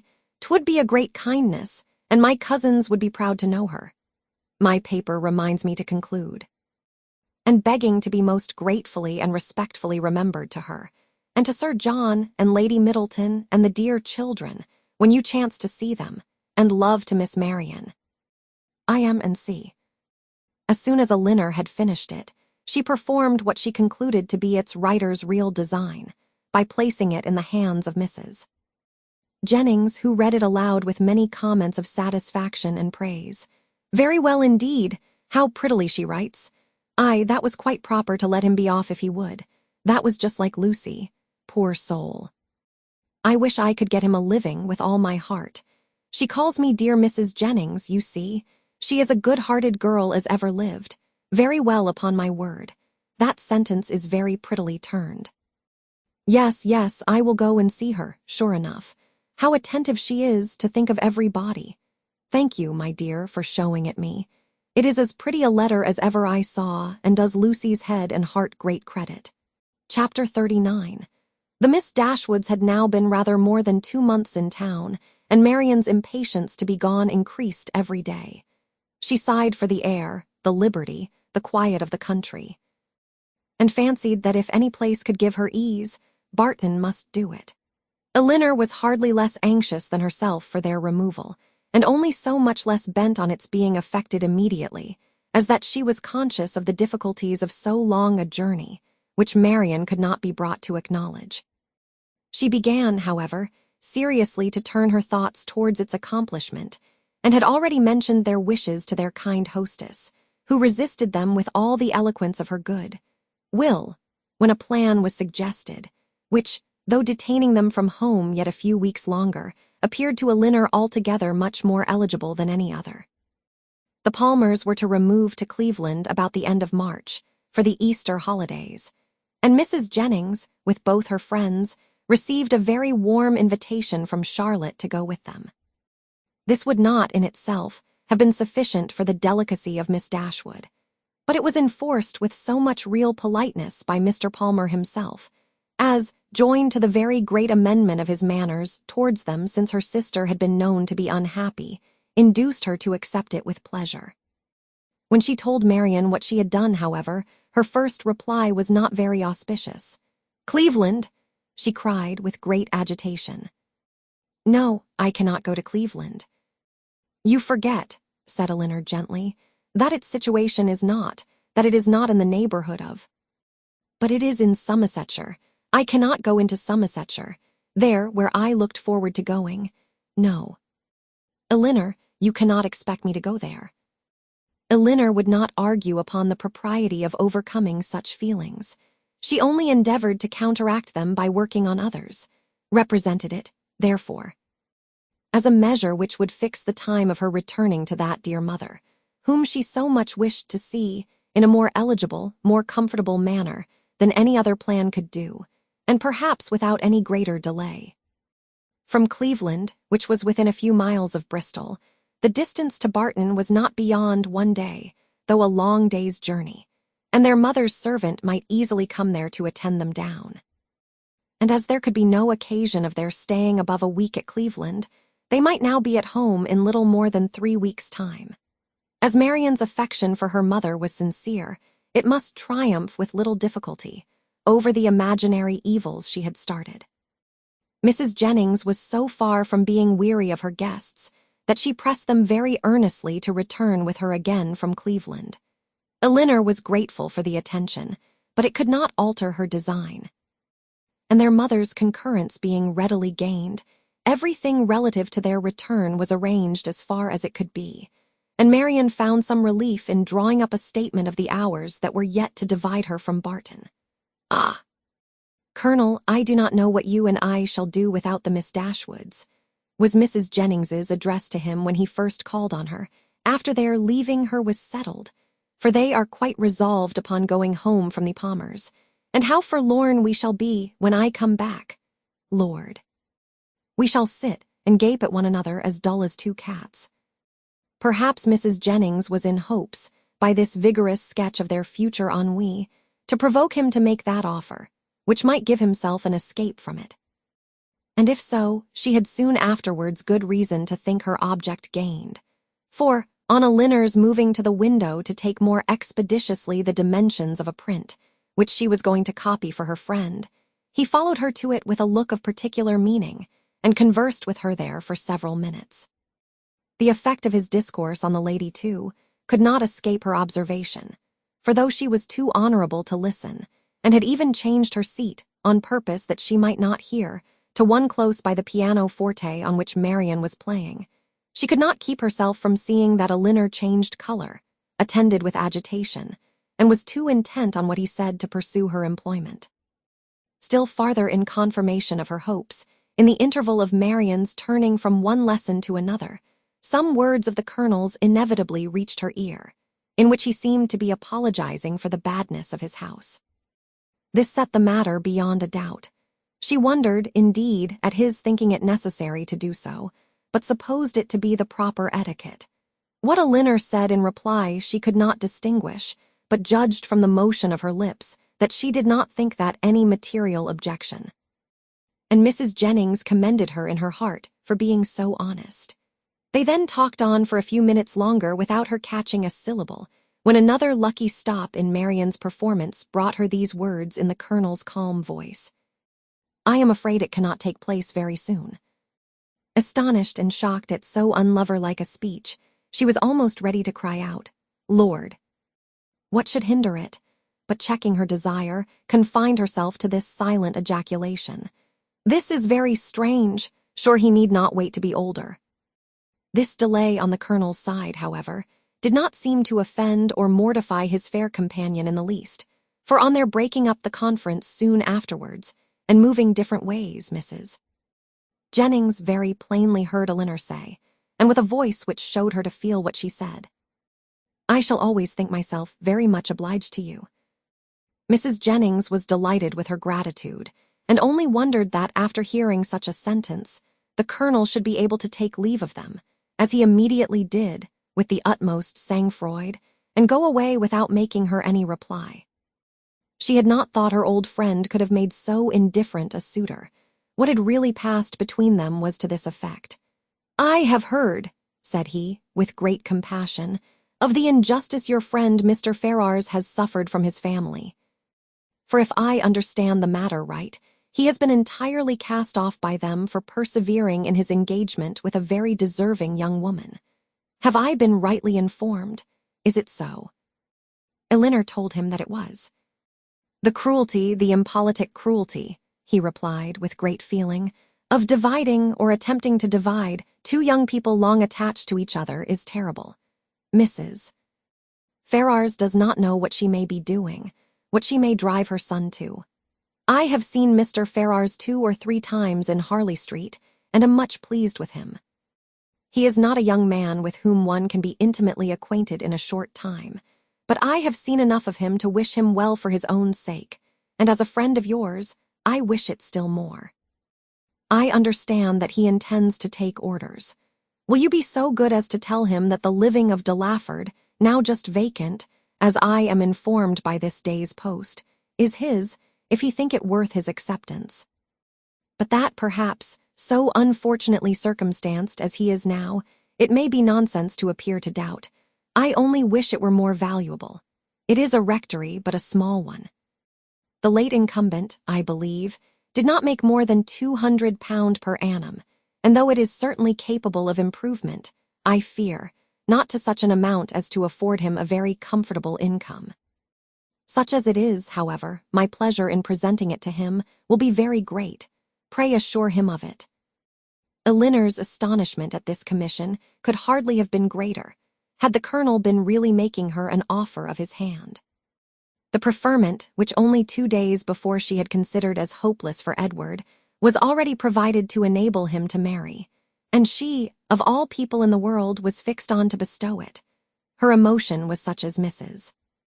Jennings had attributed to a very different cause, but whatever minor feelings less pure, less pleasing, might have a share in that emotion, her esteem for the general benevolence and her gratitude for the particular friendship, which together prompted Colonel Brandon to this act, were strongly felt and warmly expressed.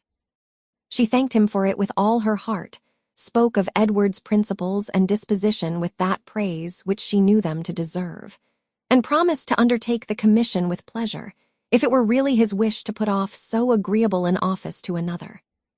But at the same time, she could not help thinking that no one could so well perform it as himself.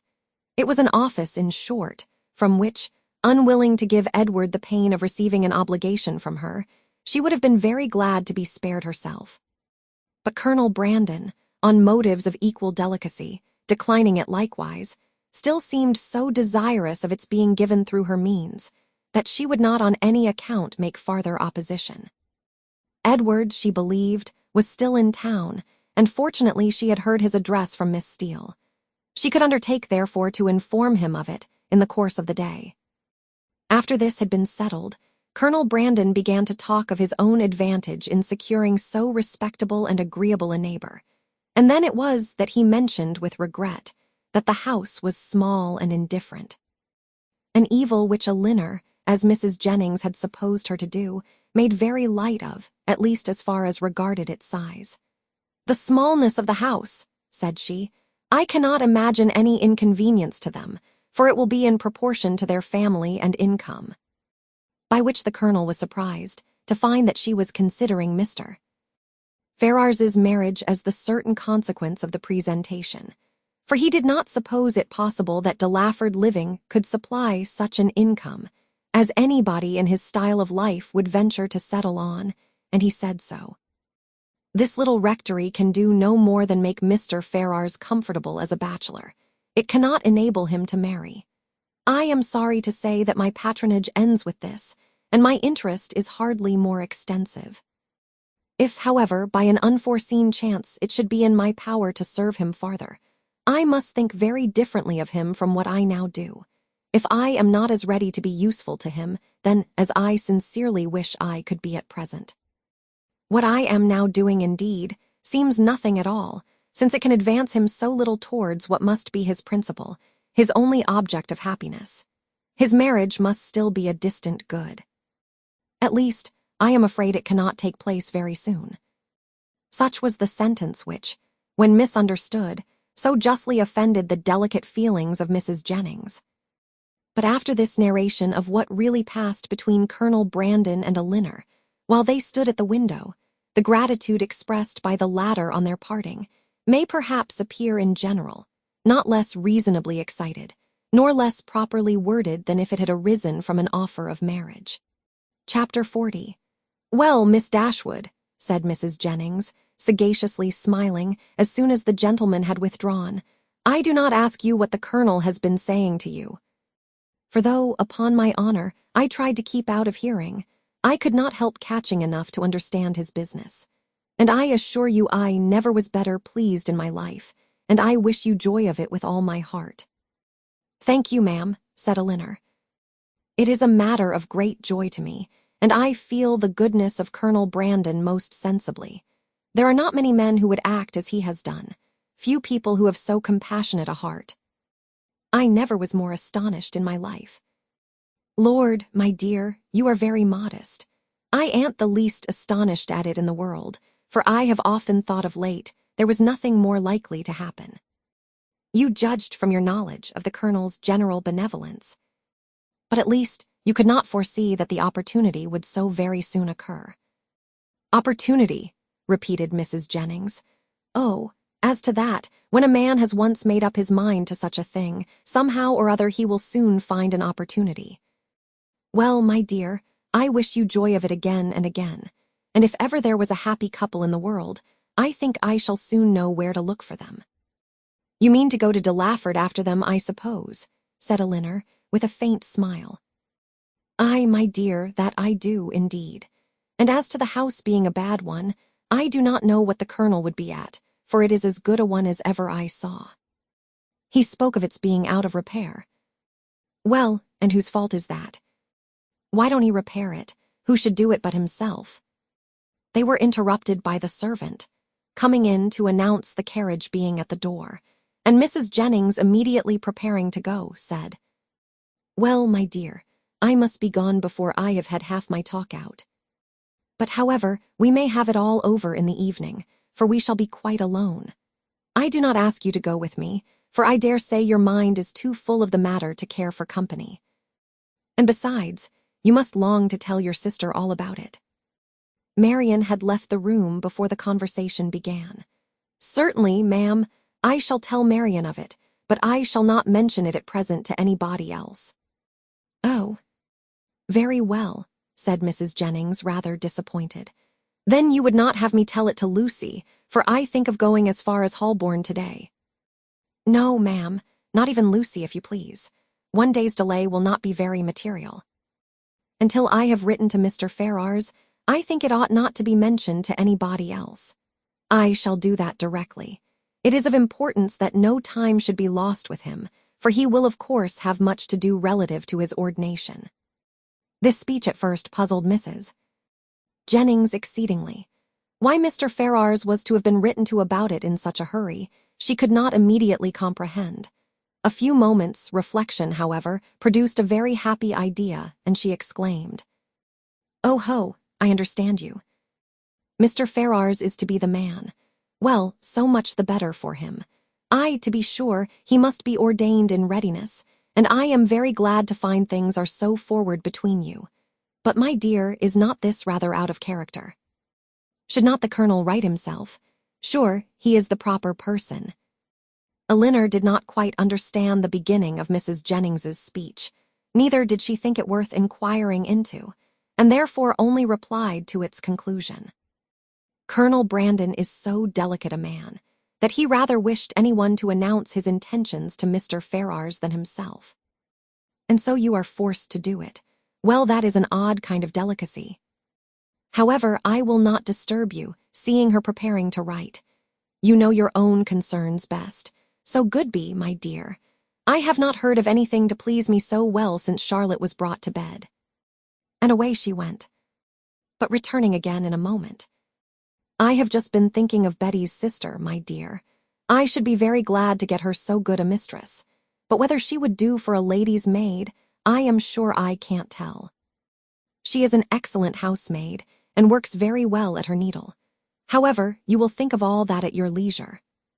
Certainly, ma'am, replied Elinor, not hearing much of what she said, and more anxious to be alone than to be mistress of the subject. How she should begin, how she should express herself in her note to Edward, was now all her concern. The particular circumstances between them made a difficulty of that which to any other person would have been the easiest thing in the world. But she equally feared to say too much or too little, and sat deliberating over her paper, with the pen in her hand, till broken in on by the entrance of Edward himself. He had met Mrs. Jennings at the door in her way to the carriage, as he came to leave his farewell card, and she, after apologizing for not returning herself, had obliged him to enter, by saying that Miss Dashwood was above, and wanted to speak with him on very particular business.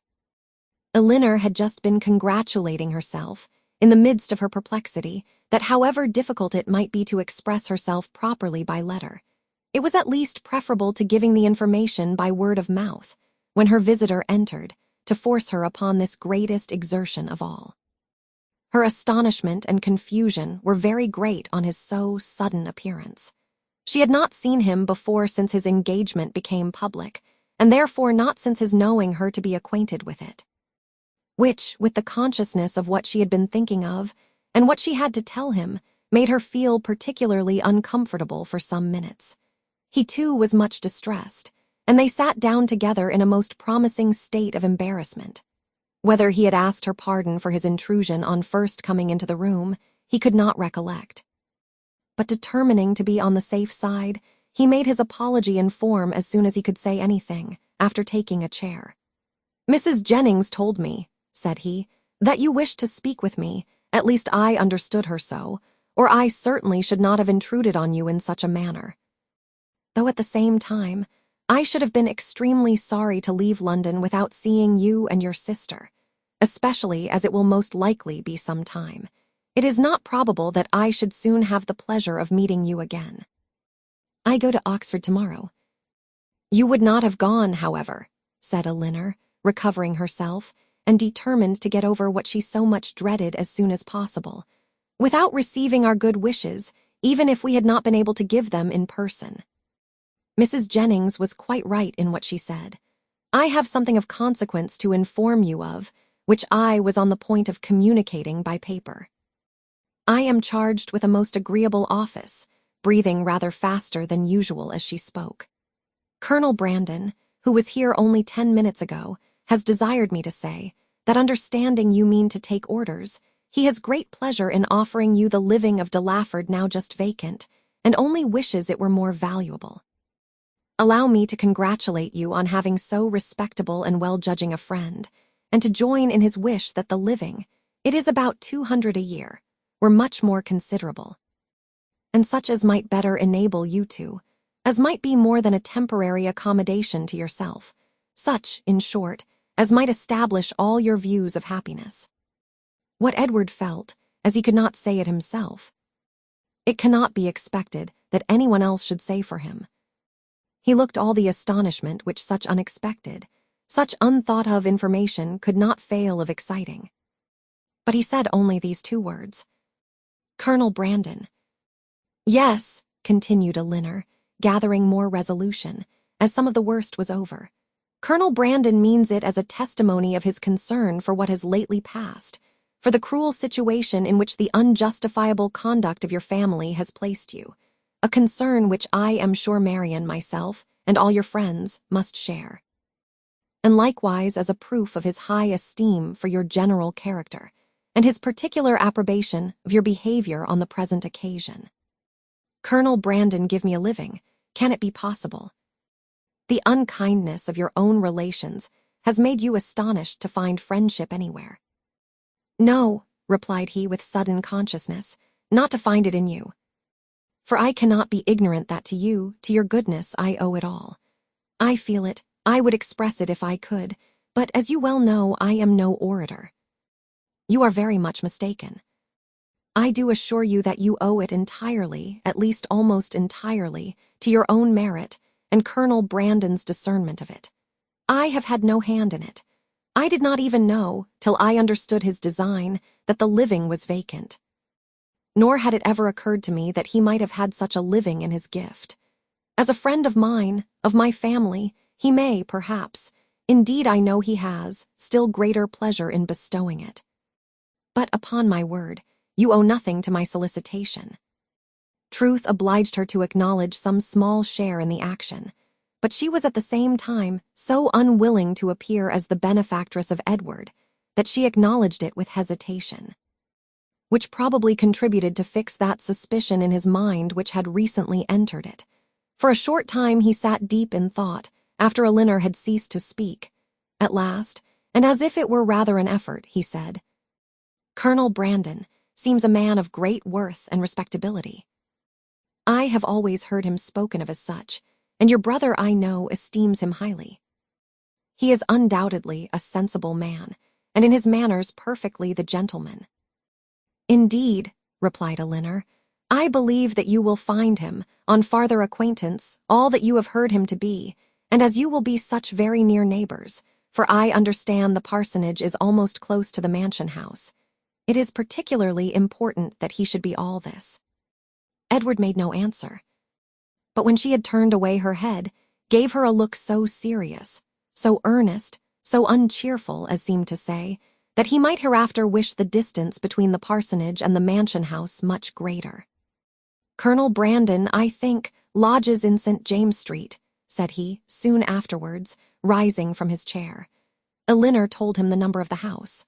I must hurry away, then, to give him those thanks which you will not allow me to give you, to assure him that he has made me an exceedingly happy man.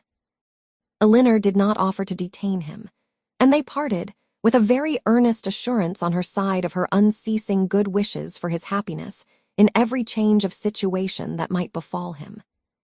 On his, with rather an attempt to return the same good will than the power of expressing it. When I see him again, said Elinor to herself, as the door shut him out, I shall see him the husband of Lucy. And with this pleasing anticipation, she sat down to reconsider the past, recall the words and endeavor to comprehend all the feelings of Edward. And of course, to reflect on her own with discontent. When Mrs. Jennings came home, though she returned from seeing people whom she had never seen before, and of whom therefore she must have a great deal to say, her mind was so much more occupied by the important secret in her possession than by anything else, that she reverted to it again as soon as Elinor appeared. Well, my dear, she cried, I sent you up the young man. Did not I do right? And I suppose you had no great difficulty. You did not find him very unwilling to accept your proposal. No, ma'am. That was not very likely. Well, and how soon will he be ready? For it seems all to depend upon that. Really, said Elinor, I know so little of these kind of forms that I can hardly even conjecture as to the time or the preparation necessary. But I suppose 2 or 3 months will complete his ordination. 2 or 3 months, cried Mrs. Jennings. Lord, my dear, how calmly you talk of it, and can the Colonel wait 2 or 3 months? Lord bless me, I am sure it would put me quite out of patience, and though one would be very glad to do a kindness by poor Mr. Ferrars, I do think it is not worthwhile to wait 2 or 3 months for him. Sure somebody else might be found that would do as well. somebody that is in orders already. "My dear ma'am," said Elinor, "what can you be thinking of? Why, Colonel Brandon's only object is to be of use to Mr. Ferrars." "Lord bless you, my dear. Sure you do not mean to persuade me that the Colonel only marries you for the sake of giving 10 guineas to Mr. Ferrars." The deception could not continue after this, and an explanation immediately took place, by which both gained considerable amusement for the moment, without any material loss of happiness to either. For Mrs. Jennings only exchanged one form of delight for another, and still without forfeiting her expectation of the first. Ay, the parsonage is but a small one," said she, after the first ebullition of surprise and satisfaction was over, "and very likely may be out of repair. But to hear a man apologizing, as I thought, for a house that to my knowledge has 5 sitting rooms on the ground floor, and I think the housekeeper told me could make up 15 beds. And to you, too, that had been used to live in Barton Cottage. It seems quite ridiculous. But, my dear, we must touch up the Colonel to do something to the parsonage, and make it comfortable for them before Lucy goes to it. But Colonel Brandon does not seem to have any idea of the living, being enough to allow them to marry. The Colonel is a ninny, my dear. Because he has 2,000 a year himself, he thinks that nobody else can marry on less. Take my word for it, that, if I am alive, I shall be paying a visit at Delaford Parsonage before Michaelmas. And I am sure I shan't go if Lucy ain't there." Elinor was quite of her opinion, as to the probability of their not waiting for anything more. Chapter 41. Edward, having carried his thanks to Colonel Brandon, proceeded with his happiness to Lucy, and such was the excess of it by the time he reached Bartlett's Buildings that she was able to assure Mrs. Jennings, who called on her again the next day with her congratulations, that she had never seen him in such spirits before in her life. Her own happiness and her own spirits were at least very certain, and she joined Mrs. Jennings most heartily in her expectation of their being all comfortably together in Delaford Parsonage before Michaelmas. So far was she, at the same time, from any backwardness to give Elinor that credit which Edward would give her, that she spoke of her friendship for them both with the most grateful warmth, was ready to own all their obligation to her, and openly declared that no exertion for their good on Miss Dashwood's part, either present or future, would ever surprise her, for she believed her capable of doing anything in the world for those she really valued. As for Colonel Brandon, she was not only ready to worship him as a saint, but was moreover truly anxious that he should be treated as one in all worldly concerns, anxious that his tithes should be raised to the utmost, and secretly resolved to avail herself, at Delaford, as far as she possibly could, of his servants, his carriage, his cows, and his poultry. It was now above a week since John Dashwood had called in Berkeley Street, and as since that time no notice had been taken by them of his wife's indisposition, beyond one verbal inquiry, Elinor began to feel it necessary to pay her a visit. This was an obligation, however, which not only opposed her own inclination, but which had not the assistance of any encouragement from her companions.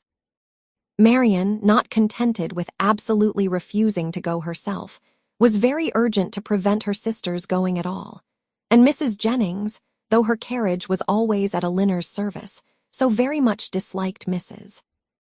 John Dashwood, that not even her curiosity to see how she looked after the late discovery, nor her strong desire to affront her by taking Edward's part, could overcome her unwillingness to be in her company again.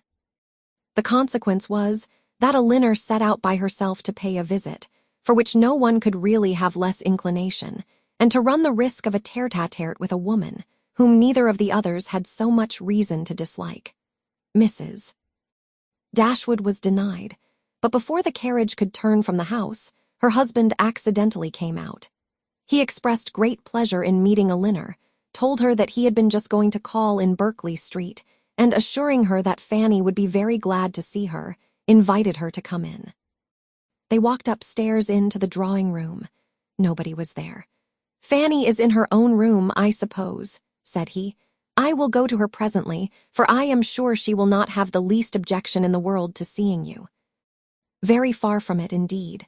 Now especially there cannot be, But however, you and Marian were always great favorites. Why would not Marian come? Elinor made what excuse she could for her. I am not sorry to see you alone, he replied, for I have a good deal to say to you. This living of Colonel Brandon's, can it be true? Has he really given it to Edward? I heard it yesterday by chance, and was coming to you on purpose to inquire farther about it. It is perfectly true. Colonel Brandon has given the living of De Lafford to Edward. Really? Well, this is very astonishing. No relationship, no connection between them, and now that livings fetch such a price. What was the value of this? About 200 a year. Very well, and for the next presentation to a living of that value, supposing the late incumbent to have been old and sickly, and likely to vacate it soon, he might have got, I dare say, £1,400. And how came he not to have settled that matter before this person's death? Now, indeed it would be too late to sell it, but a man of Colonel Brandon's sense. I wonder he should be so improvident in a point of such common, such natural, concern. Well, I am convinced that there is a vast deal of inconsistency in almost every human character. I suppose, however, on recollection, that the case may probably be this. Edward is only to hold the living till the person to whom the Colonel has really sold the presentation is old enough to take it. Aye, that is the fact, depend upon it.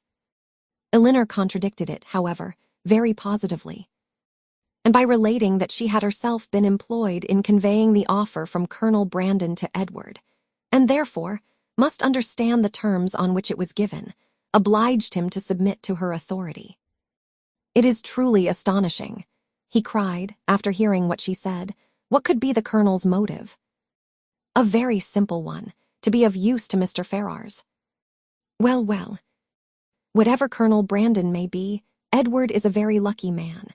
You will not mention the matter to Fanny, however, for though I have broke it to her, and she bears it vastly well, she will not like to hear it much talked of. Elinor had some difficulty here to refrain from observing that she thought Fanny might have borne with composure an acquisition of wealth to her brother, by which neither she nor her child could be possibly impoverished. Mrs. Ferrars, added he, lowering his voice to the tone becoming so important a subject, knows nothing about it at present, and I believe it will be best to keep it entirely concealed from her as long as may be. When the marriage takes place, I fear she must hear of it all. But why should such precaution be used? Though it is not to be supposed that Mrs. Ferrars can have the smallest satisfaction in knowing that her son has money enough to live upon, for that must be quite out of the question. Yet why, upon her late behavior, is she supposed to feel it all? She has done with her son. She cast him off forever, and has made all those over whom she had any influence cast him off likewise. Surely, after doing so, she cannot be imagined liable to any impression of sorrow or of joy on his account. She cannot be interested in anything that befalls him. She would not be so weak as to throw away the comfort of a child, and yet retain the anxiety of a parent. Ah, Elinor, said John, your reasoning is very good, but it is founded on ignorance of human nature. When Edward's unhappy match takes place, depend upon it his mother will feel as much as if she had never discarded him, and therefore every circumstance that may accelerate that dreadful event must be concealed from her as much as possible. Mrs. Ferrars can never forget that Edward is her son. You surprise me. I should think it must nearly have escaped her memory by this time. You wrong her exceedingly. Mrs. Ferrars is one of the most affectionate mothers in the world. Elinor was silent. We think now, said Mr. Dashwood, after a short pause, of Robert's marrying Miss Morton. Elinor, smiling at the grave and decisive importance of her brother's tone, calmly replied, The lady, I suppose, has no choice in the affair. Choice, how do you mean? I only mean that I suppose, from your manner of speaking, it must be the same to Miss Morton whether she marry Edward or Robert. Certainly, there can be no difference. For Robert will now to all intents and purposes be considered as the eldest son, and as to anything else, they are both very agreeable young men. I do not know that one is superior to the other." Elinor said no more, and John was also for a short time silent. His reflections ended thus. "Of one thing, my dear sister," kindly taking her hand and speaking in an awful whisper, "I may assure you, and I will do it because I know it must gratify you. I have good reason to think, indeed I have it from the best authority, or I should not repeat it, for otherwise it would be very wrong to say anything about it. But I have it from the very best authority, not that I ever precisely heard Mrs. Ferrars say it herself, but her daughter did, and I have it from her, that in short, whatever objections there might be against a certain connection, you understand me, it would have been far preferable to her. It would not have given her half the vexation that this does." I was exceedingly pleased to hear that Mrs. Ferrars considered it in that light, a very gratifying circumstance, you know, to us all. "It would have been beyond comparison," she said, "the least evil of the two, and she would be glad to compound now for nothing worse. But however, all that is quite out of the question, not to be thought of or mentioned. As to any attachment, you know, it never could be. All that is gone by. But I thought I would just tell you of this, because I knew how much it must please you. Not that you have any reason to regret, my dear Elinor. There is no doubt of your doing exceedingly well, quite as well, or better, perhaps, all things considered. Has Colonel Brandon been with you lately?" Elinor had heard enough, if not to gratify her vanity and raise her self-importance, to agitate her nerves and fill her mind, and she was therefore glad to be spared from the necessity of saying much in reply herself, and from the danger of hearing anything more from her brother, by the entrance of Mr. Robert Ferrars.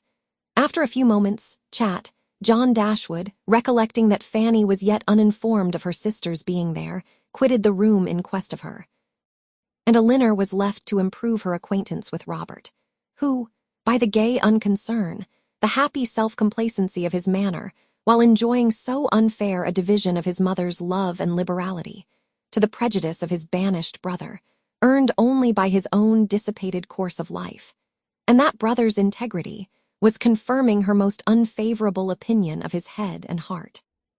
They had scarcely been 2 minutes by themselves before he began to speak of Edward, for he, too, had heard of the living and was very inquisitive on the subject. Elinor repeated the particulars of it, as she had given them to John. And their effect on Robert, though very different, was not less striking than it had been on him. He laughed most immoderately. The idea of Edward's being a clergyman and living in a small parsonage house diverted him beyond measure. And when to that was added the fanciful imagery of Edward reading prayers in a white surplice, and publishing the banns of marriage between John Smith and Mary Brown, he could conceive nothing more ridiculous. Elinor, while she waited in silence and immovable gravity, the conclusion of such folly, could not restrain her eyes from being fixed on him with a look that spoke all the contempt it excited. It was a look, however, very well bestowed, for it relieved her own feelings and gave no intelligence to him. He was recalled from wit to wisdom, not by any reproof of hers, but by his own sensibility. "We may treat it as a joke," said he, at last, recovering from the affected laugh which had considerably lengthened out the genuine gaiety of the moment. "But upon my soul, it is a most serious business. Poor Edward, he is ruined forever. I am extremely sorry for it, for I know him to be a very good-hearted creature, as well-meaning a fellow perhaps as any in the world. You must not judge of him, Miss Dashwood, from your slight acquaintance. Poor Edward. His manners are certainly not the happiest in nature, but we are not all born, you know, with the same powers, the same address. Poor fellow, to see him in a circle of strangers, to be sure it was pitiable enough. But upon my soul, I believe he has as good a heart as any in the kingdom, and I declare and protest to you I never was so shocked in my life as when it all burst forth. I could not believe it. My mother was the first person who told me of it, and I, feeling myself called on to act with resolution, immediately said to her, 'My dear madam, I do not know what you may intend to do on the occasion, but as for myself, I must say that if Edward does marry this young woman, I never will see him again.' That was what I said immediately. I was most uncommonly shocked, indeed. Poor Edward, He has done for himself completely, shut himself out forever from all decent society. But, as I directly said to my mother, I am not in the least surprised at it. From his style of education, it was always to be expected. My poor mother was half frantic. Have you ever seen the lady? Yes. Once, while she was staying in this house, I happened to drop in for 10 minutes. And I saw quite enough of her. The merest awkward country girl, without style or elegance, and almost without beauty. I remember her perfectly, just the kind of girl I should suppose likely to captivate poor Edward. I offered immediately, as soon as my mother related the affair to me, to talk to him myself and dissuade him from the match. But it was too late then, I found, to do anything, for unluckily I was not in the way at first and knew nothing of it till after the breach had taken place, when it was not for me, to interfere. But had I been informed of it a few hours earlier, I think it is most probable that something might have been hit on. I certainly should have represented it to Edward in a very strong light. My dear fellow, I should have said, consider what you are doing. You are making a most disgraceful connection, and such a one as your family are unanimous in disapproving. I cannot help thinking, in short, that means might have been found. But now it is all too late. He must be starved, that is certain, absolutely starved. He had just settled this point with great composure, when the entrance of Mrs. John Dashwood put an end to the subject. But though she never spoke of it out of her own family, Elinor could see its influence on her mind, in the something like confusion of countenance with which she entered, and an attempt at cordiality in her behavior to herself.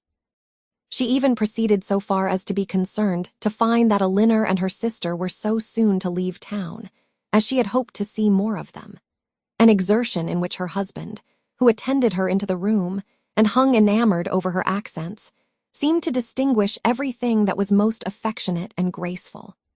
Chapter 42.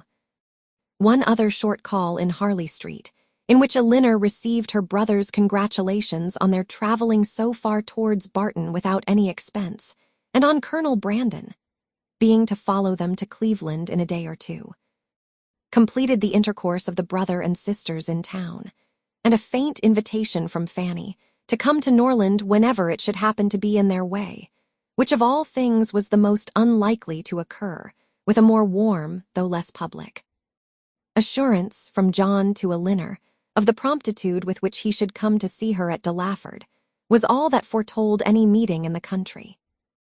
It amused her to observe that all her friends seemed determined to send her to Delaford, a place in which, of all others, she would now least choose to visit or wish to reside. For not only was it considered as her future home by her brother and Mrs. Jennings, but even Lucy, when they parted, gave her a pressing invitation to visit her there. Very early in April, and tolerably early in the day, the two parties from Hanover Square and Berkeley Street set out from their respective homes to meet, by appointment, on the road. For the convenience of Charlotte and her child, they were to be more than 2 days on their journey, and Mr. Palmer, traveling more expeditiously with Colonel Brandon, was to join them at Cleveland soon after their arrival. Marian, few as had been her hours of comfort in London, and eager as she had long been to quit it, could not, when it came to the point, bid adieu to the house in which she had for the last time enjoyed those hopes, and that confidence in Willoughby which were now extinguished forever, without great pain. Nor could she leave the place in which Willoughby remained, busy in new engagements and new schemes, in which she could have no share, without shedding many tears. Elinor's satisfaction at the moment of removal was more positive. She had no such object for her lingering thoughts to fix on. She left no creature behind, from whom it would give her a moment's regret to be divided forever. She was pleased to be free herself from the persecution of Lucy's friendship. She was grateful for bringing her sister away unseen by Willoughby since his marriage. And she looked forward with hope to what a few months of tranquillity at Barton might do towards restoring Marian's peace of mind and confirming her own. Their journey was safely performed. The second day brought them into the cherished, or the prohibited, county of Somerset, for as such was it dwelt on by turns in Marian's imagination. And in the forenoon of the third they drove up to Cleveland. Cleveland was a spacious, modern-built house situated on a sloping lawn. It had no park, but the pleasure grounds were tolerably extensive. And like every other place of the same degree of importance, it had its open shrubbery and closer wood walk. A road of smooth gravel winding round a plantation led to the front. The lawn was dotted over with timber. The house itself was under the guardianship of the fir, the mountain ash, and the acacia, and a thick screen of them all together, interspersed with tall Lombardy poplars, shut out the offices. Marian entered the house with a heart swelling with emotion from the consciousness of being only 80 miles from Barton, and not 30 from Combe Magna. And before she had been 5 minutes within its walls, while the others were busily helping Charlotte to show her child to the housekeeper, she quitted it again, stealing away through the winding shrubberies, now just beginning to be in beauty, to gain a distant eminence, where, from its Grecian temple, her eye, wandering over a wide tract of country to the southeast, could fondly rest on the farthest ridge of hills in the horizon, and fancy that from their summits Combe Magna might be seen. In such moments of precious, invaluable misery, she rejoiced in tears of agony to be at Cleveland. And as she returned by a different circuit to the house, feeling all the happy privilege of country liberty, of wandering from place to place in free and luxurious solitude, she resolved to spend almost every hour of every day while she remained with the Palmers, in the indulgence of such solitary rambles. She returned just in time to join the others as they quitted the house, on an excursion through its more immediate premises. And the rest of the morning was easily whiled away, in lounging round the kitchen garden, examining the bloom upon its walls, and listening to the gardener's lamentations upon blights, in dawdling through the greenhouse, where the loss of her favorite plants, unwarily exposed and nipped by the lingering frost, raised the laughter of Charlotte, and in visiting her poultry yard, where, in the disappointed hopes of her dairymaid, by hens forsaking their nests, or being stolen by a fox, or in the rapid decrease of a promising young brood, she found fresh sources of merriment. The morning was fine and dry, and Marian, in her plan of employment abroad, had not calculated for any change of weather during their stay at Cleveland. With great surprise, therefore, did she find herself prevented by a settled rain from going out again after dinner. She had depended on a twilight walk to the Grecian temple, and perhaps all over the grounds, and an evening merely cold or damp would not have deterred her from it. But a heavy and settled rain, even she could not fancy dry or pleasant weather for walking. Their party was small, and the hours passed quietly away. Mrs. Palmer had her child, and Mrs. Jennings her carpet work.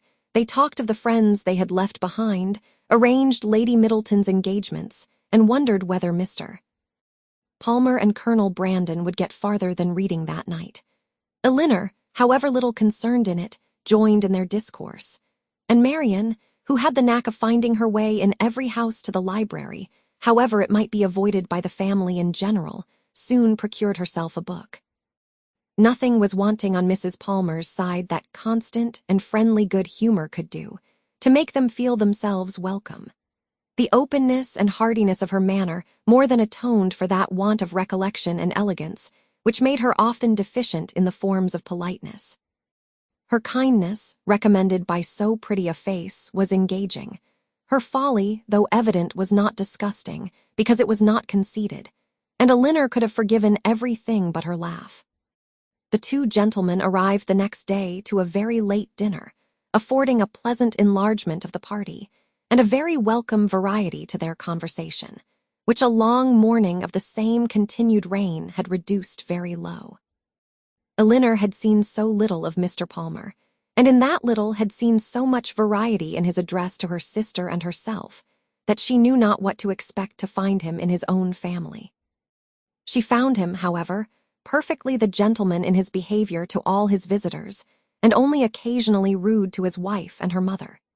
She found him very capable of being a pleasant companion, and only prevented from being so always, by too great an aptitude to fancy himself as much superior to people in general, as he must feel himself to be to Mrs. Jennings and Charlotte. For the rest of his character and habits, they were marked, as far as Elinor could perceive, with no traits at all unusual in his sex and time of life. He was nice in his eating, uncertain in his hours, fond of his child, though affecting to slight it, and idled away the mornings at billiards, which ought to have been devoted to business. She liked him, however, upon the whole, much better than she had expected, and in her heart was not sorry that she could like him no more. Not sorry to be driven by the observation of his epicurism, his selfishness, and his conceit, to rest with complacency on the remembrance of Edward's generous temper, simple taste, and diffident feelings. Of Edward, or at least of some of his concerns, she now received intelligence from Colonel Brandon, who had been into Dorsetshire lately, and who, treating her at once as the disinterested friend of Mr. Ferrars and the kind confidant of himself, talked to her a great deal of the parsonage at Delaford, described its deficiencies, and told her what he meant to do himself towards removing them. His behavior to her in this, as well as in every other particular, his open pleasure in meeting her after an absence of only 10 days, his readiness to converse with her, and his deference for her opinion, might very well justify Mrs. Jennings's persuasion of his attachment, and would have been enough, perhaps, had not Elinor still, as from the first, believed Marian his real favourite, to make her suspect it herself. But as it was, such a notion had scarcely ever entered her head, except by Mrs. Jennings's suggestion, and she could not help believing herself the nicest observer of the two. She watched his eyes, while Mrs. Jennings thought only of his behavior, and while his looks of anxious solicitude on Marian's feeling, in her head and throat, the beginning of a heavy cold, because unexpressed by words, entirely escaped the latter lady's observation. She could discover in them the quick feelings and needless alarm of a lover. 2 delightful twilight walks on the 3rd and 4th evenings of her being there, not merely on the dry gravel of the shrubbery, but all over the grounds, and especially in the most distant parts of them, where there was something more of wildness than in the rest, where the trees were the oldest, and the grass was the longest and wettest, had, assisted by the still greater imprudence of sitting in her wet shoes and stockings, given Marian a cold so violent as, though for a day or two trifled with or denied, would force itself by increasing ailments on the concern of every body, and the notice of herself. Prescriptions poured in from all quarters, and as usual were all declined. Though heavy and feverish, with a pain in her limbs, and a cough, and a sore throat, a good night's rest was to cure her entirely. And it was with difficulty that Elinor prevailed on her, when she went to bed, to try 1 or 2 of the simplest of the remedies. Chapter 43.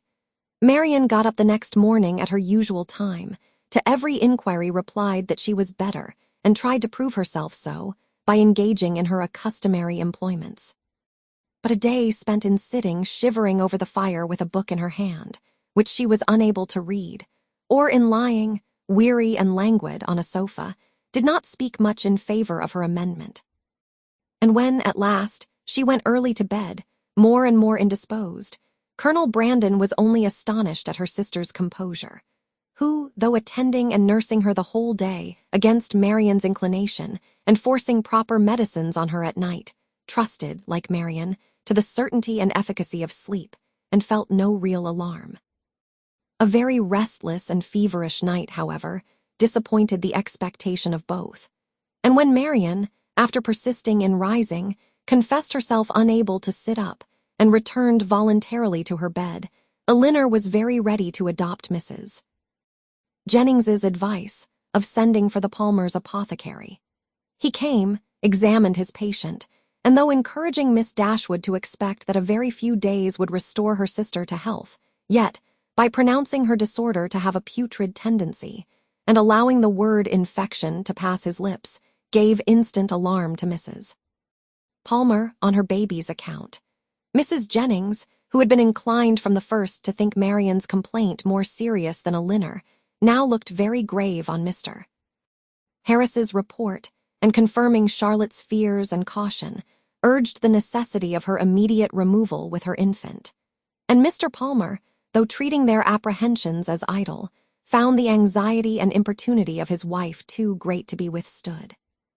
Her departure, therefore, was fixed on, and within an hour after Mr. Harris's arrival, she set off, with her little boy and his nurse, for the house of a near relation of Mr. Palmer, who lived a few miles on the other side of Bath.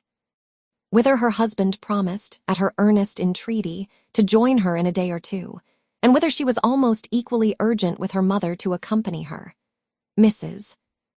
Jennings, however, with a kindness of heart which made Elinor really love her, declared her resolution of not stirring from Cleveland as long as Marian remained ill, and of endeavoring, by her own attentive care, to supply to her the place of the mother she had taken her from.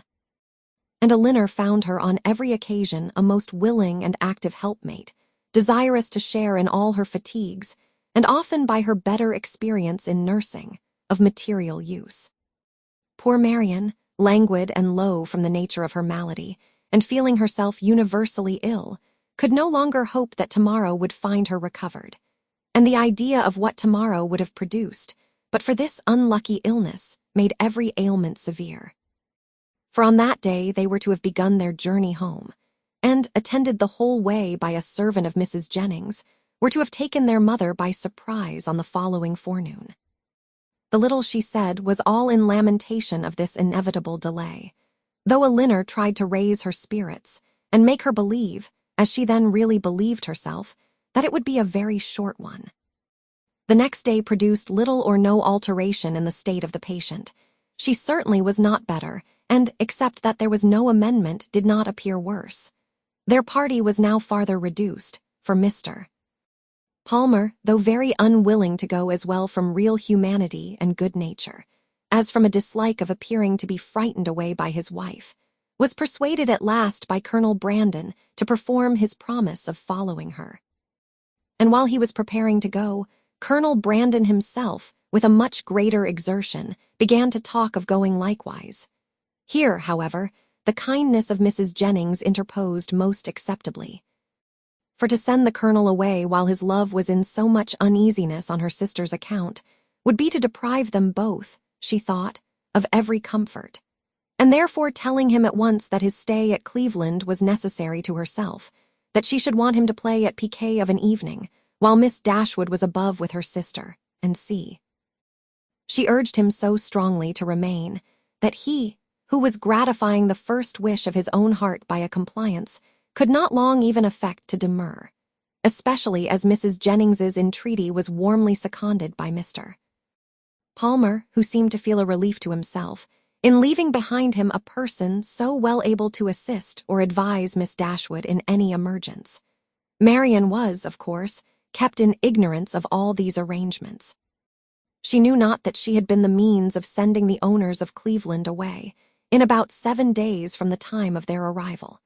It gave her no surprise that she saw nothing of Mrs. Palmer. And as it gave her likewise no concern, she never mentioned her name. 2 days passed away from the time of Mr. Palmer's departure, and her situation continued, with little variation, the same. Mr. Harris, who attended her every day, still talked boldly of a speedy recovery, and Miss Dashwood was equally sanguine, but the expectation of the others was by no means so cheerful. Mrs. Jennings had determined very early in the seizure that Marian would never get over it, and Colonel Brandon, who was chiefly of use in listening to Mrs. Jennings's forebodings, was not in a state of mind to resist their influence. He tried to reason himself out of fears, which the different judgment of the apothecary seemed to render absurd. But the many hours of each day in which he was left entirely alone were but too favorable for the admission of every melancholy idea, and he could not expel from his mind the persuasion that he should see Marian no more. On the morning of the 3rd day, however, the gloomy anticipations of both were almost done away, for when Mr. Harris arrived, he declared his patient materially better.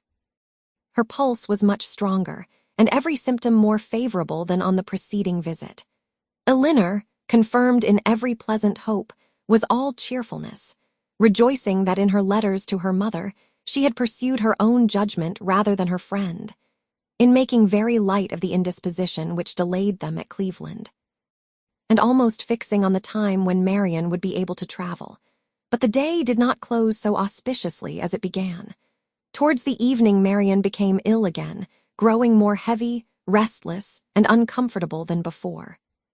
Her sister, however, still sanguine, was willing to attribute the change to nothing more than the fatigue of having sat up to have her bed made, and carefully administering the cordials prescribed, saw her, with satisfaction, sink at last into a slumber, from which she expected the most beneficial effects. Her sleep, though not so quiet as Elinor wished to see it, lasted a considerable time, and anxious to observe the result of it herself, she resolved to sit with her during the whole of it. Mrs. Jennings, knowing nothing of any change in the patient, went unusually early to bed.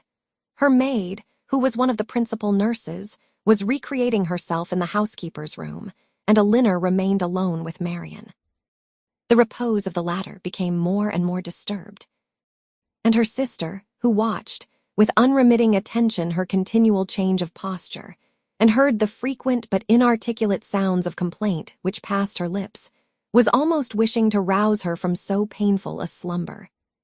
When Marian, suddenly awakened by some accidental noise in the house, started hastily up, and with feverish wildness cried out, "Is Mamma coming?"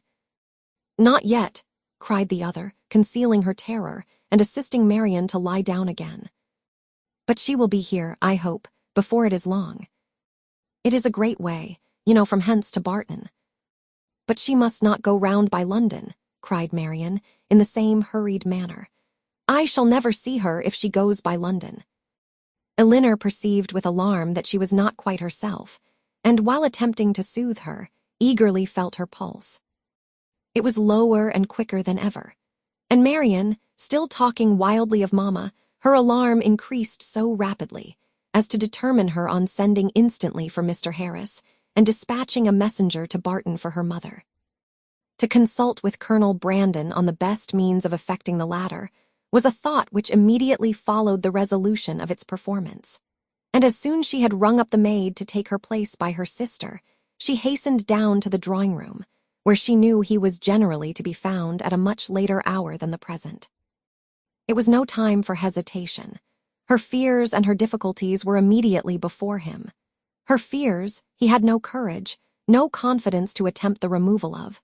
He listened to them in silent despondence, but her difficulties were instantly obviated, for with a readiness that seemed to speak the occasion, and the service prearranged in his mind, he offered himself as the messenger who should fetch Mrs.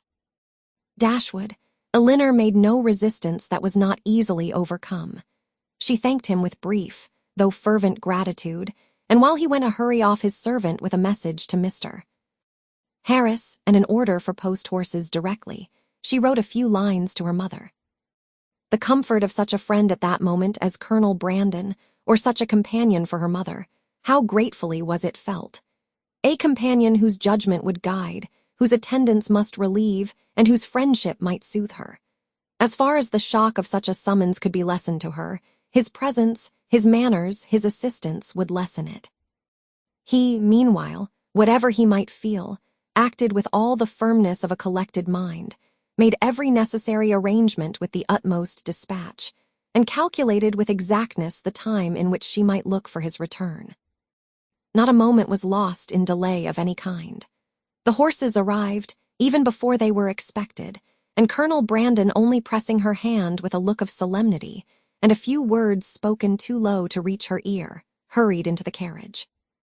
It was then about 12 o'clock, and she returned to her sister's apartment to wait for the arrival of the apothecary and to watch by her the rest of the night. It was a night of almost equal suffering to both. Hour after hour passed away in sleepless pain and delirium on Marian's side, and in the most cruel anxiety on Elinor, before Mr. Harris appeared. Her apprehensions once raised, paid by their excess for all her former security. And the servant who sat up with her, for she would not allow Mrs. Jennings to be called, only tortured her more, by hints of what her mistress had always thought. Marian's ideas were still, at intervals, fixed incoherently on her mother, and whenever she mentioned her name, it gave a pang to the heart of poor Elinor, who, reproaching herself for having trifled with so many days of illness, and wretched for some immediate relief, fancied that all relief might soon be in vain, that everything had been delayed too long, and pictured to herself her suffering mother arriving too late to see this darling child, or to see her rational. She was on the point of sending again for Mr. Harris, or if he could not come, for some other advice when the former, but not till after 5 o'clock, arrived. His opinion, however, made some little amends for his delay, for though acknowledging a very unexpected and unpleasant alteration in his patient, he would not allow the danger to be material, and talked of the relief which a fresh mode of treatment must procure, with a confidence which, in a lesser degree, was communicated to Elinor. He promised to call again in the course of 3 or 4 hours, and left both the patient and her anxious attendant more composed than he had found them. With strong concern, and with many reproaches for not being called to their aid, did Mrs. Jennings hear in the morning of what had passed. Her former apprehensions, now with greater reason restored, left her no doubt of the event, and though trying to speak comfort to Elinor, her conviction of her sister's danger would not allow her to offer the comfort of hope. Her heart was really grieved. The rapid decay, the early death of a girl so young, so lovely as Marian, must have struck a less interested person with concern. On Mrs. Jennings's compassion she had other claims. She had been for 3 months her companion, was still under her care, and she was known to have been greatly injured and long unhappy. The distress of her sister, too, particularly a favorite, was before her. And as for their mother, when Mrs. Jennings considered that Marian might probably be to her what Charlotte was to herself, her sympathy in her sufferings was very sincere. Mr. Harris was punctual in his second visit, but he came to be disappointed in his hopes of what the last would produce. His medicines had failed, the fever was unabated, and Marian, only more quiet, not more herself, remained in a heavy stupor. Elinor, catching all and more than all his fears in a moment, proposed to call in further advice. But he judged it unnecessary. He had still something more to try, some more fresh application, of whose success he was as confident as the last, and his visit concluded with encouraging assurances which reached the ear, but could not enter the heart of Miss Dashwood. She was calm, except when she thought of her mother, but she was almost hopeless, and in this state she continued till noon, scarcely stirring from her sister's bed, her thoughts wandering from one image of grief, one suffering friend to another, and her spirits oppressed to the utmost by the conversation of Mrs.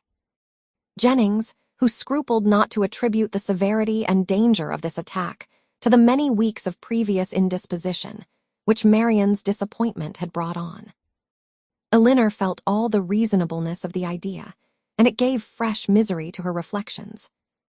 About noon, however, she began, but with a caution, a dread of disappointment which for some time kept her silent, even to her friend, to fancy, to hope she could perceive a slight amendment in her sister's pulse. She waited, watched, and examined it again and again, and at last, with an agitation more difficult to bury under exterior calmness than all her foregoing distress, ventured to communicate her hopes. Mrs. Jennings, though forced, on examination, to acknowledge a temporary revival, tried to keep her young friend from indulging a thought of its continuance, and Elinor, conning over every injunction of distrust, told herself likewise not to hope. But it was too late. Hope had already entered, and feeling all its anxious flutter, she bent over her sister to watch, she hardly knew for what. Half an hour passed away, and the favorable symptom yet blessed her. Others even arose to confirm it. Her breath, her skin, her lips, all flattered Elinor with signs of amendment, and Marian fixed her eyes on her with a rational, though languid, gaze. Anxiety and hope now oppressed her in equal degrees, and left her no moment of tranquillity till the arrival of Mr. Harris at 4 o'clock, when his assurances, his felicitations on a recovery in her sister even surpassing his expectation, gave her confidence, comfort, and tears of joy. Marian was in every respect materially better, and he declared her entirely out of danger. Mrs. Jennings, perhaps satisfied with the partial justification of her forebodings which had been found in their late alarm, allowed herself to trust in his judgment, and admitted, with unfeigned joy, and soon with unequivocal cheerfulness, the probability of an entire recovery. Elinor could not be cheerful. Her joy was of a different kind, and led to anything rather than to gaiety. Marian, restored to life, health, friends, and to her doting mother, was an idea to fill her heart with sensations of exquisite comfort and expand it in fervent gratitude. But it led to no outward demonstrations of joy, no words, no smiles. All within Elinor's breast was satisfaction, silent and strong. She continued by the side of her sister, with little intermission the whole afternoon, calming every fear, satisfying every inquiry of her enfeebled spirits, supplying every succor, and watching almost every look and every breath. The possibility of a relapse would, of course, in some moments, occur to remind her of what anxiety was. But when she saw, on her frequent and minute examination, that every symptom of recovery continued, and saw Marian at 6 o'clock sink into a quiet, steady, and to all appearance comfortable sleep, she silenced every doubt. The time was now drawing on, when Colonel Brandon might be expected back. At 10 o'clock, she trusted, or at least not much later her mother would be relieved from the dreadful suspense in which she must now be traveling towards them. The Colonel, too, perhaps scarcely less an object of pity. Oh, how slow was the progress of time which yet kept them in ignorance. At 7 o'clock, leaving Marian still sweetly asleep, she joined Mrs. Jennings in the drawing-room to tea. Of breakfast she had been kept by her fears, and of dinner by their sudden reverse from eating much, and the present refreshment, therefore, with such feelings of content as she brought to it, was particularly welcome. Mrs. Jennings would have persuaded her, at its conclusion, to take some rest before her mother's arrival, and allow her to take her place by Marian. But Elinor had no sense of fatigue, no capability of sleep at that moment about her, and she was not to be kept away from her sister an unnecessary instant. Mrs. Jennings, therefore, attending her upstairs into the sick chamber, to satisfy herself that all continued right, left her there again to her charge and her thoughts, and retired to her own room to write letters and sleep. The night was cold and stormy. The wind roared round the house, and the rain beat against the windows, but Elinor, all happiness within, regarded it not. Marian slept through every blast. And the travellers, they had a rich reward in store for every present inconvenience. The clock struck 8. Had it been 10, Elinor would have been convinced that at that moment she heard a carriage driving up to the house. And so strong was the persuasion that she did, in spite of the almost impossibility of their being already come, that she moved into the adjoining dressing-closet and opened a window shutter to be satisfied of the truth. She instantly saw that her ears had not deceived her. The flaring lamps of a carriage were immediately in view. By their uncertain light, she thought she could discern it to be drawn by 4 horses. And this, while it told the excess of her poor mother's alarm, gave some explanation to such unexpected rapidity. Never in her life had Elinor found it so difficult to be calm as at that moment. The knowledge of what her mother must be feeling as the carriage stopped at the door of her doubt, her dread, perhaps her despair, and of what she had to tell. With such knowledge it was impossible to be calm. All that remained to be done was to be speedy. And therefore, staying only till she could leave Mrs. Jennings's maid with her sister, she hurried downstairs. The bustle in the vestibule, as she passed along an inner lobby, assured her that they were already in the house. She rushed to the drawing-room. She entered it, and saw only Willoughby. Chapter 44.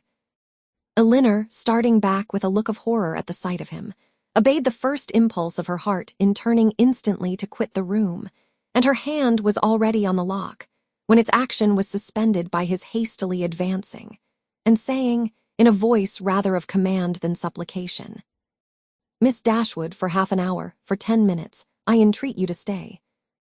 "No, sir," she replied with firmness, "I shall not stay. Your business cannot be with me. The servants, I suppose, forgot to tell you that Mr. Palmer was not in the house." "Had they told me," he cried with vehemence, "that Mr. Palmer and all his relations were at the devil, it would not have turned me from the door. My business is with you, and only you." "With me," in the utmost amazement. "Well, sir, be quick, and if you can, less violent." "Sit down, and I will be both." She hesitated. She knew not what to do. The possibility of Colonel Brandon's arriving and finding her there came across her. But she had promised to hear him, and her curiosity no less than her honor was engaged. After a moment's recollection, therefore, concluding that prudence required dispatch, and that her acquiescence would best promote it, she walked silently towards the table and sat down. He took the opposite chair, and for half a minute not a word was said by either. "Pray be quick, sir," said Elinor impatiently. "I have no time to spare." He was sitting in an attitude of deep meditation, and seemed not to hear her. "Your sister," said he with abruptness a moment afterwards, "is out of danger. I heard it from the servant. God be praised, but is it true, is it really true?" Elinor would not speak. He repeated the inquiry with yet greater eagerness. "For God's sake, tell me, is she out of danger or is she not?" "We hope she is." He rose up and walked across the room. "Had I known as much half an hour ago, but since I am here," speaking with a forced vivacity as he returned to his seat, "what does it signify? For once, Miss Dashwood, it will be the last time, perhaps. Let us be cheerful together. I am in a fine mood for gaiety. Tell me honestly," a deeper glow overspreading his cheeks, "do you think me most a knave or a fool?" Elinor looked at him with greater astonishment than ever. She began to think that he must be in liquor. The strangeness of such a visit, and of such manners, seemed no otherwise intelligible, and with this impression she immediately rose, saying, "Mr. Willoughby, I advise you at present to return to Combe. I am not at leisure to remain with you longer. Whatever your business may be with me, it will be better recollected and explained tomorrow." "I understand you," he replied with an expressive smile and a voice perfectly calm. "Yes, I am very drunk. A pint of porter with my cold beef at Marlborough was enough to overset me." "At Marlborough?" cried Elinor, more and more at a loss to understand what he would be at. "Yes, I left London this morning at 8 o'clock, and the only 10 minutes I have spent out of my chaise since that time procured me a nuncheon at Marlborough." The steadiness of his manner, and the intelligence of his eye as he spoke, convincing Elinor that whatever other unpardonable folly might bring him to Cleveland, he was not brought there by intoxication, she said, after a moment's recollection. "Mr. Willoughby, you ought to feel, and I certainly do, that after what has passed, your coming here in this manner and forcing yourself upon my notice requires a very particular excuse." "What is it that you mean by it?" "I mean," said he, with serious energy, "if I can, to make you hate me 1 degree less than you do now. I mean to offer some kind of explanation, some kind of apology for the past. To open my whole heart to you, and by convincing you that though I have been always a blockhead, I have not been always a rascal, to obtain something like forgiveness from from your sister. Is this the real reason of your coming?" "Upon my soul it is," was his answer, with a warmth which brought all the former Willoughby to her remembrance, and in spite of herself made her think him sincere. "If that is all, you may be satisfied already, for Marian does, she has long forgiven you." "Has she?" he cried, in the same eager tone. "Then she has forgiven me before she ought to have done it. But she shall forgive me again, and on more reasonable grounds. Now will you listen to me?" Elinor bowed her assent. "I do not know," said he, after a pause of expectation on her side, and thoughtfulness on his own, "how you may have accounted for my behavior to your sister, or what diabolical motive you may have imputed to me. Perhaps you will hardly think the better of me. It is worth the trial, however, and you shall hear everything. When I first became intimate in your family, I had no other intention, no other view in the acquaintance than to pass my time pleasantly while I was obliged to remain in Devonshire, more pleasantly than I had ever done before. Your sister's lovely person and interesting manners could not but please me, and her behavior to me almost from the first was of a kind. It is astonishing, when I reflect on what it was, and what she was, that my heart should have been so insensible. But at first I must confess, my vanity only was elevated by it. Careless of her happiness, thinking only of my own amusement, giving way to feelings which I had always been too much in the habit of indulging, I endeavored, by every means in my power, to make myself pleasing to her, without any design of returning her affection. Miss Dashwood, at this point, turning her eyes on him with the most angry contempt, stopped him by saying, "It is hardly worthwhile, Mr. Willoughby, for you to relate, or for me to listen any longer. Such a beginning as this cannot be followed by anything. Do not let me be pained by hearing anything more on the subject." "I insist on you hearing the whole of it," he replied. "My fortune was never large, and I had always been expensive, always in the habit of associating with people of better income than myself. Every year since my coming of age, or even before, I believe, had added to my debts.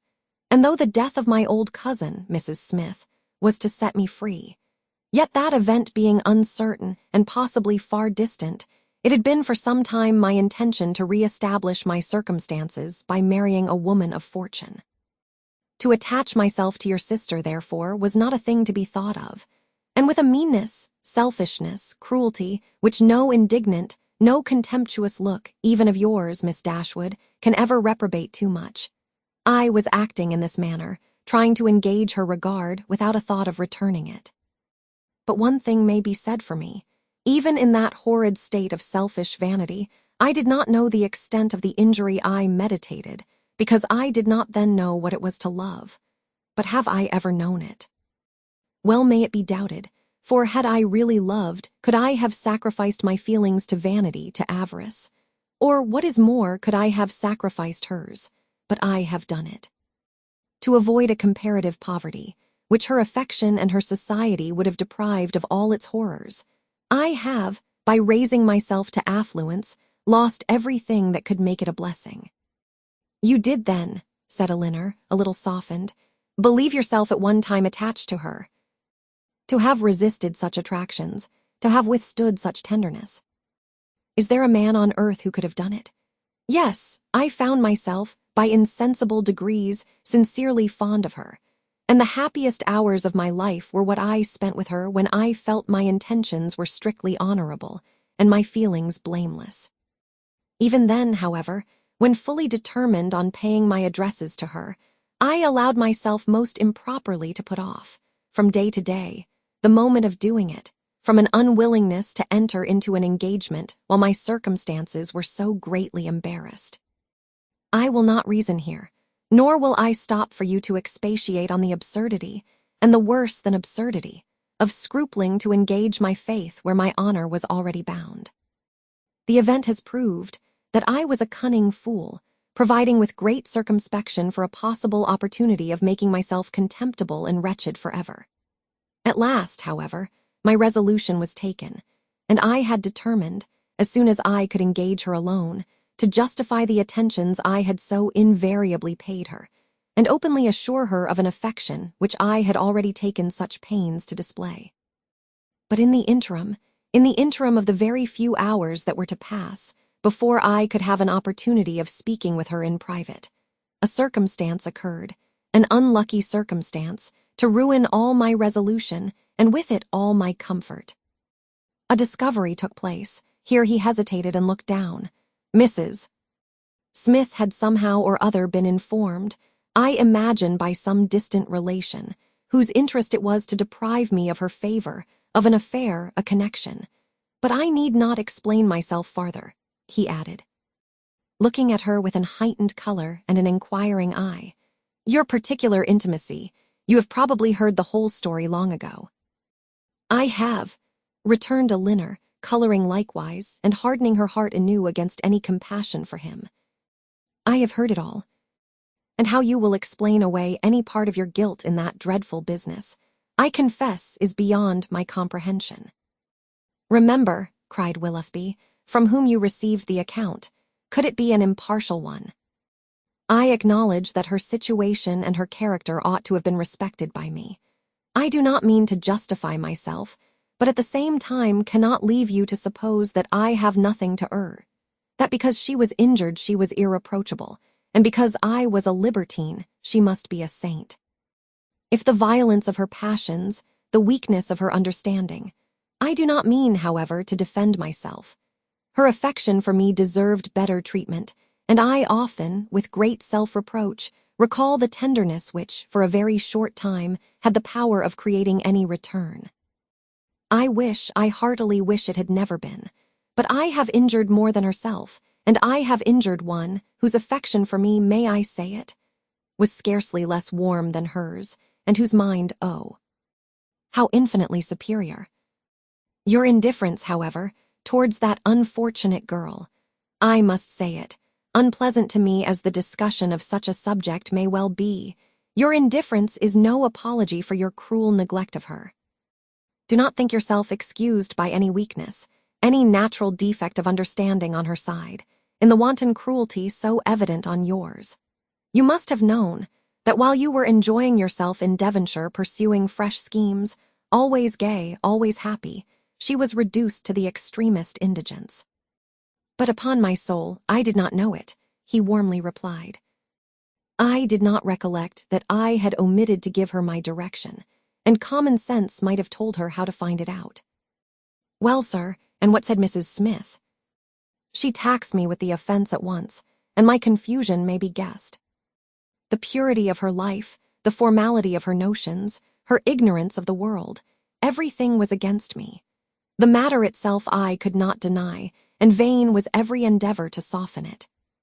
She was previously disposed, I believe, to doubt the morality of my conduct in general, and was moreover discontented with the very little attention, the very little portion of my time that I had bestowed on her in my present visit. In short, it ended in a total breach. By one measure, I might have saved myself. In the height of her morality, good woman, she offered to forgive the past if I would marry Eliza. That could not be, and I was formally dismissed from her favor and her house. The night following this affair, I was to go the next morning, was spent by me in deliberating on what my future conduct should be. The struggle was great, but it ended too soon.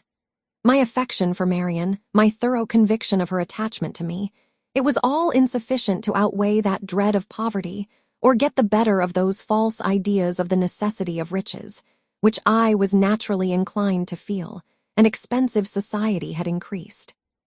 I had reason to believe myself secure of my present wife, if I chose to address her, and I persuaded myself to think that nothing else in common prudence remained for me to do.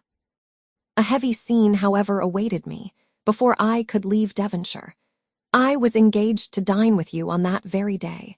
Some apology was therefore necessary for my breaking this engagement. But whether I should write this apology or deliver it in person was a point of long debate. To see Marian, I felt, would be dreadful, and I even doubted whether I could see her again and keep to my resolution.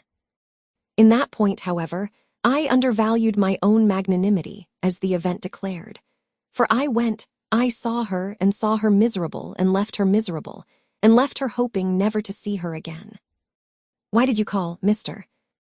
Willoughby? Said Elinor reproachfully. A note would have answered every purpose. Why was it necessary to call? It was necessary to my own pride. I could not bear to leave the country in a manner that might lead you, or the rest of the neighborhood, to suspect any part of what had really passed between Mrs. Smith and myself, and I resolved therefore on calling at the cottage, in my way to Honiton.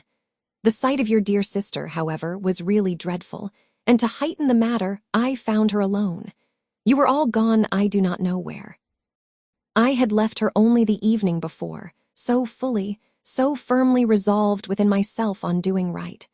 A few hours were to have engaged her to me forever, and I remember how happy, how gay were my spirits as I walked from the cottage to Alenham, satisfied with myself, delighted with every body. But in this, our last interview of friendship, I approached her with a sense of guilt that almost took from me the power of dissembling. Her sorrow, her disappointment, her deep regret, when I told her that I was obliged to leave Devonshire so immediately, I never shall forget it, united too with such reliance, such confidence in me. Oh, God, what a hard-hearted rascal I was. They were both silent for a few moments. Elinor first spoke. Did you tell her that you should soon return? I do not know what I told her, he replied, impatiently. Less than was due to the past, beyond a doubt, and in all likelihood much more than was justified by the future. I cannot think of it. It won't do. Then came your dear mother to torture me farther with all her kindness and confidence. Thank heaven, it did torture me. I was miserable. Miss Dashwood, you cannot have an idea of the comfort it gives me to look back on my own misery. I owe such a grudge to myself for the stupid, rascally folly of my own heart, that all my past sufferings under it are only triumph and exultation to me now. Well, I went, left all that I loved, and went to those to whom, at best, I was only indifferent. My journey to town, traveling with my own horses and therefore so tediously, no creature to speak to, my own reflections so cheerful, when I looked forward everything so inviting. When I looked back at Barton, the picture so soothing. Oh, it was a blessed journey. He stopped.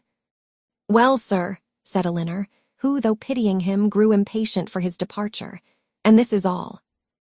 All, no. Have you forgot what passed in town? That infamous letter, did she show it you? Yes, I saw every note that passed.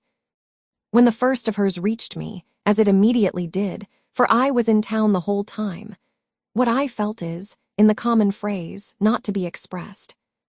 In a more simple one, perhaps too simple to raise any emotion, my feelings were very, very painful. Every line, every word was, in the hackneyed metaphor which their dear writer, were she here, would forbid, a dagger to my heart. To know that Marian was in town was, in the same language, a thunderbolt. Thunderbolts and daggers, what a reproof would she have given me? Her taste, her opinions, I believe they are better known to me than my own. And I am sure they are dearer. Elinor's heart, which had undergone many changes in the course of this extraordinary conversation, was now softened again. Yet she felt it her duty to check such ideas in her companion as the last. This is not right, Mr. Willoughby. Remember that you are married. Relate only what in your conscience you think necessary for me to hear. Marian's note, by assuring me that I was still as dear to her as in former days, that in spite of the many, many weeks we had been separated, she was as constant in her own feelings, and as full of faith in the constancy of mine as ever, awakened all my remorse. I say awakened, because time and London, business and dissipation, had in some measure quieted it, and I had been growing a fine hardened villain, fancying myself indifferent to her, and choosing to fancy that she too must have become indifferent to me. Talking to myself of our past attachment as a mere idle, trifling business, shrugging up my shoulders in proof of its being so, and silencing every reproach, overcoming every scruple, by secretly saying now and then, I shall be heartily glad to hear she is well married. But this note made me know myself better. I felt that she was infinitely dearer to me than any other woman in the world, and that I was using her infamously. But everything was then just settled between Miss Grey and me. To retreat was impossible. All that I had to do was to avoid you both. I sent no answer to Marian, intending by that to preserve myself from her farther notice, and for some time I was even determined not to call in Berkeley Street.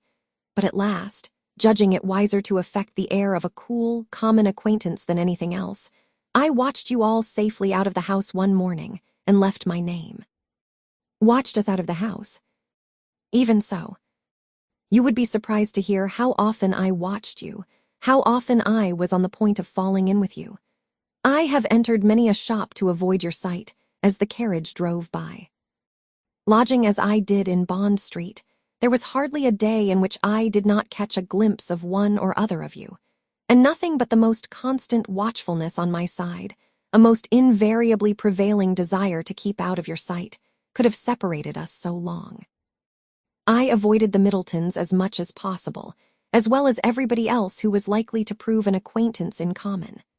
Not aware of their being in town, however, I blundered on Sir John, I believe, the first day of his coming, and the day after I had called at Mrs. Jennings's. He asked me to a party, a dance at his house in the evening. Had he not told me as an inducement that you and your sister were to be there, I should have felt it too certain a thing to trust myself near him. The next morning brought another short note from Marian, still affectionate, open, artless, confiding, everything that could make my conduct most hateful. I could not answer it. I tried, but could not frame a sentence. But I thought of her, I believe, every moment of the day. If you can pity me, Miss Dashwood, pity my situation as it was then. With my head and heart full of your sister, I was forced to play the happy lover to another woman. Those 3 or 4 weeks were worse than all. Well, at last, as I need not tell you, you were forced on me, and what a sweet figure I cut. What an evening of agony it was. Marian, beautiful as an angel on one side, calling me Willoughby in such a tone. Oh, God, holding out her hand to me, asking me for an explanation, with those bewitching eyes fixed in such speaking solicitude on my face. And Sophia, jealous as the devil on the other hand, looking all that was. Well, it does not signify, it is over now. Such an evening. I ran away from you all as soon as I could. But not before I had seen Marian's sweet face as white as death. That was the last look I ever had of her, the last manner in which she appeared to me. It was a horrid sight. Yet when I thought of her today as really dying, it was a kind of comfort to me to imagine that I knew exactly how she would appear to those who saw her last in this world. She was before me, constantly before me, as I traveled in the same look and hue. A short pause of mutual thoughtfulness succeeded. Willoughby, first rousing himself, broke it thus. Well, let me make haste and be gone. Your sister is certainly better, certainly out of danger. We are assured of it. Your poor mother, too, doting on Marian. But the letter, Mr. Willoughby, your own letter, have you anything to say about that? Yes, that in particular. Your sister wrote to me again, you know, the very next morning. You saw what she said. I was breakfasting at the Ellisons, and her letter with some others was brought to me there from my lodgings. It happened to catch Sophia's eye before it caught mine, and its size, the elegance of the paper, the handwriting altogether, immediately gave her a suspicion. Some vague report had reached her before of my attachment to some young lady in Devonshire, and what had passed within her observation the preceding evening had marked who the young lady was, and made her more jealous than ever. Affecting that air of playfulness, therefore, which is delightful in a woman one loves, she opened the letter directly and read its contents. She was well paid for her impudence. She read what made her wretched. Her wretchedness I could have borne, but her passion, her malice, at all events it must be appeased. And in short, what do you think of my wife's style of letter-writing? Delicate, tender, truly feminine, was it not? Your wife, the letter was in your own handwriting. Yes, but I had only the credit of servilely copying such sentences as I was ashamed to put my name to. The original was all her own happy thoughts and gentle diction. But what could I do? We were engaged, everything in preparation, the day almost fixed, but I am talking like a fool. Preparation, day. In honest words, her money was necessary to me, and in a situation like mine, anything was to be done to prevent a rupture. And after all, what did it signify to my character in the opinion of Marian and her friends, in what language my answer was couched? It must have been only to one end. My business was to declare myself a scoundrel, and whether I did it with a bow or a bluster was of little importance. I am ruined forever in their opinion, said I to myself. I am shut out forever from their society. They already think me an unprincipled fellow. This letter will only make them think me a blackguard one. Such were my reasonings, as, in a sort of desperate carelessness, I copied my wife's words and parted with the last relics of Marian. Her 3 notes, unluckily they were all in my pocketbook, or I should have denied their existence and hoarded them forever. I was forced to put them up, and could not even kiss them. And the lock of hair, that too I had always carried about me in the same pocketbook, which was now searched by Madame with the most ingratiating virulence. The dear lock, every memento was torn from me. You are very wrong, Mr. Willoughby, very blamable, said Elinor, while her voice, in spite of herself, betrayed her compassionate emotion. You ought not to speak in this way, either of Mrs. Willoughby or my sister. You had made your own choice. It was not forced on you. Your wife has a claim to your politeness, to your respect at least. She must be attached to you, or she would not have married you. To treat her with unkindness, to speak of her slightingly, is no atonement to Marian, nor can I suppose it a relief to your own conscience. "Do not talk to me of my wife," said he with a heavy sigh. "She does not deserve your compassion. She knew I had no regard for her when we married. Well, married we were, and came down to Combe Magna to be happy, and afterwards returned to town to be gay. And now do you pity me, Miss Dashwood? Or have I said all this to no purpose? Am I, be it only 1 degree, am I less guilty in your opinion than I was before? My intentions were not always wrong. Have I explained away any part of my guilt? Yes, you have certainly removed something, a little. You have proved yourself, on the whole, less faulty than I had believed you. You have proved your heart less wicked, much less wicked. But I hardly know, the misery that you have inflicted, I hardly know what could have made it worse. Will you repeat to your sister when she is recovered what I have been telling you? Let me be a little lightened too in her opinion as well as in yours.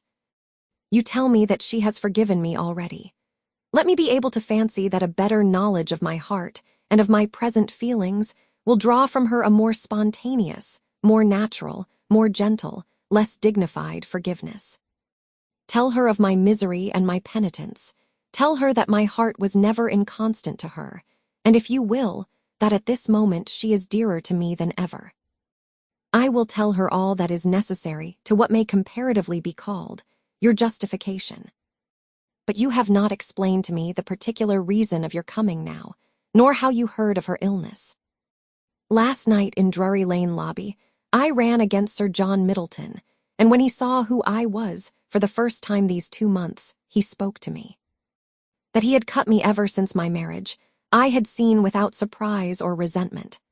Now, however, his good-natured, honest, stupid soul, full of indignation against me and concern for your sister, could not resist the temptation of telling me what he knew ought to, though probably he did not think it would, vex me horridly. As bluntly as he could speak it, therefore, he told me that Marian Dashwood was dying of a putrid fever at Cleveland. A letter that morning received from Mrs. Jennings declared her danger most imminent. The Palmers are all gone off in a fright, and see. I was too much shocked to be able to pass myself off as insensible even to the undiscerning Sir John.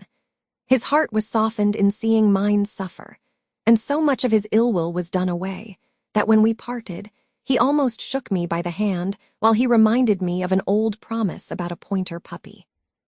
What I felt on hearing that your sister was dying, and dying too, believing me the greatest villain upon earth, scorning, hating me in her latest moments. For how could I tell what horrid projects might not have been imputed? One person I was sure would represent me as capable of anything.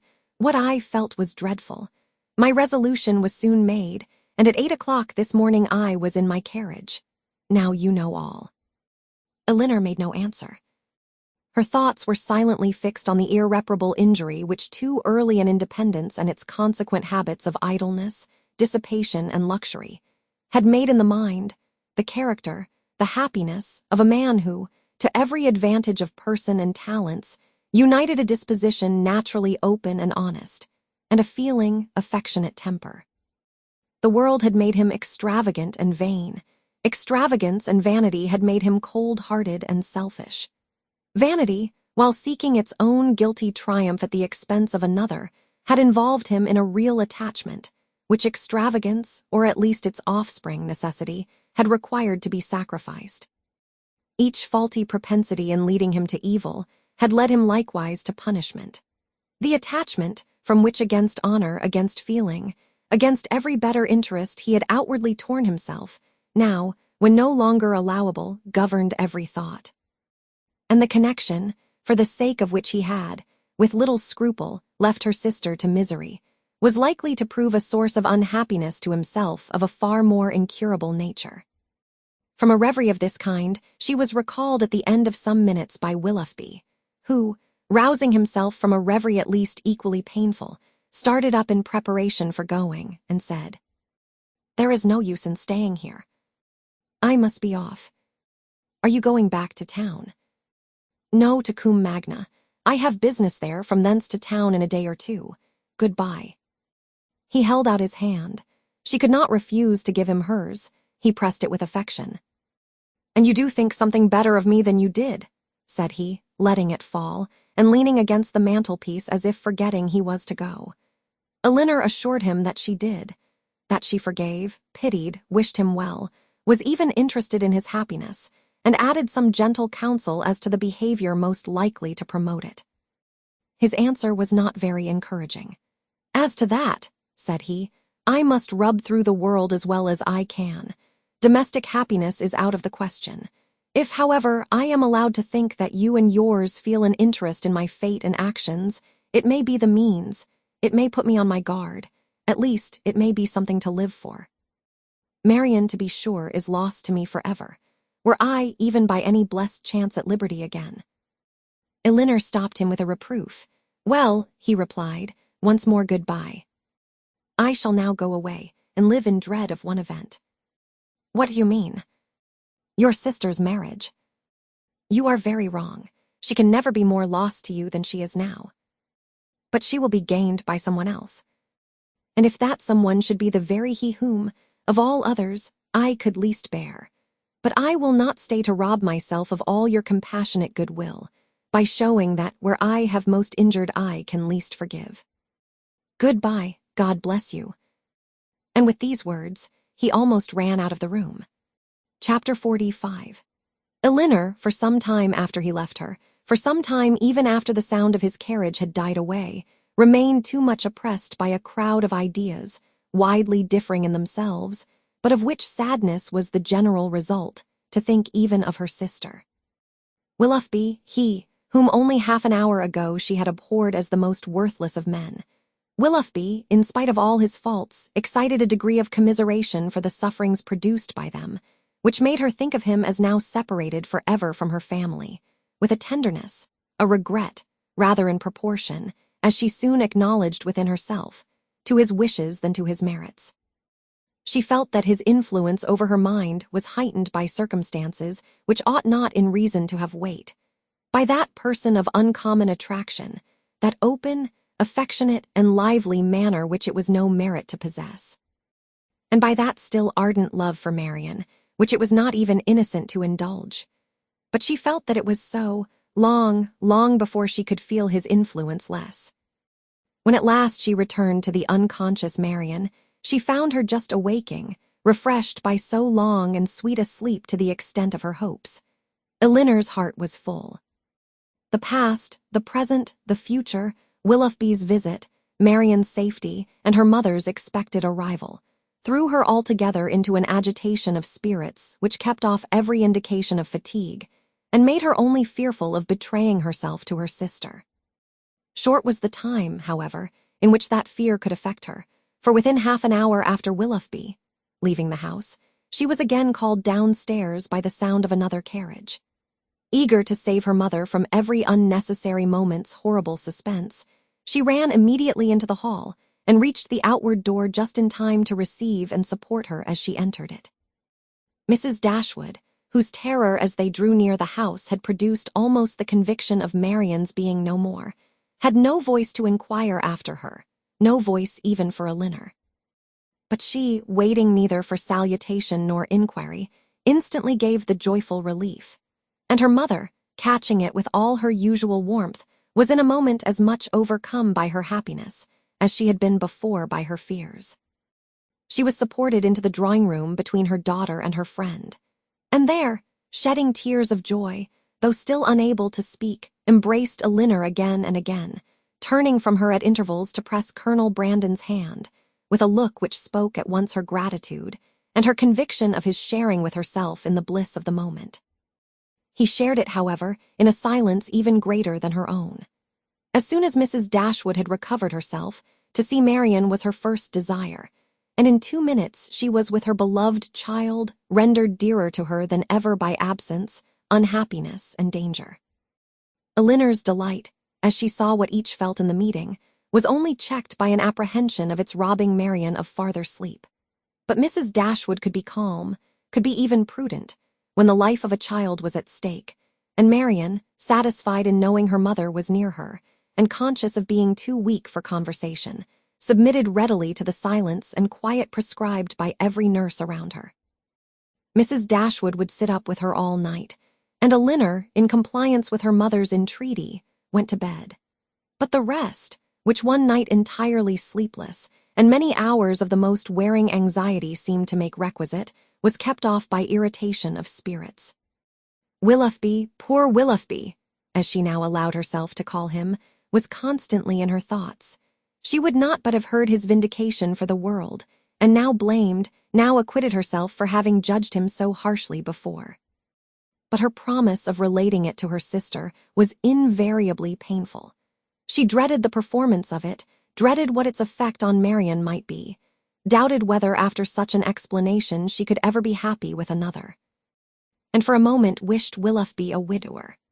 Then, remembering Colonel Brandon, reproved herself, felt that to his sufferings and his constancy far more than to his rivals, the reward of her sister was due, and wished anything rather than Mrs. Willoughby's death. The shock of Colonel Brandon's errand at Barton had been much softened to Mrs. Dashwood by her own previous alarm. For so great was her uneasiness about Marian, that she had already determined to set out for Cleveland on that very day, without waiting for any further intelligence, and had so far settled her journey before his arrival, that the Careys were then expected every moment to fetch Margaret away, as her mother was unwilling to take her where there might be infection. Marian continued to mend every day, and the brilliant cheerfulness of Mrs. Dashwood's looks and spirits proved her to be, as she repeatedly declared herself, one of the happiest women in the world. Elinor could not hear the declaration, nor witness its proofs without sometimes wondering whether her mother ever recollected Edward. But Mrs. Dashwood, trusting to the temperate account of her own disappointment which Elinor had sent her, was led away by the exuberance of her joy to think only of what would increase it. Marian was restored to her from a danger in which, as she now began to feel, her own mistaken judgment in encouraging the unfortunate attachment to Willoughby had contributed to place her. And in her recovery she had yet another source of joy unthought of by Elinor. It was thus imparted to her as soon as any opportunity of private conference between them occurred. "At last we are alone. My Elinor, you do not yet know all my happiness. Colonel Brandon loves Marian. He has told me so himself." Her daughter, feeling by turns both pleased and pained, surprised and not surprised, was all silent attention. "You are never like me, dear Elinor, or I should wonder at your composure now. Had I sat down to wish for any possible good to my family, I should have fixed on Colonel Brandon's marrying one of you as the object most desirable. And I believe Marian will be the most happy with him of the two."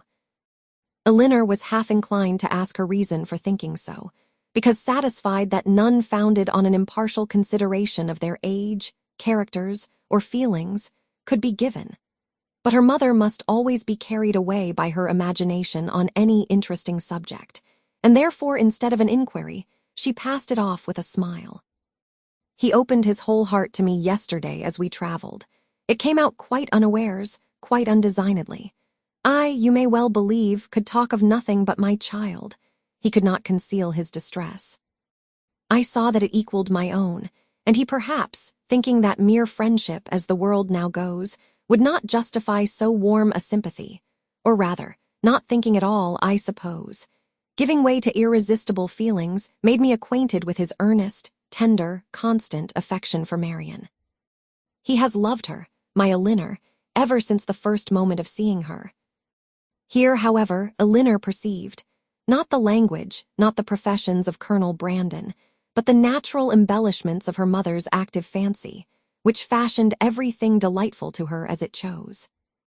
His regard for her, infinitely surpassing anything that Willoughby ever felt or feigned, as much more warm, as more sincere or constant, whichever we are to call it, has subsisted through all the knowledge of dear Marian's unhappy prepossession for that worthless young man, and without selfishness, without encouraging a hope, could he have seen her happy with another, such a noble mind, such openness, such sincerity, no one can be deceived in him.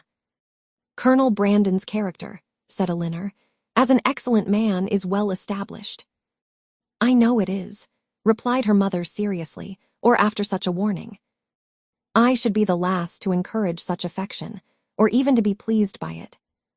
But his coming for me as he did, with such active, such ready friendship, is enough to prove him one of the worthiest of men. His character, however, answered Elinor, does not rest on one act of kindness, to which his affection for Marian, were humanity out of the case, would have prompted him. To Mrs. Jennings, to the Middletons, he has been long and intimately known. They equally love and respect him, and even my own knowledge of him, though lately acquired, is very considerable. And so highly do I value and esteem him, that if Marian can be happy with him, I shall be as ready as yourself to think our connection the greatest blessing to us in the world. What answer did you give him? Did you allow him to hope? Oh, my love, I could not then talk of hope to him or to myself. Marian might at that moment be dying, but he did not ask for hope or encouragement. His was an involuntary confidence, an irrepressible effusion to a soothing friend, not an application to a parent. Yet after a time I did say, for at first I was quite overcome, that if she lived, as I trusted she might, my greatest happiness would lie in promoting their marriage. And since our arrival, since our delightful security, I have repeated it to him more fully, have given him every encouragement in my power.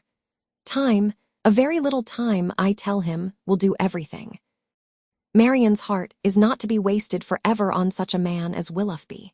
His own merits must soon secure it.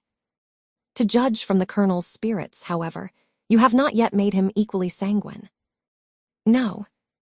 He thinks Marian's affection too deeply rooted for any change in it under a great length of time, and even supposing her heart again free, is too diffident of himself to believe that with such a difference of age and disposition he could ever attach her. There, however, he is quite mistaken. His age is only so much beyond hers as to be an advantage, as to make his character and principles fixed, and his disposition, I am well convinced, is exactly the very one to make your sister happy. And his person, his manners too, are all in his favor. My partiality does not blind me. He certainly is not so handsome as Willoughby, but at the same time there is something much more pleasing in his countenance. There was always a something, if you remember, in Willoughby's eyes at times, which I did not like. Elinor could not remember it, but her mother, without waiting for her assent, continued. And his manners, the Colonel's manners, are not only more pleasing to me than Willoughby's ever were, but they are of a kind I well know to be more solidly attaching to Marian. Their gentleness, their genuine attention to other people, and their manly, unstudied simplicity is much more accordant with her real disposition than the liveliness, often artificial and often ill-timed, of the other. I am very sure myself that had Willoughby turned out as really amiable, as he has proved himself the contrary, Marian would yet never have been so happy with him as she will be with Colonel Brandon. She paused. Her daughter could not quite agree with her, but her dissent was not heard, and therefore gave no offense. At De Lawford, she will be within an easy distance of me, added Mrs. Dashwood, even if I remain at Barton, and in all probability, for I hear it is a large village. Indeed, there certainly must be some small house or cottage close by that would suit us quite as well as our present situation. Poor Elinor, here was a new scheme for getting her to De Lawford, but her spirit was stubborn. His fortune, too, for at my time of life, you know, everybody cares about that, and though I neither know nor desire to know what it really is, I am sure it must be a good one. Here they were interrupted by the entrance of a third person, and Elinor withdrew to think it all over in private, to wish success to her friend, and yet in wishing it, to feel a pang for Willoughby. Chapter 46. Marian's illness, though weakening in its kind, had not been long enough to make her recovery slow, and with youth, natural strength, and her mother's presence in aid, it proceeded so smoothly as to enable her to remove, within 4 days after the arrival of the latter, into Mrs. Palmer's dressing-room. When there, at her own particular request, for she was impatient to pour forth her thanks to him for fetching her mother, Colonel Brandon was invited to visit her. His emotion on entering the room, in seeing her altered looks, and in receiving the pale hand which she immediately held out to him, was such as, in Elinor's conjecture, must arise from something more than his affection for Marian, or the consciousness of its being known to others. and she soon discovered in his melancholy eye and varying complexion as he looked at her sister the probable recurrence of many past scenes of misery to his mind, brought back by that resemblance between Marian and Eliza already acknowledged, and now strengthened by the hollow eye, the sickly skin, the posture of reclining weakness, and the warm acknowledgment of peculiar obligation. Mrs. Dashwood, not less watchful of what passed than her daughter, but with a mind very differently influenced, and therefore watching to very different effect, saw nothing in the Colonel's behavior but what arose from the most simple and self-evident sensations, while in the actions and words of Marian she persuaded herself to think that something more than gratitude already dawned. At the end of another day or two, Marian growing visibly stronger every 12 hours, Mrs. Dashwood, urged equally by her own and her daughter's wishes, began to talk of removing to Barton. On her measures depended those of her two friends. Mrs. Jennings could not quit Cleveland during the Dashwoods' stay, and Colonel Brandon was soon brought, by their united request, to consider his own abode there as equally determinate, if not equally indispensable. At his and Mrs. Jennings's united request in return, Mrs. Dashwood was prevailed on to accept the use of his carriage on her journey back, for the better accommodation of her sick child, and the Colonel, at the joint invitation of Mrs. Dashwood and Mrs. Jennings, whose active good nature made her friendly and hospitable for other people as well as herself, engaged with pleasure to redeem it by a visit at the cottage, in the course of a few weeks. The day of separation and departure arrived, and Marian, after taking so particular and lengthened a leave of Mrs.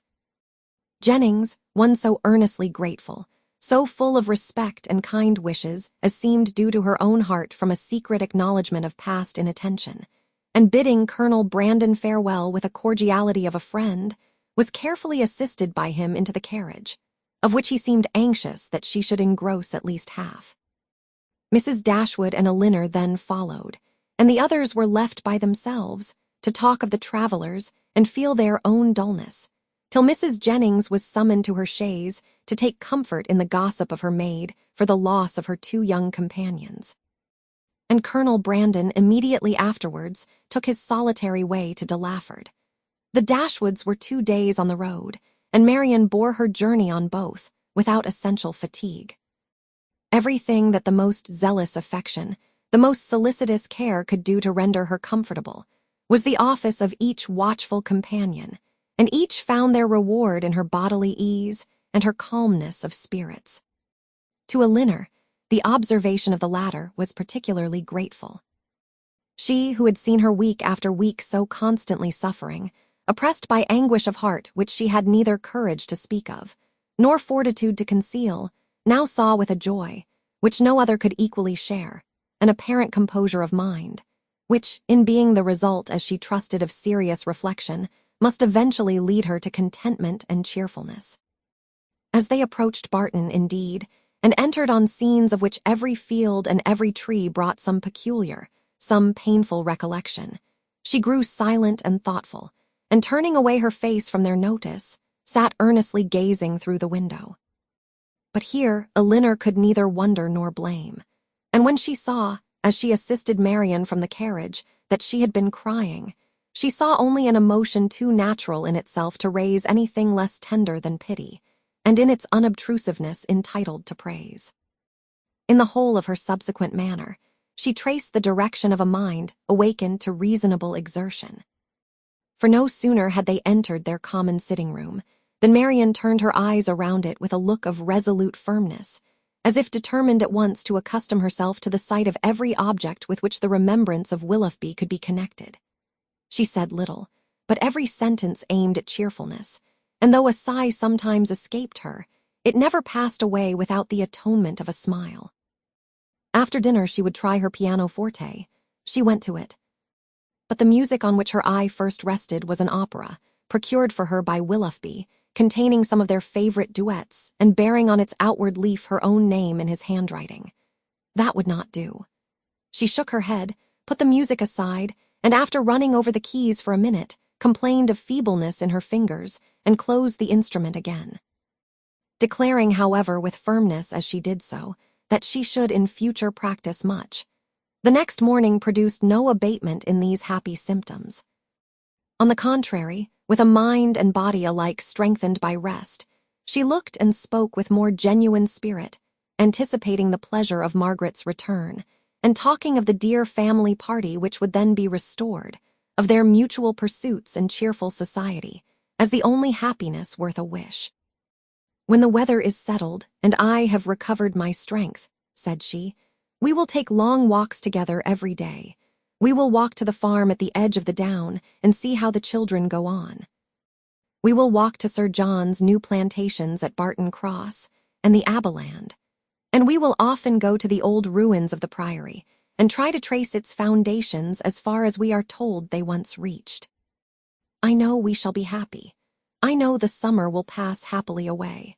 I mean never to be later in rising than 6, and from that time till dinner I shall divide every moment between music and reading.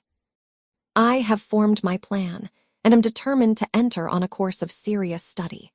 Our own library is too well known to me to be resorted to for anything beyond mere amusement. But there are many works well worth reading at the park, and there are others of more modern production which I know I can borrow of Colonel Brandon. By reading only 6 hours a day, I shall gain in the course of a 12-month a great deal of instruction which I now feel myself to want."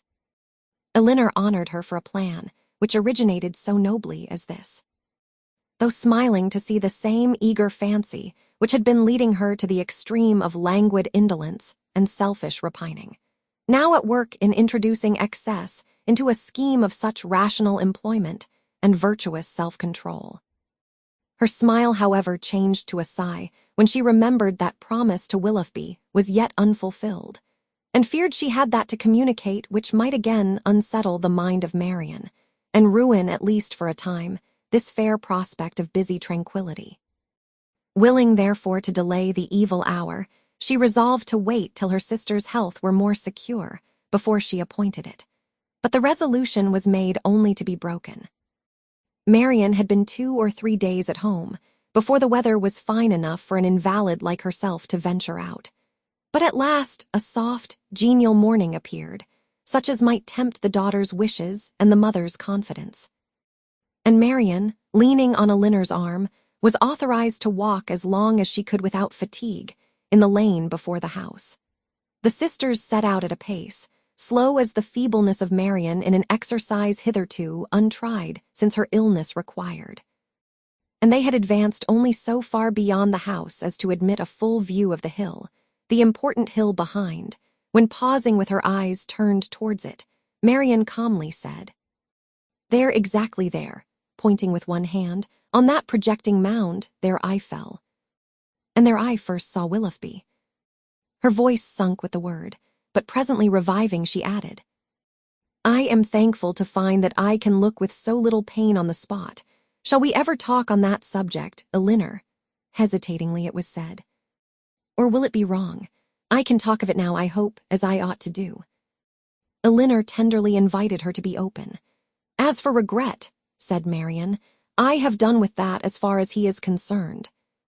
I do not mean to talk to you of what my feelings have been for him, but what they are now. At present, if I could be satisfied on one point, if I could be allowed to think that he was not always acting a part, not always deceiving me. But above all, if I could be assured that he never was so very wicked as my fears have sometimes fancied him, since the story of that unfortunate girl." She stopped. Elinor joyfully treasured her words as she answered, "If you could be assured of that, you think you should be easy." "Yes. My peace of mind is doubly involved in it, for not only is it horrible to suspect a person, who has been what he has been to me, of such designs, but what must it make me appear to myself? What in a situation like mine, but a most shamefully unguarded affection could expose me to?" "How then," asked her sister, "would you account for his behavior?" "I would suppose him. Oh, how gladly would I suppose him, only fickle, very, very fickle." Elinor said no more. She was debating within herself on the eligibility of beginning her story directly, or postponing it till Marian were in stronger health, and they crept on for a few minutes in silence. "I am not wishing him too much good," said Marian at last with a sigh, "when I wish his secret reflections may be no more unpleasant than my own. He will suffer enough in them." "Do you compare your conduct with his?" "No. I compare it with what it ought to have been. I compare it with yours. Our situations have borne little resemblance. They have borne more than our conduct. Do not, my dearest Elinor, let your kindness defend what I know your judgment must censure. My illness has made me think. It has given me leisure and calmness for serious recollection. Long before I was enough recovered to talk, I was perfectly able to reflect. I considered the past. I saw in my own behavior, since the beginning of our acquaintance with him last autumn, nothing but a series of imprudence towards myself and want of kindness to others. I saw that my own feelings had prepared my sufferings, and that my want of fortitude under them had almost led me to the grave. My illness, I well knew, had been entirely brought on by myself by such negligence of my own health, as I had felt even at the time to be wrong. Had I died, it would have been self-destruction. I did not know my danger till the danger was removed, but with such feelings as these reflections gave me, I wonder at my recovery, wonder that the very eagerness of my desire to live, to have time for atonement to my God, and to you all, did not kill me at once. Had I died, in what peculiar misery should I have left you, my nurse, my friend, my sister? You, who had seen all the fretful selfishness of my latter days, who had known all the murmurings of my heart. How should I have lived in your remembrance? My mother, too, how could you have consoled her? I cannot express my own abhorrence of myself. Whenever I looked towards the past, I saw some duty neglected or some failing indulged. Every body seemed injured by me. The kindness, the unceasing kindness of Mrs. Jennings, I had repaid with ungrateful contempt. To the Middletons, to the Palmers, the Steeles, to every common acquaintance even, I had been insolent and unjust. With a heart hardened against their merits, and a temper irritated by their very attention. To John, to Fanny, yes, even to them, little as they deserve, I had given less than their due. But you above all, above my mother, had been wronged by me. I, and only I, knew your heart and its sorrows, yet to what did it influence me? Not to any compassion that could benefit you or myself. Your example was before me. But to what avail? Was I more considerate of you and your comfort? Did I imitate your forbearance, or lessen your restraints, by taking any part in those offices of general complaisance or particular gratitude, which you had hitherto been left to discharge alone? No, not less when I knew you to be unhappy, than when I had believed you at ease, did I turn away from every exertion of duty or friendship, scarcely allowing sorrow to exist but with me, regretting only that heart which had deserted and wronged me, and leaving you, for whom I professed an unbounded affection, to be miserable for my sake. Here ceased the rapid flow of her self-reproving spirit. And Elinor, impatient to soothe, though too honest to flatter, gave her instantly that praise and support which her frankness and her contrition so well deserved. Marian pressed her hand and replied, "You are very good. The future must be my proof. I have laid down my plan, and if I am capable of adhering to it, my feelings shall be governed and my temper improved. They shall no longer worry others, nor torture myself. I shall now live solely for my family. You, my mother, and Margaret, must henceforth be all the world to me. You will share my affections entirely between you. From you, from my home, I shall never again have the smallest incitement to move. And if I do mix in other society, it will be only to show that my spirit is humbled, my heart amended, and that I can practice the civilities, the lesser duties of life, with gentleness and forbearance. As for Willoughby, to say that I shall soon or that I shall ever forget him would be idle. His remembrance can be overcome by no change of circumstances or opinions. But it shall be regulated. It shall be checked by religion, by reason, by constant employment." She paused and added in a low voice, "If I could but know his heart, everything would become easy." Elinor, who had now been for some time reflecting on the propriety or impropriety of speedily hazarding her narration, without feeling at all nearer decision than at first, heard this. and perceiving that as reflection did nothing, resolution must do all, soon found herself leading to the fact. She managed the recital as she hoped with address, prepared her anxious listener with caution. Related simply and honestly the chief points on which Willoughby grounded his apology, did justice to his repentance, and softened only his protestations of present regard. Marian said not a word. She trembled, her eyes were fixed on the ground, and her lips became whiter than even sickness had left them. 1,000 inquiries sprung up from her heart, but she dared not urge one. She caught every syllable with panting eagerness. Her hand, unknowingly to herself, closely pressed her sister, and tears covered her cheeks. Elinor, dreading her being tired, led her towards home. Until they reached the door of the cottage, easily conjecturing what her curiosity must be, though no question was suffered to speak it, talked of nothing but Willoughby and their conversation together, and was carefully minute in every particular of speech and look, where minuteness could be safely indulged. As soon as they entered the house, Marian, with a kiss of gratitude and these 2 words just articulate through her tears, "Tell Mama," withdrew from her sister and walked slowly upstairs. Elinor would not attempt to disturb a solitude so reasonable as what she now sought, and with a mind anxiously prearranging its result, and a resolution of reviving the subject again, should Marian fail to do it, she turned into the parlor to fulfill her parting injunction. Chapter 47. Mrs. Dashwood did not hear unmoved the vindication of her former favorite. She rejoiced in his being cleared from some part of his imputed guilt. She was sorry for him. She wished him happy. But the feelings of the past could not be recalled. Nothing could restore him with a faith unbroken, a character unblemished, to Marian. Nothing could do away the knowledge of what the latter had suffered through his means, nor remove the guilt of his conduct towards Eliza. Nothing could replace him, therefore, in her former esteem, nor injure the interests of Colonel Brandon had Mrs. Dashwood, like her daughter, heard Willoughby's story from himself. Had she witnessed his distress, and been under the influence of his countenance and his manner, it is probable that her compassion would have been greater. But it was neither in Elinor's power, nor in her wish, to rouse such feelings in another, by her retailed explanation, as had at first been called forth in herself. Reflection had given calmness to her judgment, and sobered her own opinion of Willoughby's deserts. She wished, therefore, to declare only the simple truth, and lay open such facts as were really due to his character, without any embellishment of tenderness to lead the fancy astray. In the evening, when they were all 3 together, Marian began voluntarily to speak of him again.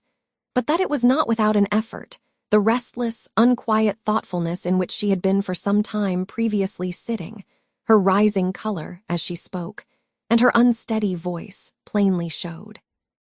"I wish to assure you both," said she, "that I see everything as you can desire me to do."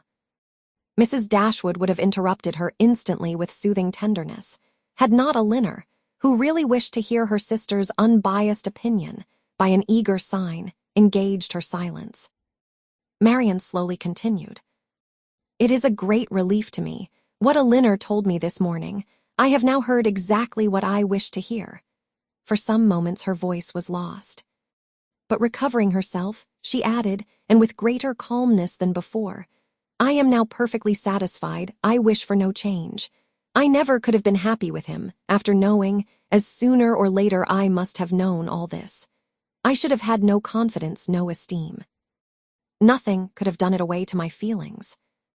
I know it," cried her mother. "Happy with a man of libertine practices, with one who so injured the peace of the dearest of our friends and the best of men. No, my Marian has not a heart to be made happy with such a man. Her conscience, her sensitive conscience, would have felt all that the conscience of her husband ought to have felt." Marian sighed and repeated, "I wish for no change." "You consider the matter," said Elinor, "exactly as a good mind and a sound understanding must consider it. And I dare say you perceive, as well as myself, not only in this, but in many other circumstances, reason enough to be convinced that your marriage must have involved you in many certain troubles and disappointments, in which you would have been poorly supported by an affection, on his side, much less certain. Had you married, you must have been always poor. His expensiveness is acknowledged even by himself, and his whole conduct declares that self-denial is a word hardly understood by him. His demands and your inexperience together, on a small, very small income, must have brought on distresses which would not be the less grievous to you, from having been entirely unknown and unthought of before. Your sense of honor and honesty would have led you, I know, when aware of your situation, to attempt all the economy that would appear to you possible. And perhaps, as long as your frugality retrenched only on your own comfort, you might have been suffered to practice it, but beyond that, and how little could the utmost of your single management do to stop the ruin which had begun before your marriage? Beyond that, had you endeavored, however reasonably, to abridge his enjoyments, is it not to be feared that instead of prevailing on feelings so selfish to consent to it, you would have lessened your own influence on his heart, and made him regret the connection which had involved him in such difficulties? Marian's lips quivered, and she repeated the word selfish, in a tone that implied, "Do you really think him selfish?" "The whole of his behavior," replied Elinor, "from the beginning to the end of the affair, has been grounded on selfishness. It was selfishness which first made him sport with your affections, which afterwards, when his own were engaged, made him delay the confession of it, and which finally carried him from Barton.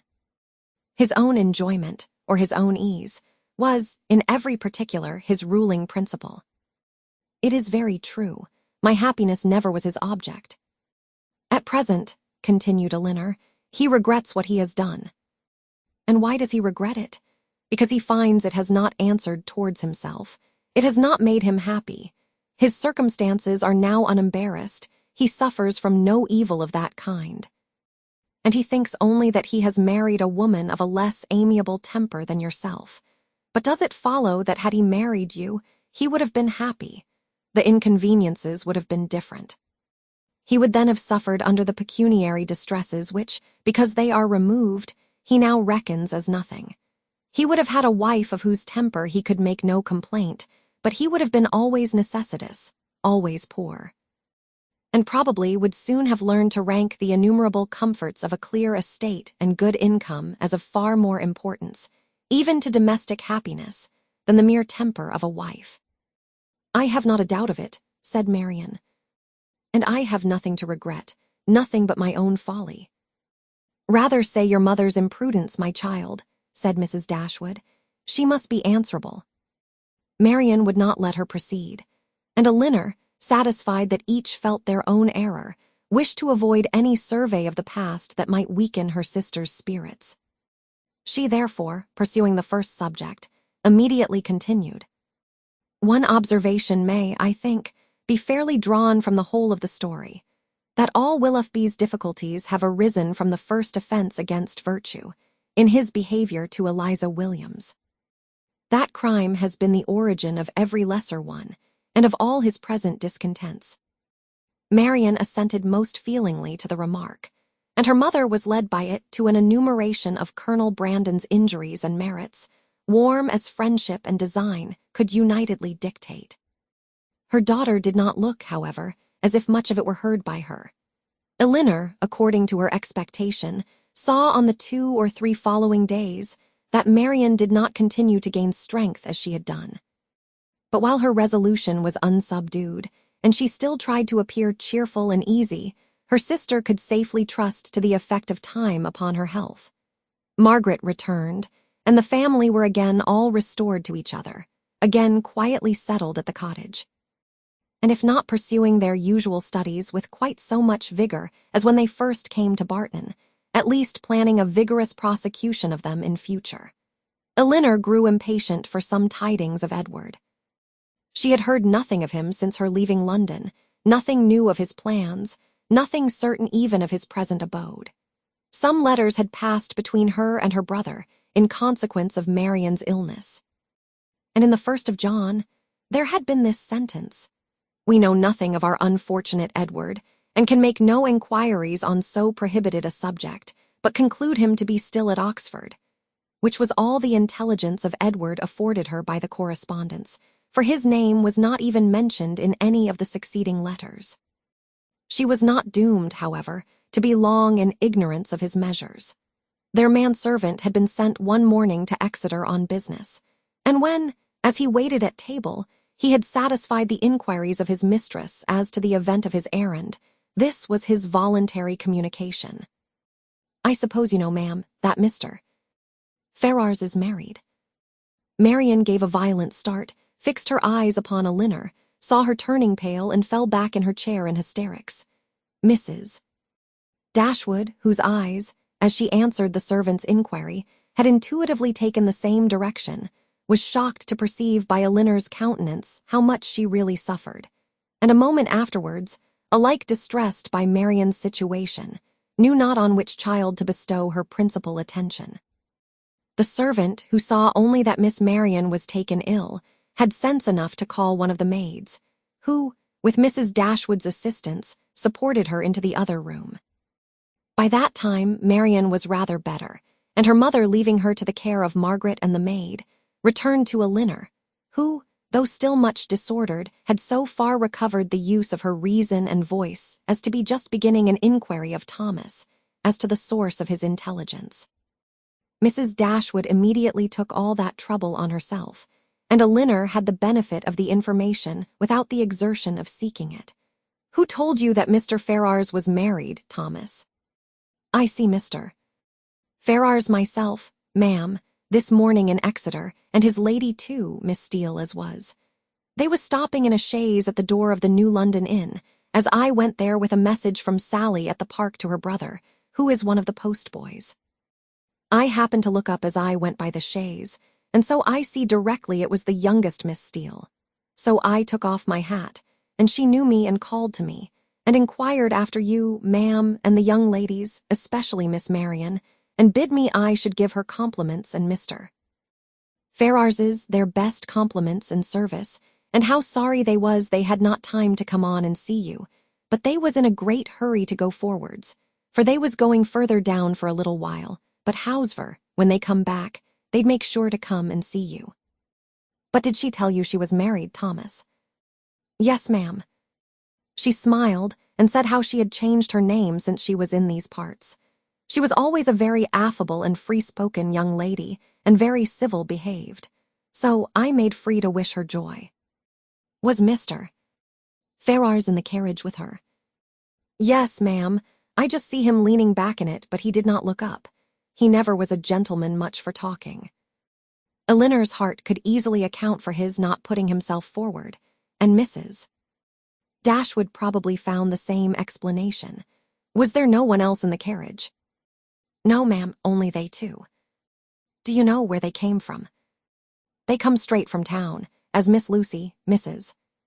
Ferrars told me." "And are they going farther westward?" "Yes, ma'am, but not to bide long.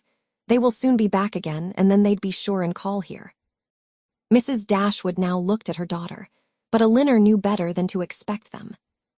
She recognized the whole of Lucy in the message, and was very confident that Edward would never come near them.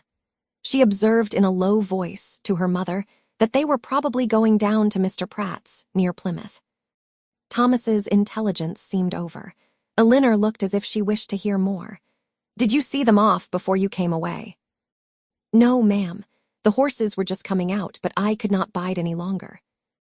I was afraid of being late." "Did Mrs. Ferrars look well?" "Yes, ma'am. She said how she was very well, and to my mind she was always a very handsome young lady, and she seemed vastly contented." Mrs.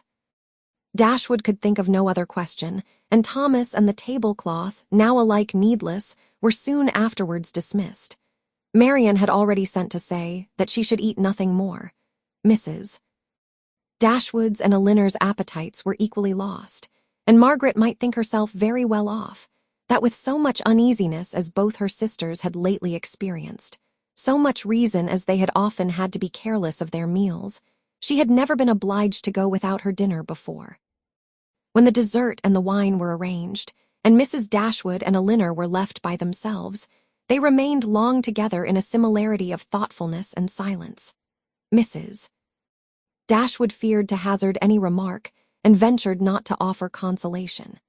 She now found that she had erred in relying on Elinor's representation of herself, and justly concluded that everything had been expressly softened at the time to spare her from an increase of unhappiness, suffering as she then had suffered for Marian.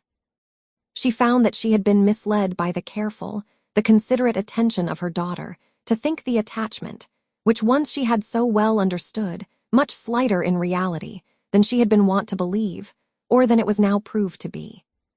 She feared that under this persuasion she had been unjust, inattentive, nay, almost unkind to her Elinor.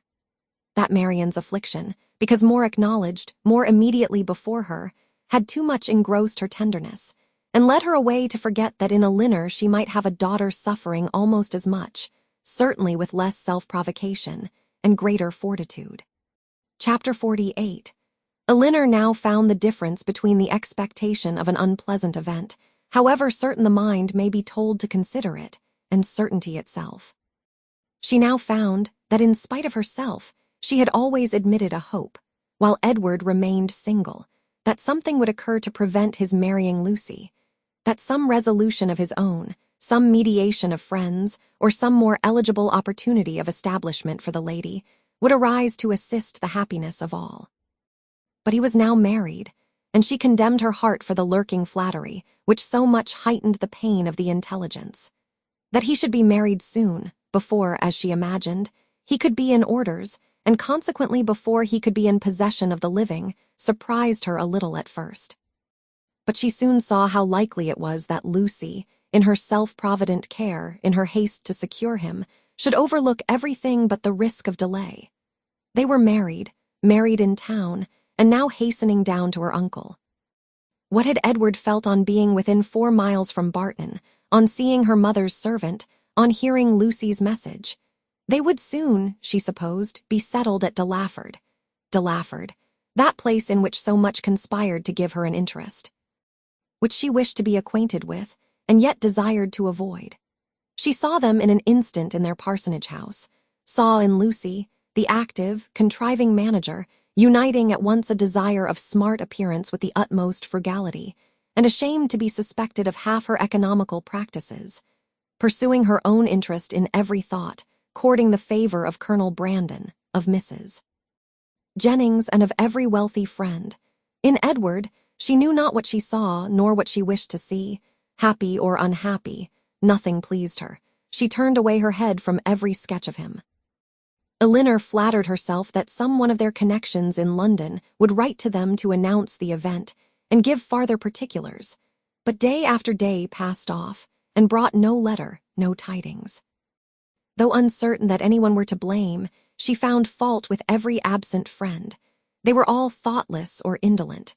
"When do you write to Colonel Brandon, ma'am?"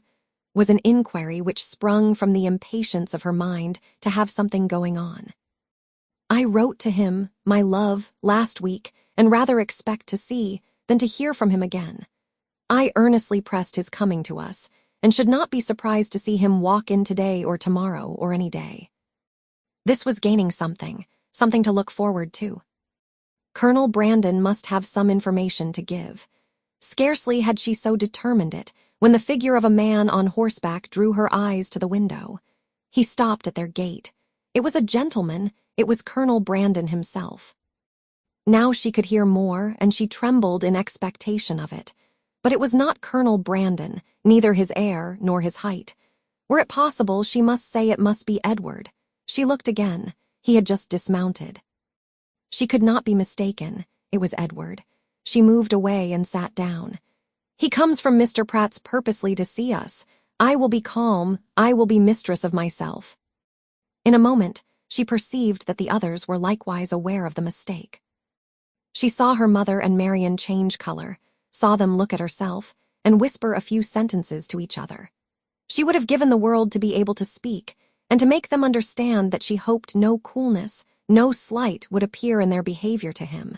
But she had no utterance, and was obliged to leave all to their own discretion.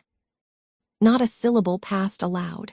They all waited in silence for the appearance of their visitor. His footsteps were heard along the gravel path.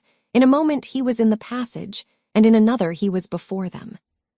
His countenance as he entered the room was not too happy, even for a Linner. His complexion was white with agitation, and he looked as if fearful of his reception and conscious that he merited no kind one. Mrs. Dashwood, however, conforming, as she trusted, to the wishes of that daughter, by whom she then meant in the warmth of her heart to be guided in everything, met him with a look of forced complacency, gave him her hand, and wished him joy. He colored and stammered out an unintelligible reply. Elinor's lips had moved with her mother, and, when the moment of action was over, she wished that she had shaken hands with him too. But it was then too late, and with a countenance meaning to be open, she sat down again and talked of the weather. Marian had retreated as much as possible out of sight to conceal her distress. And Margaret, understanding some part, but not the whole of the case, thought it incumbent on her to be dignified, and therefore took a seat as far from him as she could, and maintained a strict silence. When Elinor had ceased to rejoice in the dryness of the season, a very awful pause took place. It was put an end to by Mrs. Dashwood, who felt obliged to hope that he had left Mrs. Ferrars very well. In a hurried manner, he replied in the affirmative. Another pause. Elinor, resolving to exert herself, though fearing the sound of her own voice, now said, "Is Mrs. Ferrars at Longstaple?" "At Longstaple," he replied with an air of surprise. "No, my mother is in town." "I meant," said Elinor, taking up some work from the table, "to inquire for Mrs. Edward Ferrars." She dared not look up, but her mother and Marian both turned their eyes on him. He colored, seemed perplexed, looked doubtingly, and after some hesitation said, "Perhaps you mean, my brother, you mean Mrs. Robert Ferrars." "Mrs. Robert Ferrars," was repeated by Marian and her mother in an accent of the utmost amazement. And though Elinor could not speak, even her eyes were fixed on him with the same impatient wonder. He rose from his seat and walked to the window, apparently from not knowing what to do. Took up a pair of scissors that lay there, and while spoiling both them and their sheath by cutting the latter to pieces as he spoke, said, in a hurried voice, "Perhaps you do not know. You may not have heard that my brother is lately married to the youngest, to Miss Lucy Steele." His words were echoed with unspeakable astonishment by all but Elinor, who sat with her head leaning over her work, in a state of such agitation as made her hardly know where she was. "Yes," said he, "they were married last week and are now at Dawlish." Elinor could sit it no longer. She almost ran out of the room, and as soon as the door was closed, burst into tears of joy, which at first she thought would never cease. Edward, who had till then looked anywhere rather than at her, saw her hurry away, and perhaps saw, or even heard, her emotion. For immediately afterwards he fell into a reverie, which no remarks, no inquiries, no affectionate address of Mrs. Dashwood could penetrate, and at last, without saying a word, quitted the room and walked out towards the village, leaving the others in the greatest astonishment and perplexity on a change in his situation, so wonderful and so sudden. A perplexity which they had no means of lessening but by their own conjectures. Chapter 49. Unaccountable, however, as the circumstances of his release might appear to the whole family, it was certain that Edward was free. And to what purpose that freedom would be employed was easily predetermined by all. For after experiencing the blessings of one imprudent engagement, contracted without his mother's consent, as he had already done for more than 4 years, nothing less could be expected of him in the failure of that than the immediate contraction of another. His errand at Barton, in fact, was a simple one. It was only to ask Elinor to marry him, and considering that he was not altogether inexperienced in such a question, it might be strange that he should feel so uncomfortable in the present case as he really did, so much in need of encouragement and fresh air. How soon he had walked himself into the proper resolution, however, how soon an opportunity of exercising it occurred, in what manner he expressed himself, and how he was received, need not be particularly told. This only need be said, that when they all sat down to table at 4 o'clock, about 3 hours after his arrival, he had secured his lady, engaged her mother's consent, and was not only in the rapturous profession of the lover, but, in the reality of reason and truth, one of the happiest of men. His situation, indeed, was more than commonly joyful. He had more than the ordinary triumph of accepted love to swell his heart and raise his spirits.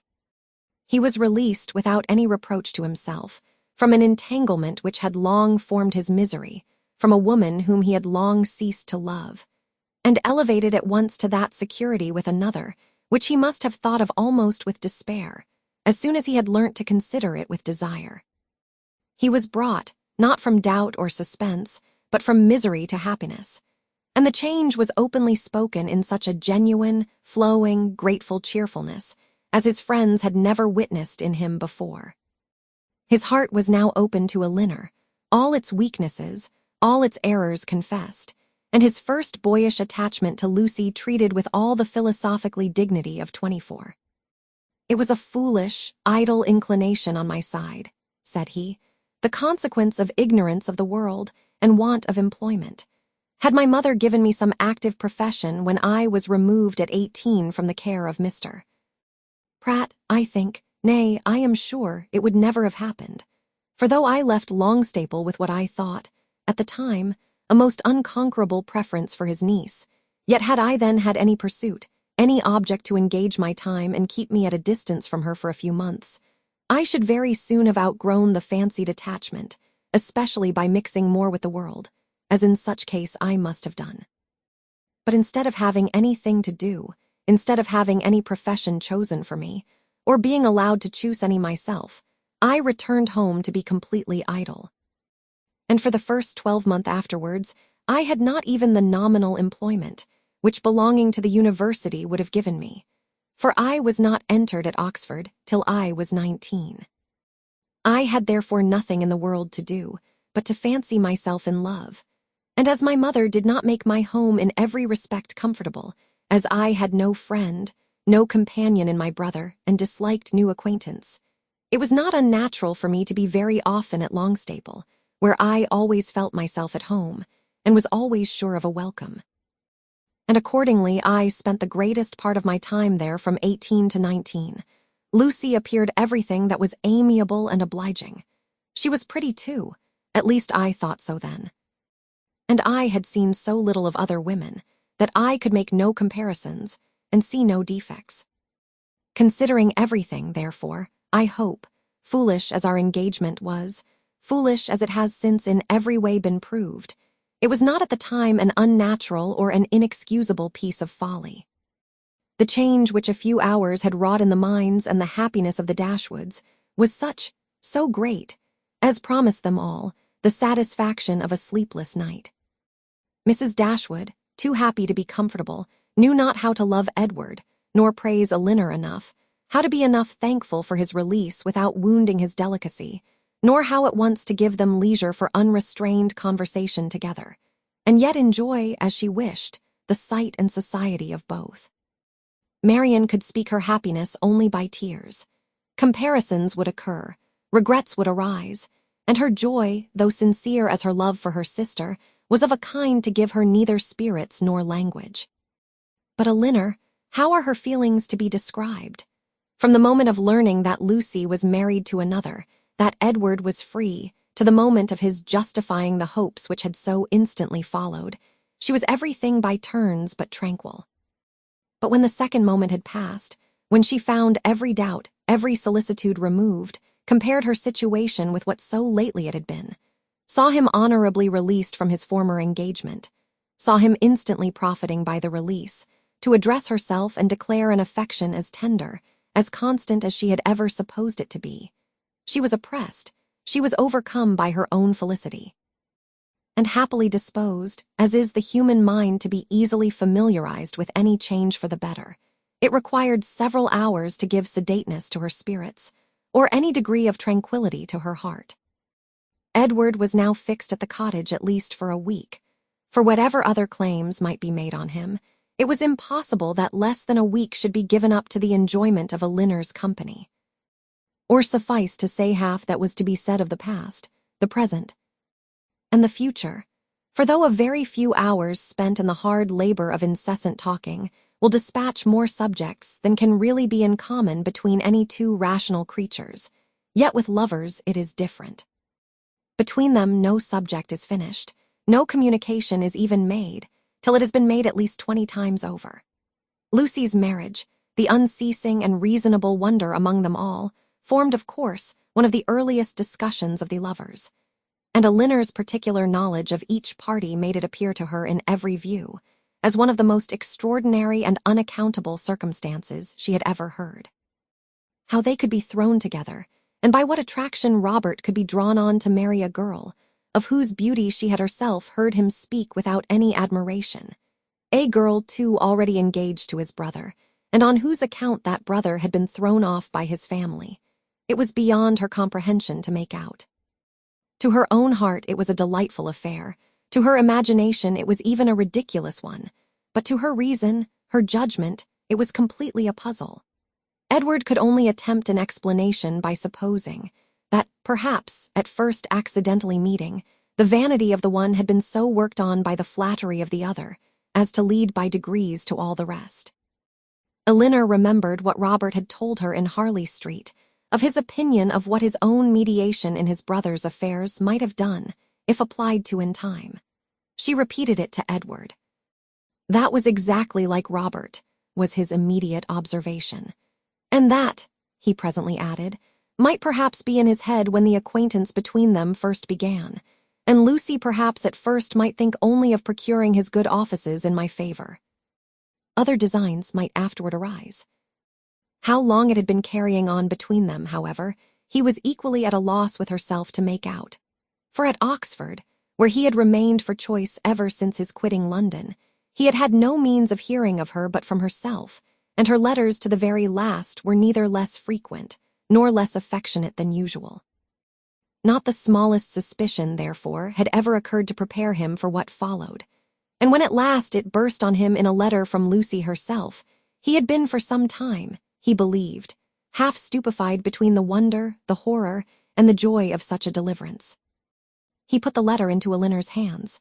"Dear Sir, being very sure I have long lost your affections, I have thought myself at liberty to bestow my own on another, and have no doubt of being as happy with him as I once used to think I might be with you.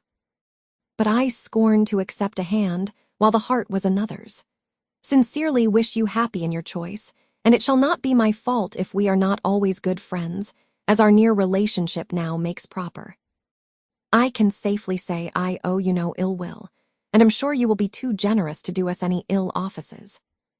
Your brother has gained my affections entirely, and as we could not live without one another, we are just returned from the altar, and are now on our way to Dawlish for a few weeks, which place your dear brother has great curiosity to see, but thought I would first trouble you with these few lines, and shall always remain. Your sincere well-wisher, friend and sister, Lucy Ferrars. I have burnt all your letters, and will return your picture the first opportunity. Please to destroy my scrawls, but the ring with my hair you are very welcome to keep." Elinor read, and returned it without any comment. "I will not ask your opinion of it as a composition," said Edward. "For worlds would not I have had a letter of hers seen by you in former days. In a sister it is bad enough.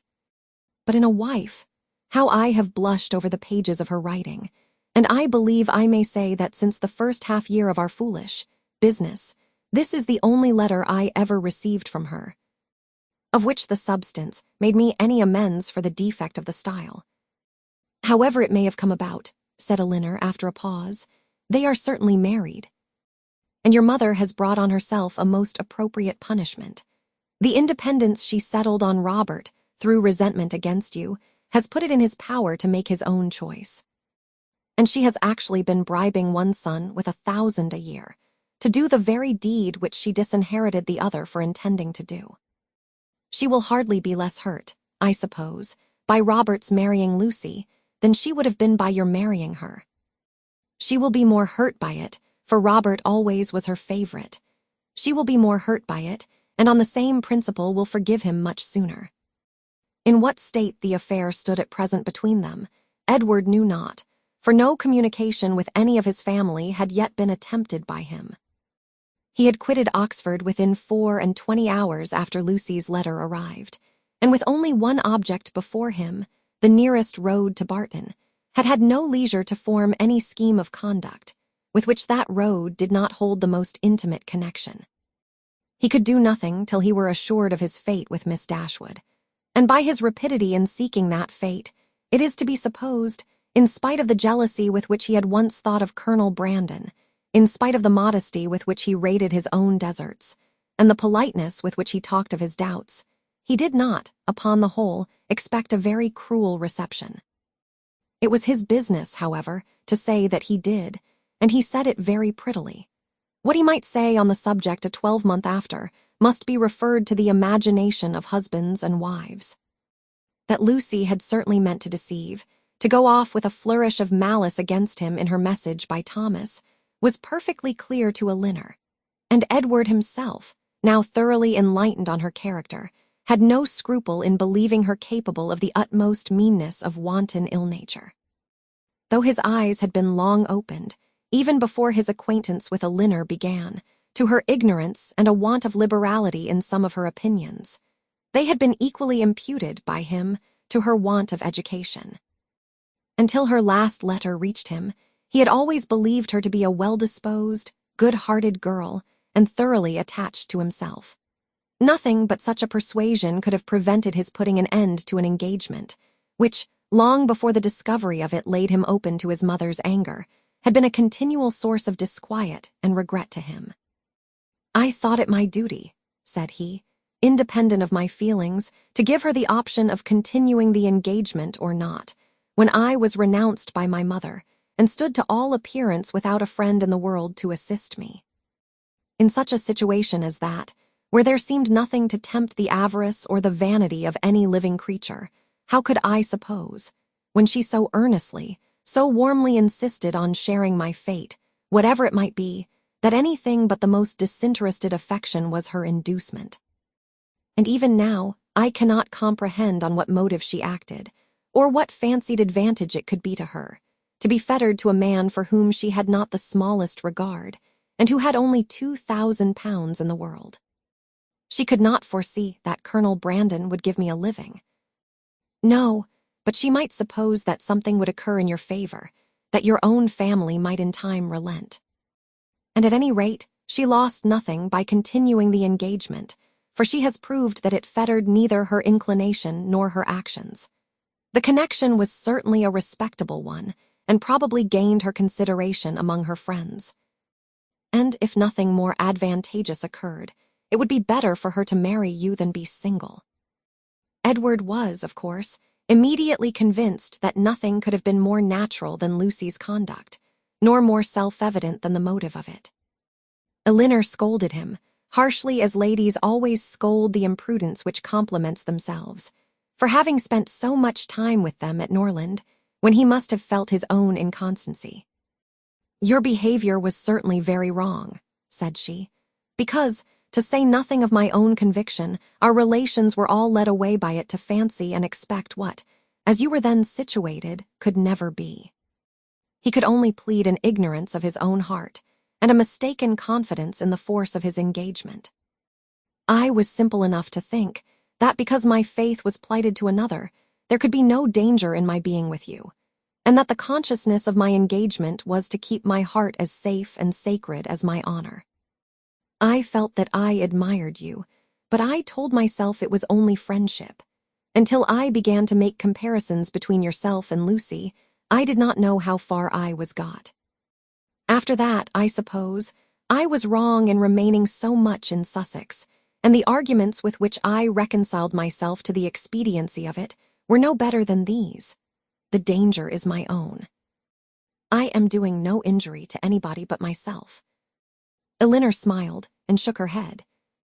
Edward heard with pleasure of Colonel Brandon's being expected at the cottage, as he really wished not only to be better acquainted with him, but to have an opportunity of convincing him that he no longer resented his giving him the living of de Laford, which, at present, said he, after thanks so ungraciously delivered as mine were on the occasion, he must think I have never forgiven him for offering. Now he felt astonished himself that he had never yet been to the place. But so little interest had he taken in the matter that he owed all his knowledge of the house, garden, and glebe, extent of the parish, condition of the land, and rate of the tithes, to Elinor herself, who had heard so much of it from Colonel Brandon, and heard it with so much attention as to be entirely mistress of the subject. One question after this only remained undecided. Between them, one difficulty only was to be overcome. They were brought together by mutual affection, with the warmest approbation of their real friends. Their intimate knowledge of each other seemed to make their happiness certain, and they only wanted something to live upon. Edward had £2,000, and Elinor one, which, with De Laford living, was all that they could call their own. For it was impossible that Mrs. Dashwood should advance anything, and they were neither of them quite enough in love to think that £350 a year would supply them with the comforts of life. Edward was not entirely without hopes of some favorable change in his mother towards him, and on that he rested for the residue of their income. But Elinor had no such dependence. For since Edward would still be unable to marry Miss Morton, and his choosing herself had been spoken of in Mrs. Ferrars's flattering language as only a lesser evil than his choosing Lucy Steele, she feared that Robert's offense would serve no other purpose than to enrich Fanny. About 4 days after Edward's arrival, Colonel Brandon appeared, to complete Mrs. Dashwood's satisfaction, and to give her the dignity of having, for the first time since her living at Barton, more company with her than her house would hold. Edward was allowed to retain the privilege of first comer, and Colonel Brandon therefore walked every night to his old quarters at the park, from whence he usually returned in the morning, early enough to interrupt the lovers' first tete-a-tete before breakfast. A 3 weeks' residence at De Laford, where, in his evening hours at least, he had little to do but to calculate the disproportion between 36 and 17, brought him to Barton in a temper of mind, which needed all the improvement in Marian's looks, all the kindness of her welcome, and all the encouragement of her mother's language, to make it cheerful. Among such friends, however, and such flattery, he did revive. No rumor of Lucy's marriage had yet reached him. He knew nothing of what had passed, and the first hours of his visit were consequently spent in hearing and in wondering. Everything was explained to him by Mrs. Dashwood, and he found fresh reason to rejoice in what he had done for Mr. Ferrars, since eventually it promoted the interest of Elinor. It would be needless to say that the gentlemen advanced in the good opinion of each other, as they advanced in each other's acquaintance, for it could not be otherwise. Their resemblance in good principles and good sense, in disposition and manner of thinking, would probably have been sufficient to unite them in friendship, without any other attraction. But their being in love with 2 sisters, and 2 sisters fond of each other, made that mutual regard inevitable and immediate, which might otherwise have waited the effect of time and judgment. The letters from town, which a few days before would have made every nerve in Elinor's body thrill with transport, now arrived to be read with less emotion than mirth. Mrs. Jennings wrote to tell the wonderful tale, to vent her honest indignation against the jilting girl, and pour forth her compassion towards poor Mr. Edward, who, she was sure, had quite doted upon the worthless hussy, and was now, by all accounts, almost broken-hearted at Oxford. "I do think," she continued, "nothing was ever carried on so sly. For it was but 2 days before Lucy called and sat a couple of hours with me. Not a soul suspected anything of the matter, not even Nancy, who, poor soul, came crying to me the day after, in a great fright for fear of Mrs. Ferrars, as well as not knowing how to get to Plymouth. For Lucy, it seems, borrowed all her money before she went off to be married, on purpose, we suppose, to make a show with, and poor Nancy had not 7 shillings in the world. So I was very glad to give her 5 guineas to take her down to Exeter, where she thinks of staying 3 or 4 weeks with Mrs. Burgess, in hopes, as I tell her, to fall in with the doctor again. And I must say that Lucy's crossness not to take them along with them in the chaise is worse than all. Poor Mr. Edward, I cannot get him out of my head, but you must send for him to Barton, and Miss Marian must try to comfort him. Mr. Dashwood's strains were more solemn. Mrs. Ferrars was the most unfortunate of women. Poor Fanny had suffered agonies of sensibility, and he considered the existence of each, under such a blow, with grateful wonder. Robert's offense was unpardonable, but Lucy's was infinitely worse. Neither of them were ever again to be mentioned to Mrs. Ferrars, and even if she might hereafter be induced to forgive her son, his wife should never be acknowledged as her daughter, nor be permitted to appear in her presence. The secrecy with which everything had been carried on between them was rationally treated as enormously heightening the crime, because, had any suspicion of it occurred to the others, proper measures would have been taken to prevent the marriage. And he called on Elinor to join with him in regretting that Lucy's engagement with Edward had not rather been fulfilled, than that she should thus be the means of spreading misery farther in the family. He thus continued, "Mrs. Ferrars has never yet mentioned Edward's name, which does not surprise us, but to our great astonishment, not a line has been received from him on the occasion. Perhaps, however, he is kept silent by his fear of offending, and I shall therefore give him a hint by a line to Oxford, that his sister and I both think a letter of proper submission from him, addressed perhaps to Fanny, and by her shown to her mother, might not be taken amiss. For we all know the tenderness of Mrs. Ferrars's heart, and that she wishes for nothing so much as to be on good terms with her children." This paragraph was of some importance to the prospects and conduct of Edward. It determined him to attempt a reconciliation, though not exactly in the manner pointed out by their brother and sister. "A letter of proper submission," repeated he. "Would they have me beg my mother's pardon for Robert's ingratitude to her and breach of honor to me? I can make no submission. I am grown neither humble nor penitent by what has passed. I am grown very happy, but that would not interest. I know of no submission that is proper for me to make." "You may certainly ask to be forgiven," said Elinor, "because you have offended, and I should think you might now venture so far as to profess some concern for having ever formed the engagement which drew on you your mother's anger." He agreed that he might. "And when she has forgiven you, perhaps a little humility may be convenient while acknowledging a second engagement, almost as imprudent in her eyes as the first." He had nothing to urge against it, but still resisted the idea of a letter of proper submission. And therefore, to make it easier to him, as he declared a much greater willingness to make mean concessions by word of mouth than on paper, it was resolved that, instead of writing to Fanny, he should go to London and personally entreat her good offices in his favor. "And if they really do interest themselves," said Marian, in her new character of candor, "in bringing about a reconciliation, I shall think that even John and Fanny are not entirely without merit." After a visit on Colonel Brandon's side of only 3 or 4 days, the two gentlemen quitted Barton together. They were to go immediately to De Lafford, that Edward might have some personal knowledge of his future home, and assist his patron and friend in deciding on what improvements were needed to it. And from thence, after staying there a couple of nights, he was to proceed on his journey to town. Chapter 50. After a proper resistance on the part of Mrs. Ferrars, just so violent and so steady as to preserve her from that reproach which she always seemed fearful of incurring, the reproach of being too amiable, Edward was admitted to her presence, and pronounced to be again her son. Her family had of late been exceedingly fluctuating. For many years of her life she had had 2 sons, but the crime and annihilation of Edward a few weeks ago had robbed her of one. The similar annihilation of Robert had left her for a fortnight without any, and now, by the resuscitation of Edward, she had one again. In spite of his being allowed once more to live, however, he did not feel the continuance of his existence secure, till he had revealed his present engagement.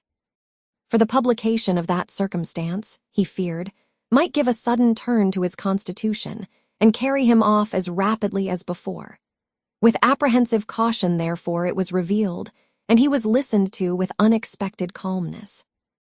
Mrs. Ferrars at first reasonably endeavored to dissuade him from marrying Miss Dashwood by every argument in her power, told him that in Miss Morton he would have a woman of higher rank and larger fortune, and enforced the assertion by observing that Miss Morton was the daughter of a nobleman with 30,000 pounds, while Miss Dashwood was only the daughter of a private gentleman with no more than 3. But when she found that, though perfectly admitting the truth of her representation, he was by no means inclined to be guided by it, she judged it wisest, from the experience of the past, to submit. And therefore, after such an ungracious delay as she owed to her own dignity, and as served to prevent every suspicion of goodwill, she issued her decree of consent to the marriage of Edward and Elinor. What she would engage to do towards augmenting their income was next to be considered, and here it plainly appeared that though Edward was now her only son, he was by no means her eldest. For while Robert was inevitably endowed with £1,000 a year, not the smallest objection was made against Edward's taking orders for the sake of 250 at the utmost. Nor was anything promised either for the present or in future beyond the £10,000 which had been given with Fanny. It was as much, however, as was desired, and more than was expected by Edward and Elinor, and Mrs. Ferrars herself, by her shuffling excuses, seemed the only person surprised at her not giving more. With an income quite sufficient to their wants thus secured to them, they had nothing to wait for after Edward was in possession of the living, but the readiness of the house, to which Colonel Brandon, with an eager desire for the accommodation of Elinor, was making considerable improvements. And after waiting some time for their completion, after experiencing, as usual, 1,000 disappointments and delays from the unaccountable dilatoriness of the workmen, Elinor, as usual, broke through the first positive resolution of not marrying till everything was ready, and the ceremony took place in Barton Church early in the autumn. The first month after their marriage was spent with their friend at the mansion house, from whence they could superintend the progress of the parsonage and direct everything as they liked on the spot, could choose papers, project shrubberies, and invent a sweep. Mrs. Jennings's prophecies, though rather jumbled together, were chiefly fulfilled, for she was able to visit Edward and his wife in their parsonage by Michaelmas, and she found in Elinor and her husband, as she really believed, one of the happiest couples in the world. They had in fact nothing to wish for but the marriage of Colonel Brandon and Marian, and rather better pasturage for their cows. They were visited on their first settling by almost all their relations and friends. Mrs. Ferrars came to inspect the happiness which she was almost ashamed of having authorized, and even the Dashwoods were at the expense of a journey from Sussex to do them honor. "I will not say that I am disappointed, my dear sister," said John, as they were walking together one morning before the gates of Delaford House. "That would be saying too much, for certainly you have been one of the most fortunate young women in the world, as it is. But I confess, it would give me great pleasure to call Colonel Brandon brother. His property here, his place, his house, everything is in such respectable and excellent condition. And his woods, I have not seen such timber anywhere in Dorsetshire, as there is now standing in Delaford Hanger.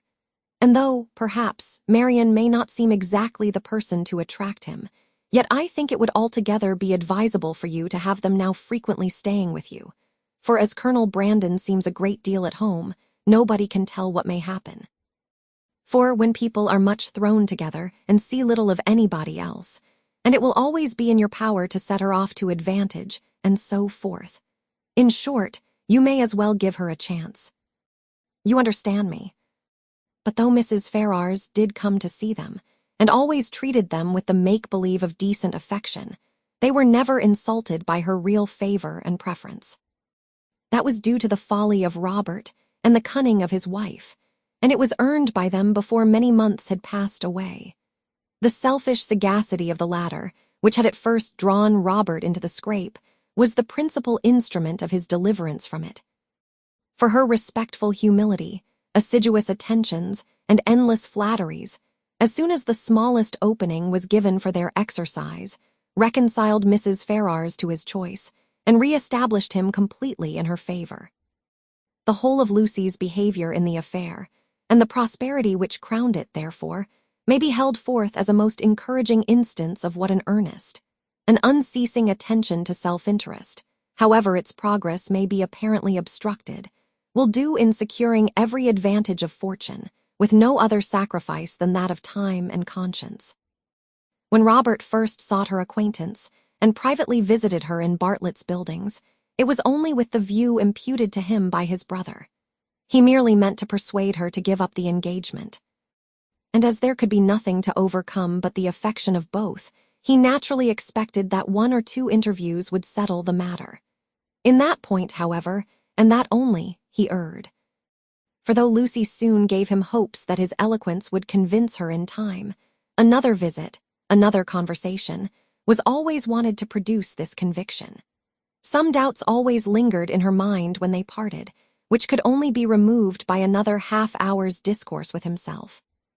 His attendance was by this means secured, and the rest followed in course. Instead of talking of Edward, they came gradually to talk only of Robert, a subject on which he had always more to say than on any other, and in which she soon betrayed an interest even equal to his own. And in short, it became speedily evident to both that he had entirely supplanted his brother. He was proud of his conquest, proud of tricking Edward, and very proud of marrying privately without his mother's consent. What immediately followed is known. They passed some months in great happiness at Dawlish, for she had many relations and old acquaintances to cut, and he drew several plans for magnificent cottages, and from thence returning to town, procured the forgiveness of Mrs. Ferrars by the simple expedient of asking it, which, at Lucy's instigation, was adopted. The forgiveness, at first, indeed, as was reasonable, comprehended only Robert. And Lucy, who had owed his mother no duty and therefore could have transgressed none, still remained some weeks longer unpardoned. But perseverance in humility of conduct and messages, in self-condemnation for Robert's offense, and gratitude for the unkindness she was treated with, procured her in time the haughty notice which overcame her by its graciousness, and led soon afterwards, by rapid degrees, to the highest state of affection and influence. Lucy became as necessary to Mrs. Ferrars as either Robert or Fanny, and while Edward was never cordially forgiven for having once intended to marry her, and Elinor, though superior to her in fortune and birth, was spoken of as an intruder, she was in everything considered and always openly acknowledged to be a favorite child. They settled in town, received very liberal assistance from Mrs. Ferrars, were on the best terms imaginable with the Dashwoods, and setting aside the jealousies and ill will continually subsisting between Fanny and Lucy, in which their husbands of course took a part, as well as the frequent domestic disagreements between Robert and Lucy themselves, nothing could exceed the harmony in which they all lived together. What Edward had done to forfeit the right of eldest son might have puzzled many people to find out, and what Robert had done to succeed to it might have puzzled them still more. It was an arrangement, however, justified in its effects, if not in its cause. For nothing ever appeared in Robert's style of living, or of talking to give a suspicion of his regretting the extent of his income, as either leaving his brother too little, or bringing himself too much, and if Edward might be judged from the ready discharge of his duties in every particular, from an increasing attachment to his wife and his home, and from the regular cheerfulness of his spirits, he might be supposed no less contented with his lot, no less free from every wish of an exchange. Elinor's marriage divided her as little from her family as could well be contrived, without rendering the cottage at Barton entirely useless, for her mother and sisters spent much more than half their time with her. Mrs. Dashwood was acting on motives of policy as well as pleasure in the frequency of her visits at De Lawford, for her wish of bringing Marian and Colonel Brandon together was hardly less earnest, though rather more liberal than what John had expressed. It was now her darling object. Precious as was the company of her daughter to her, she desired nothing so much as to give up its constant enjoyment to her valued friend. And to see Marian settled at the mansion house was equally the wish of Edward and Elinor. They each felt his sorrows and their own obligations, and Marian, by general consent, was to be the reward of all. With such a confederacy against her, with a knowledge so intimate of his goodness, with a conviction of his fond attachment to herself, which at last, though long after it was observable to everybody else, burst on her, what could she do? Marian Dashwood was born to an extraordinary fate.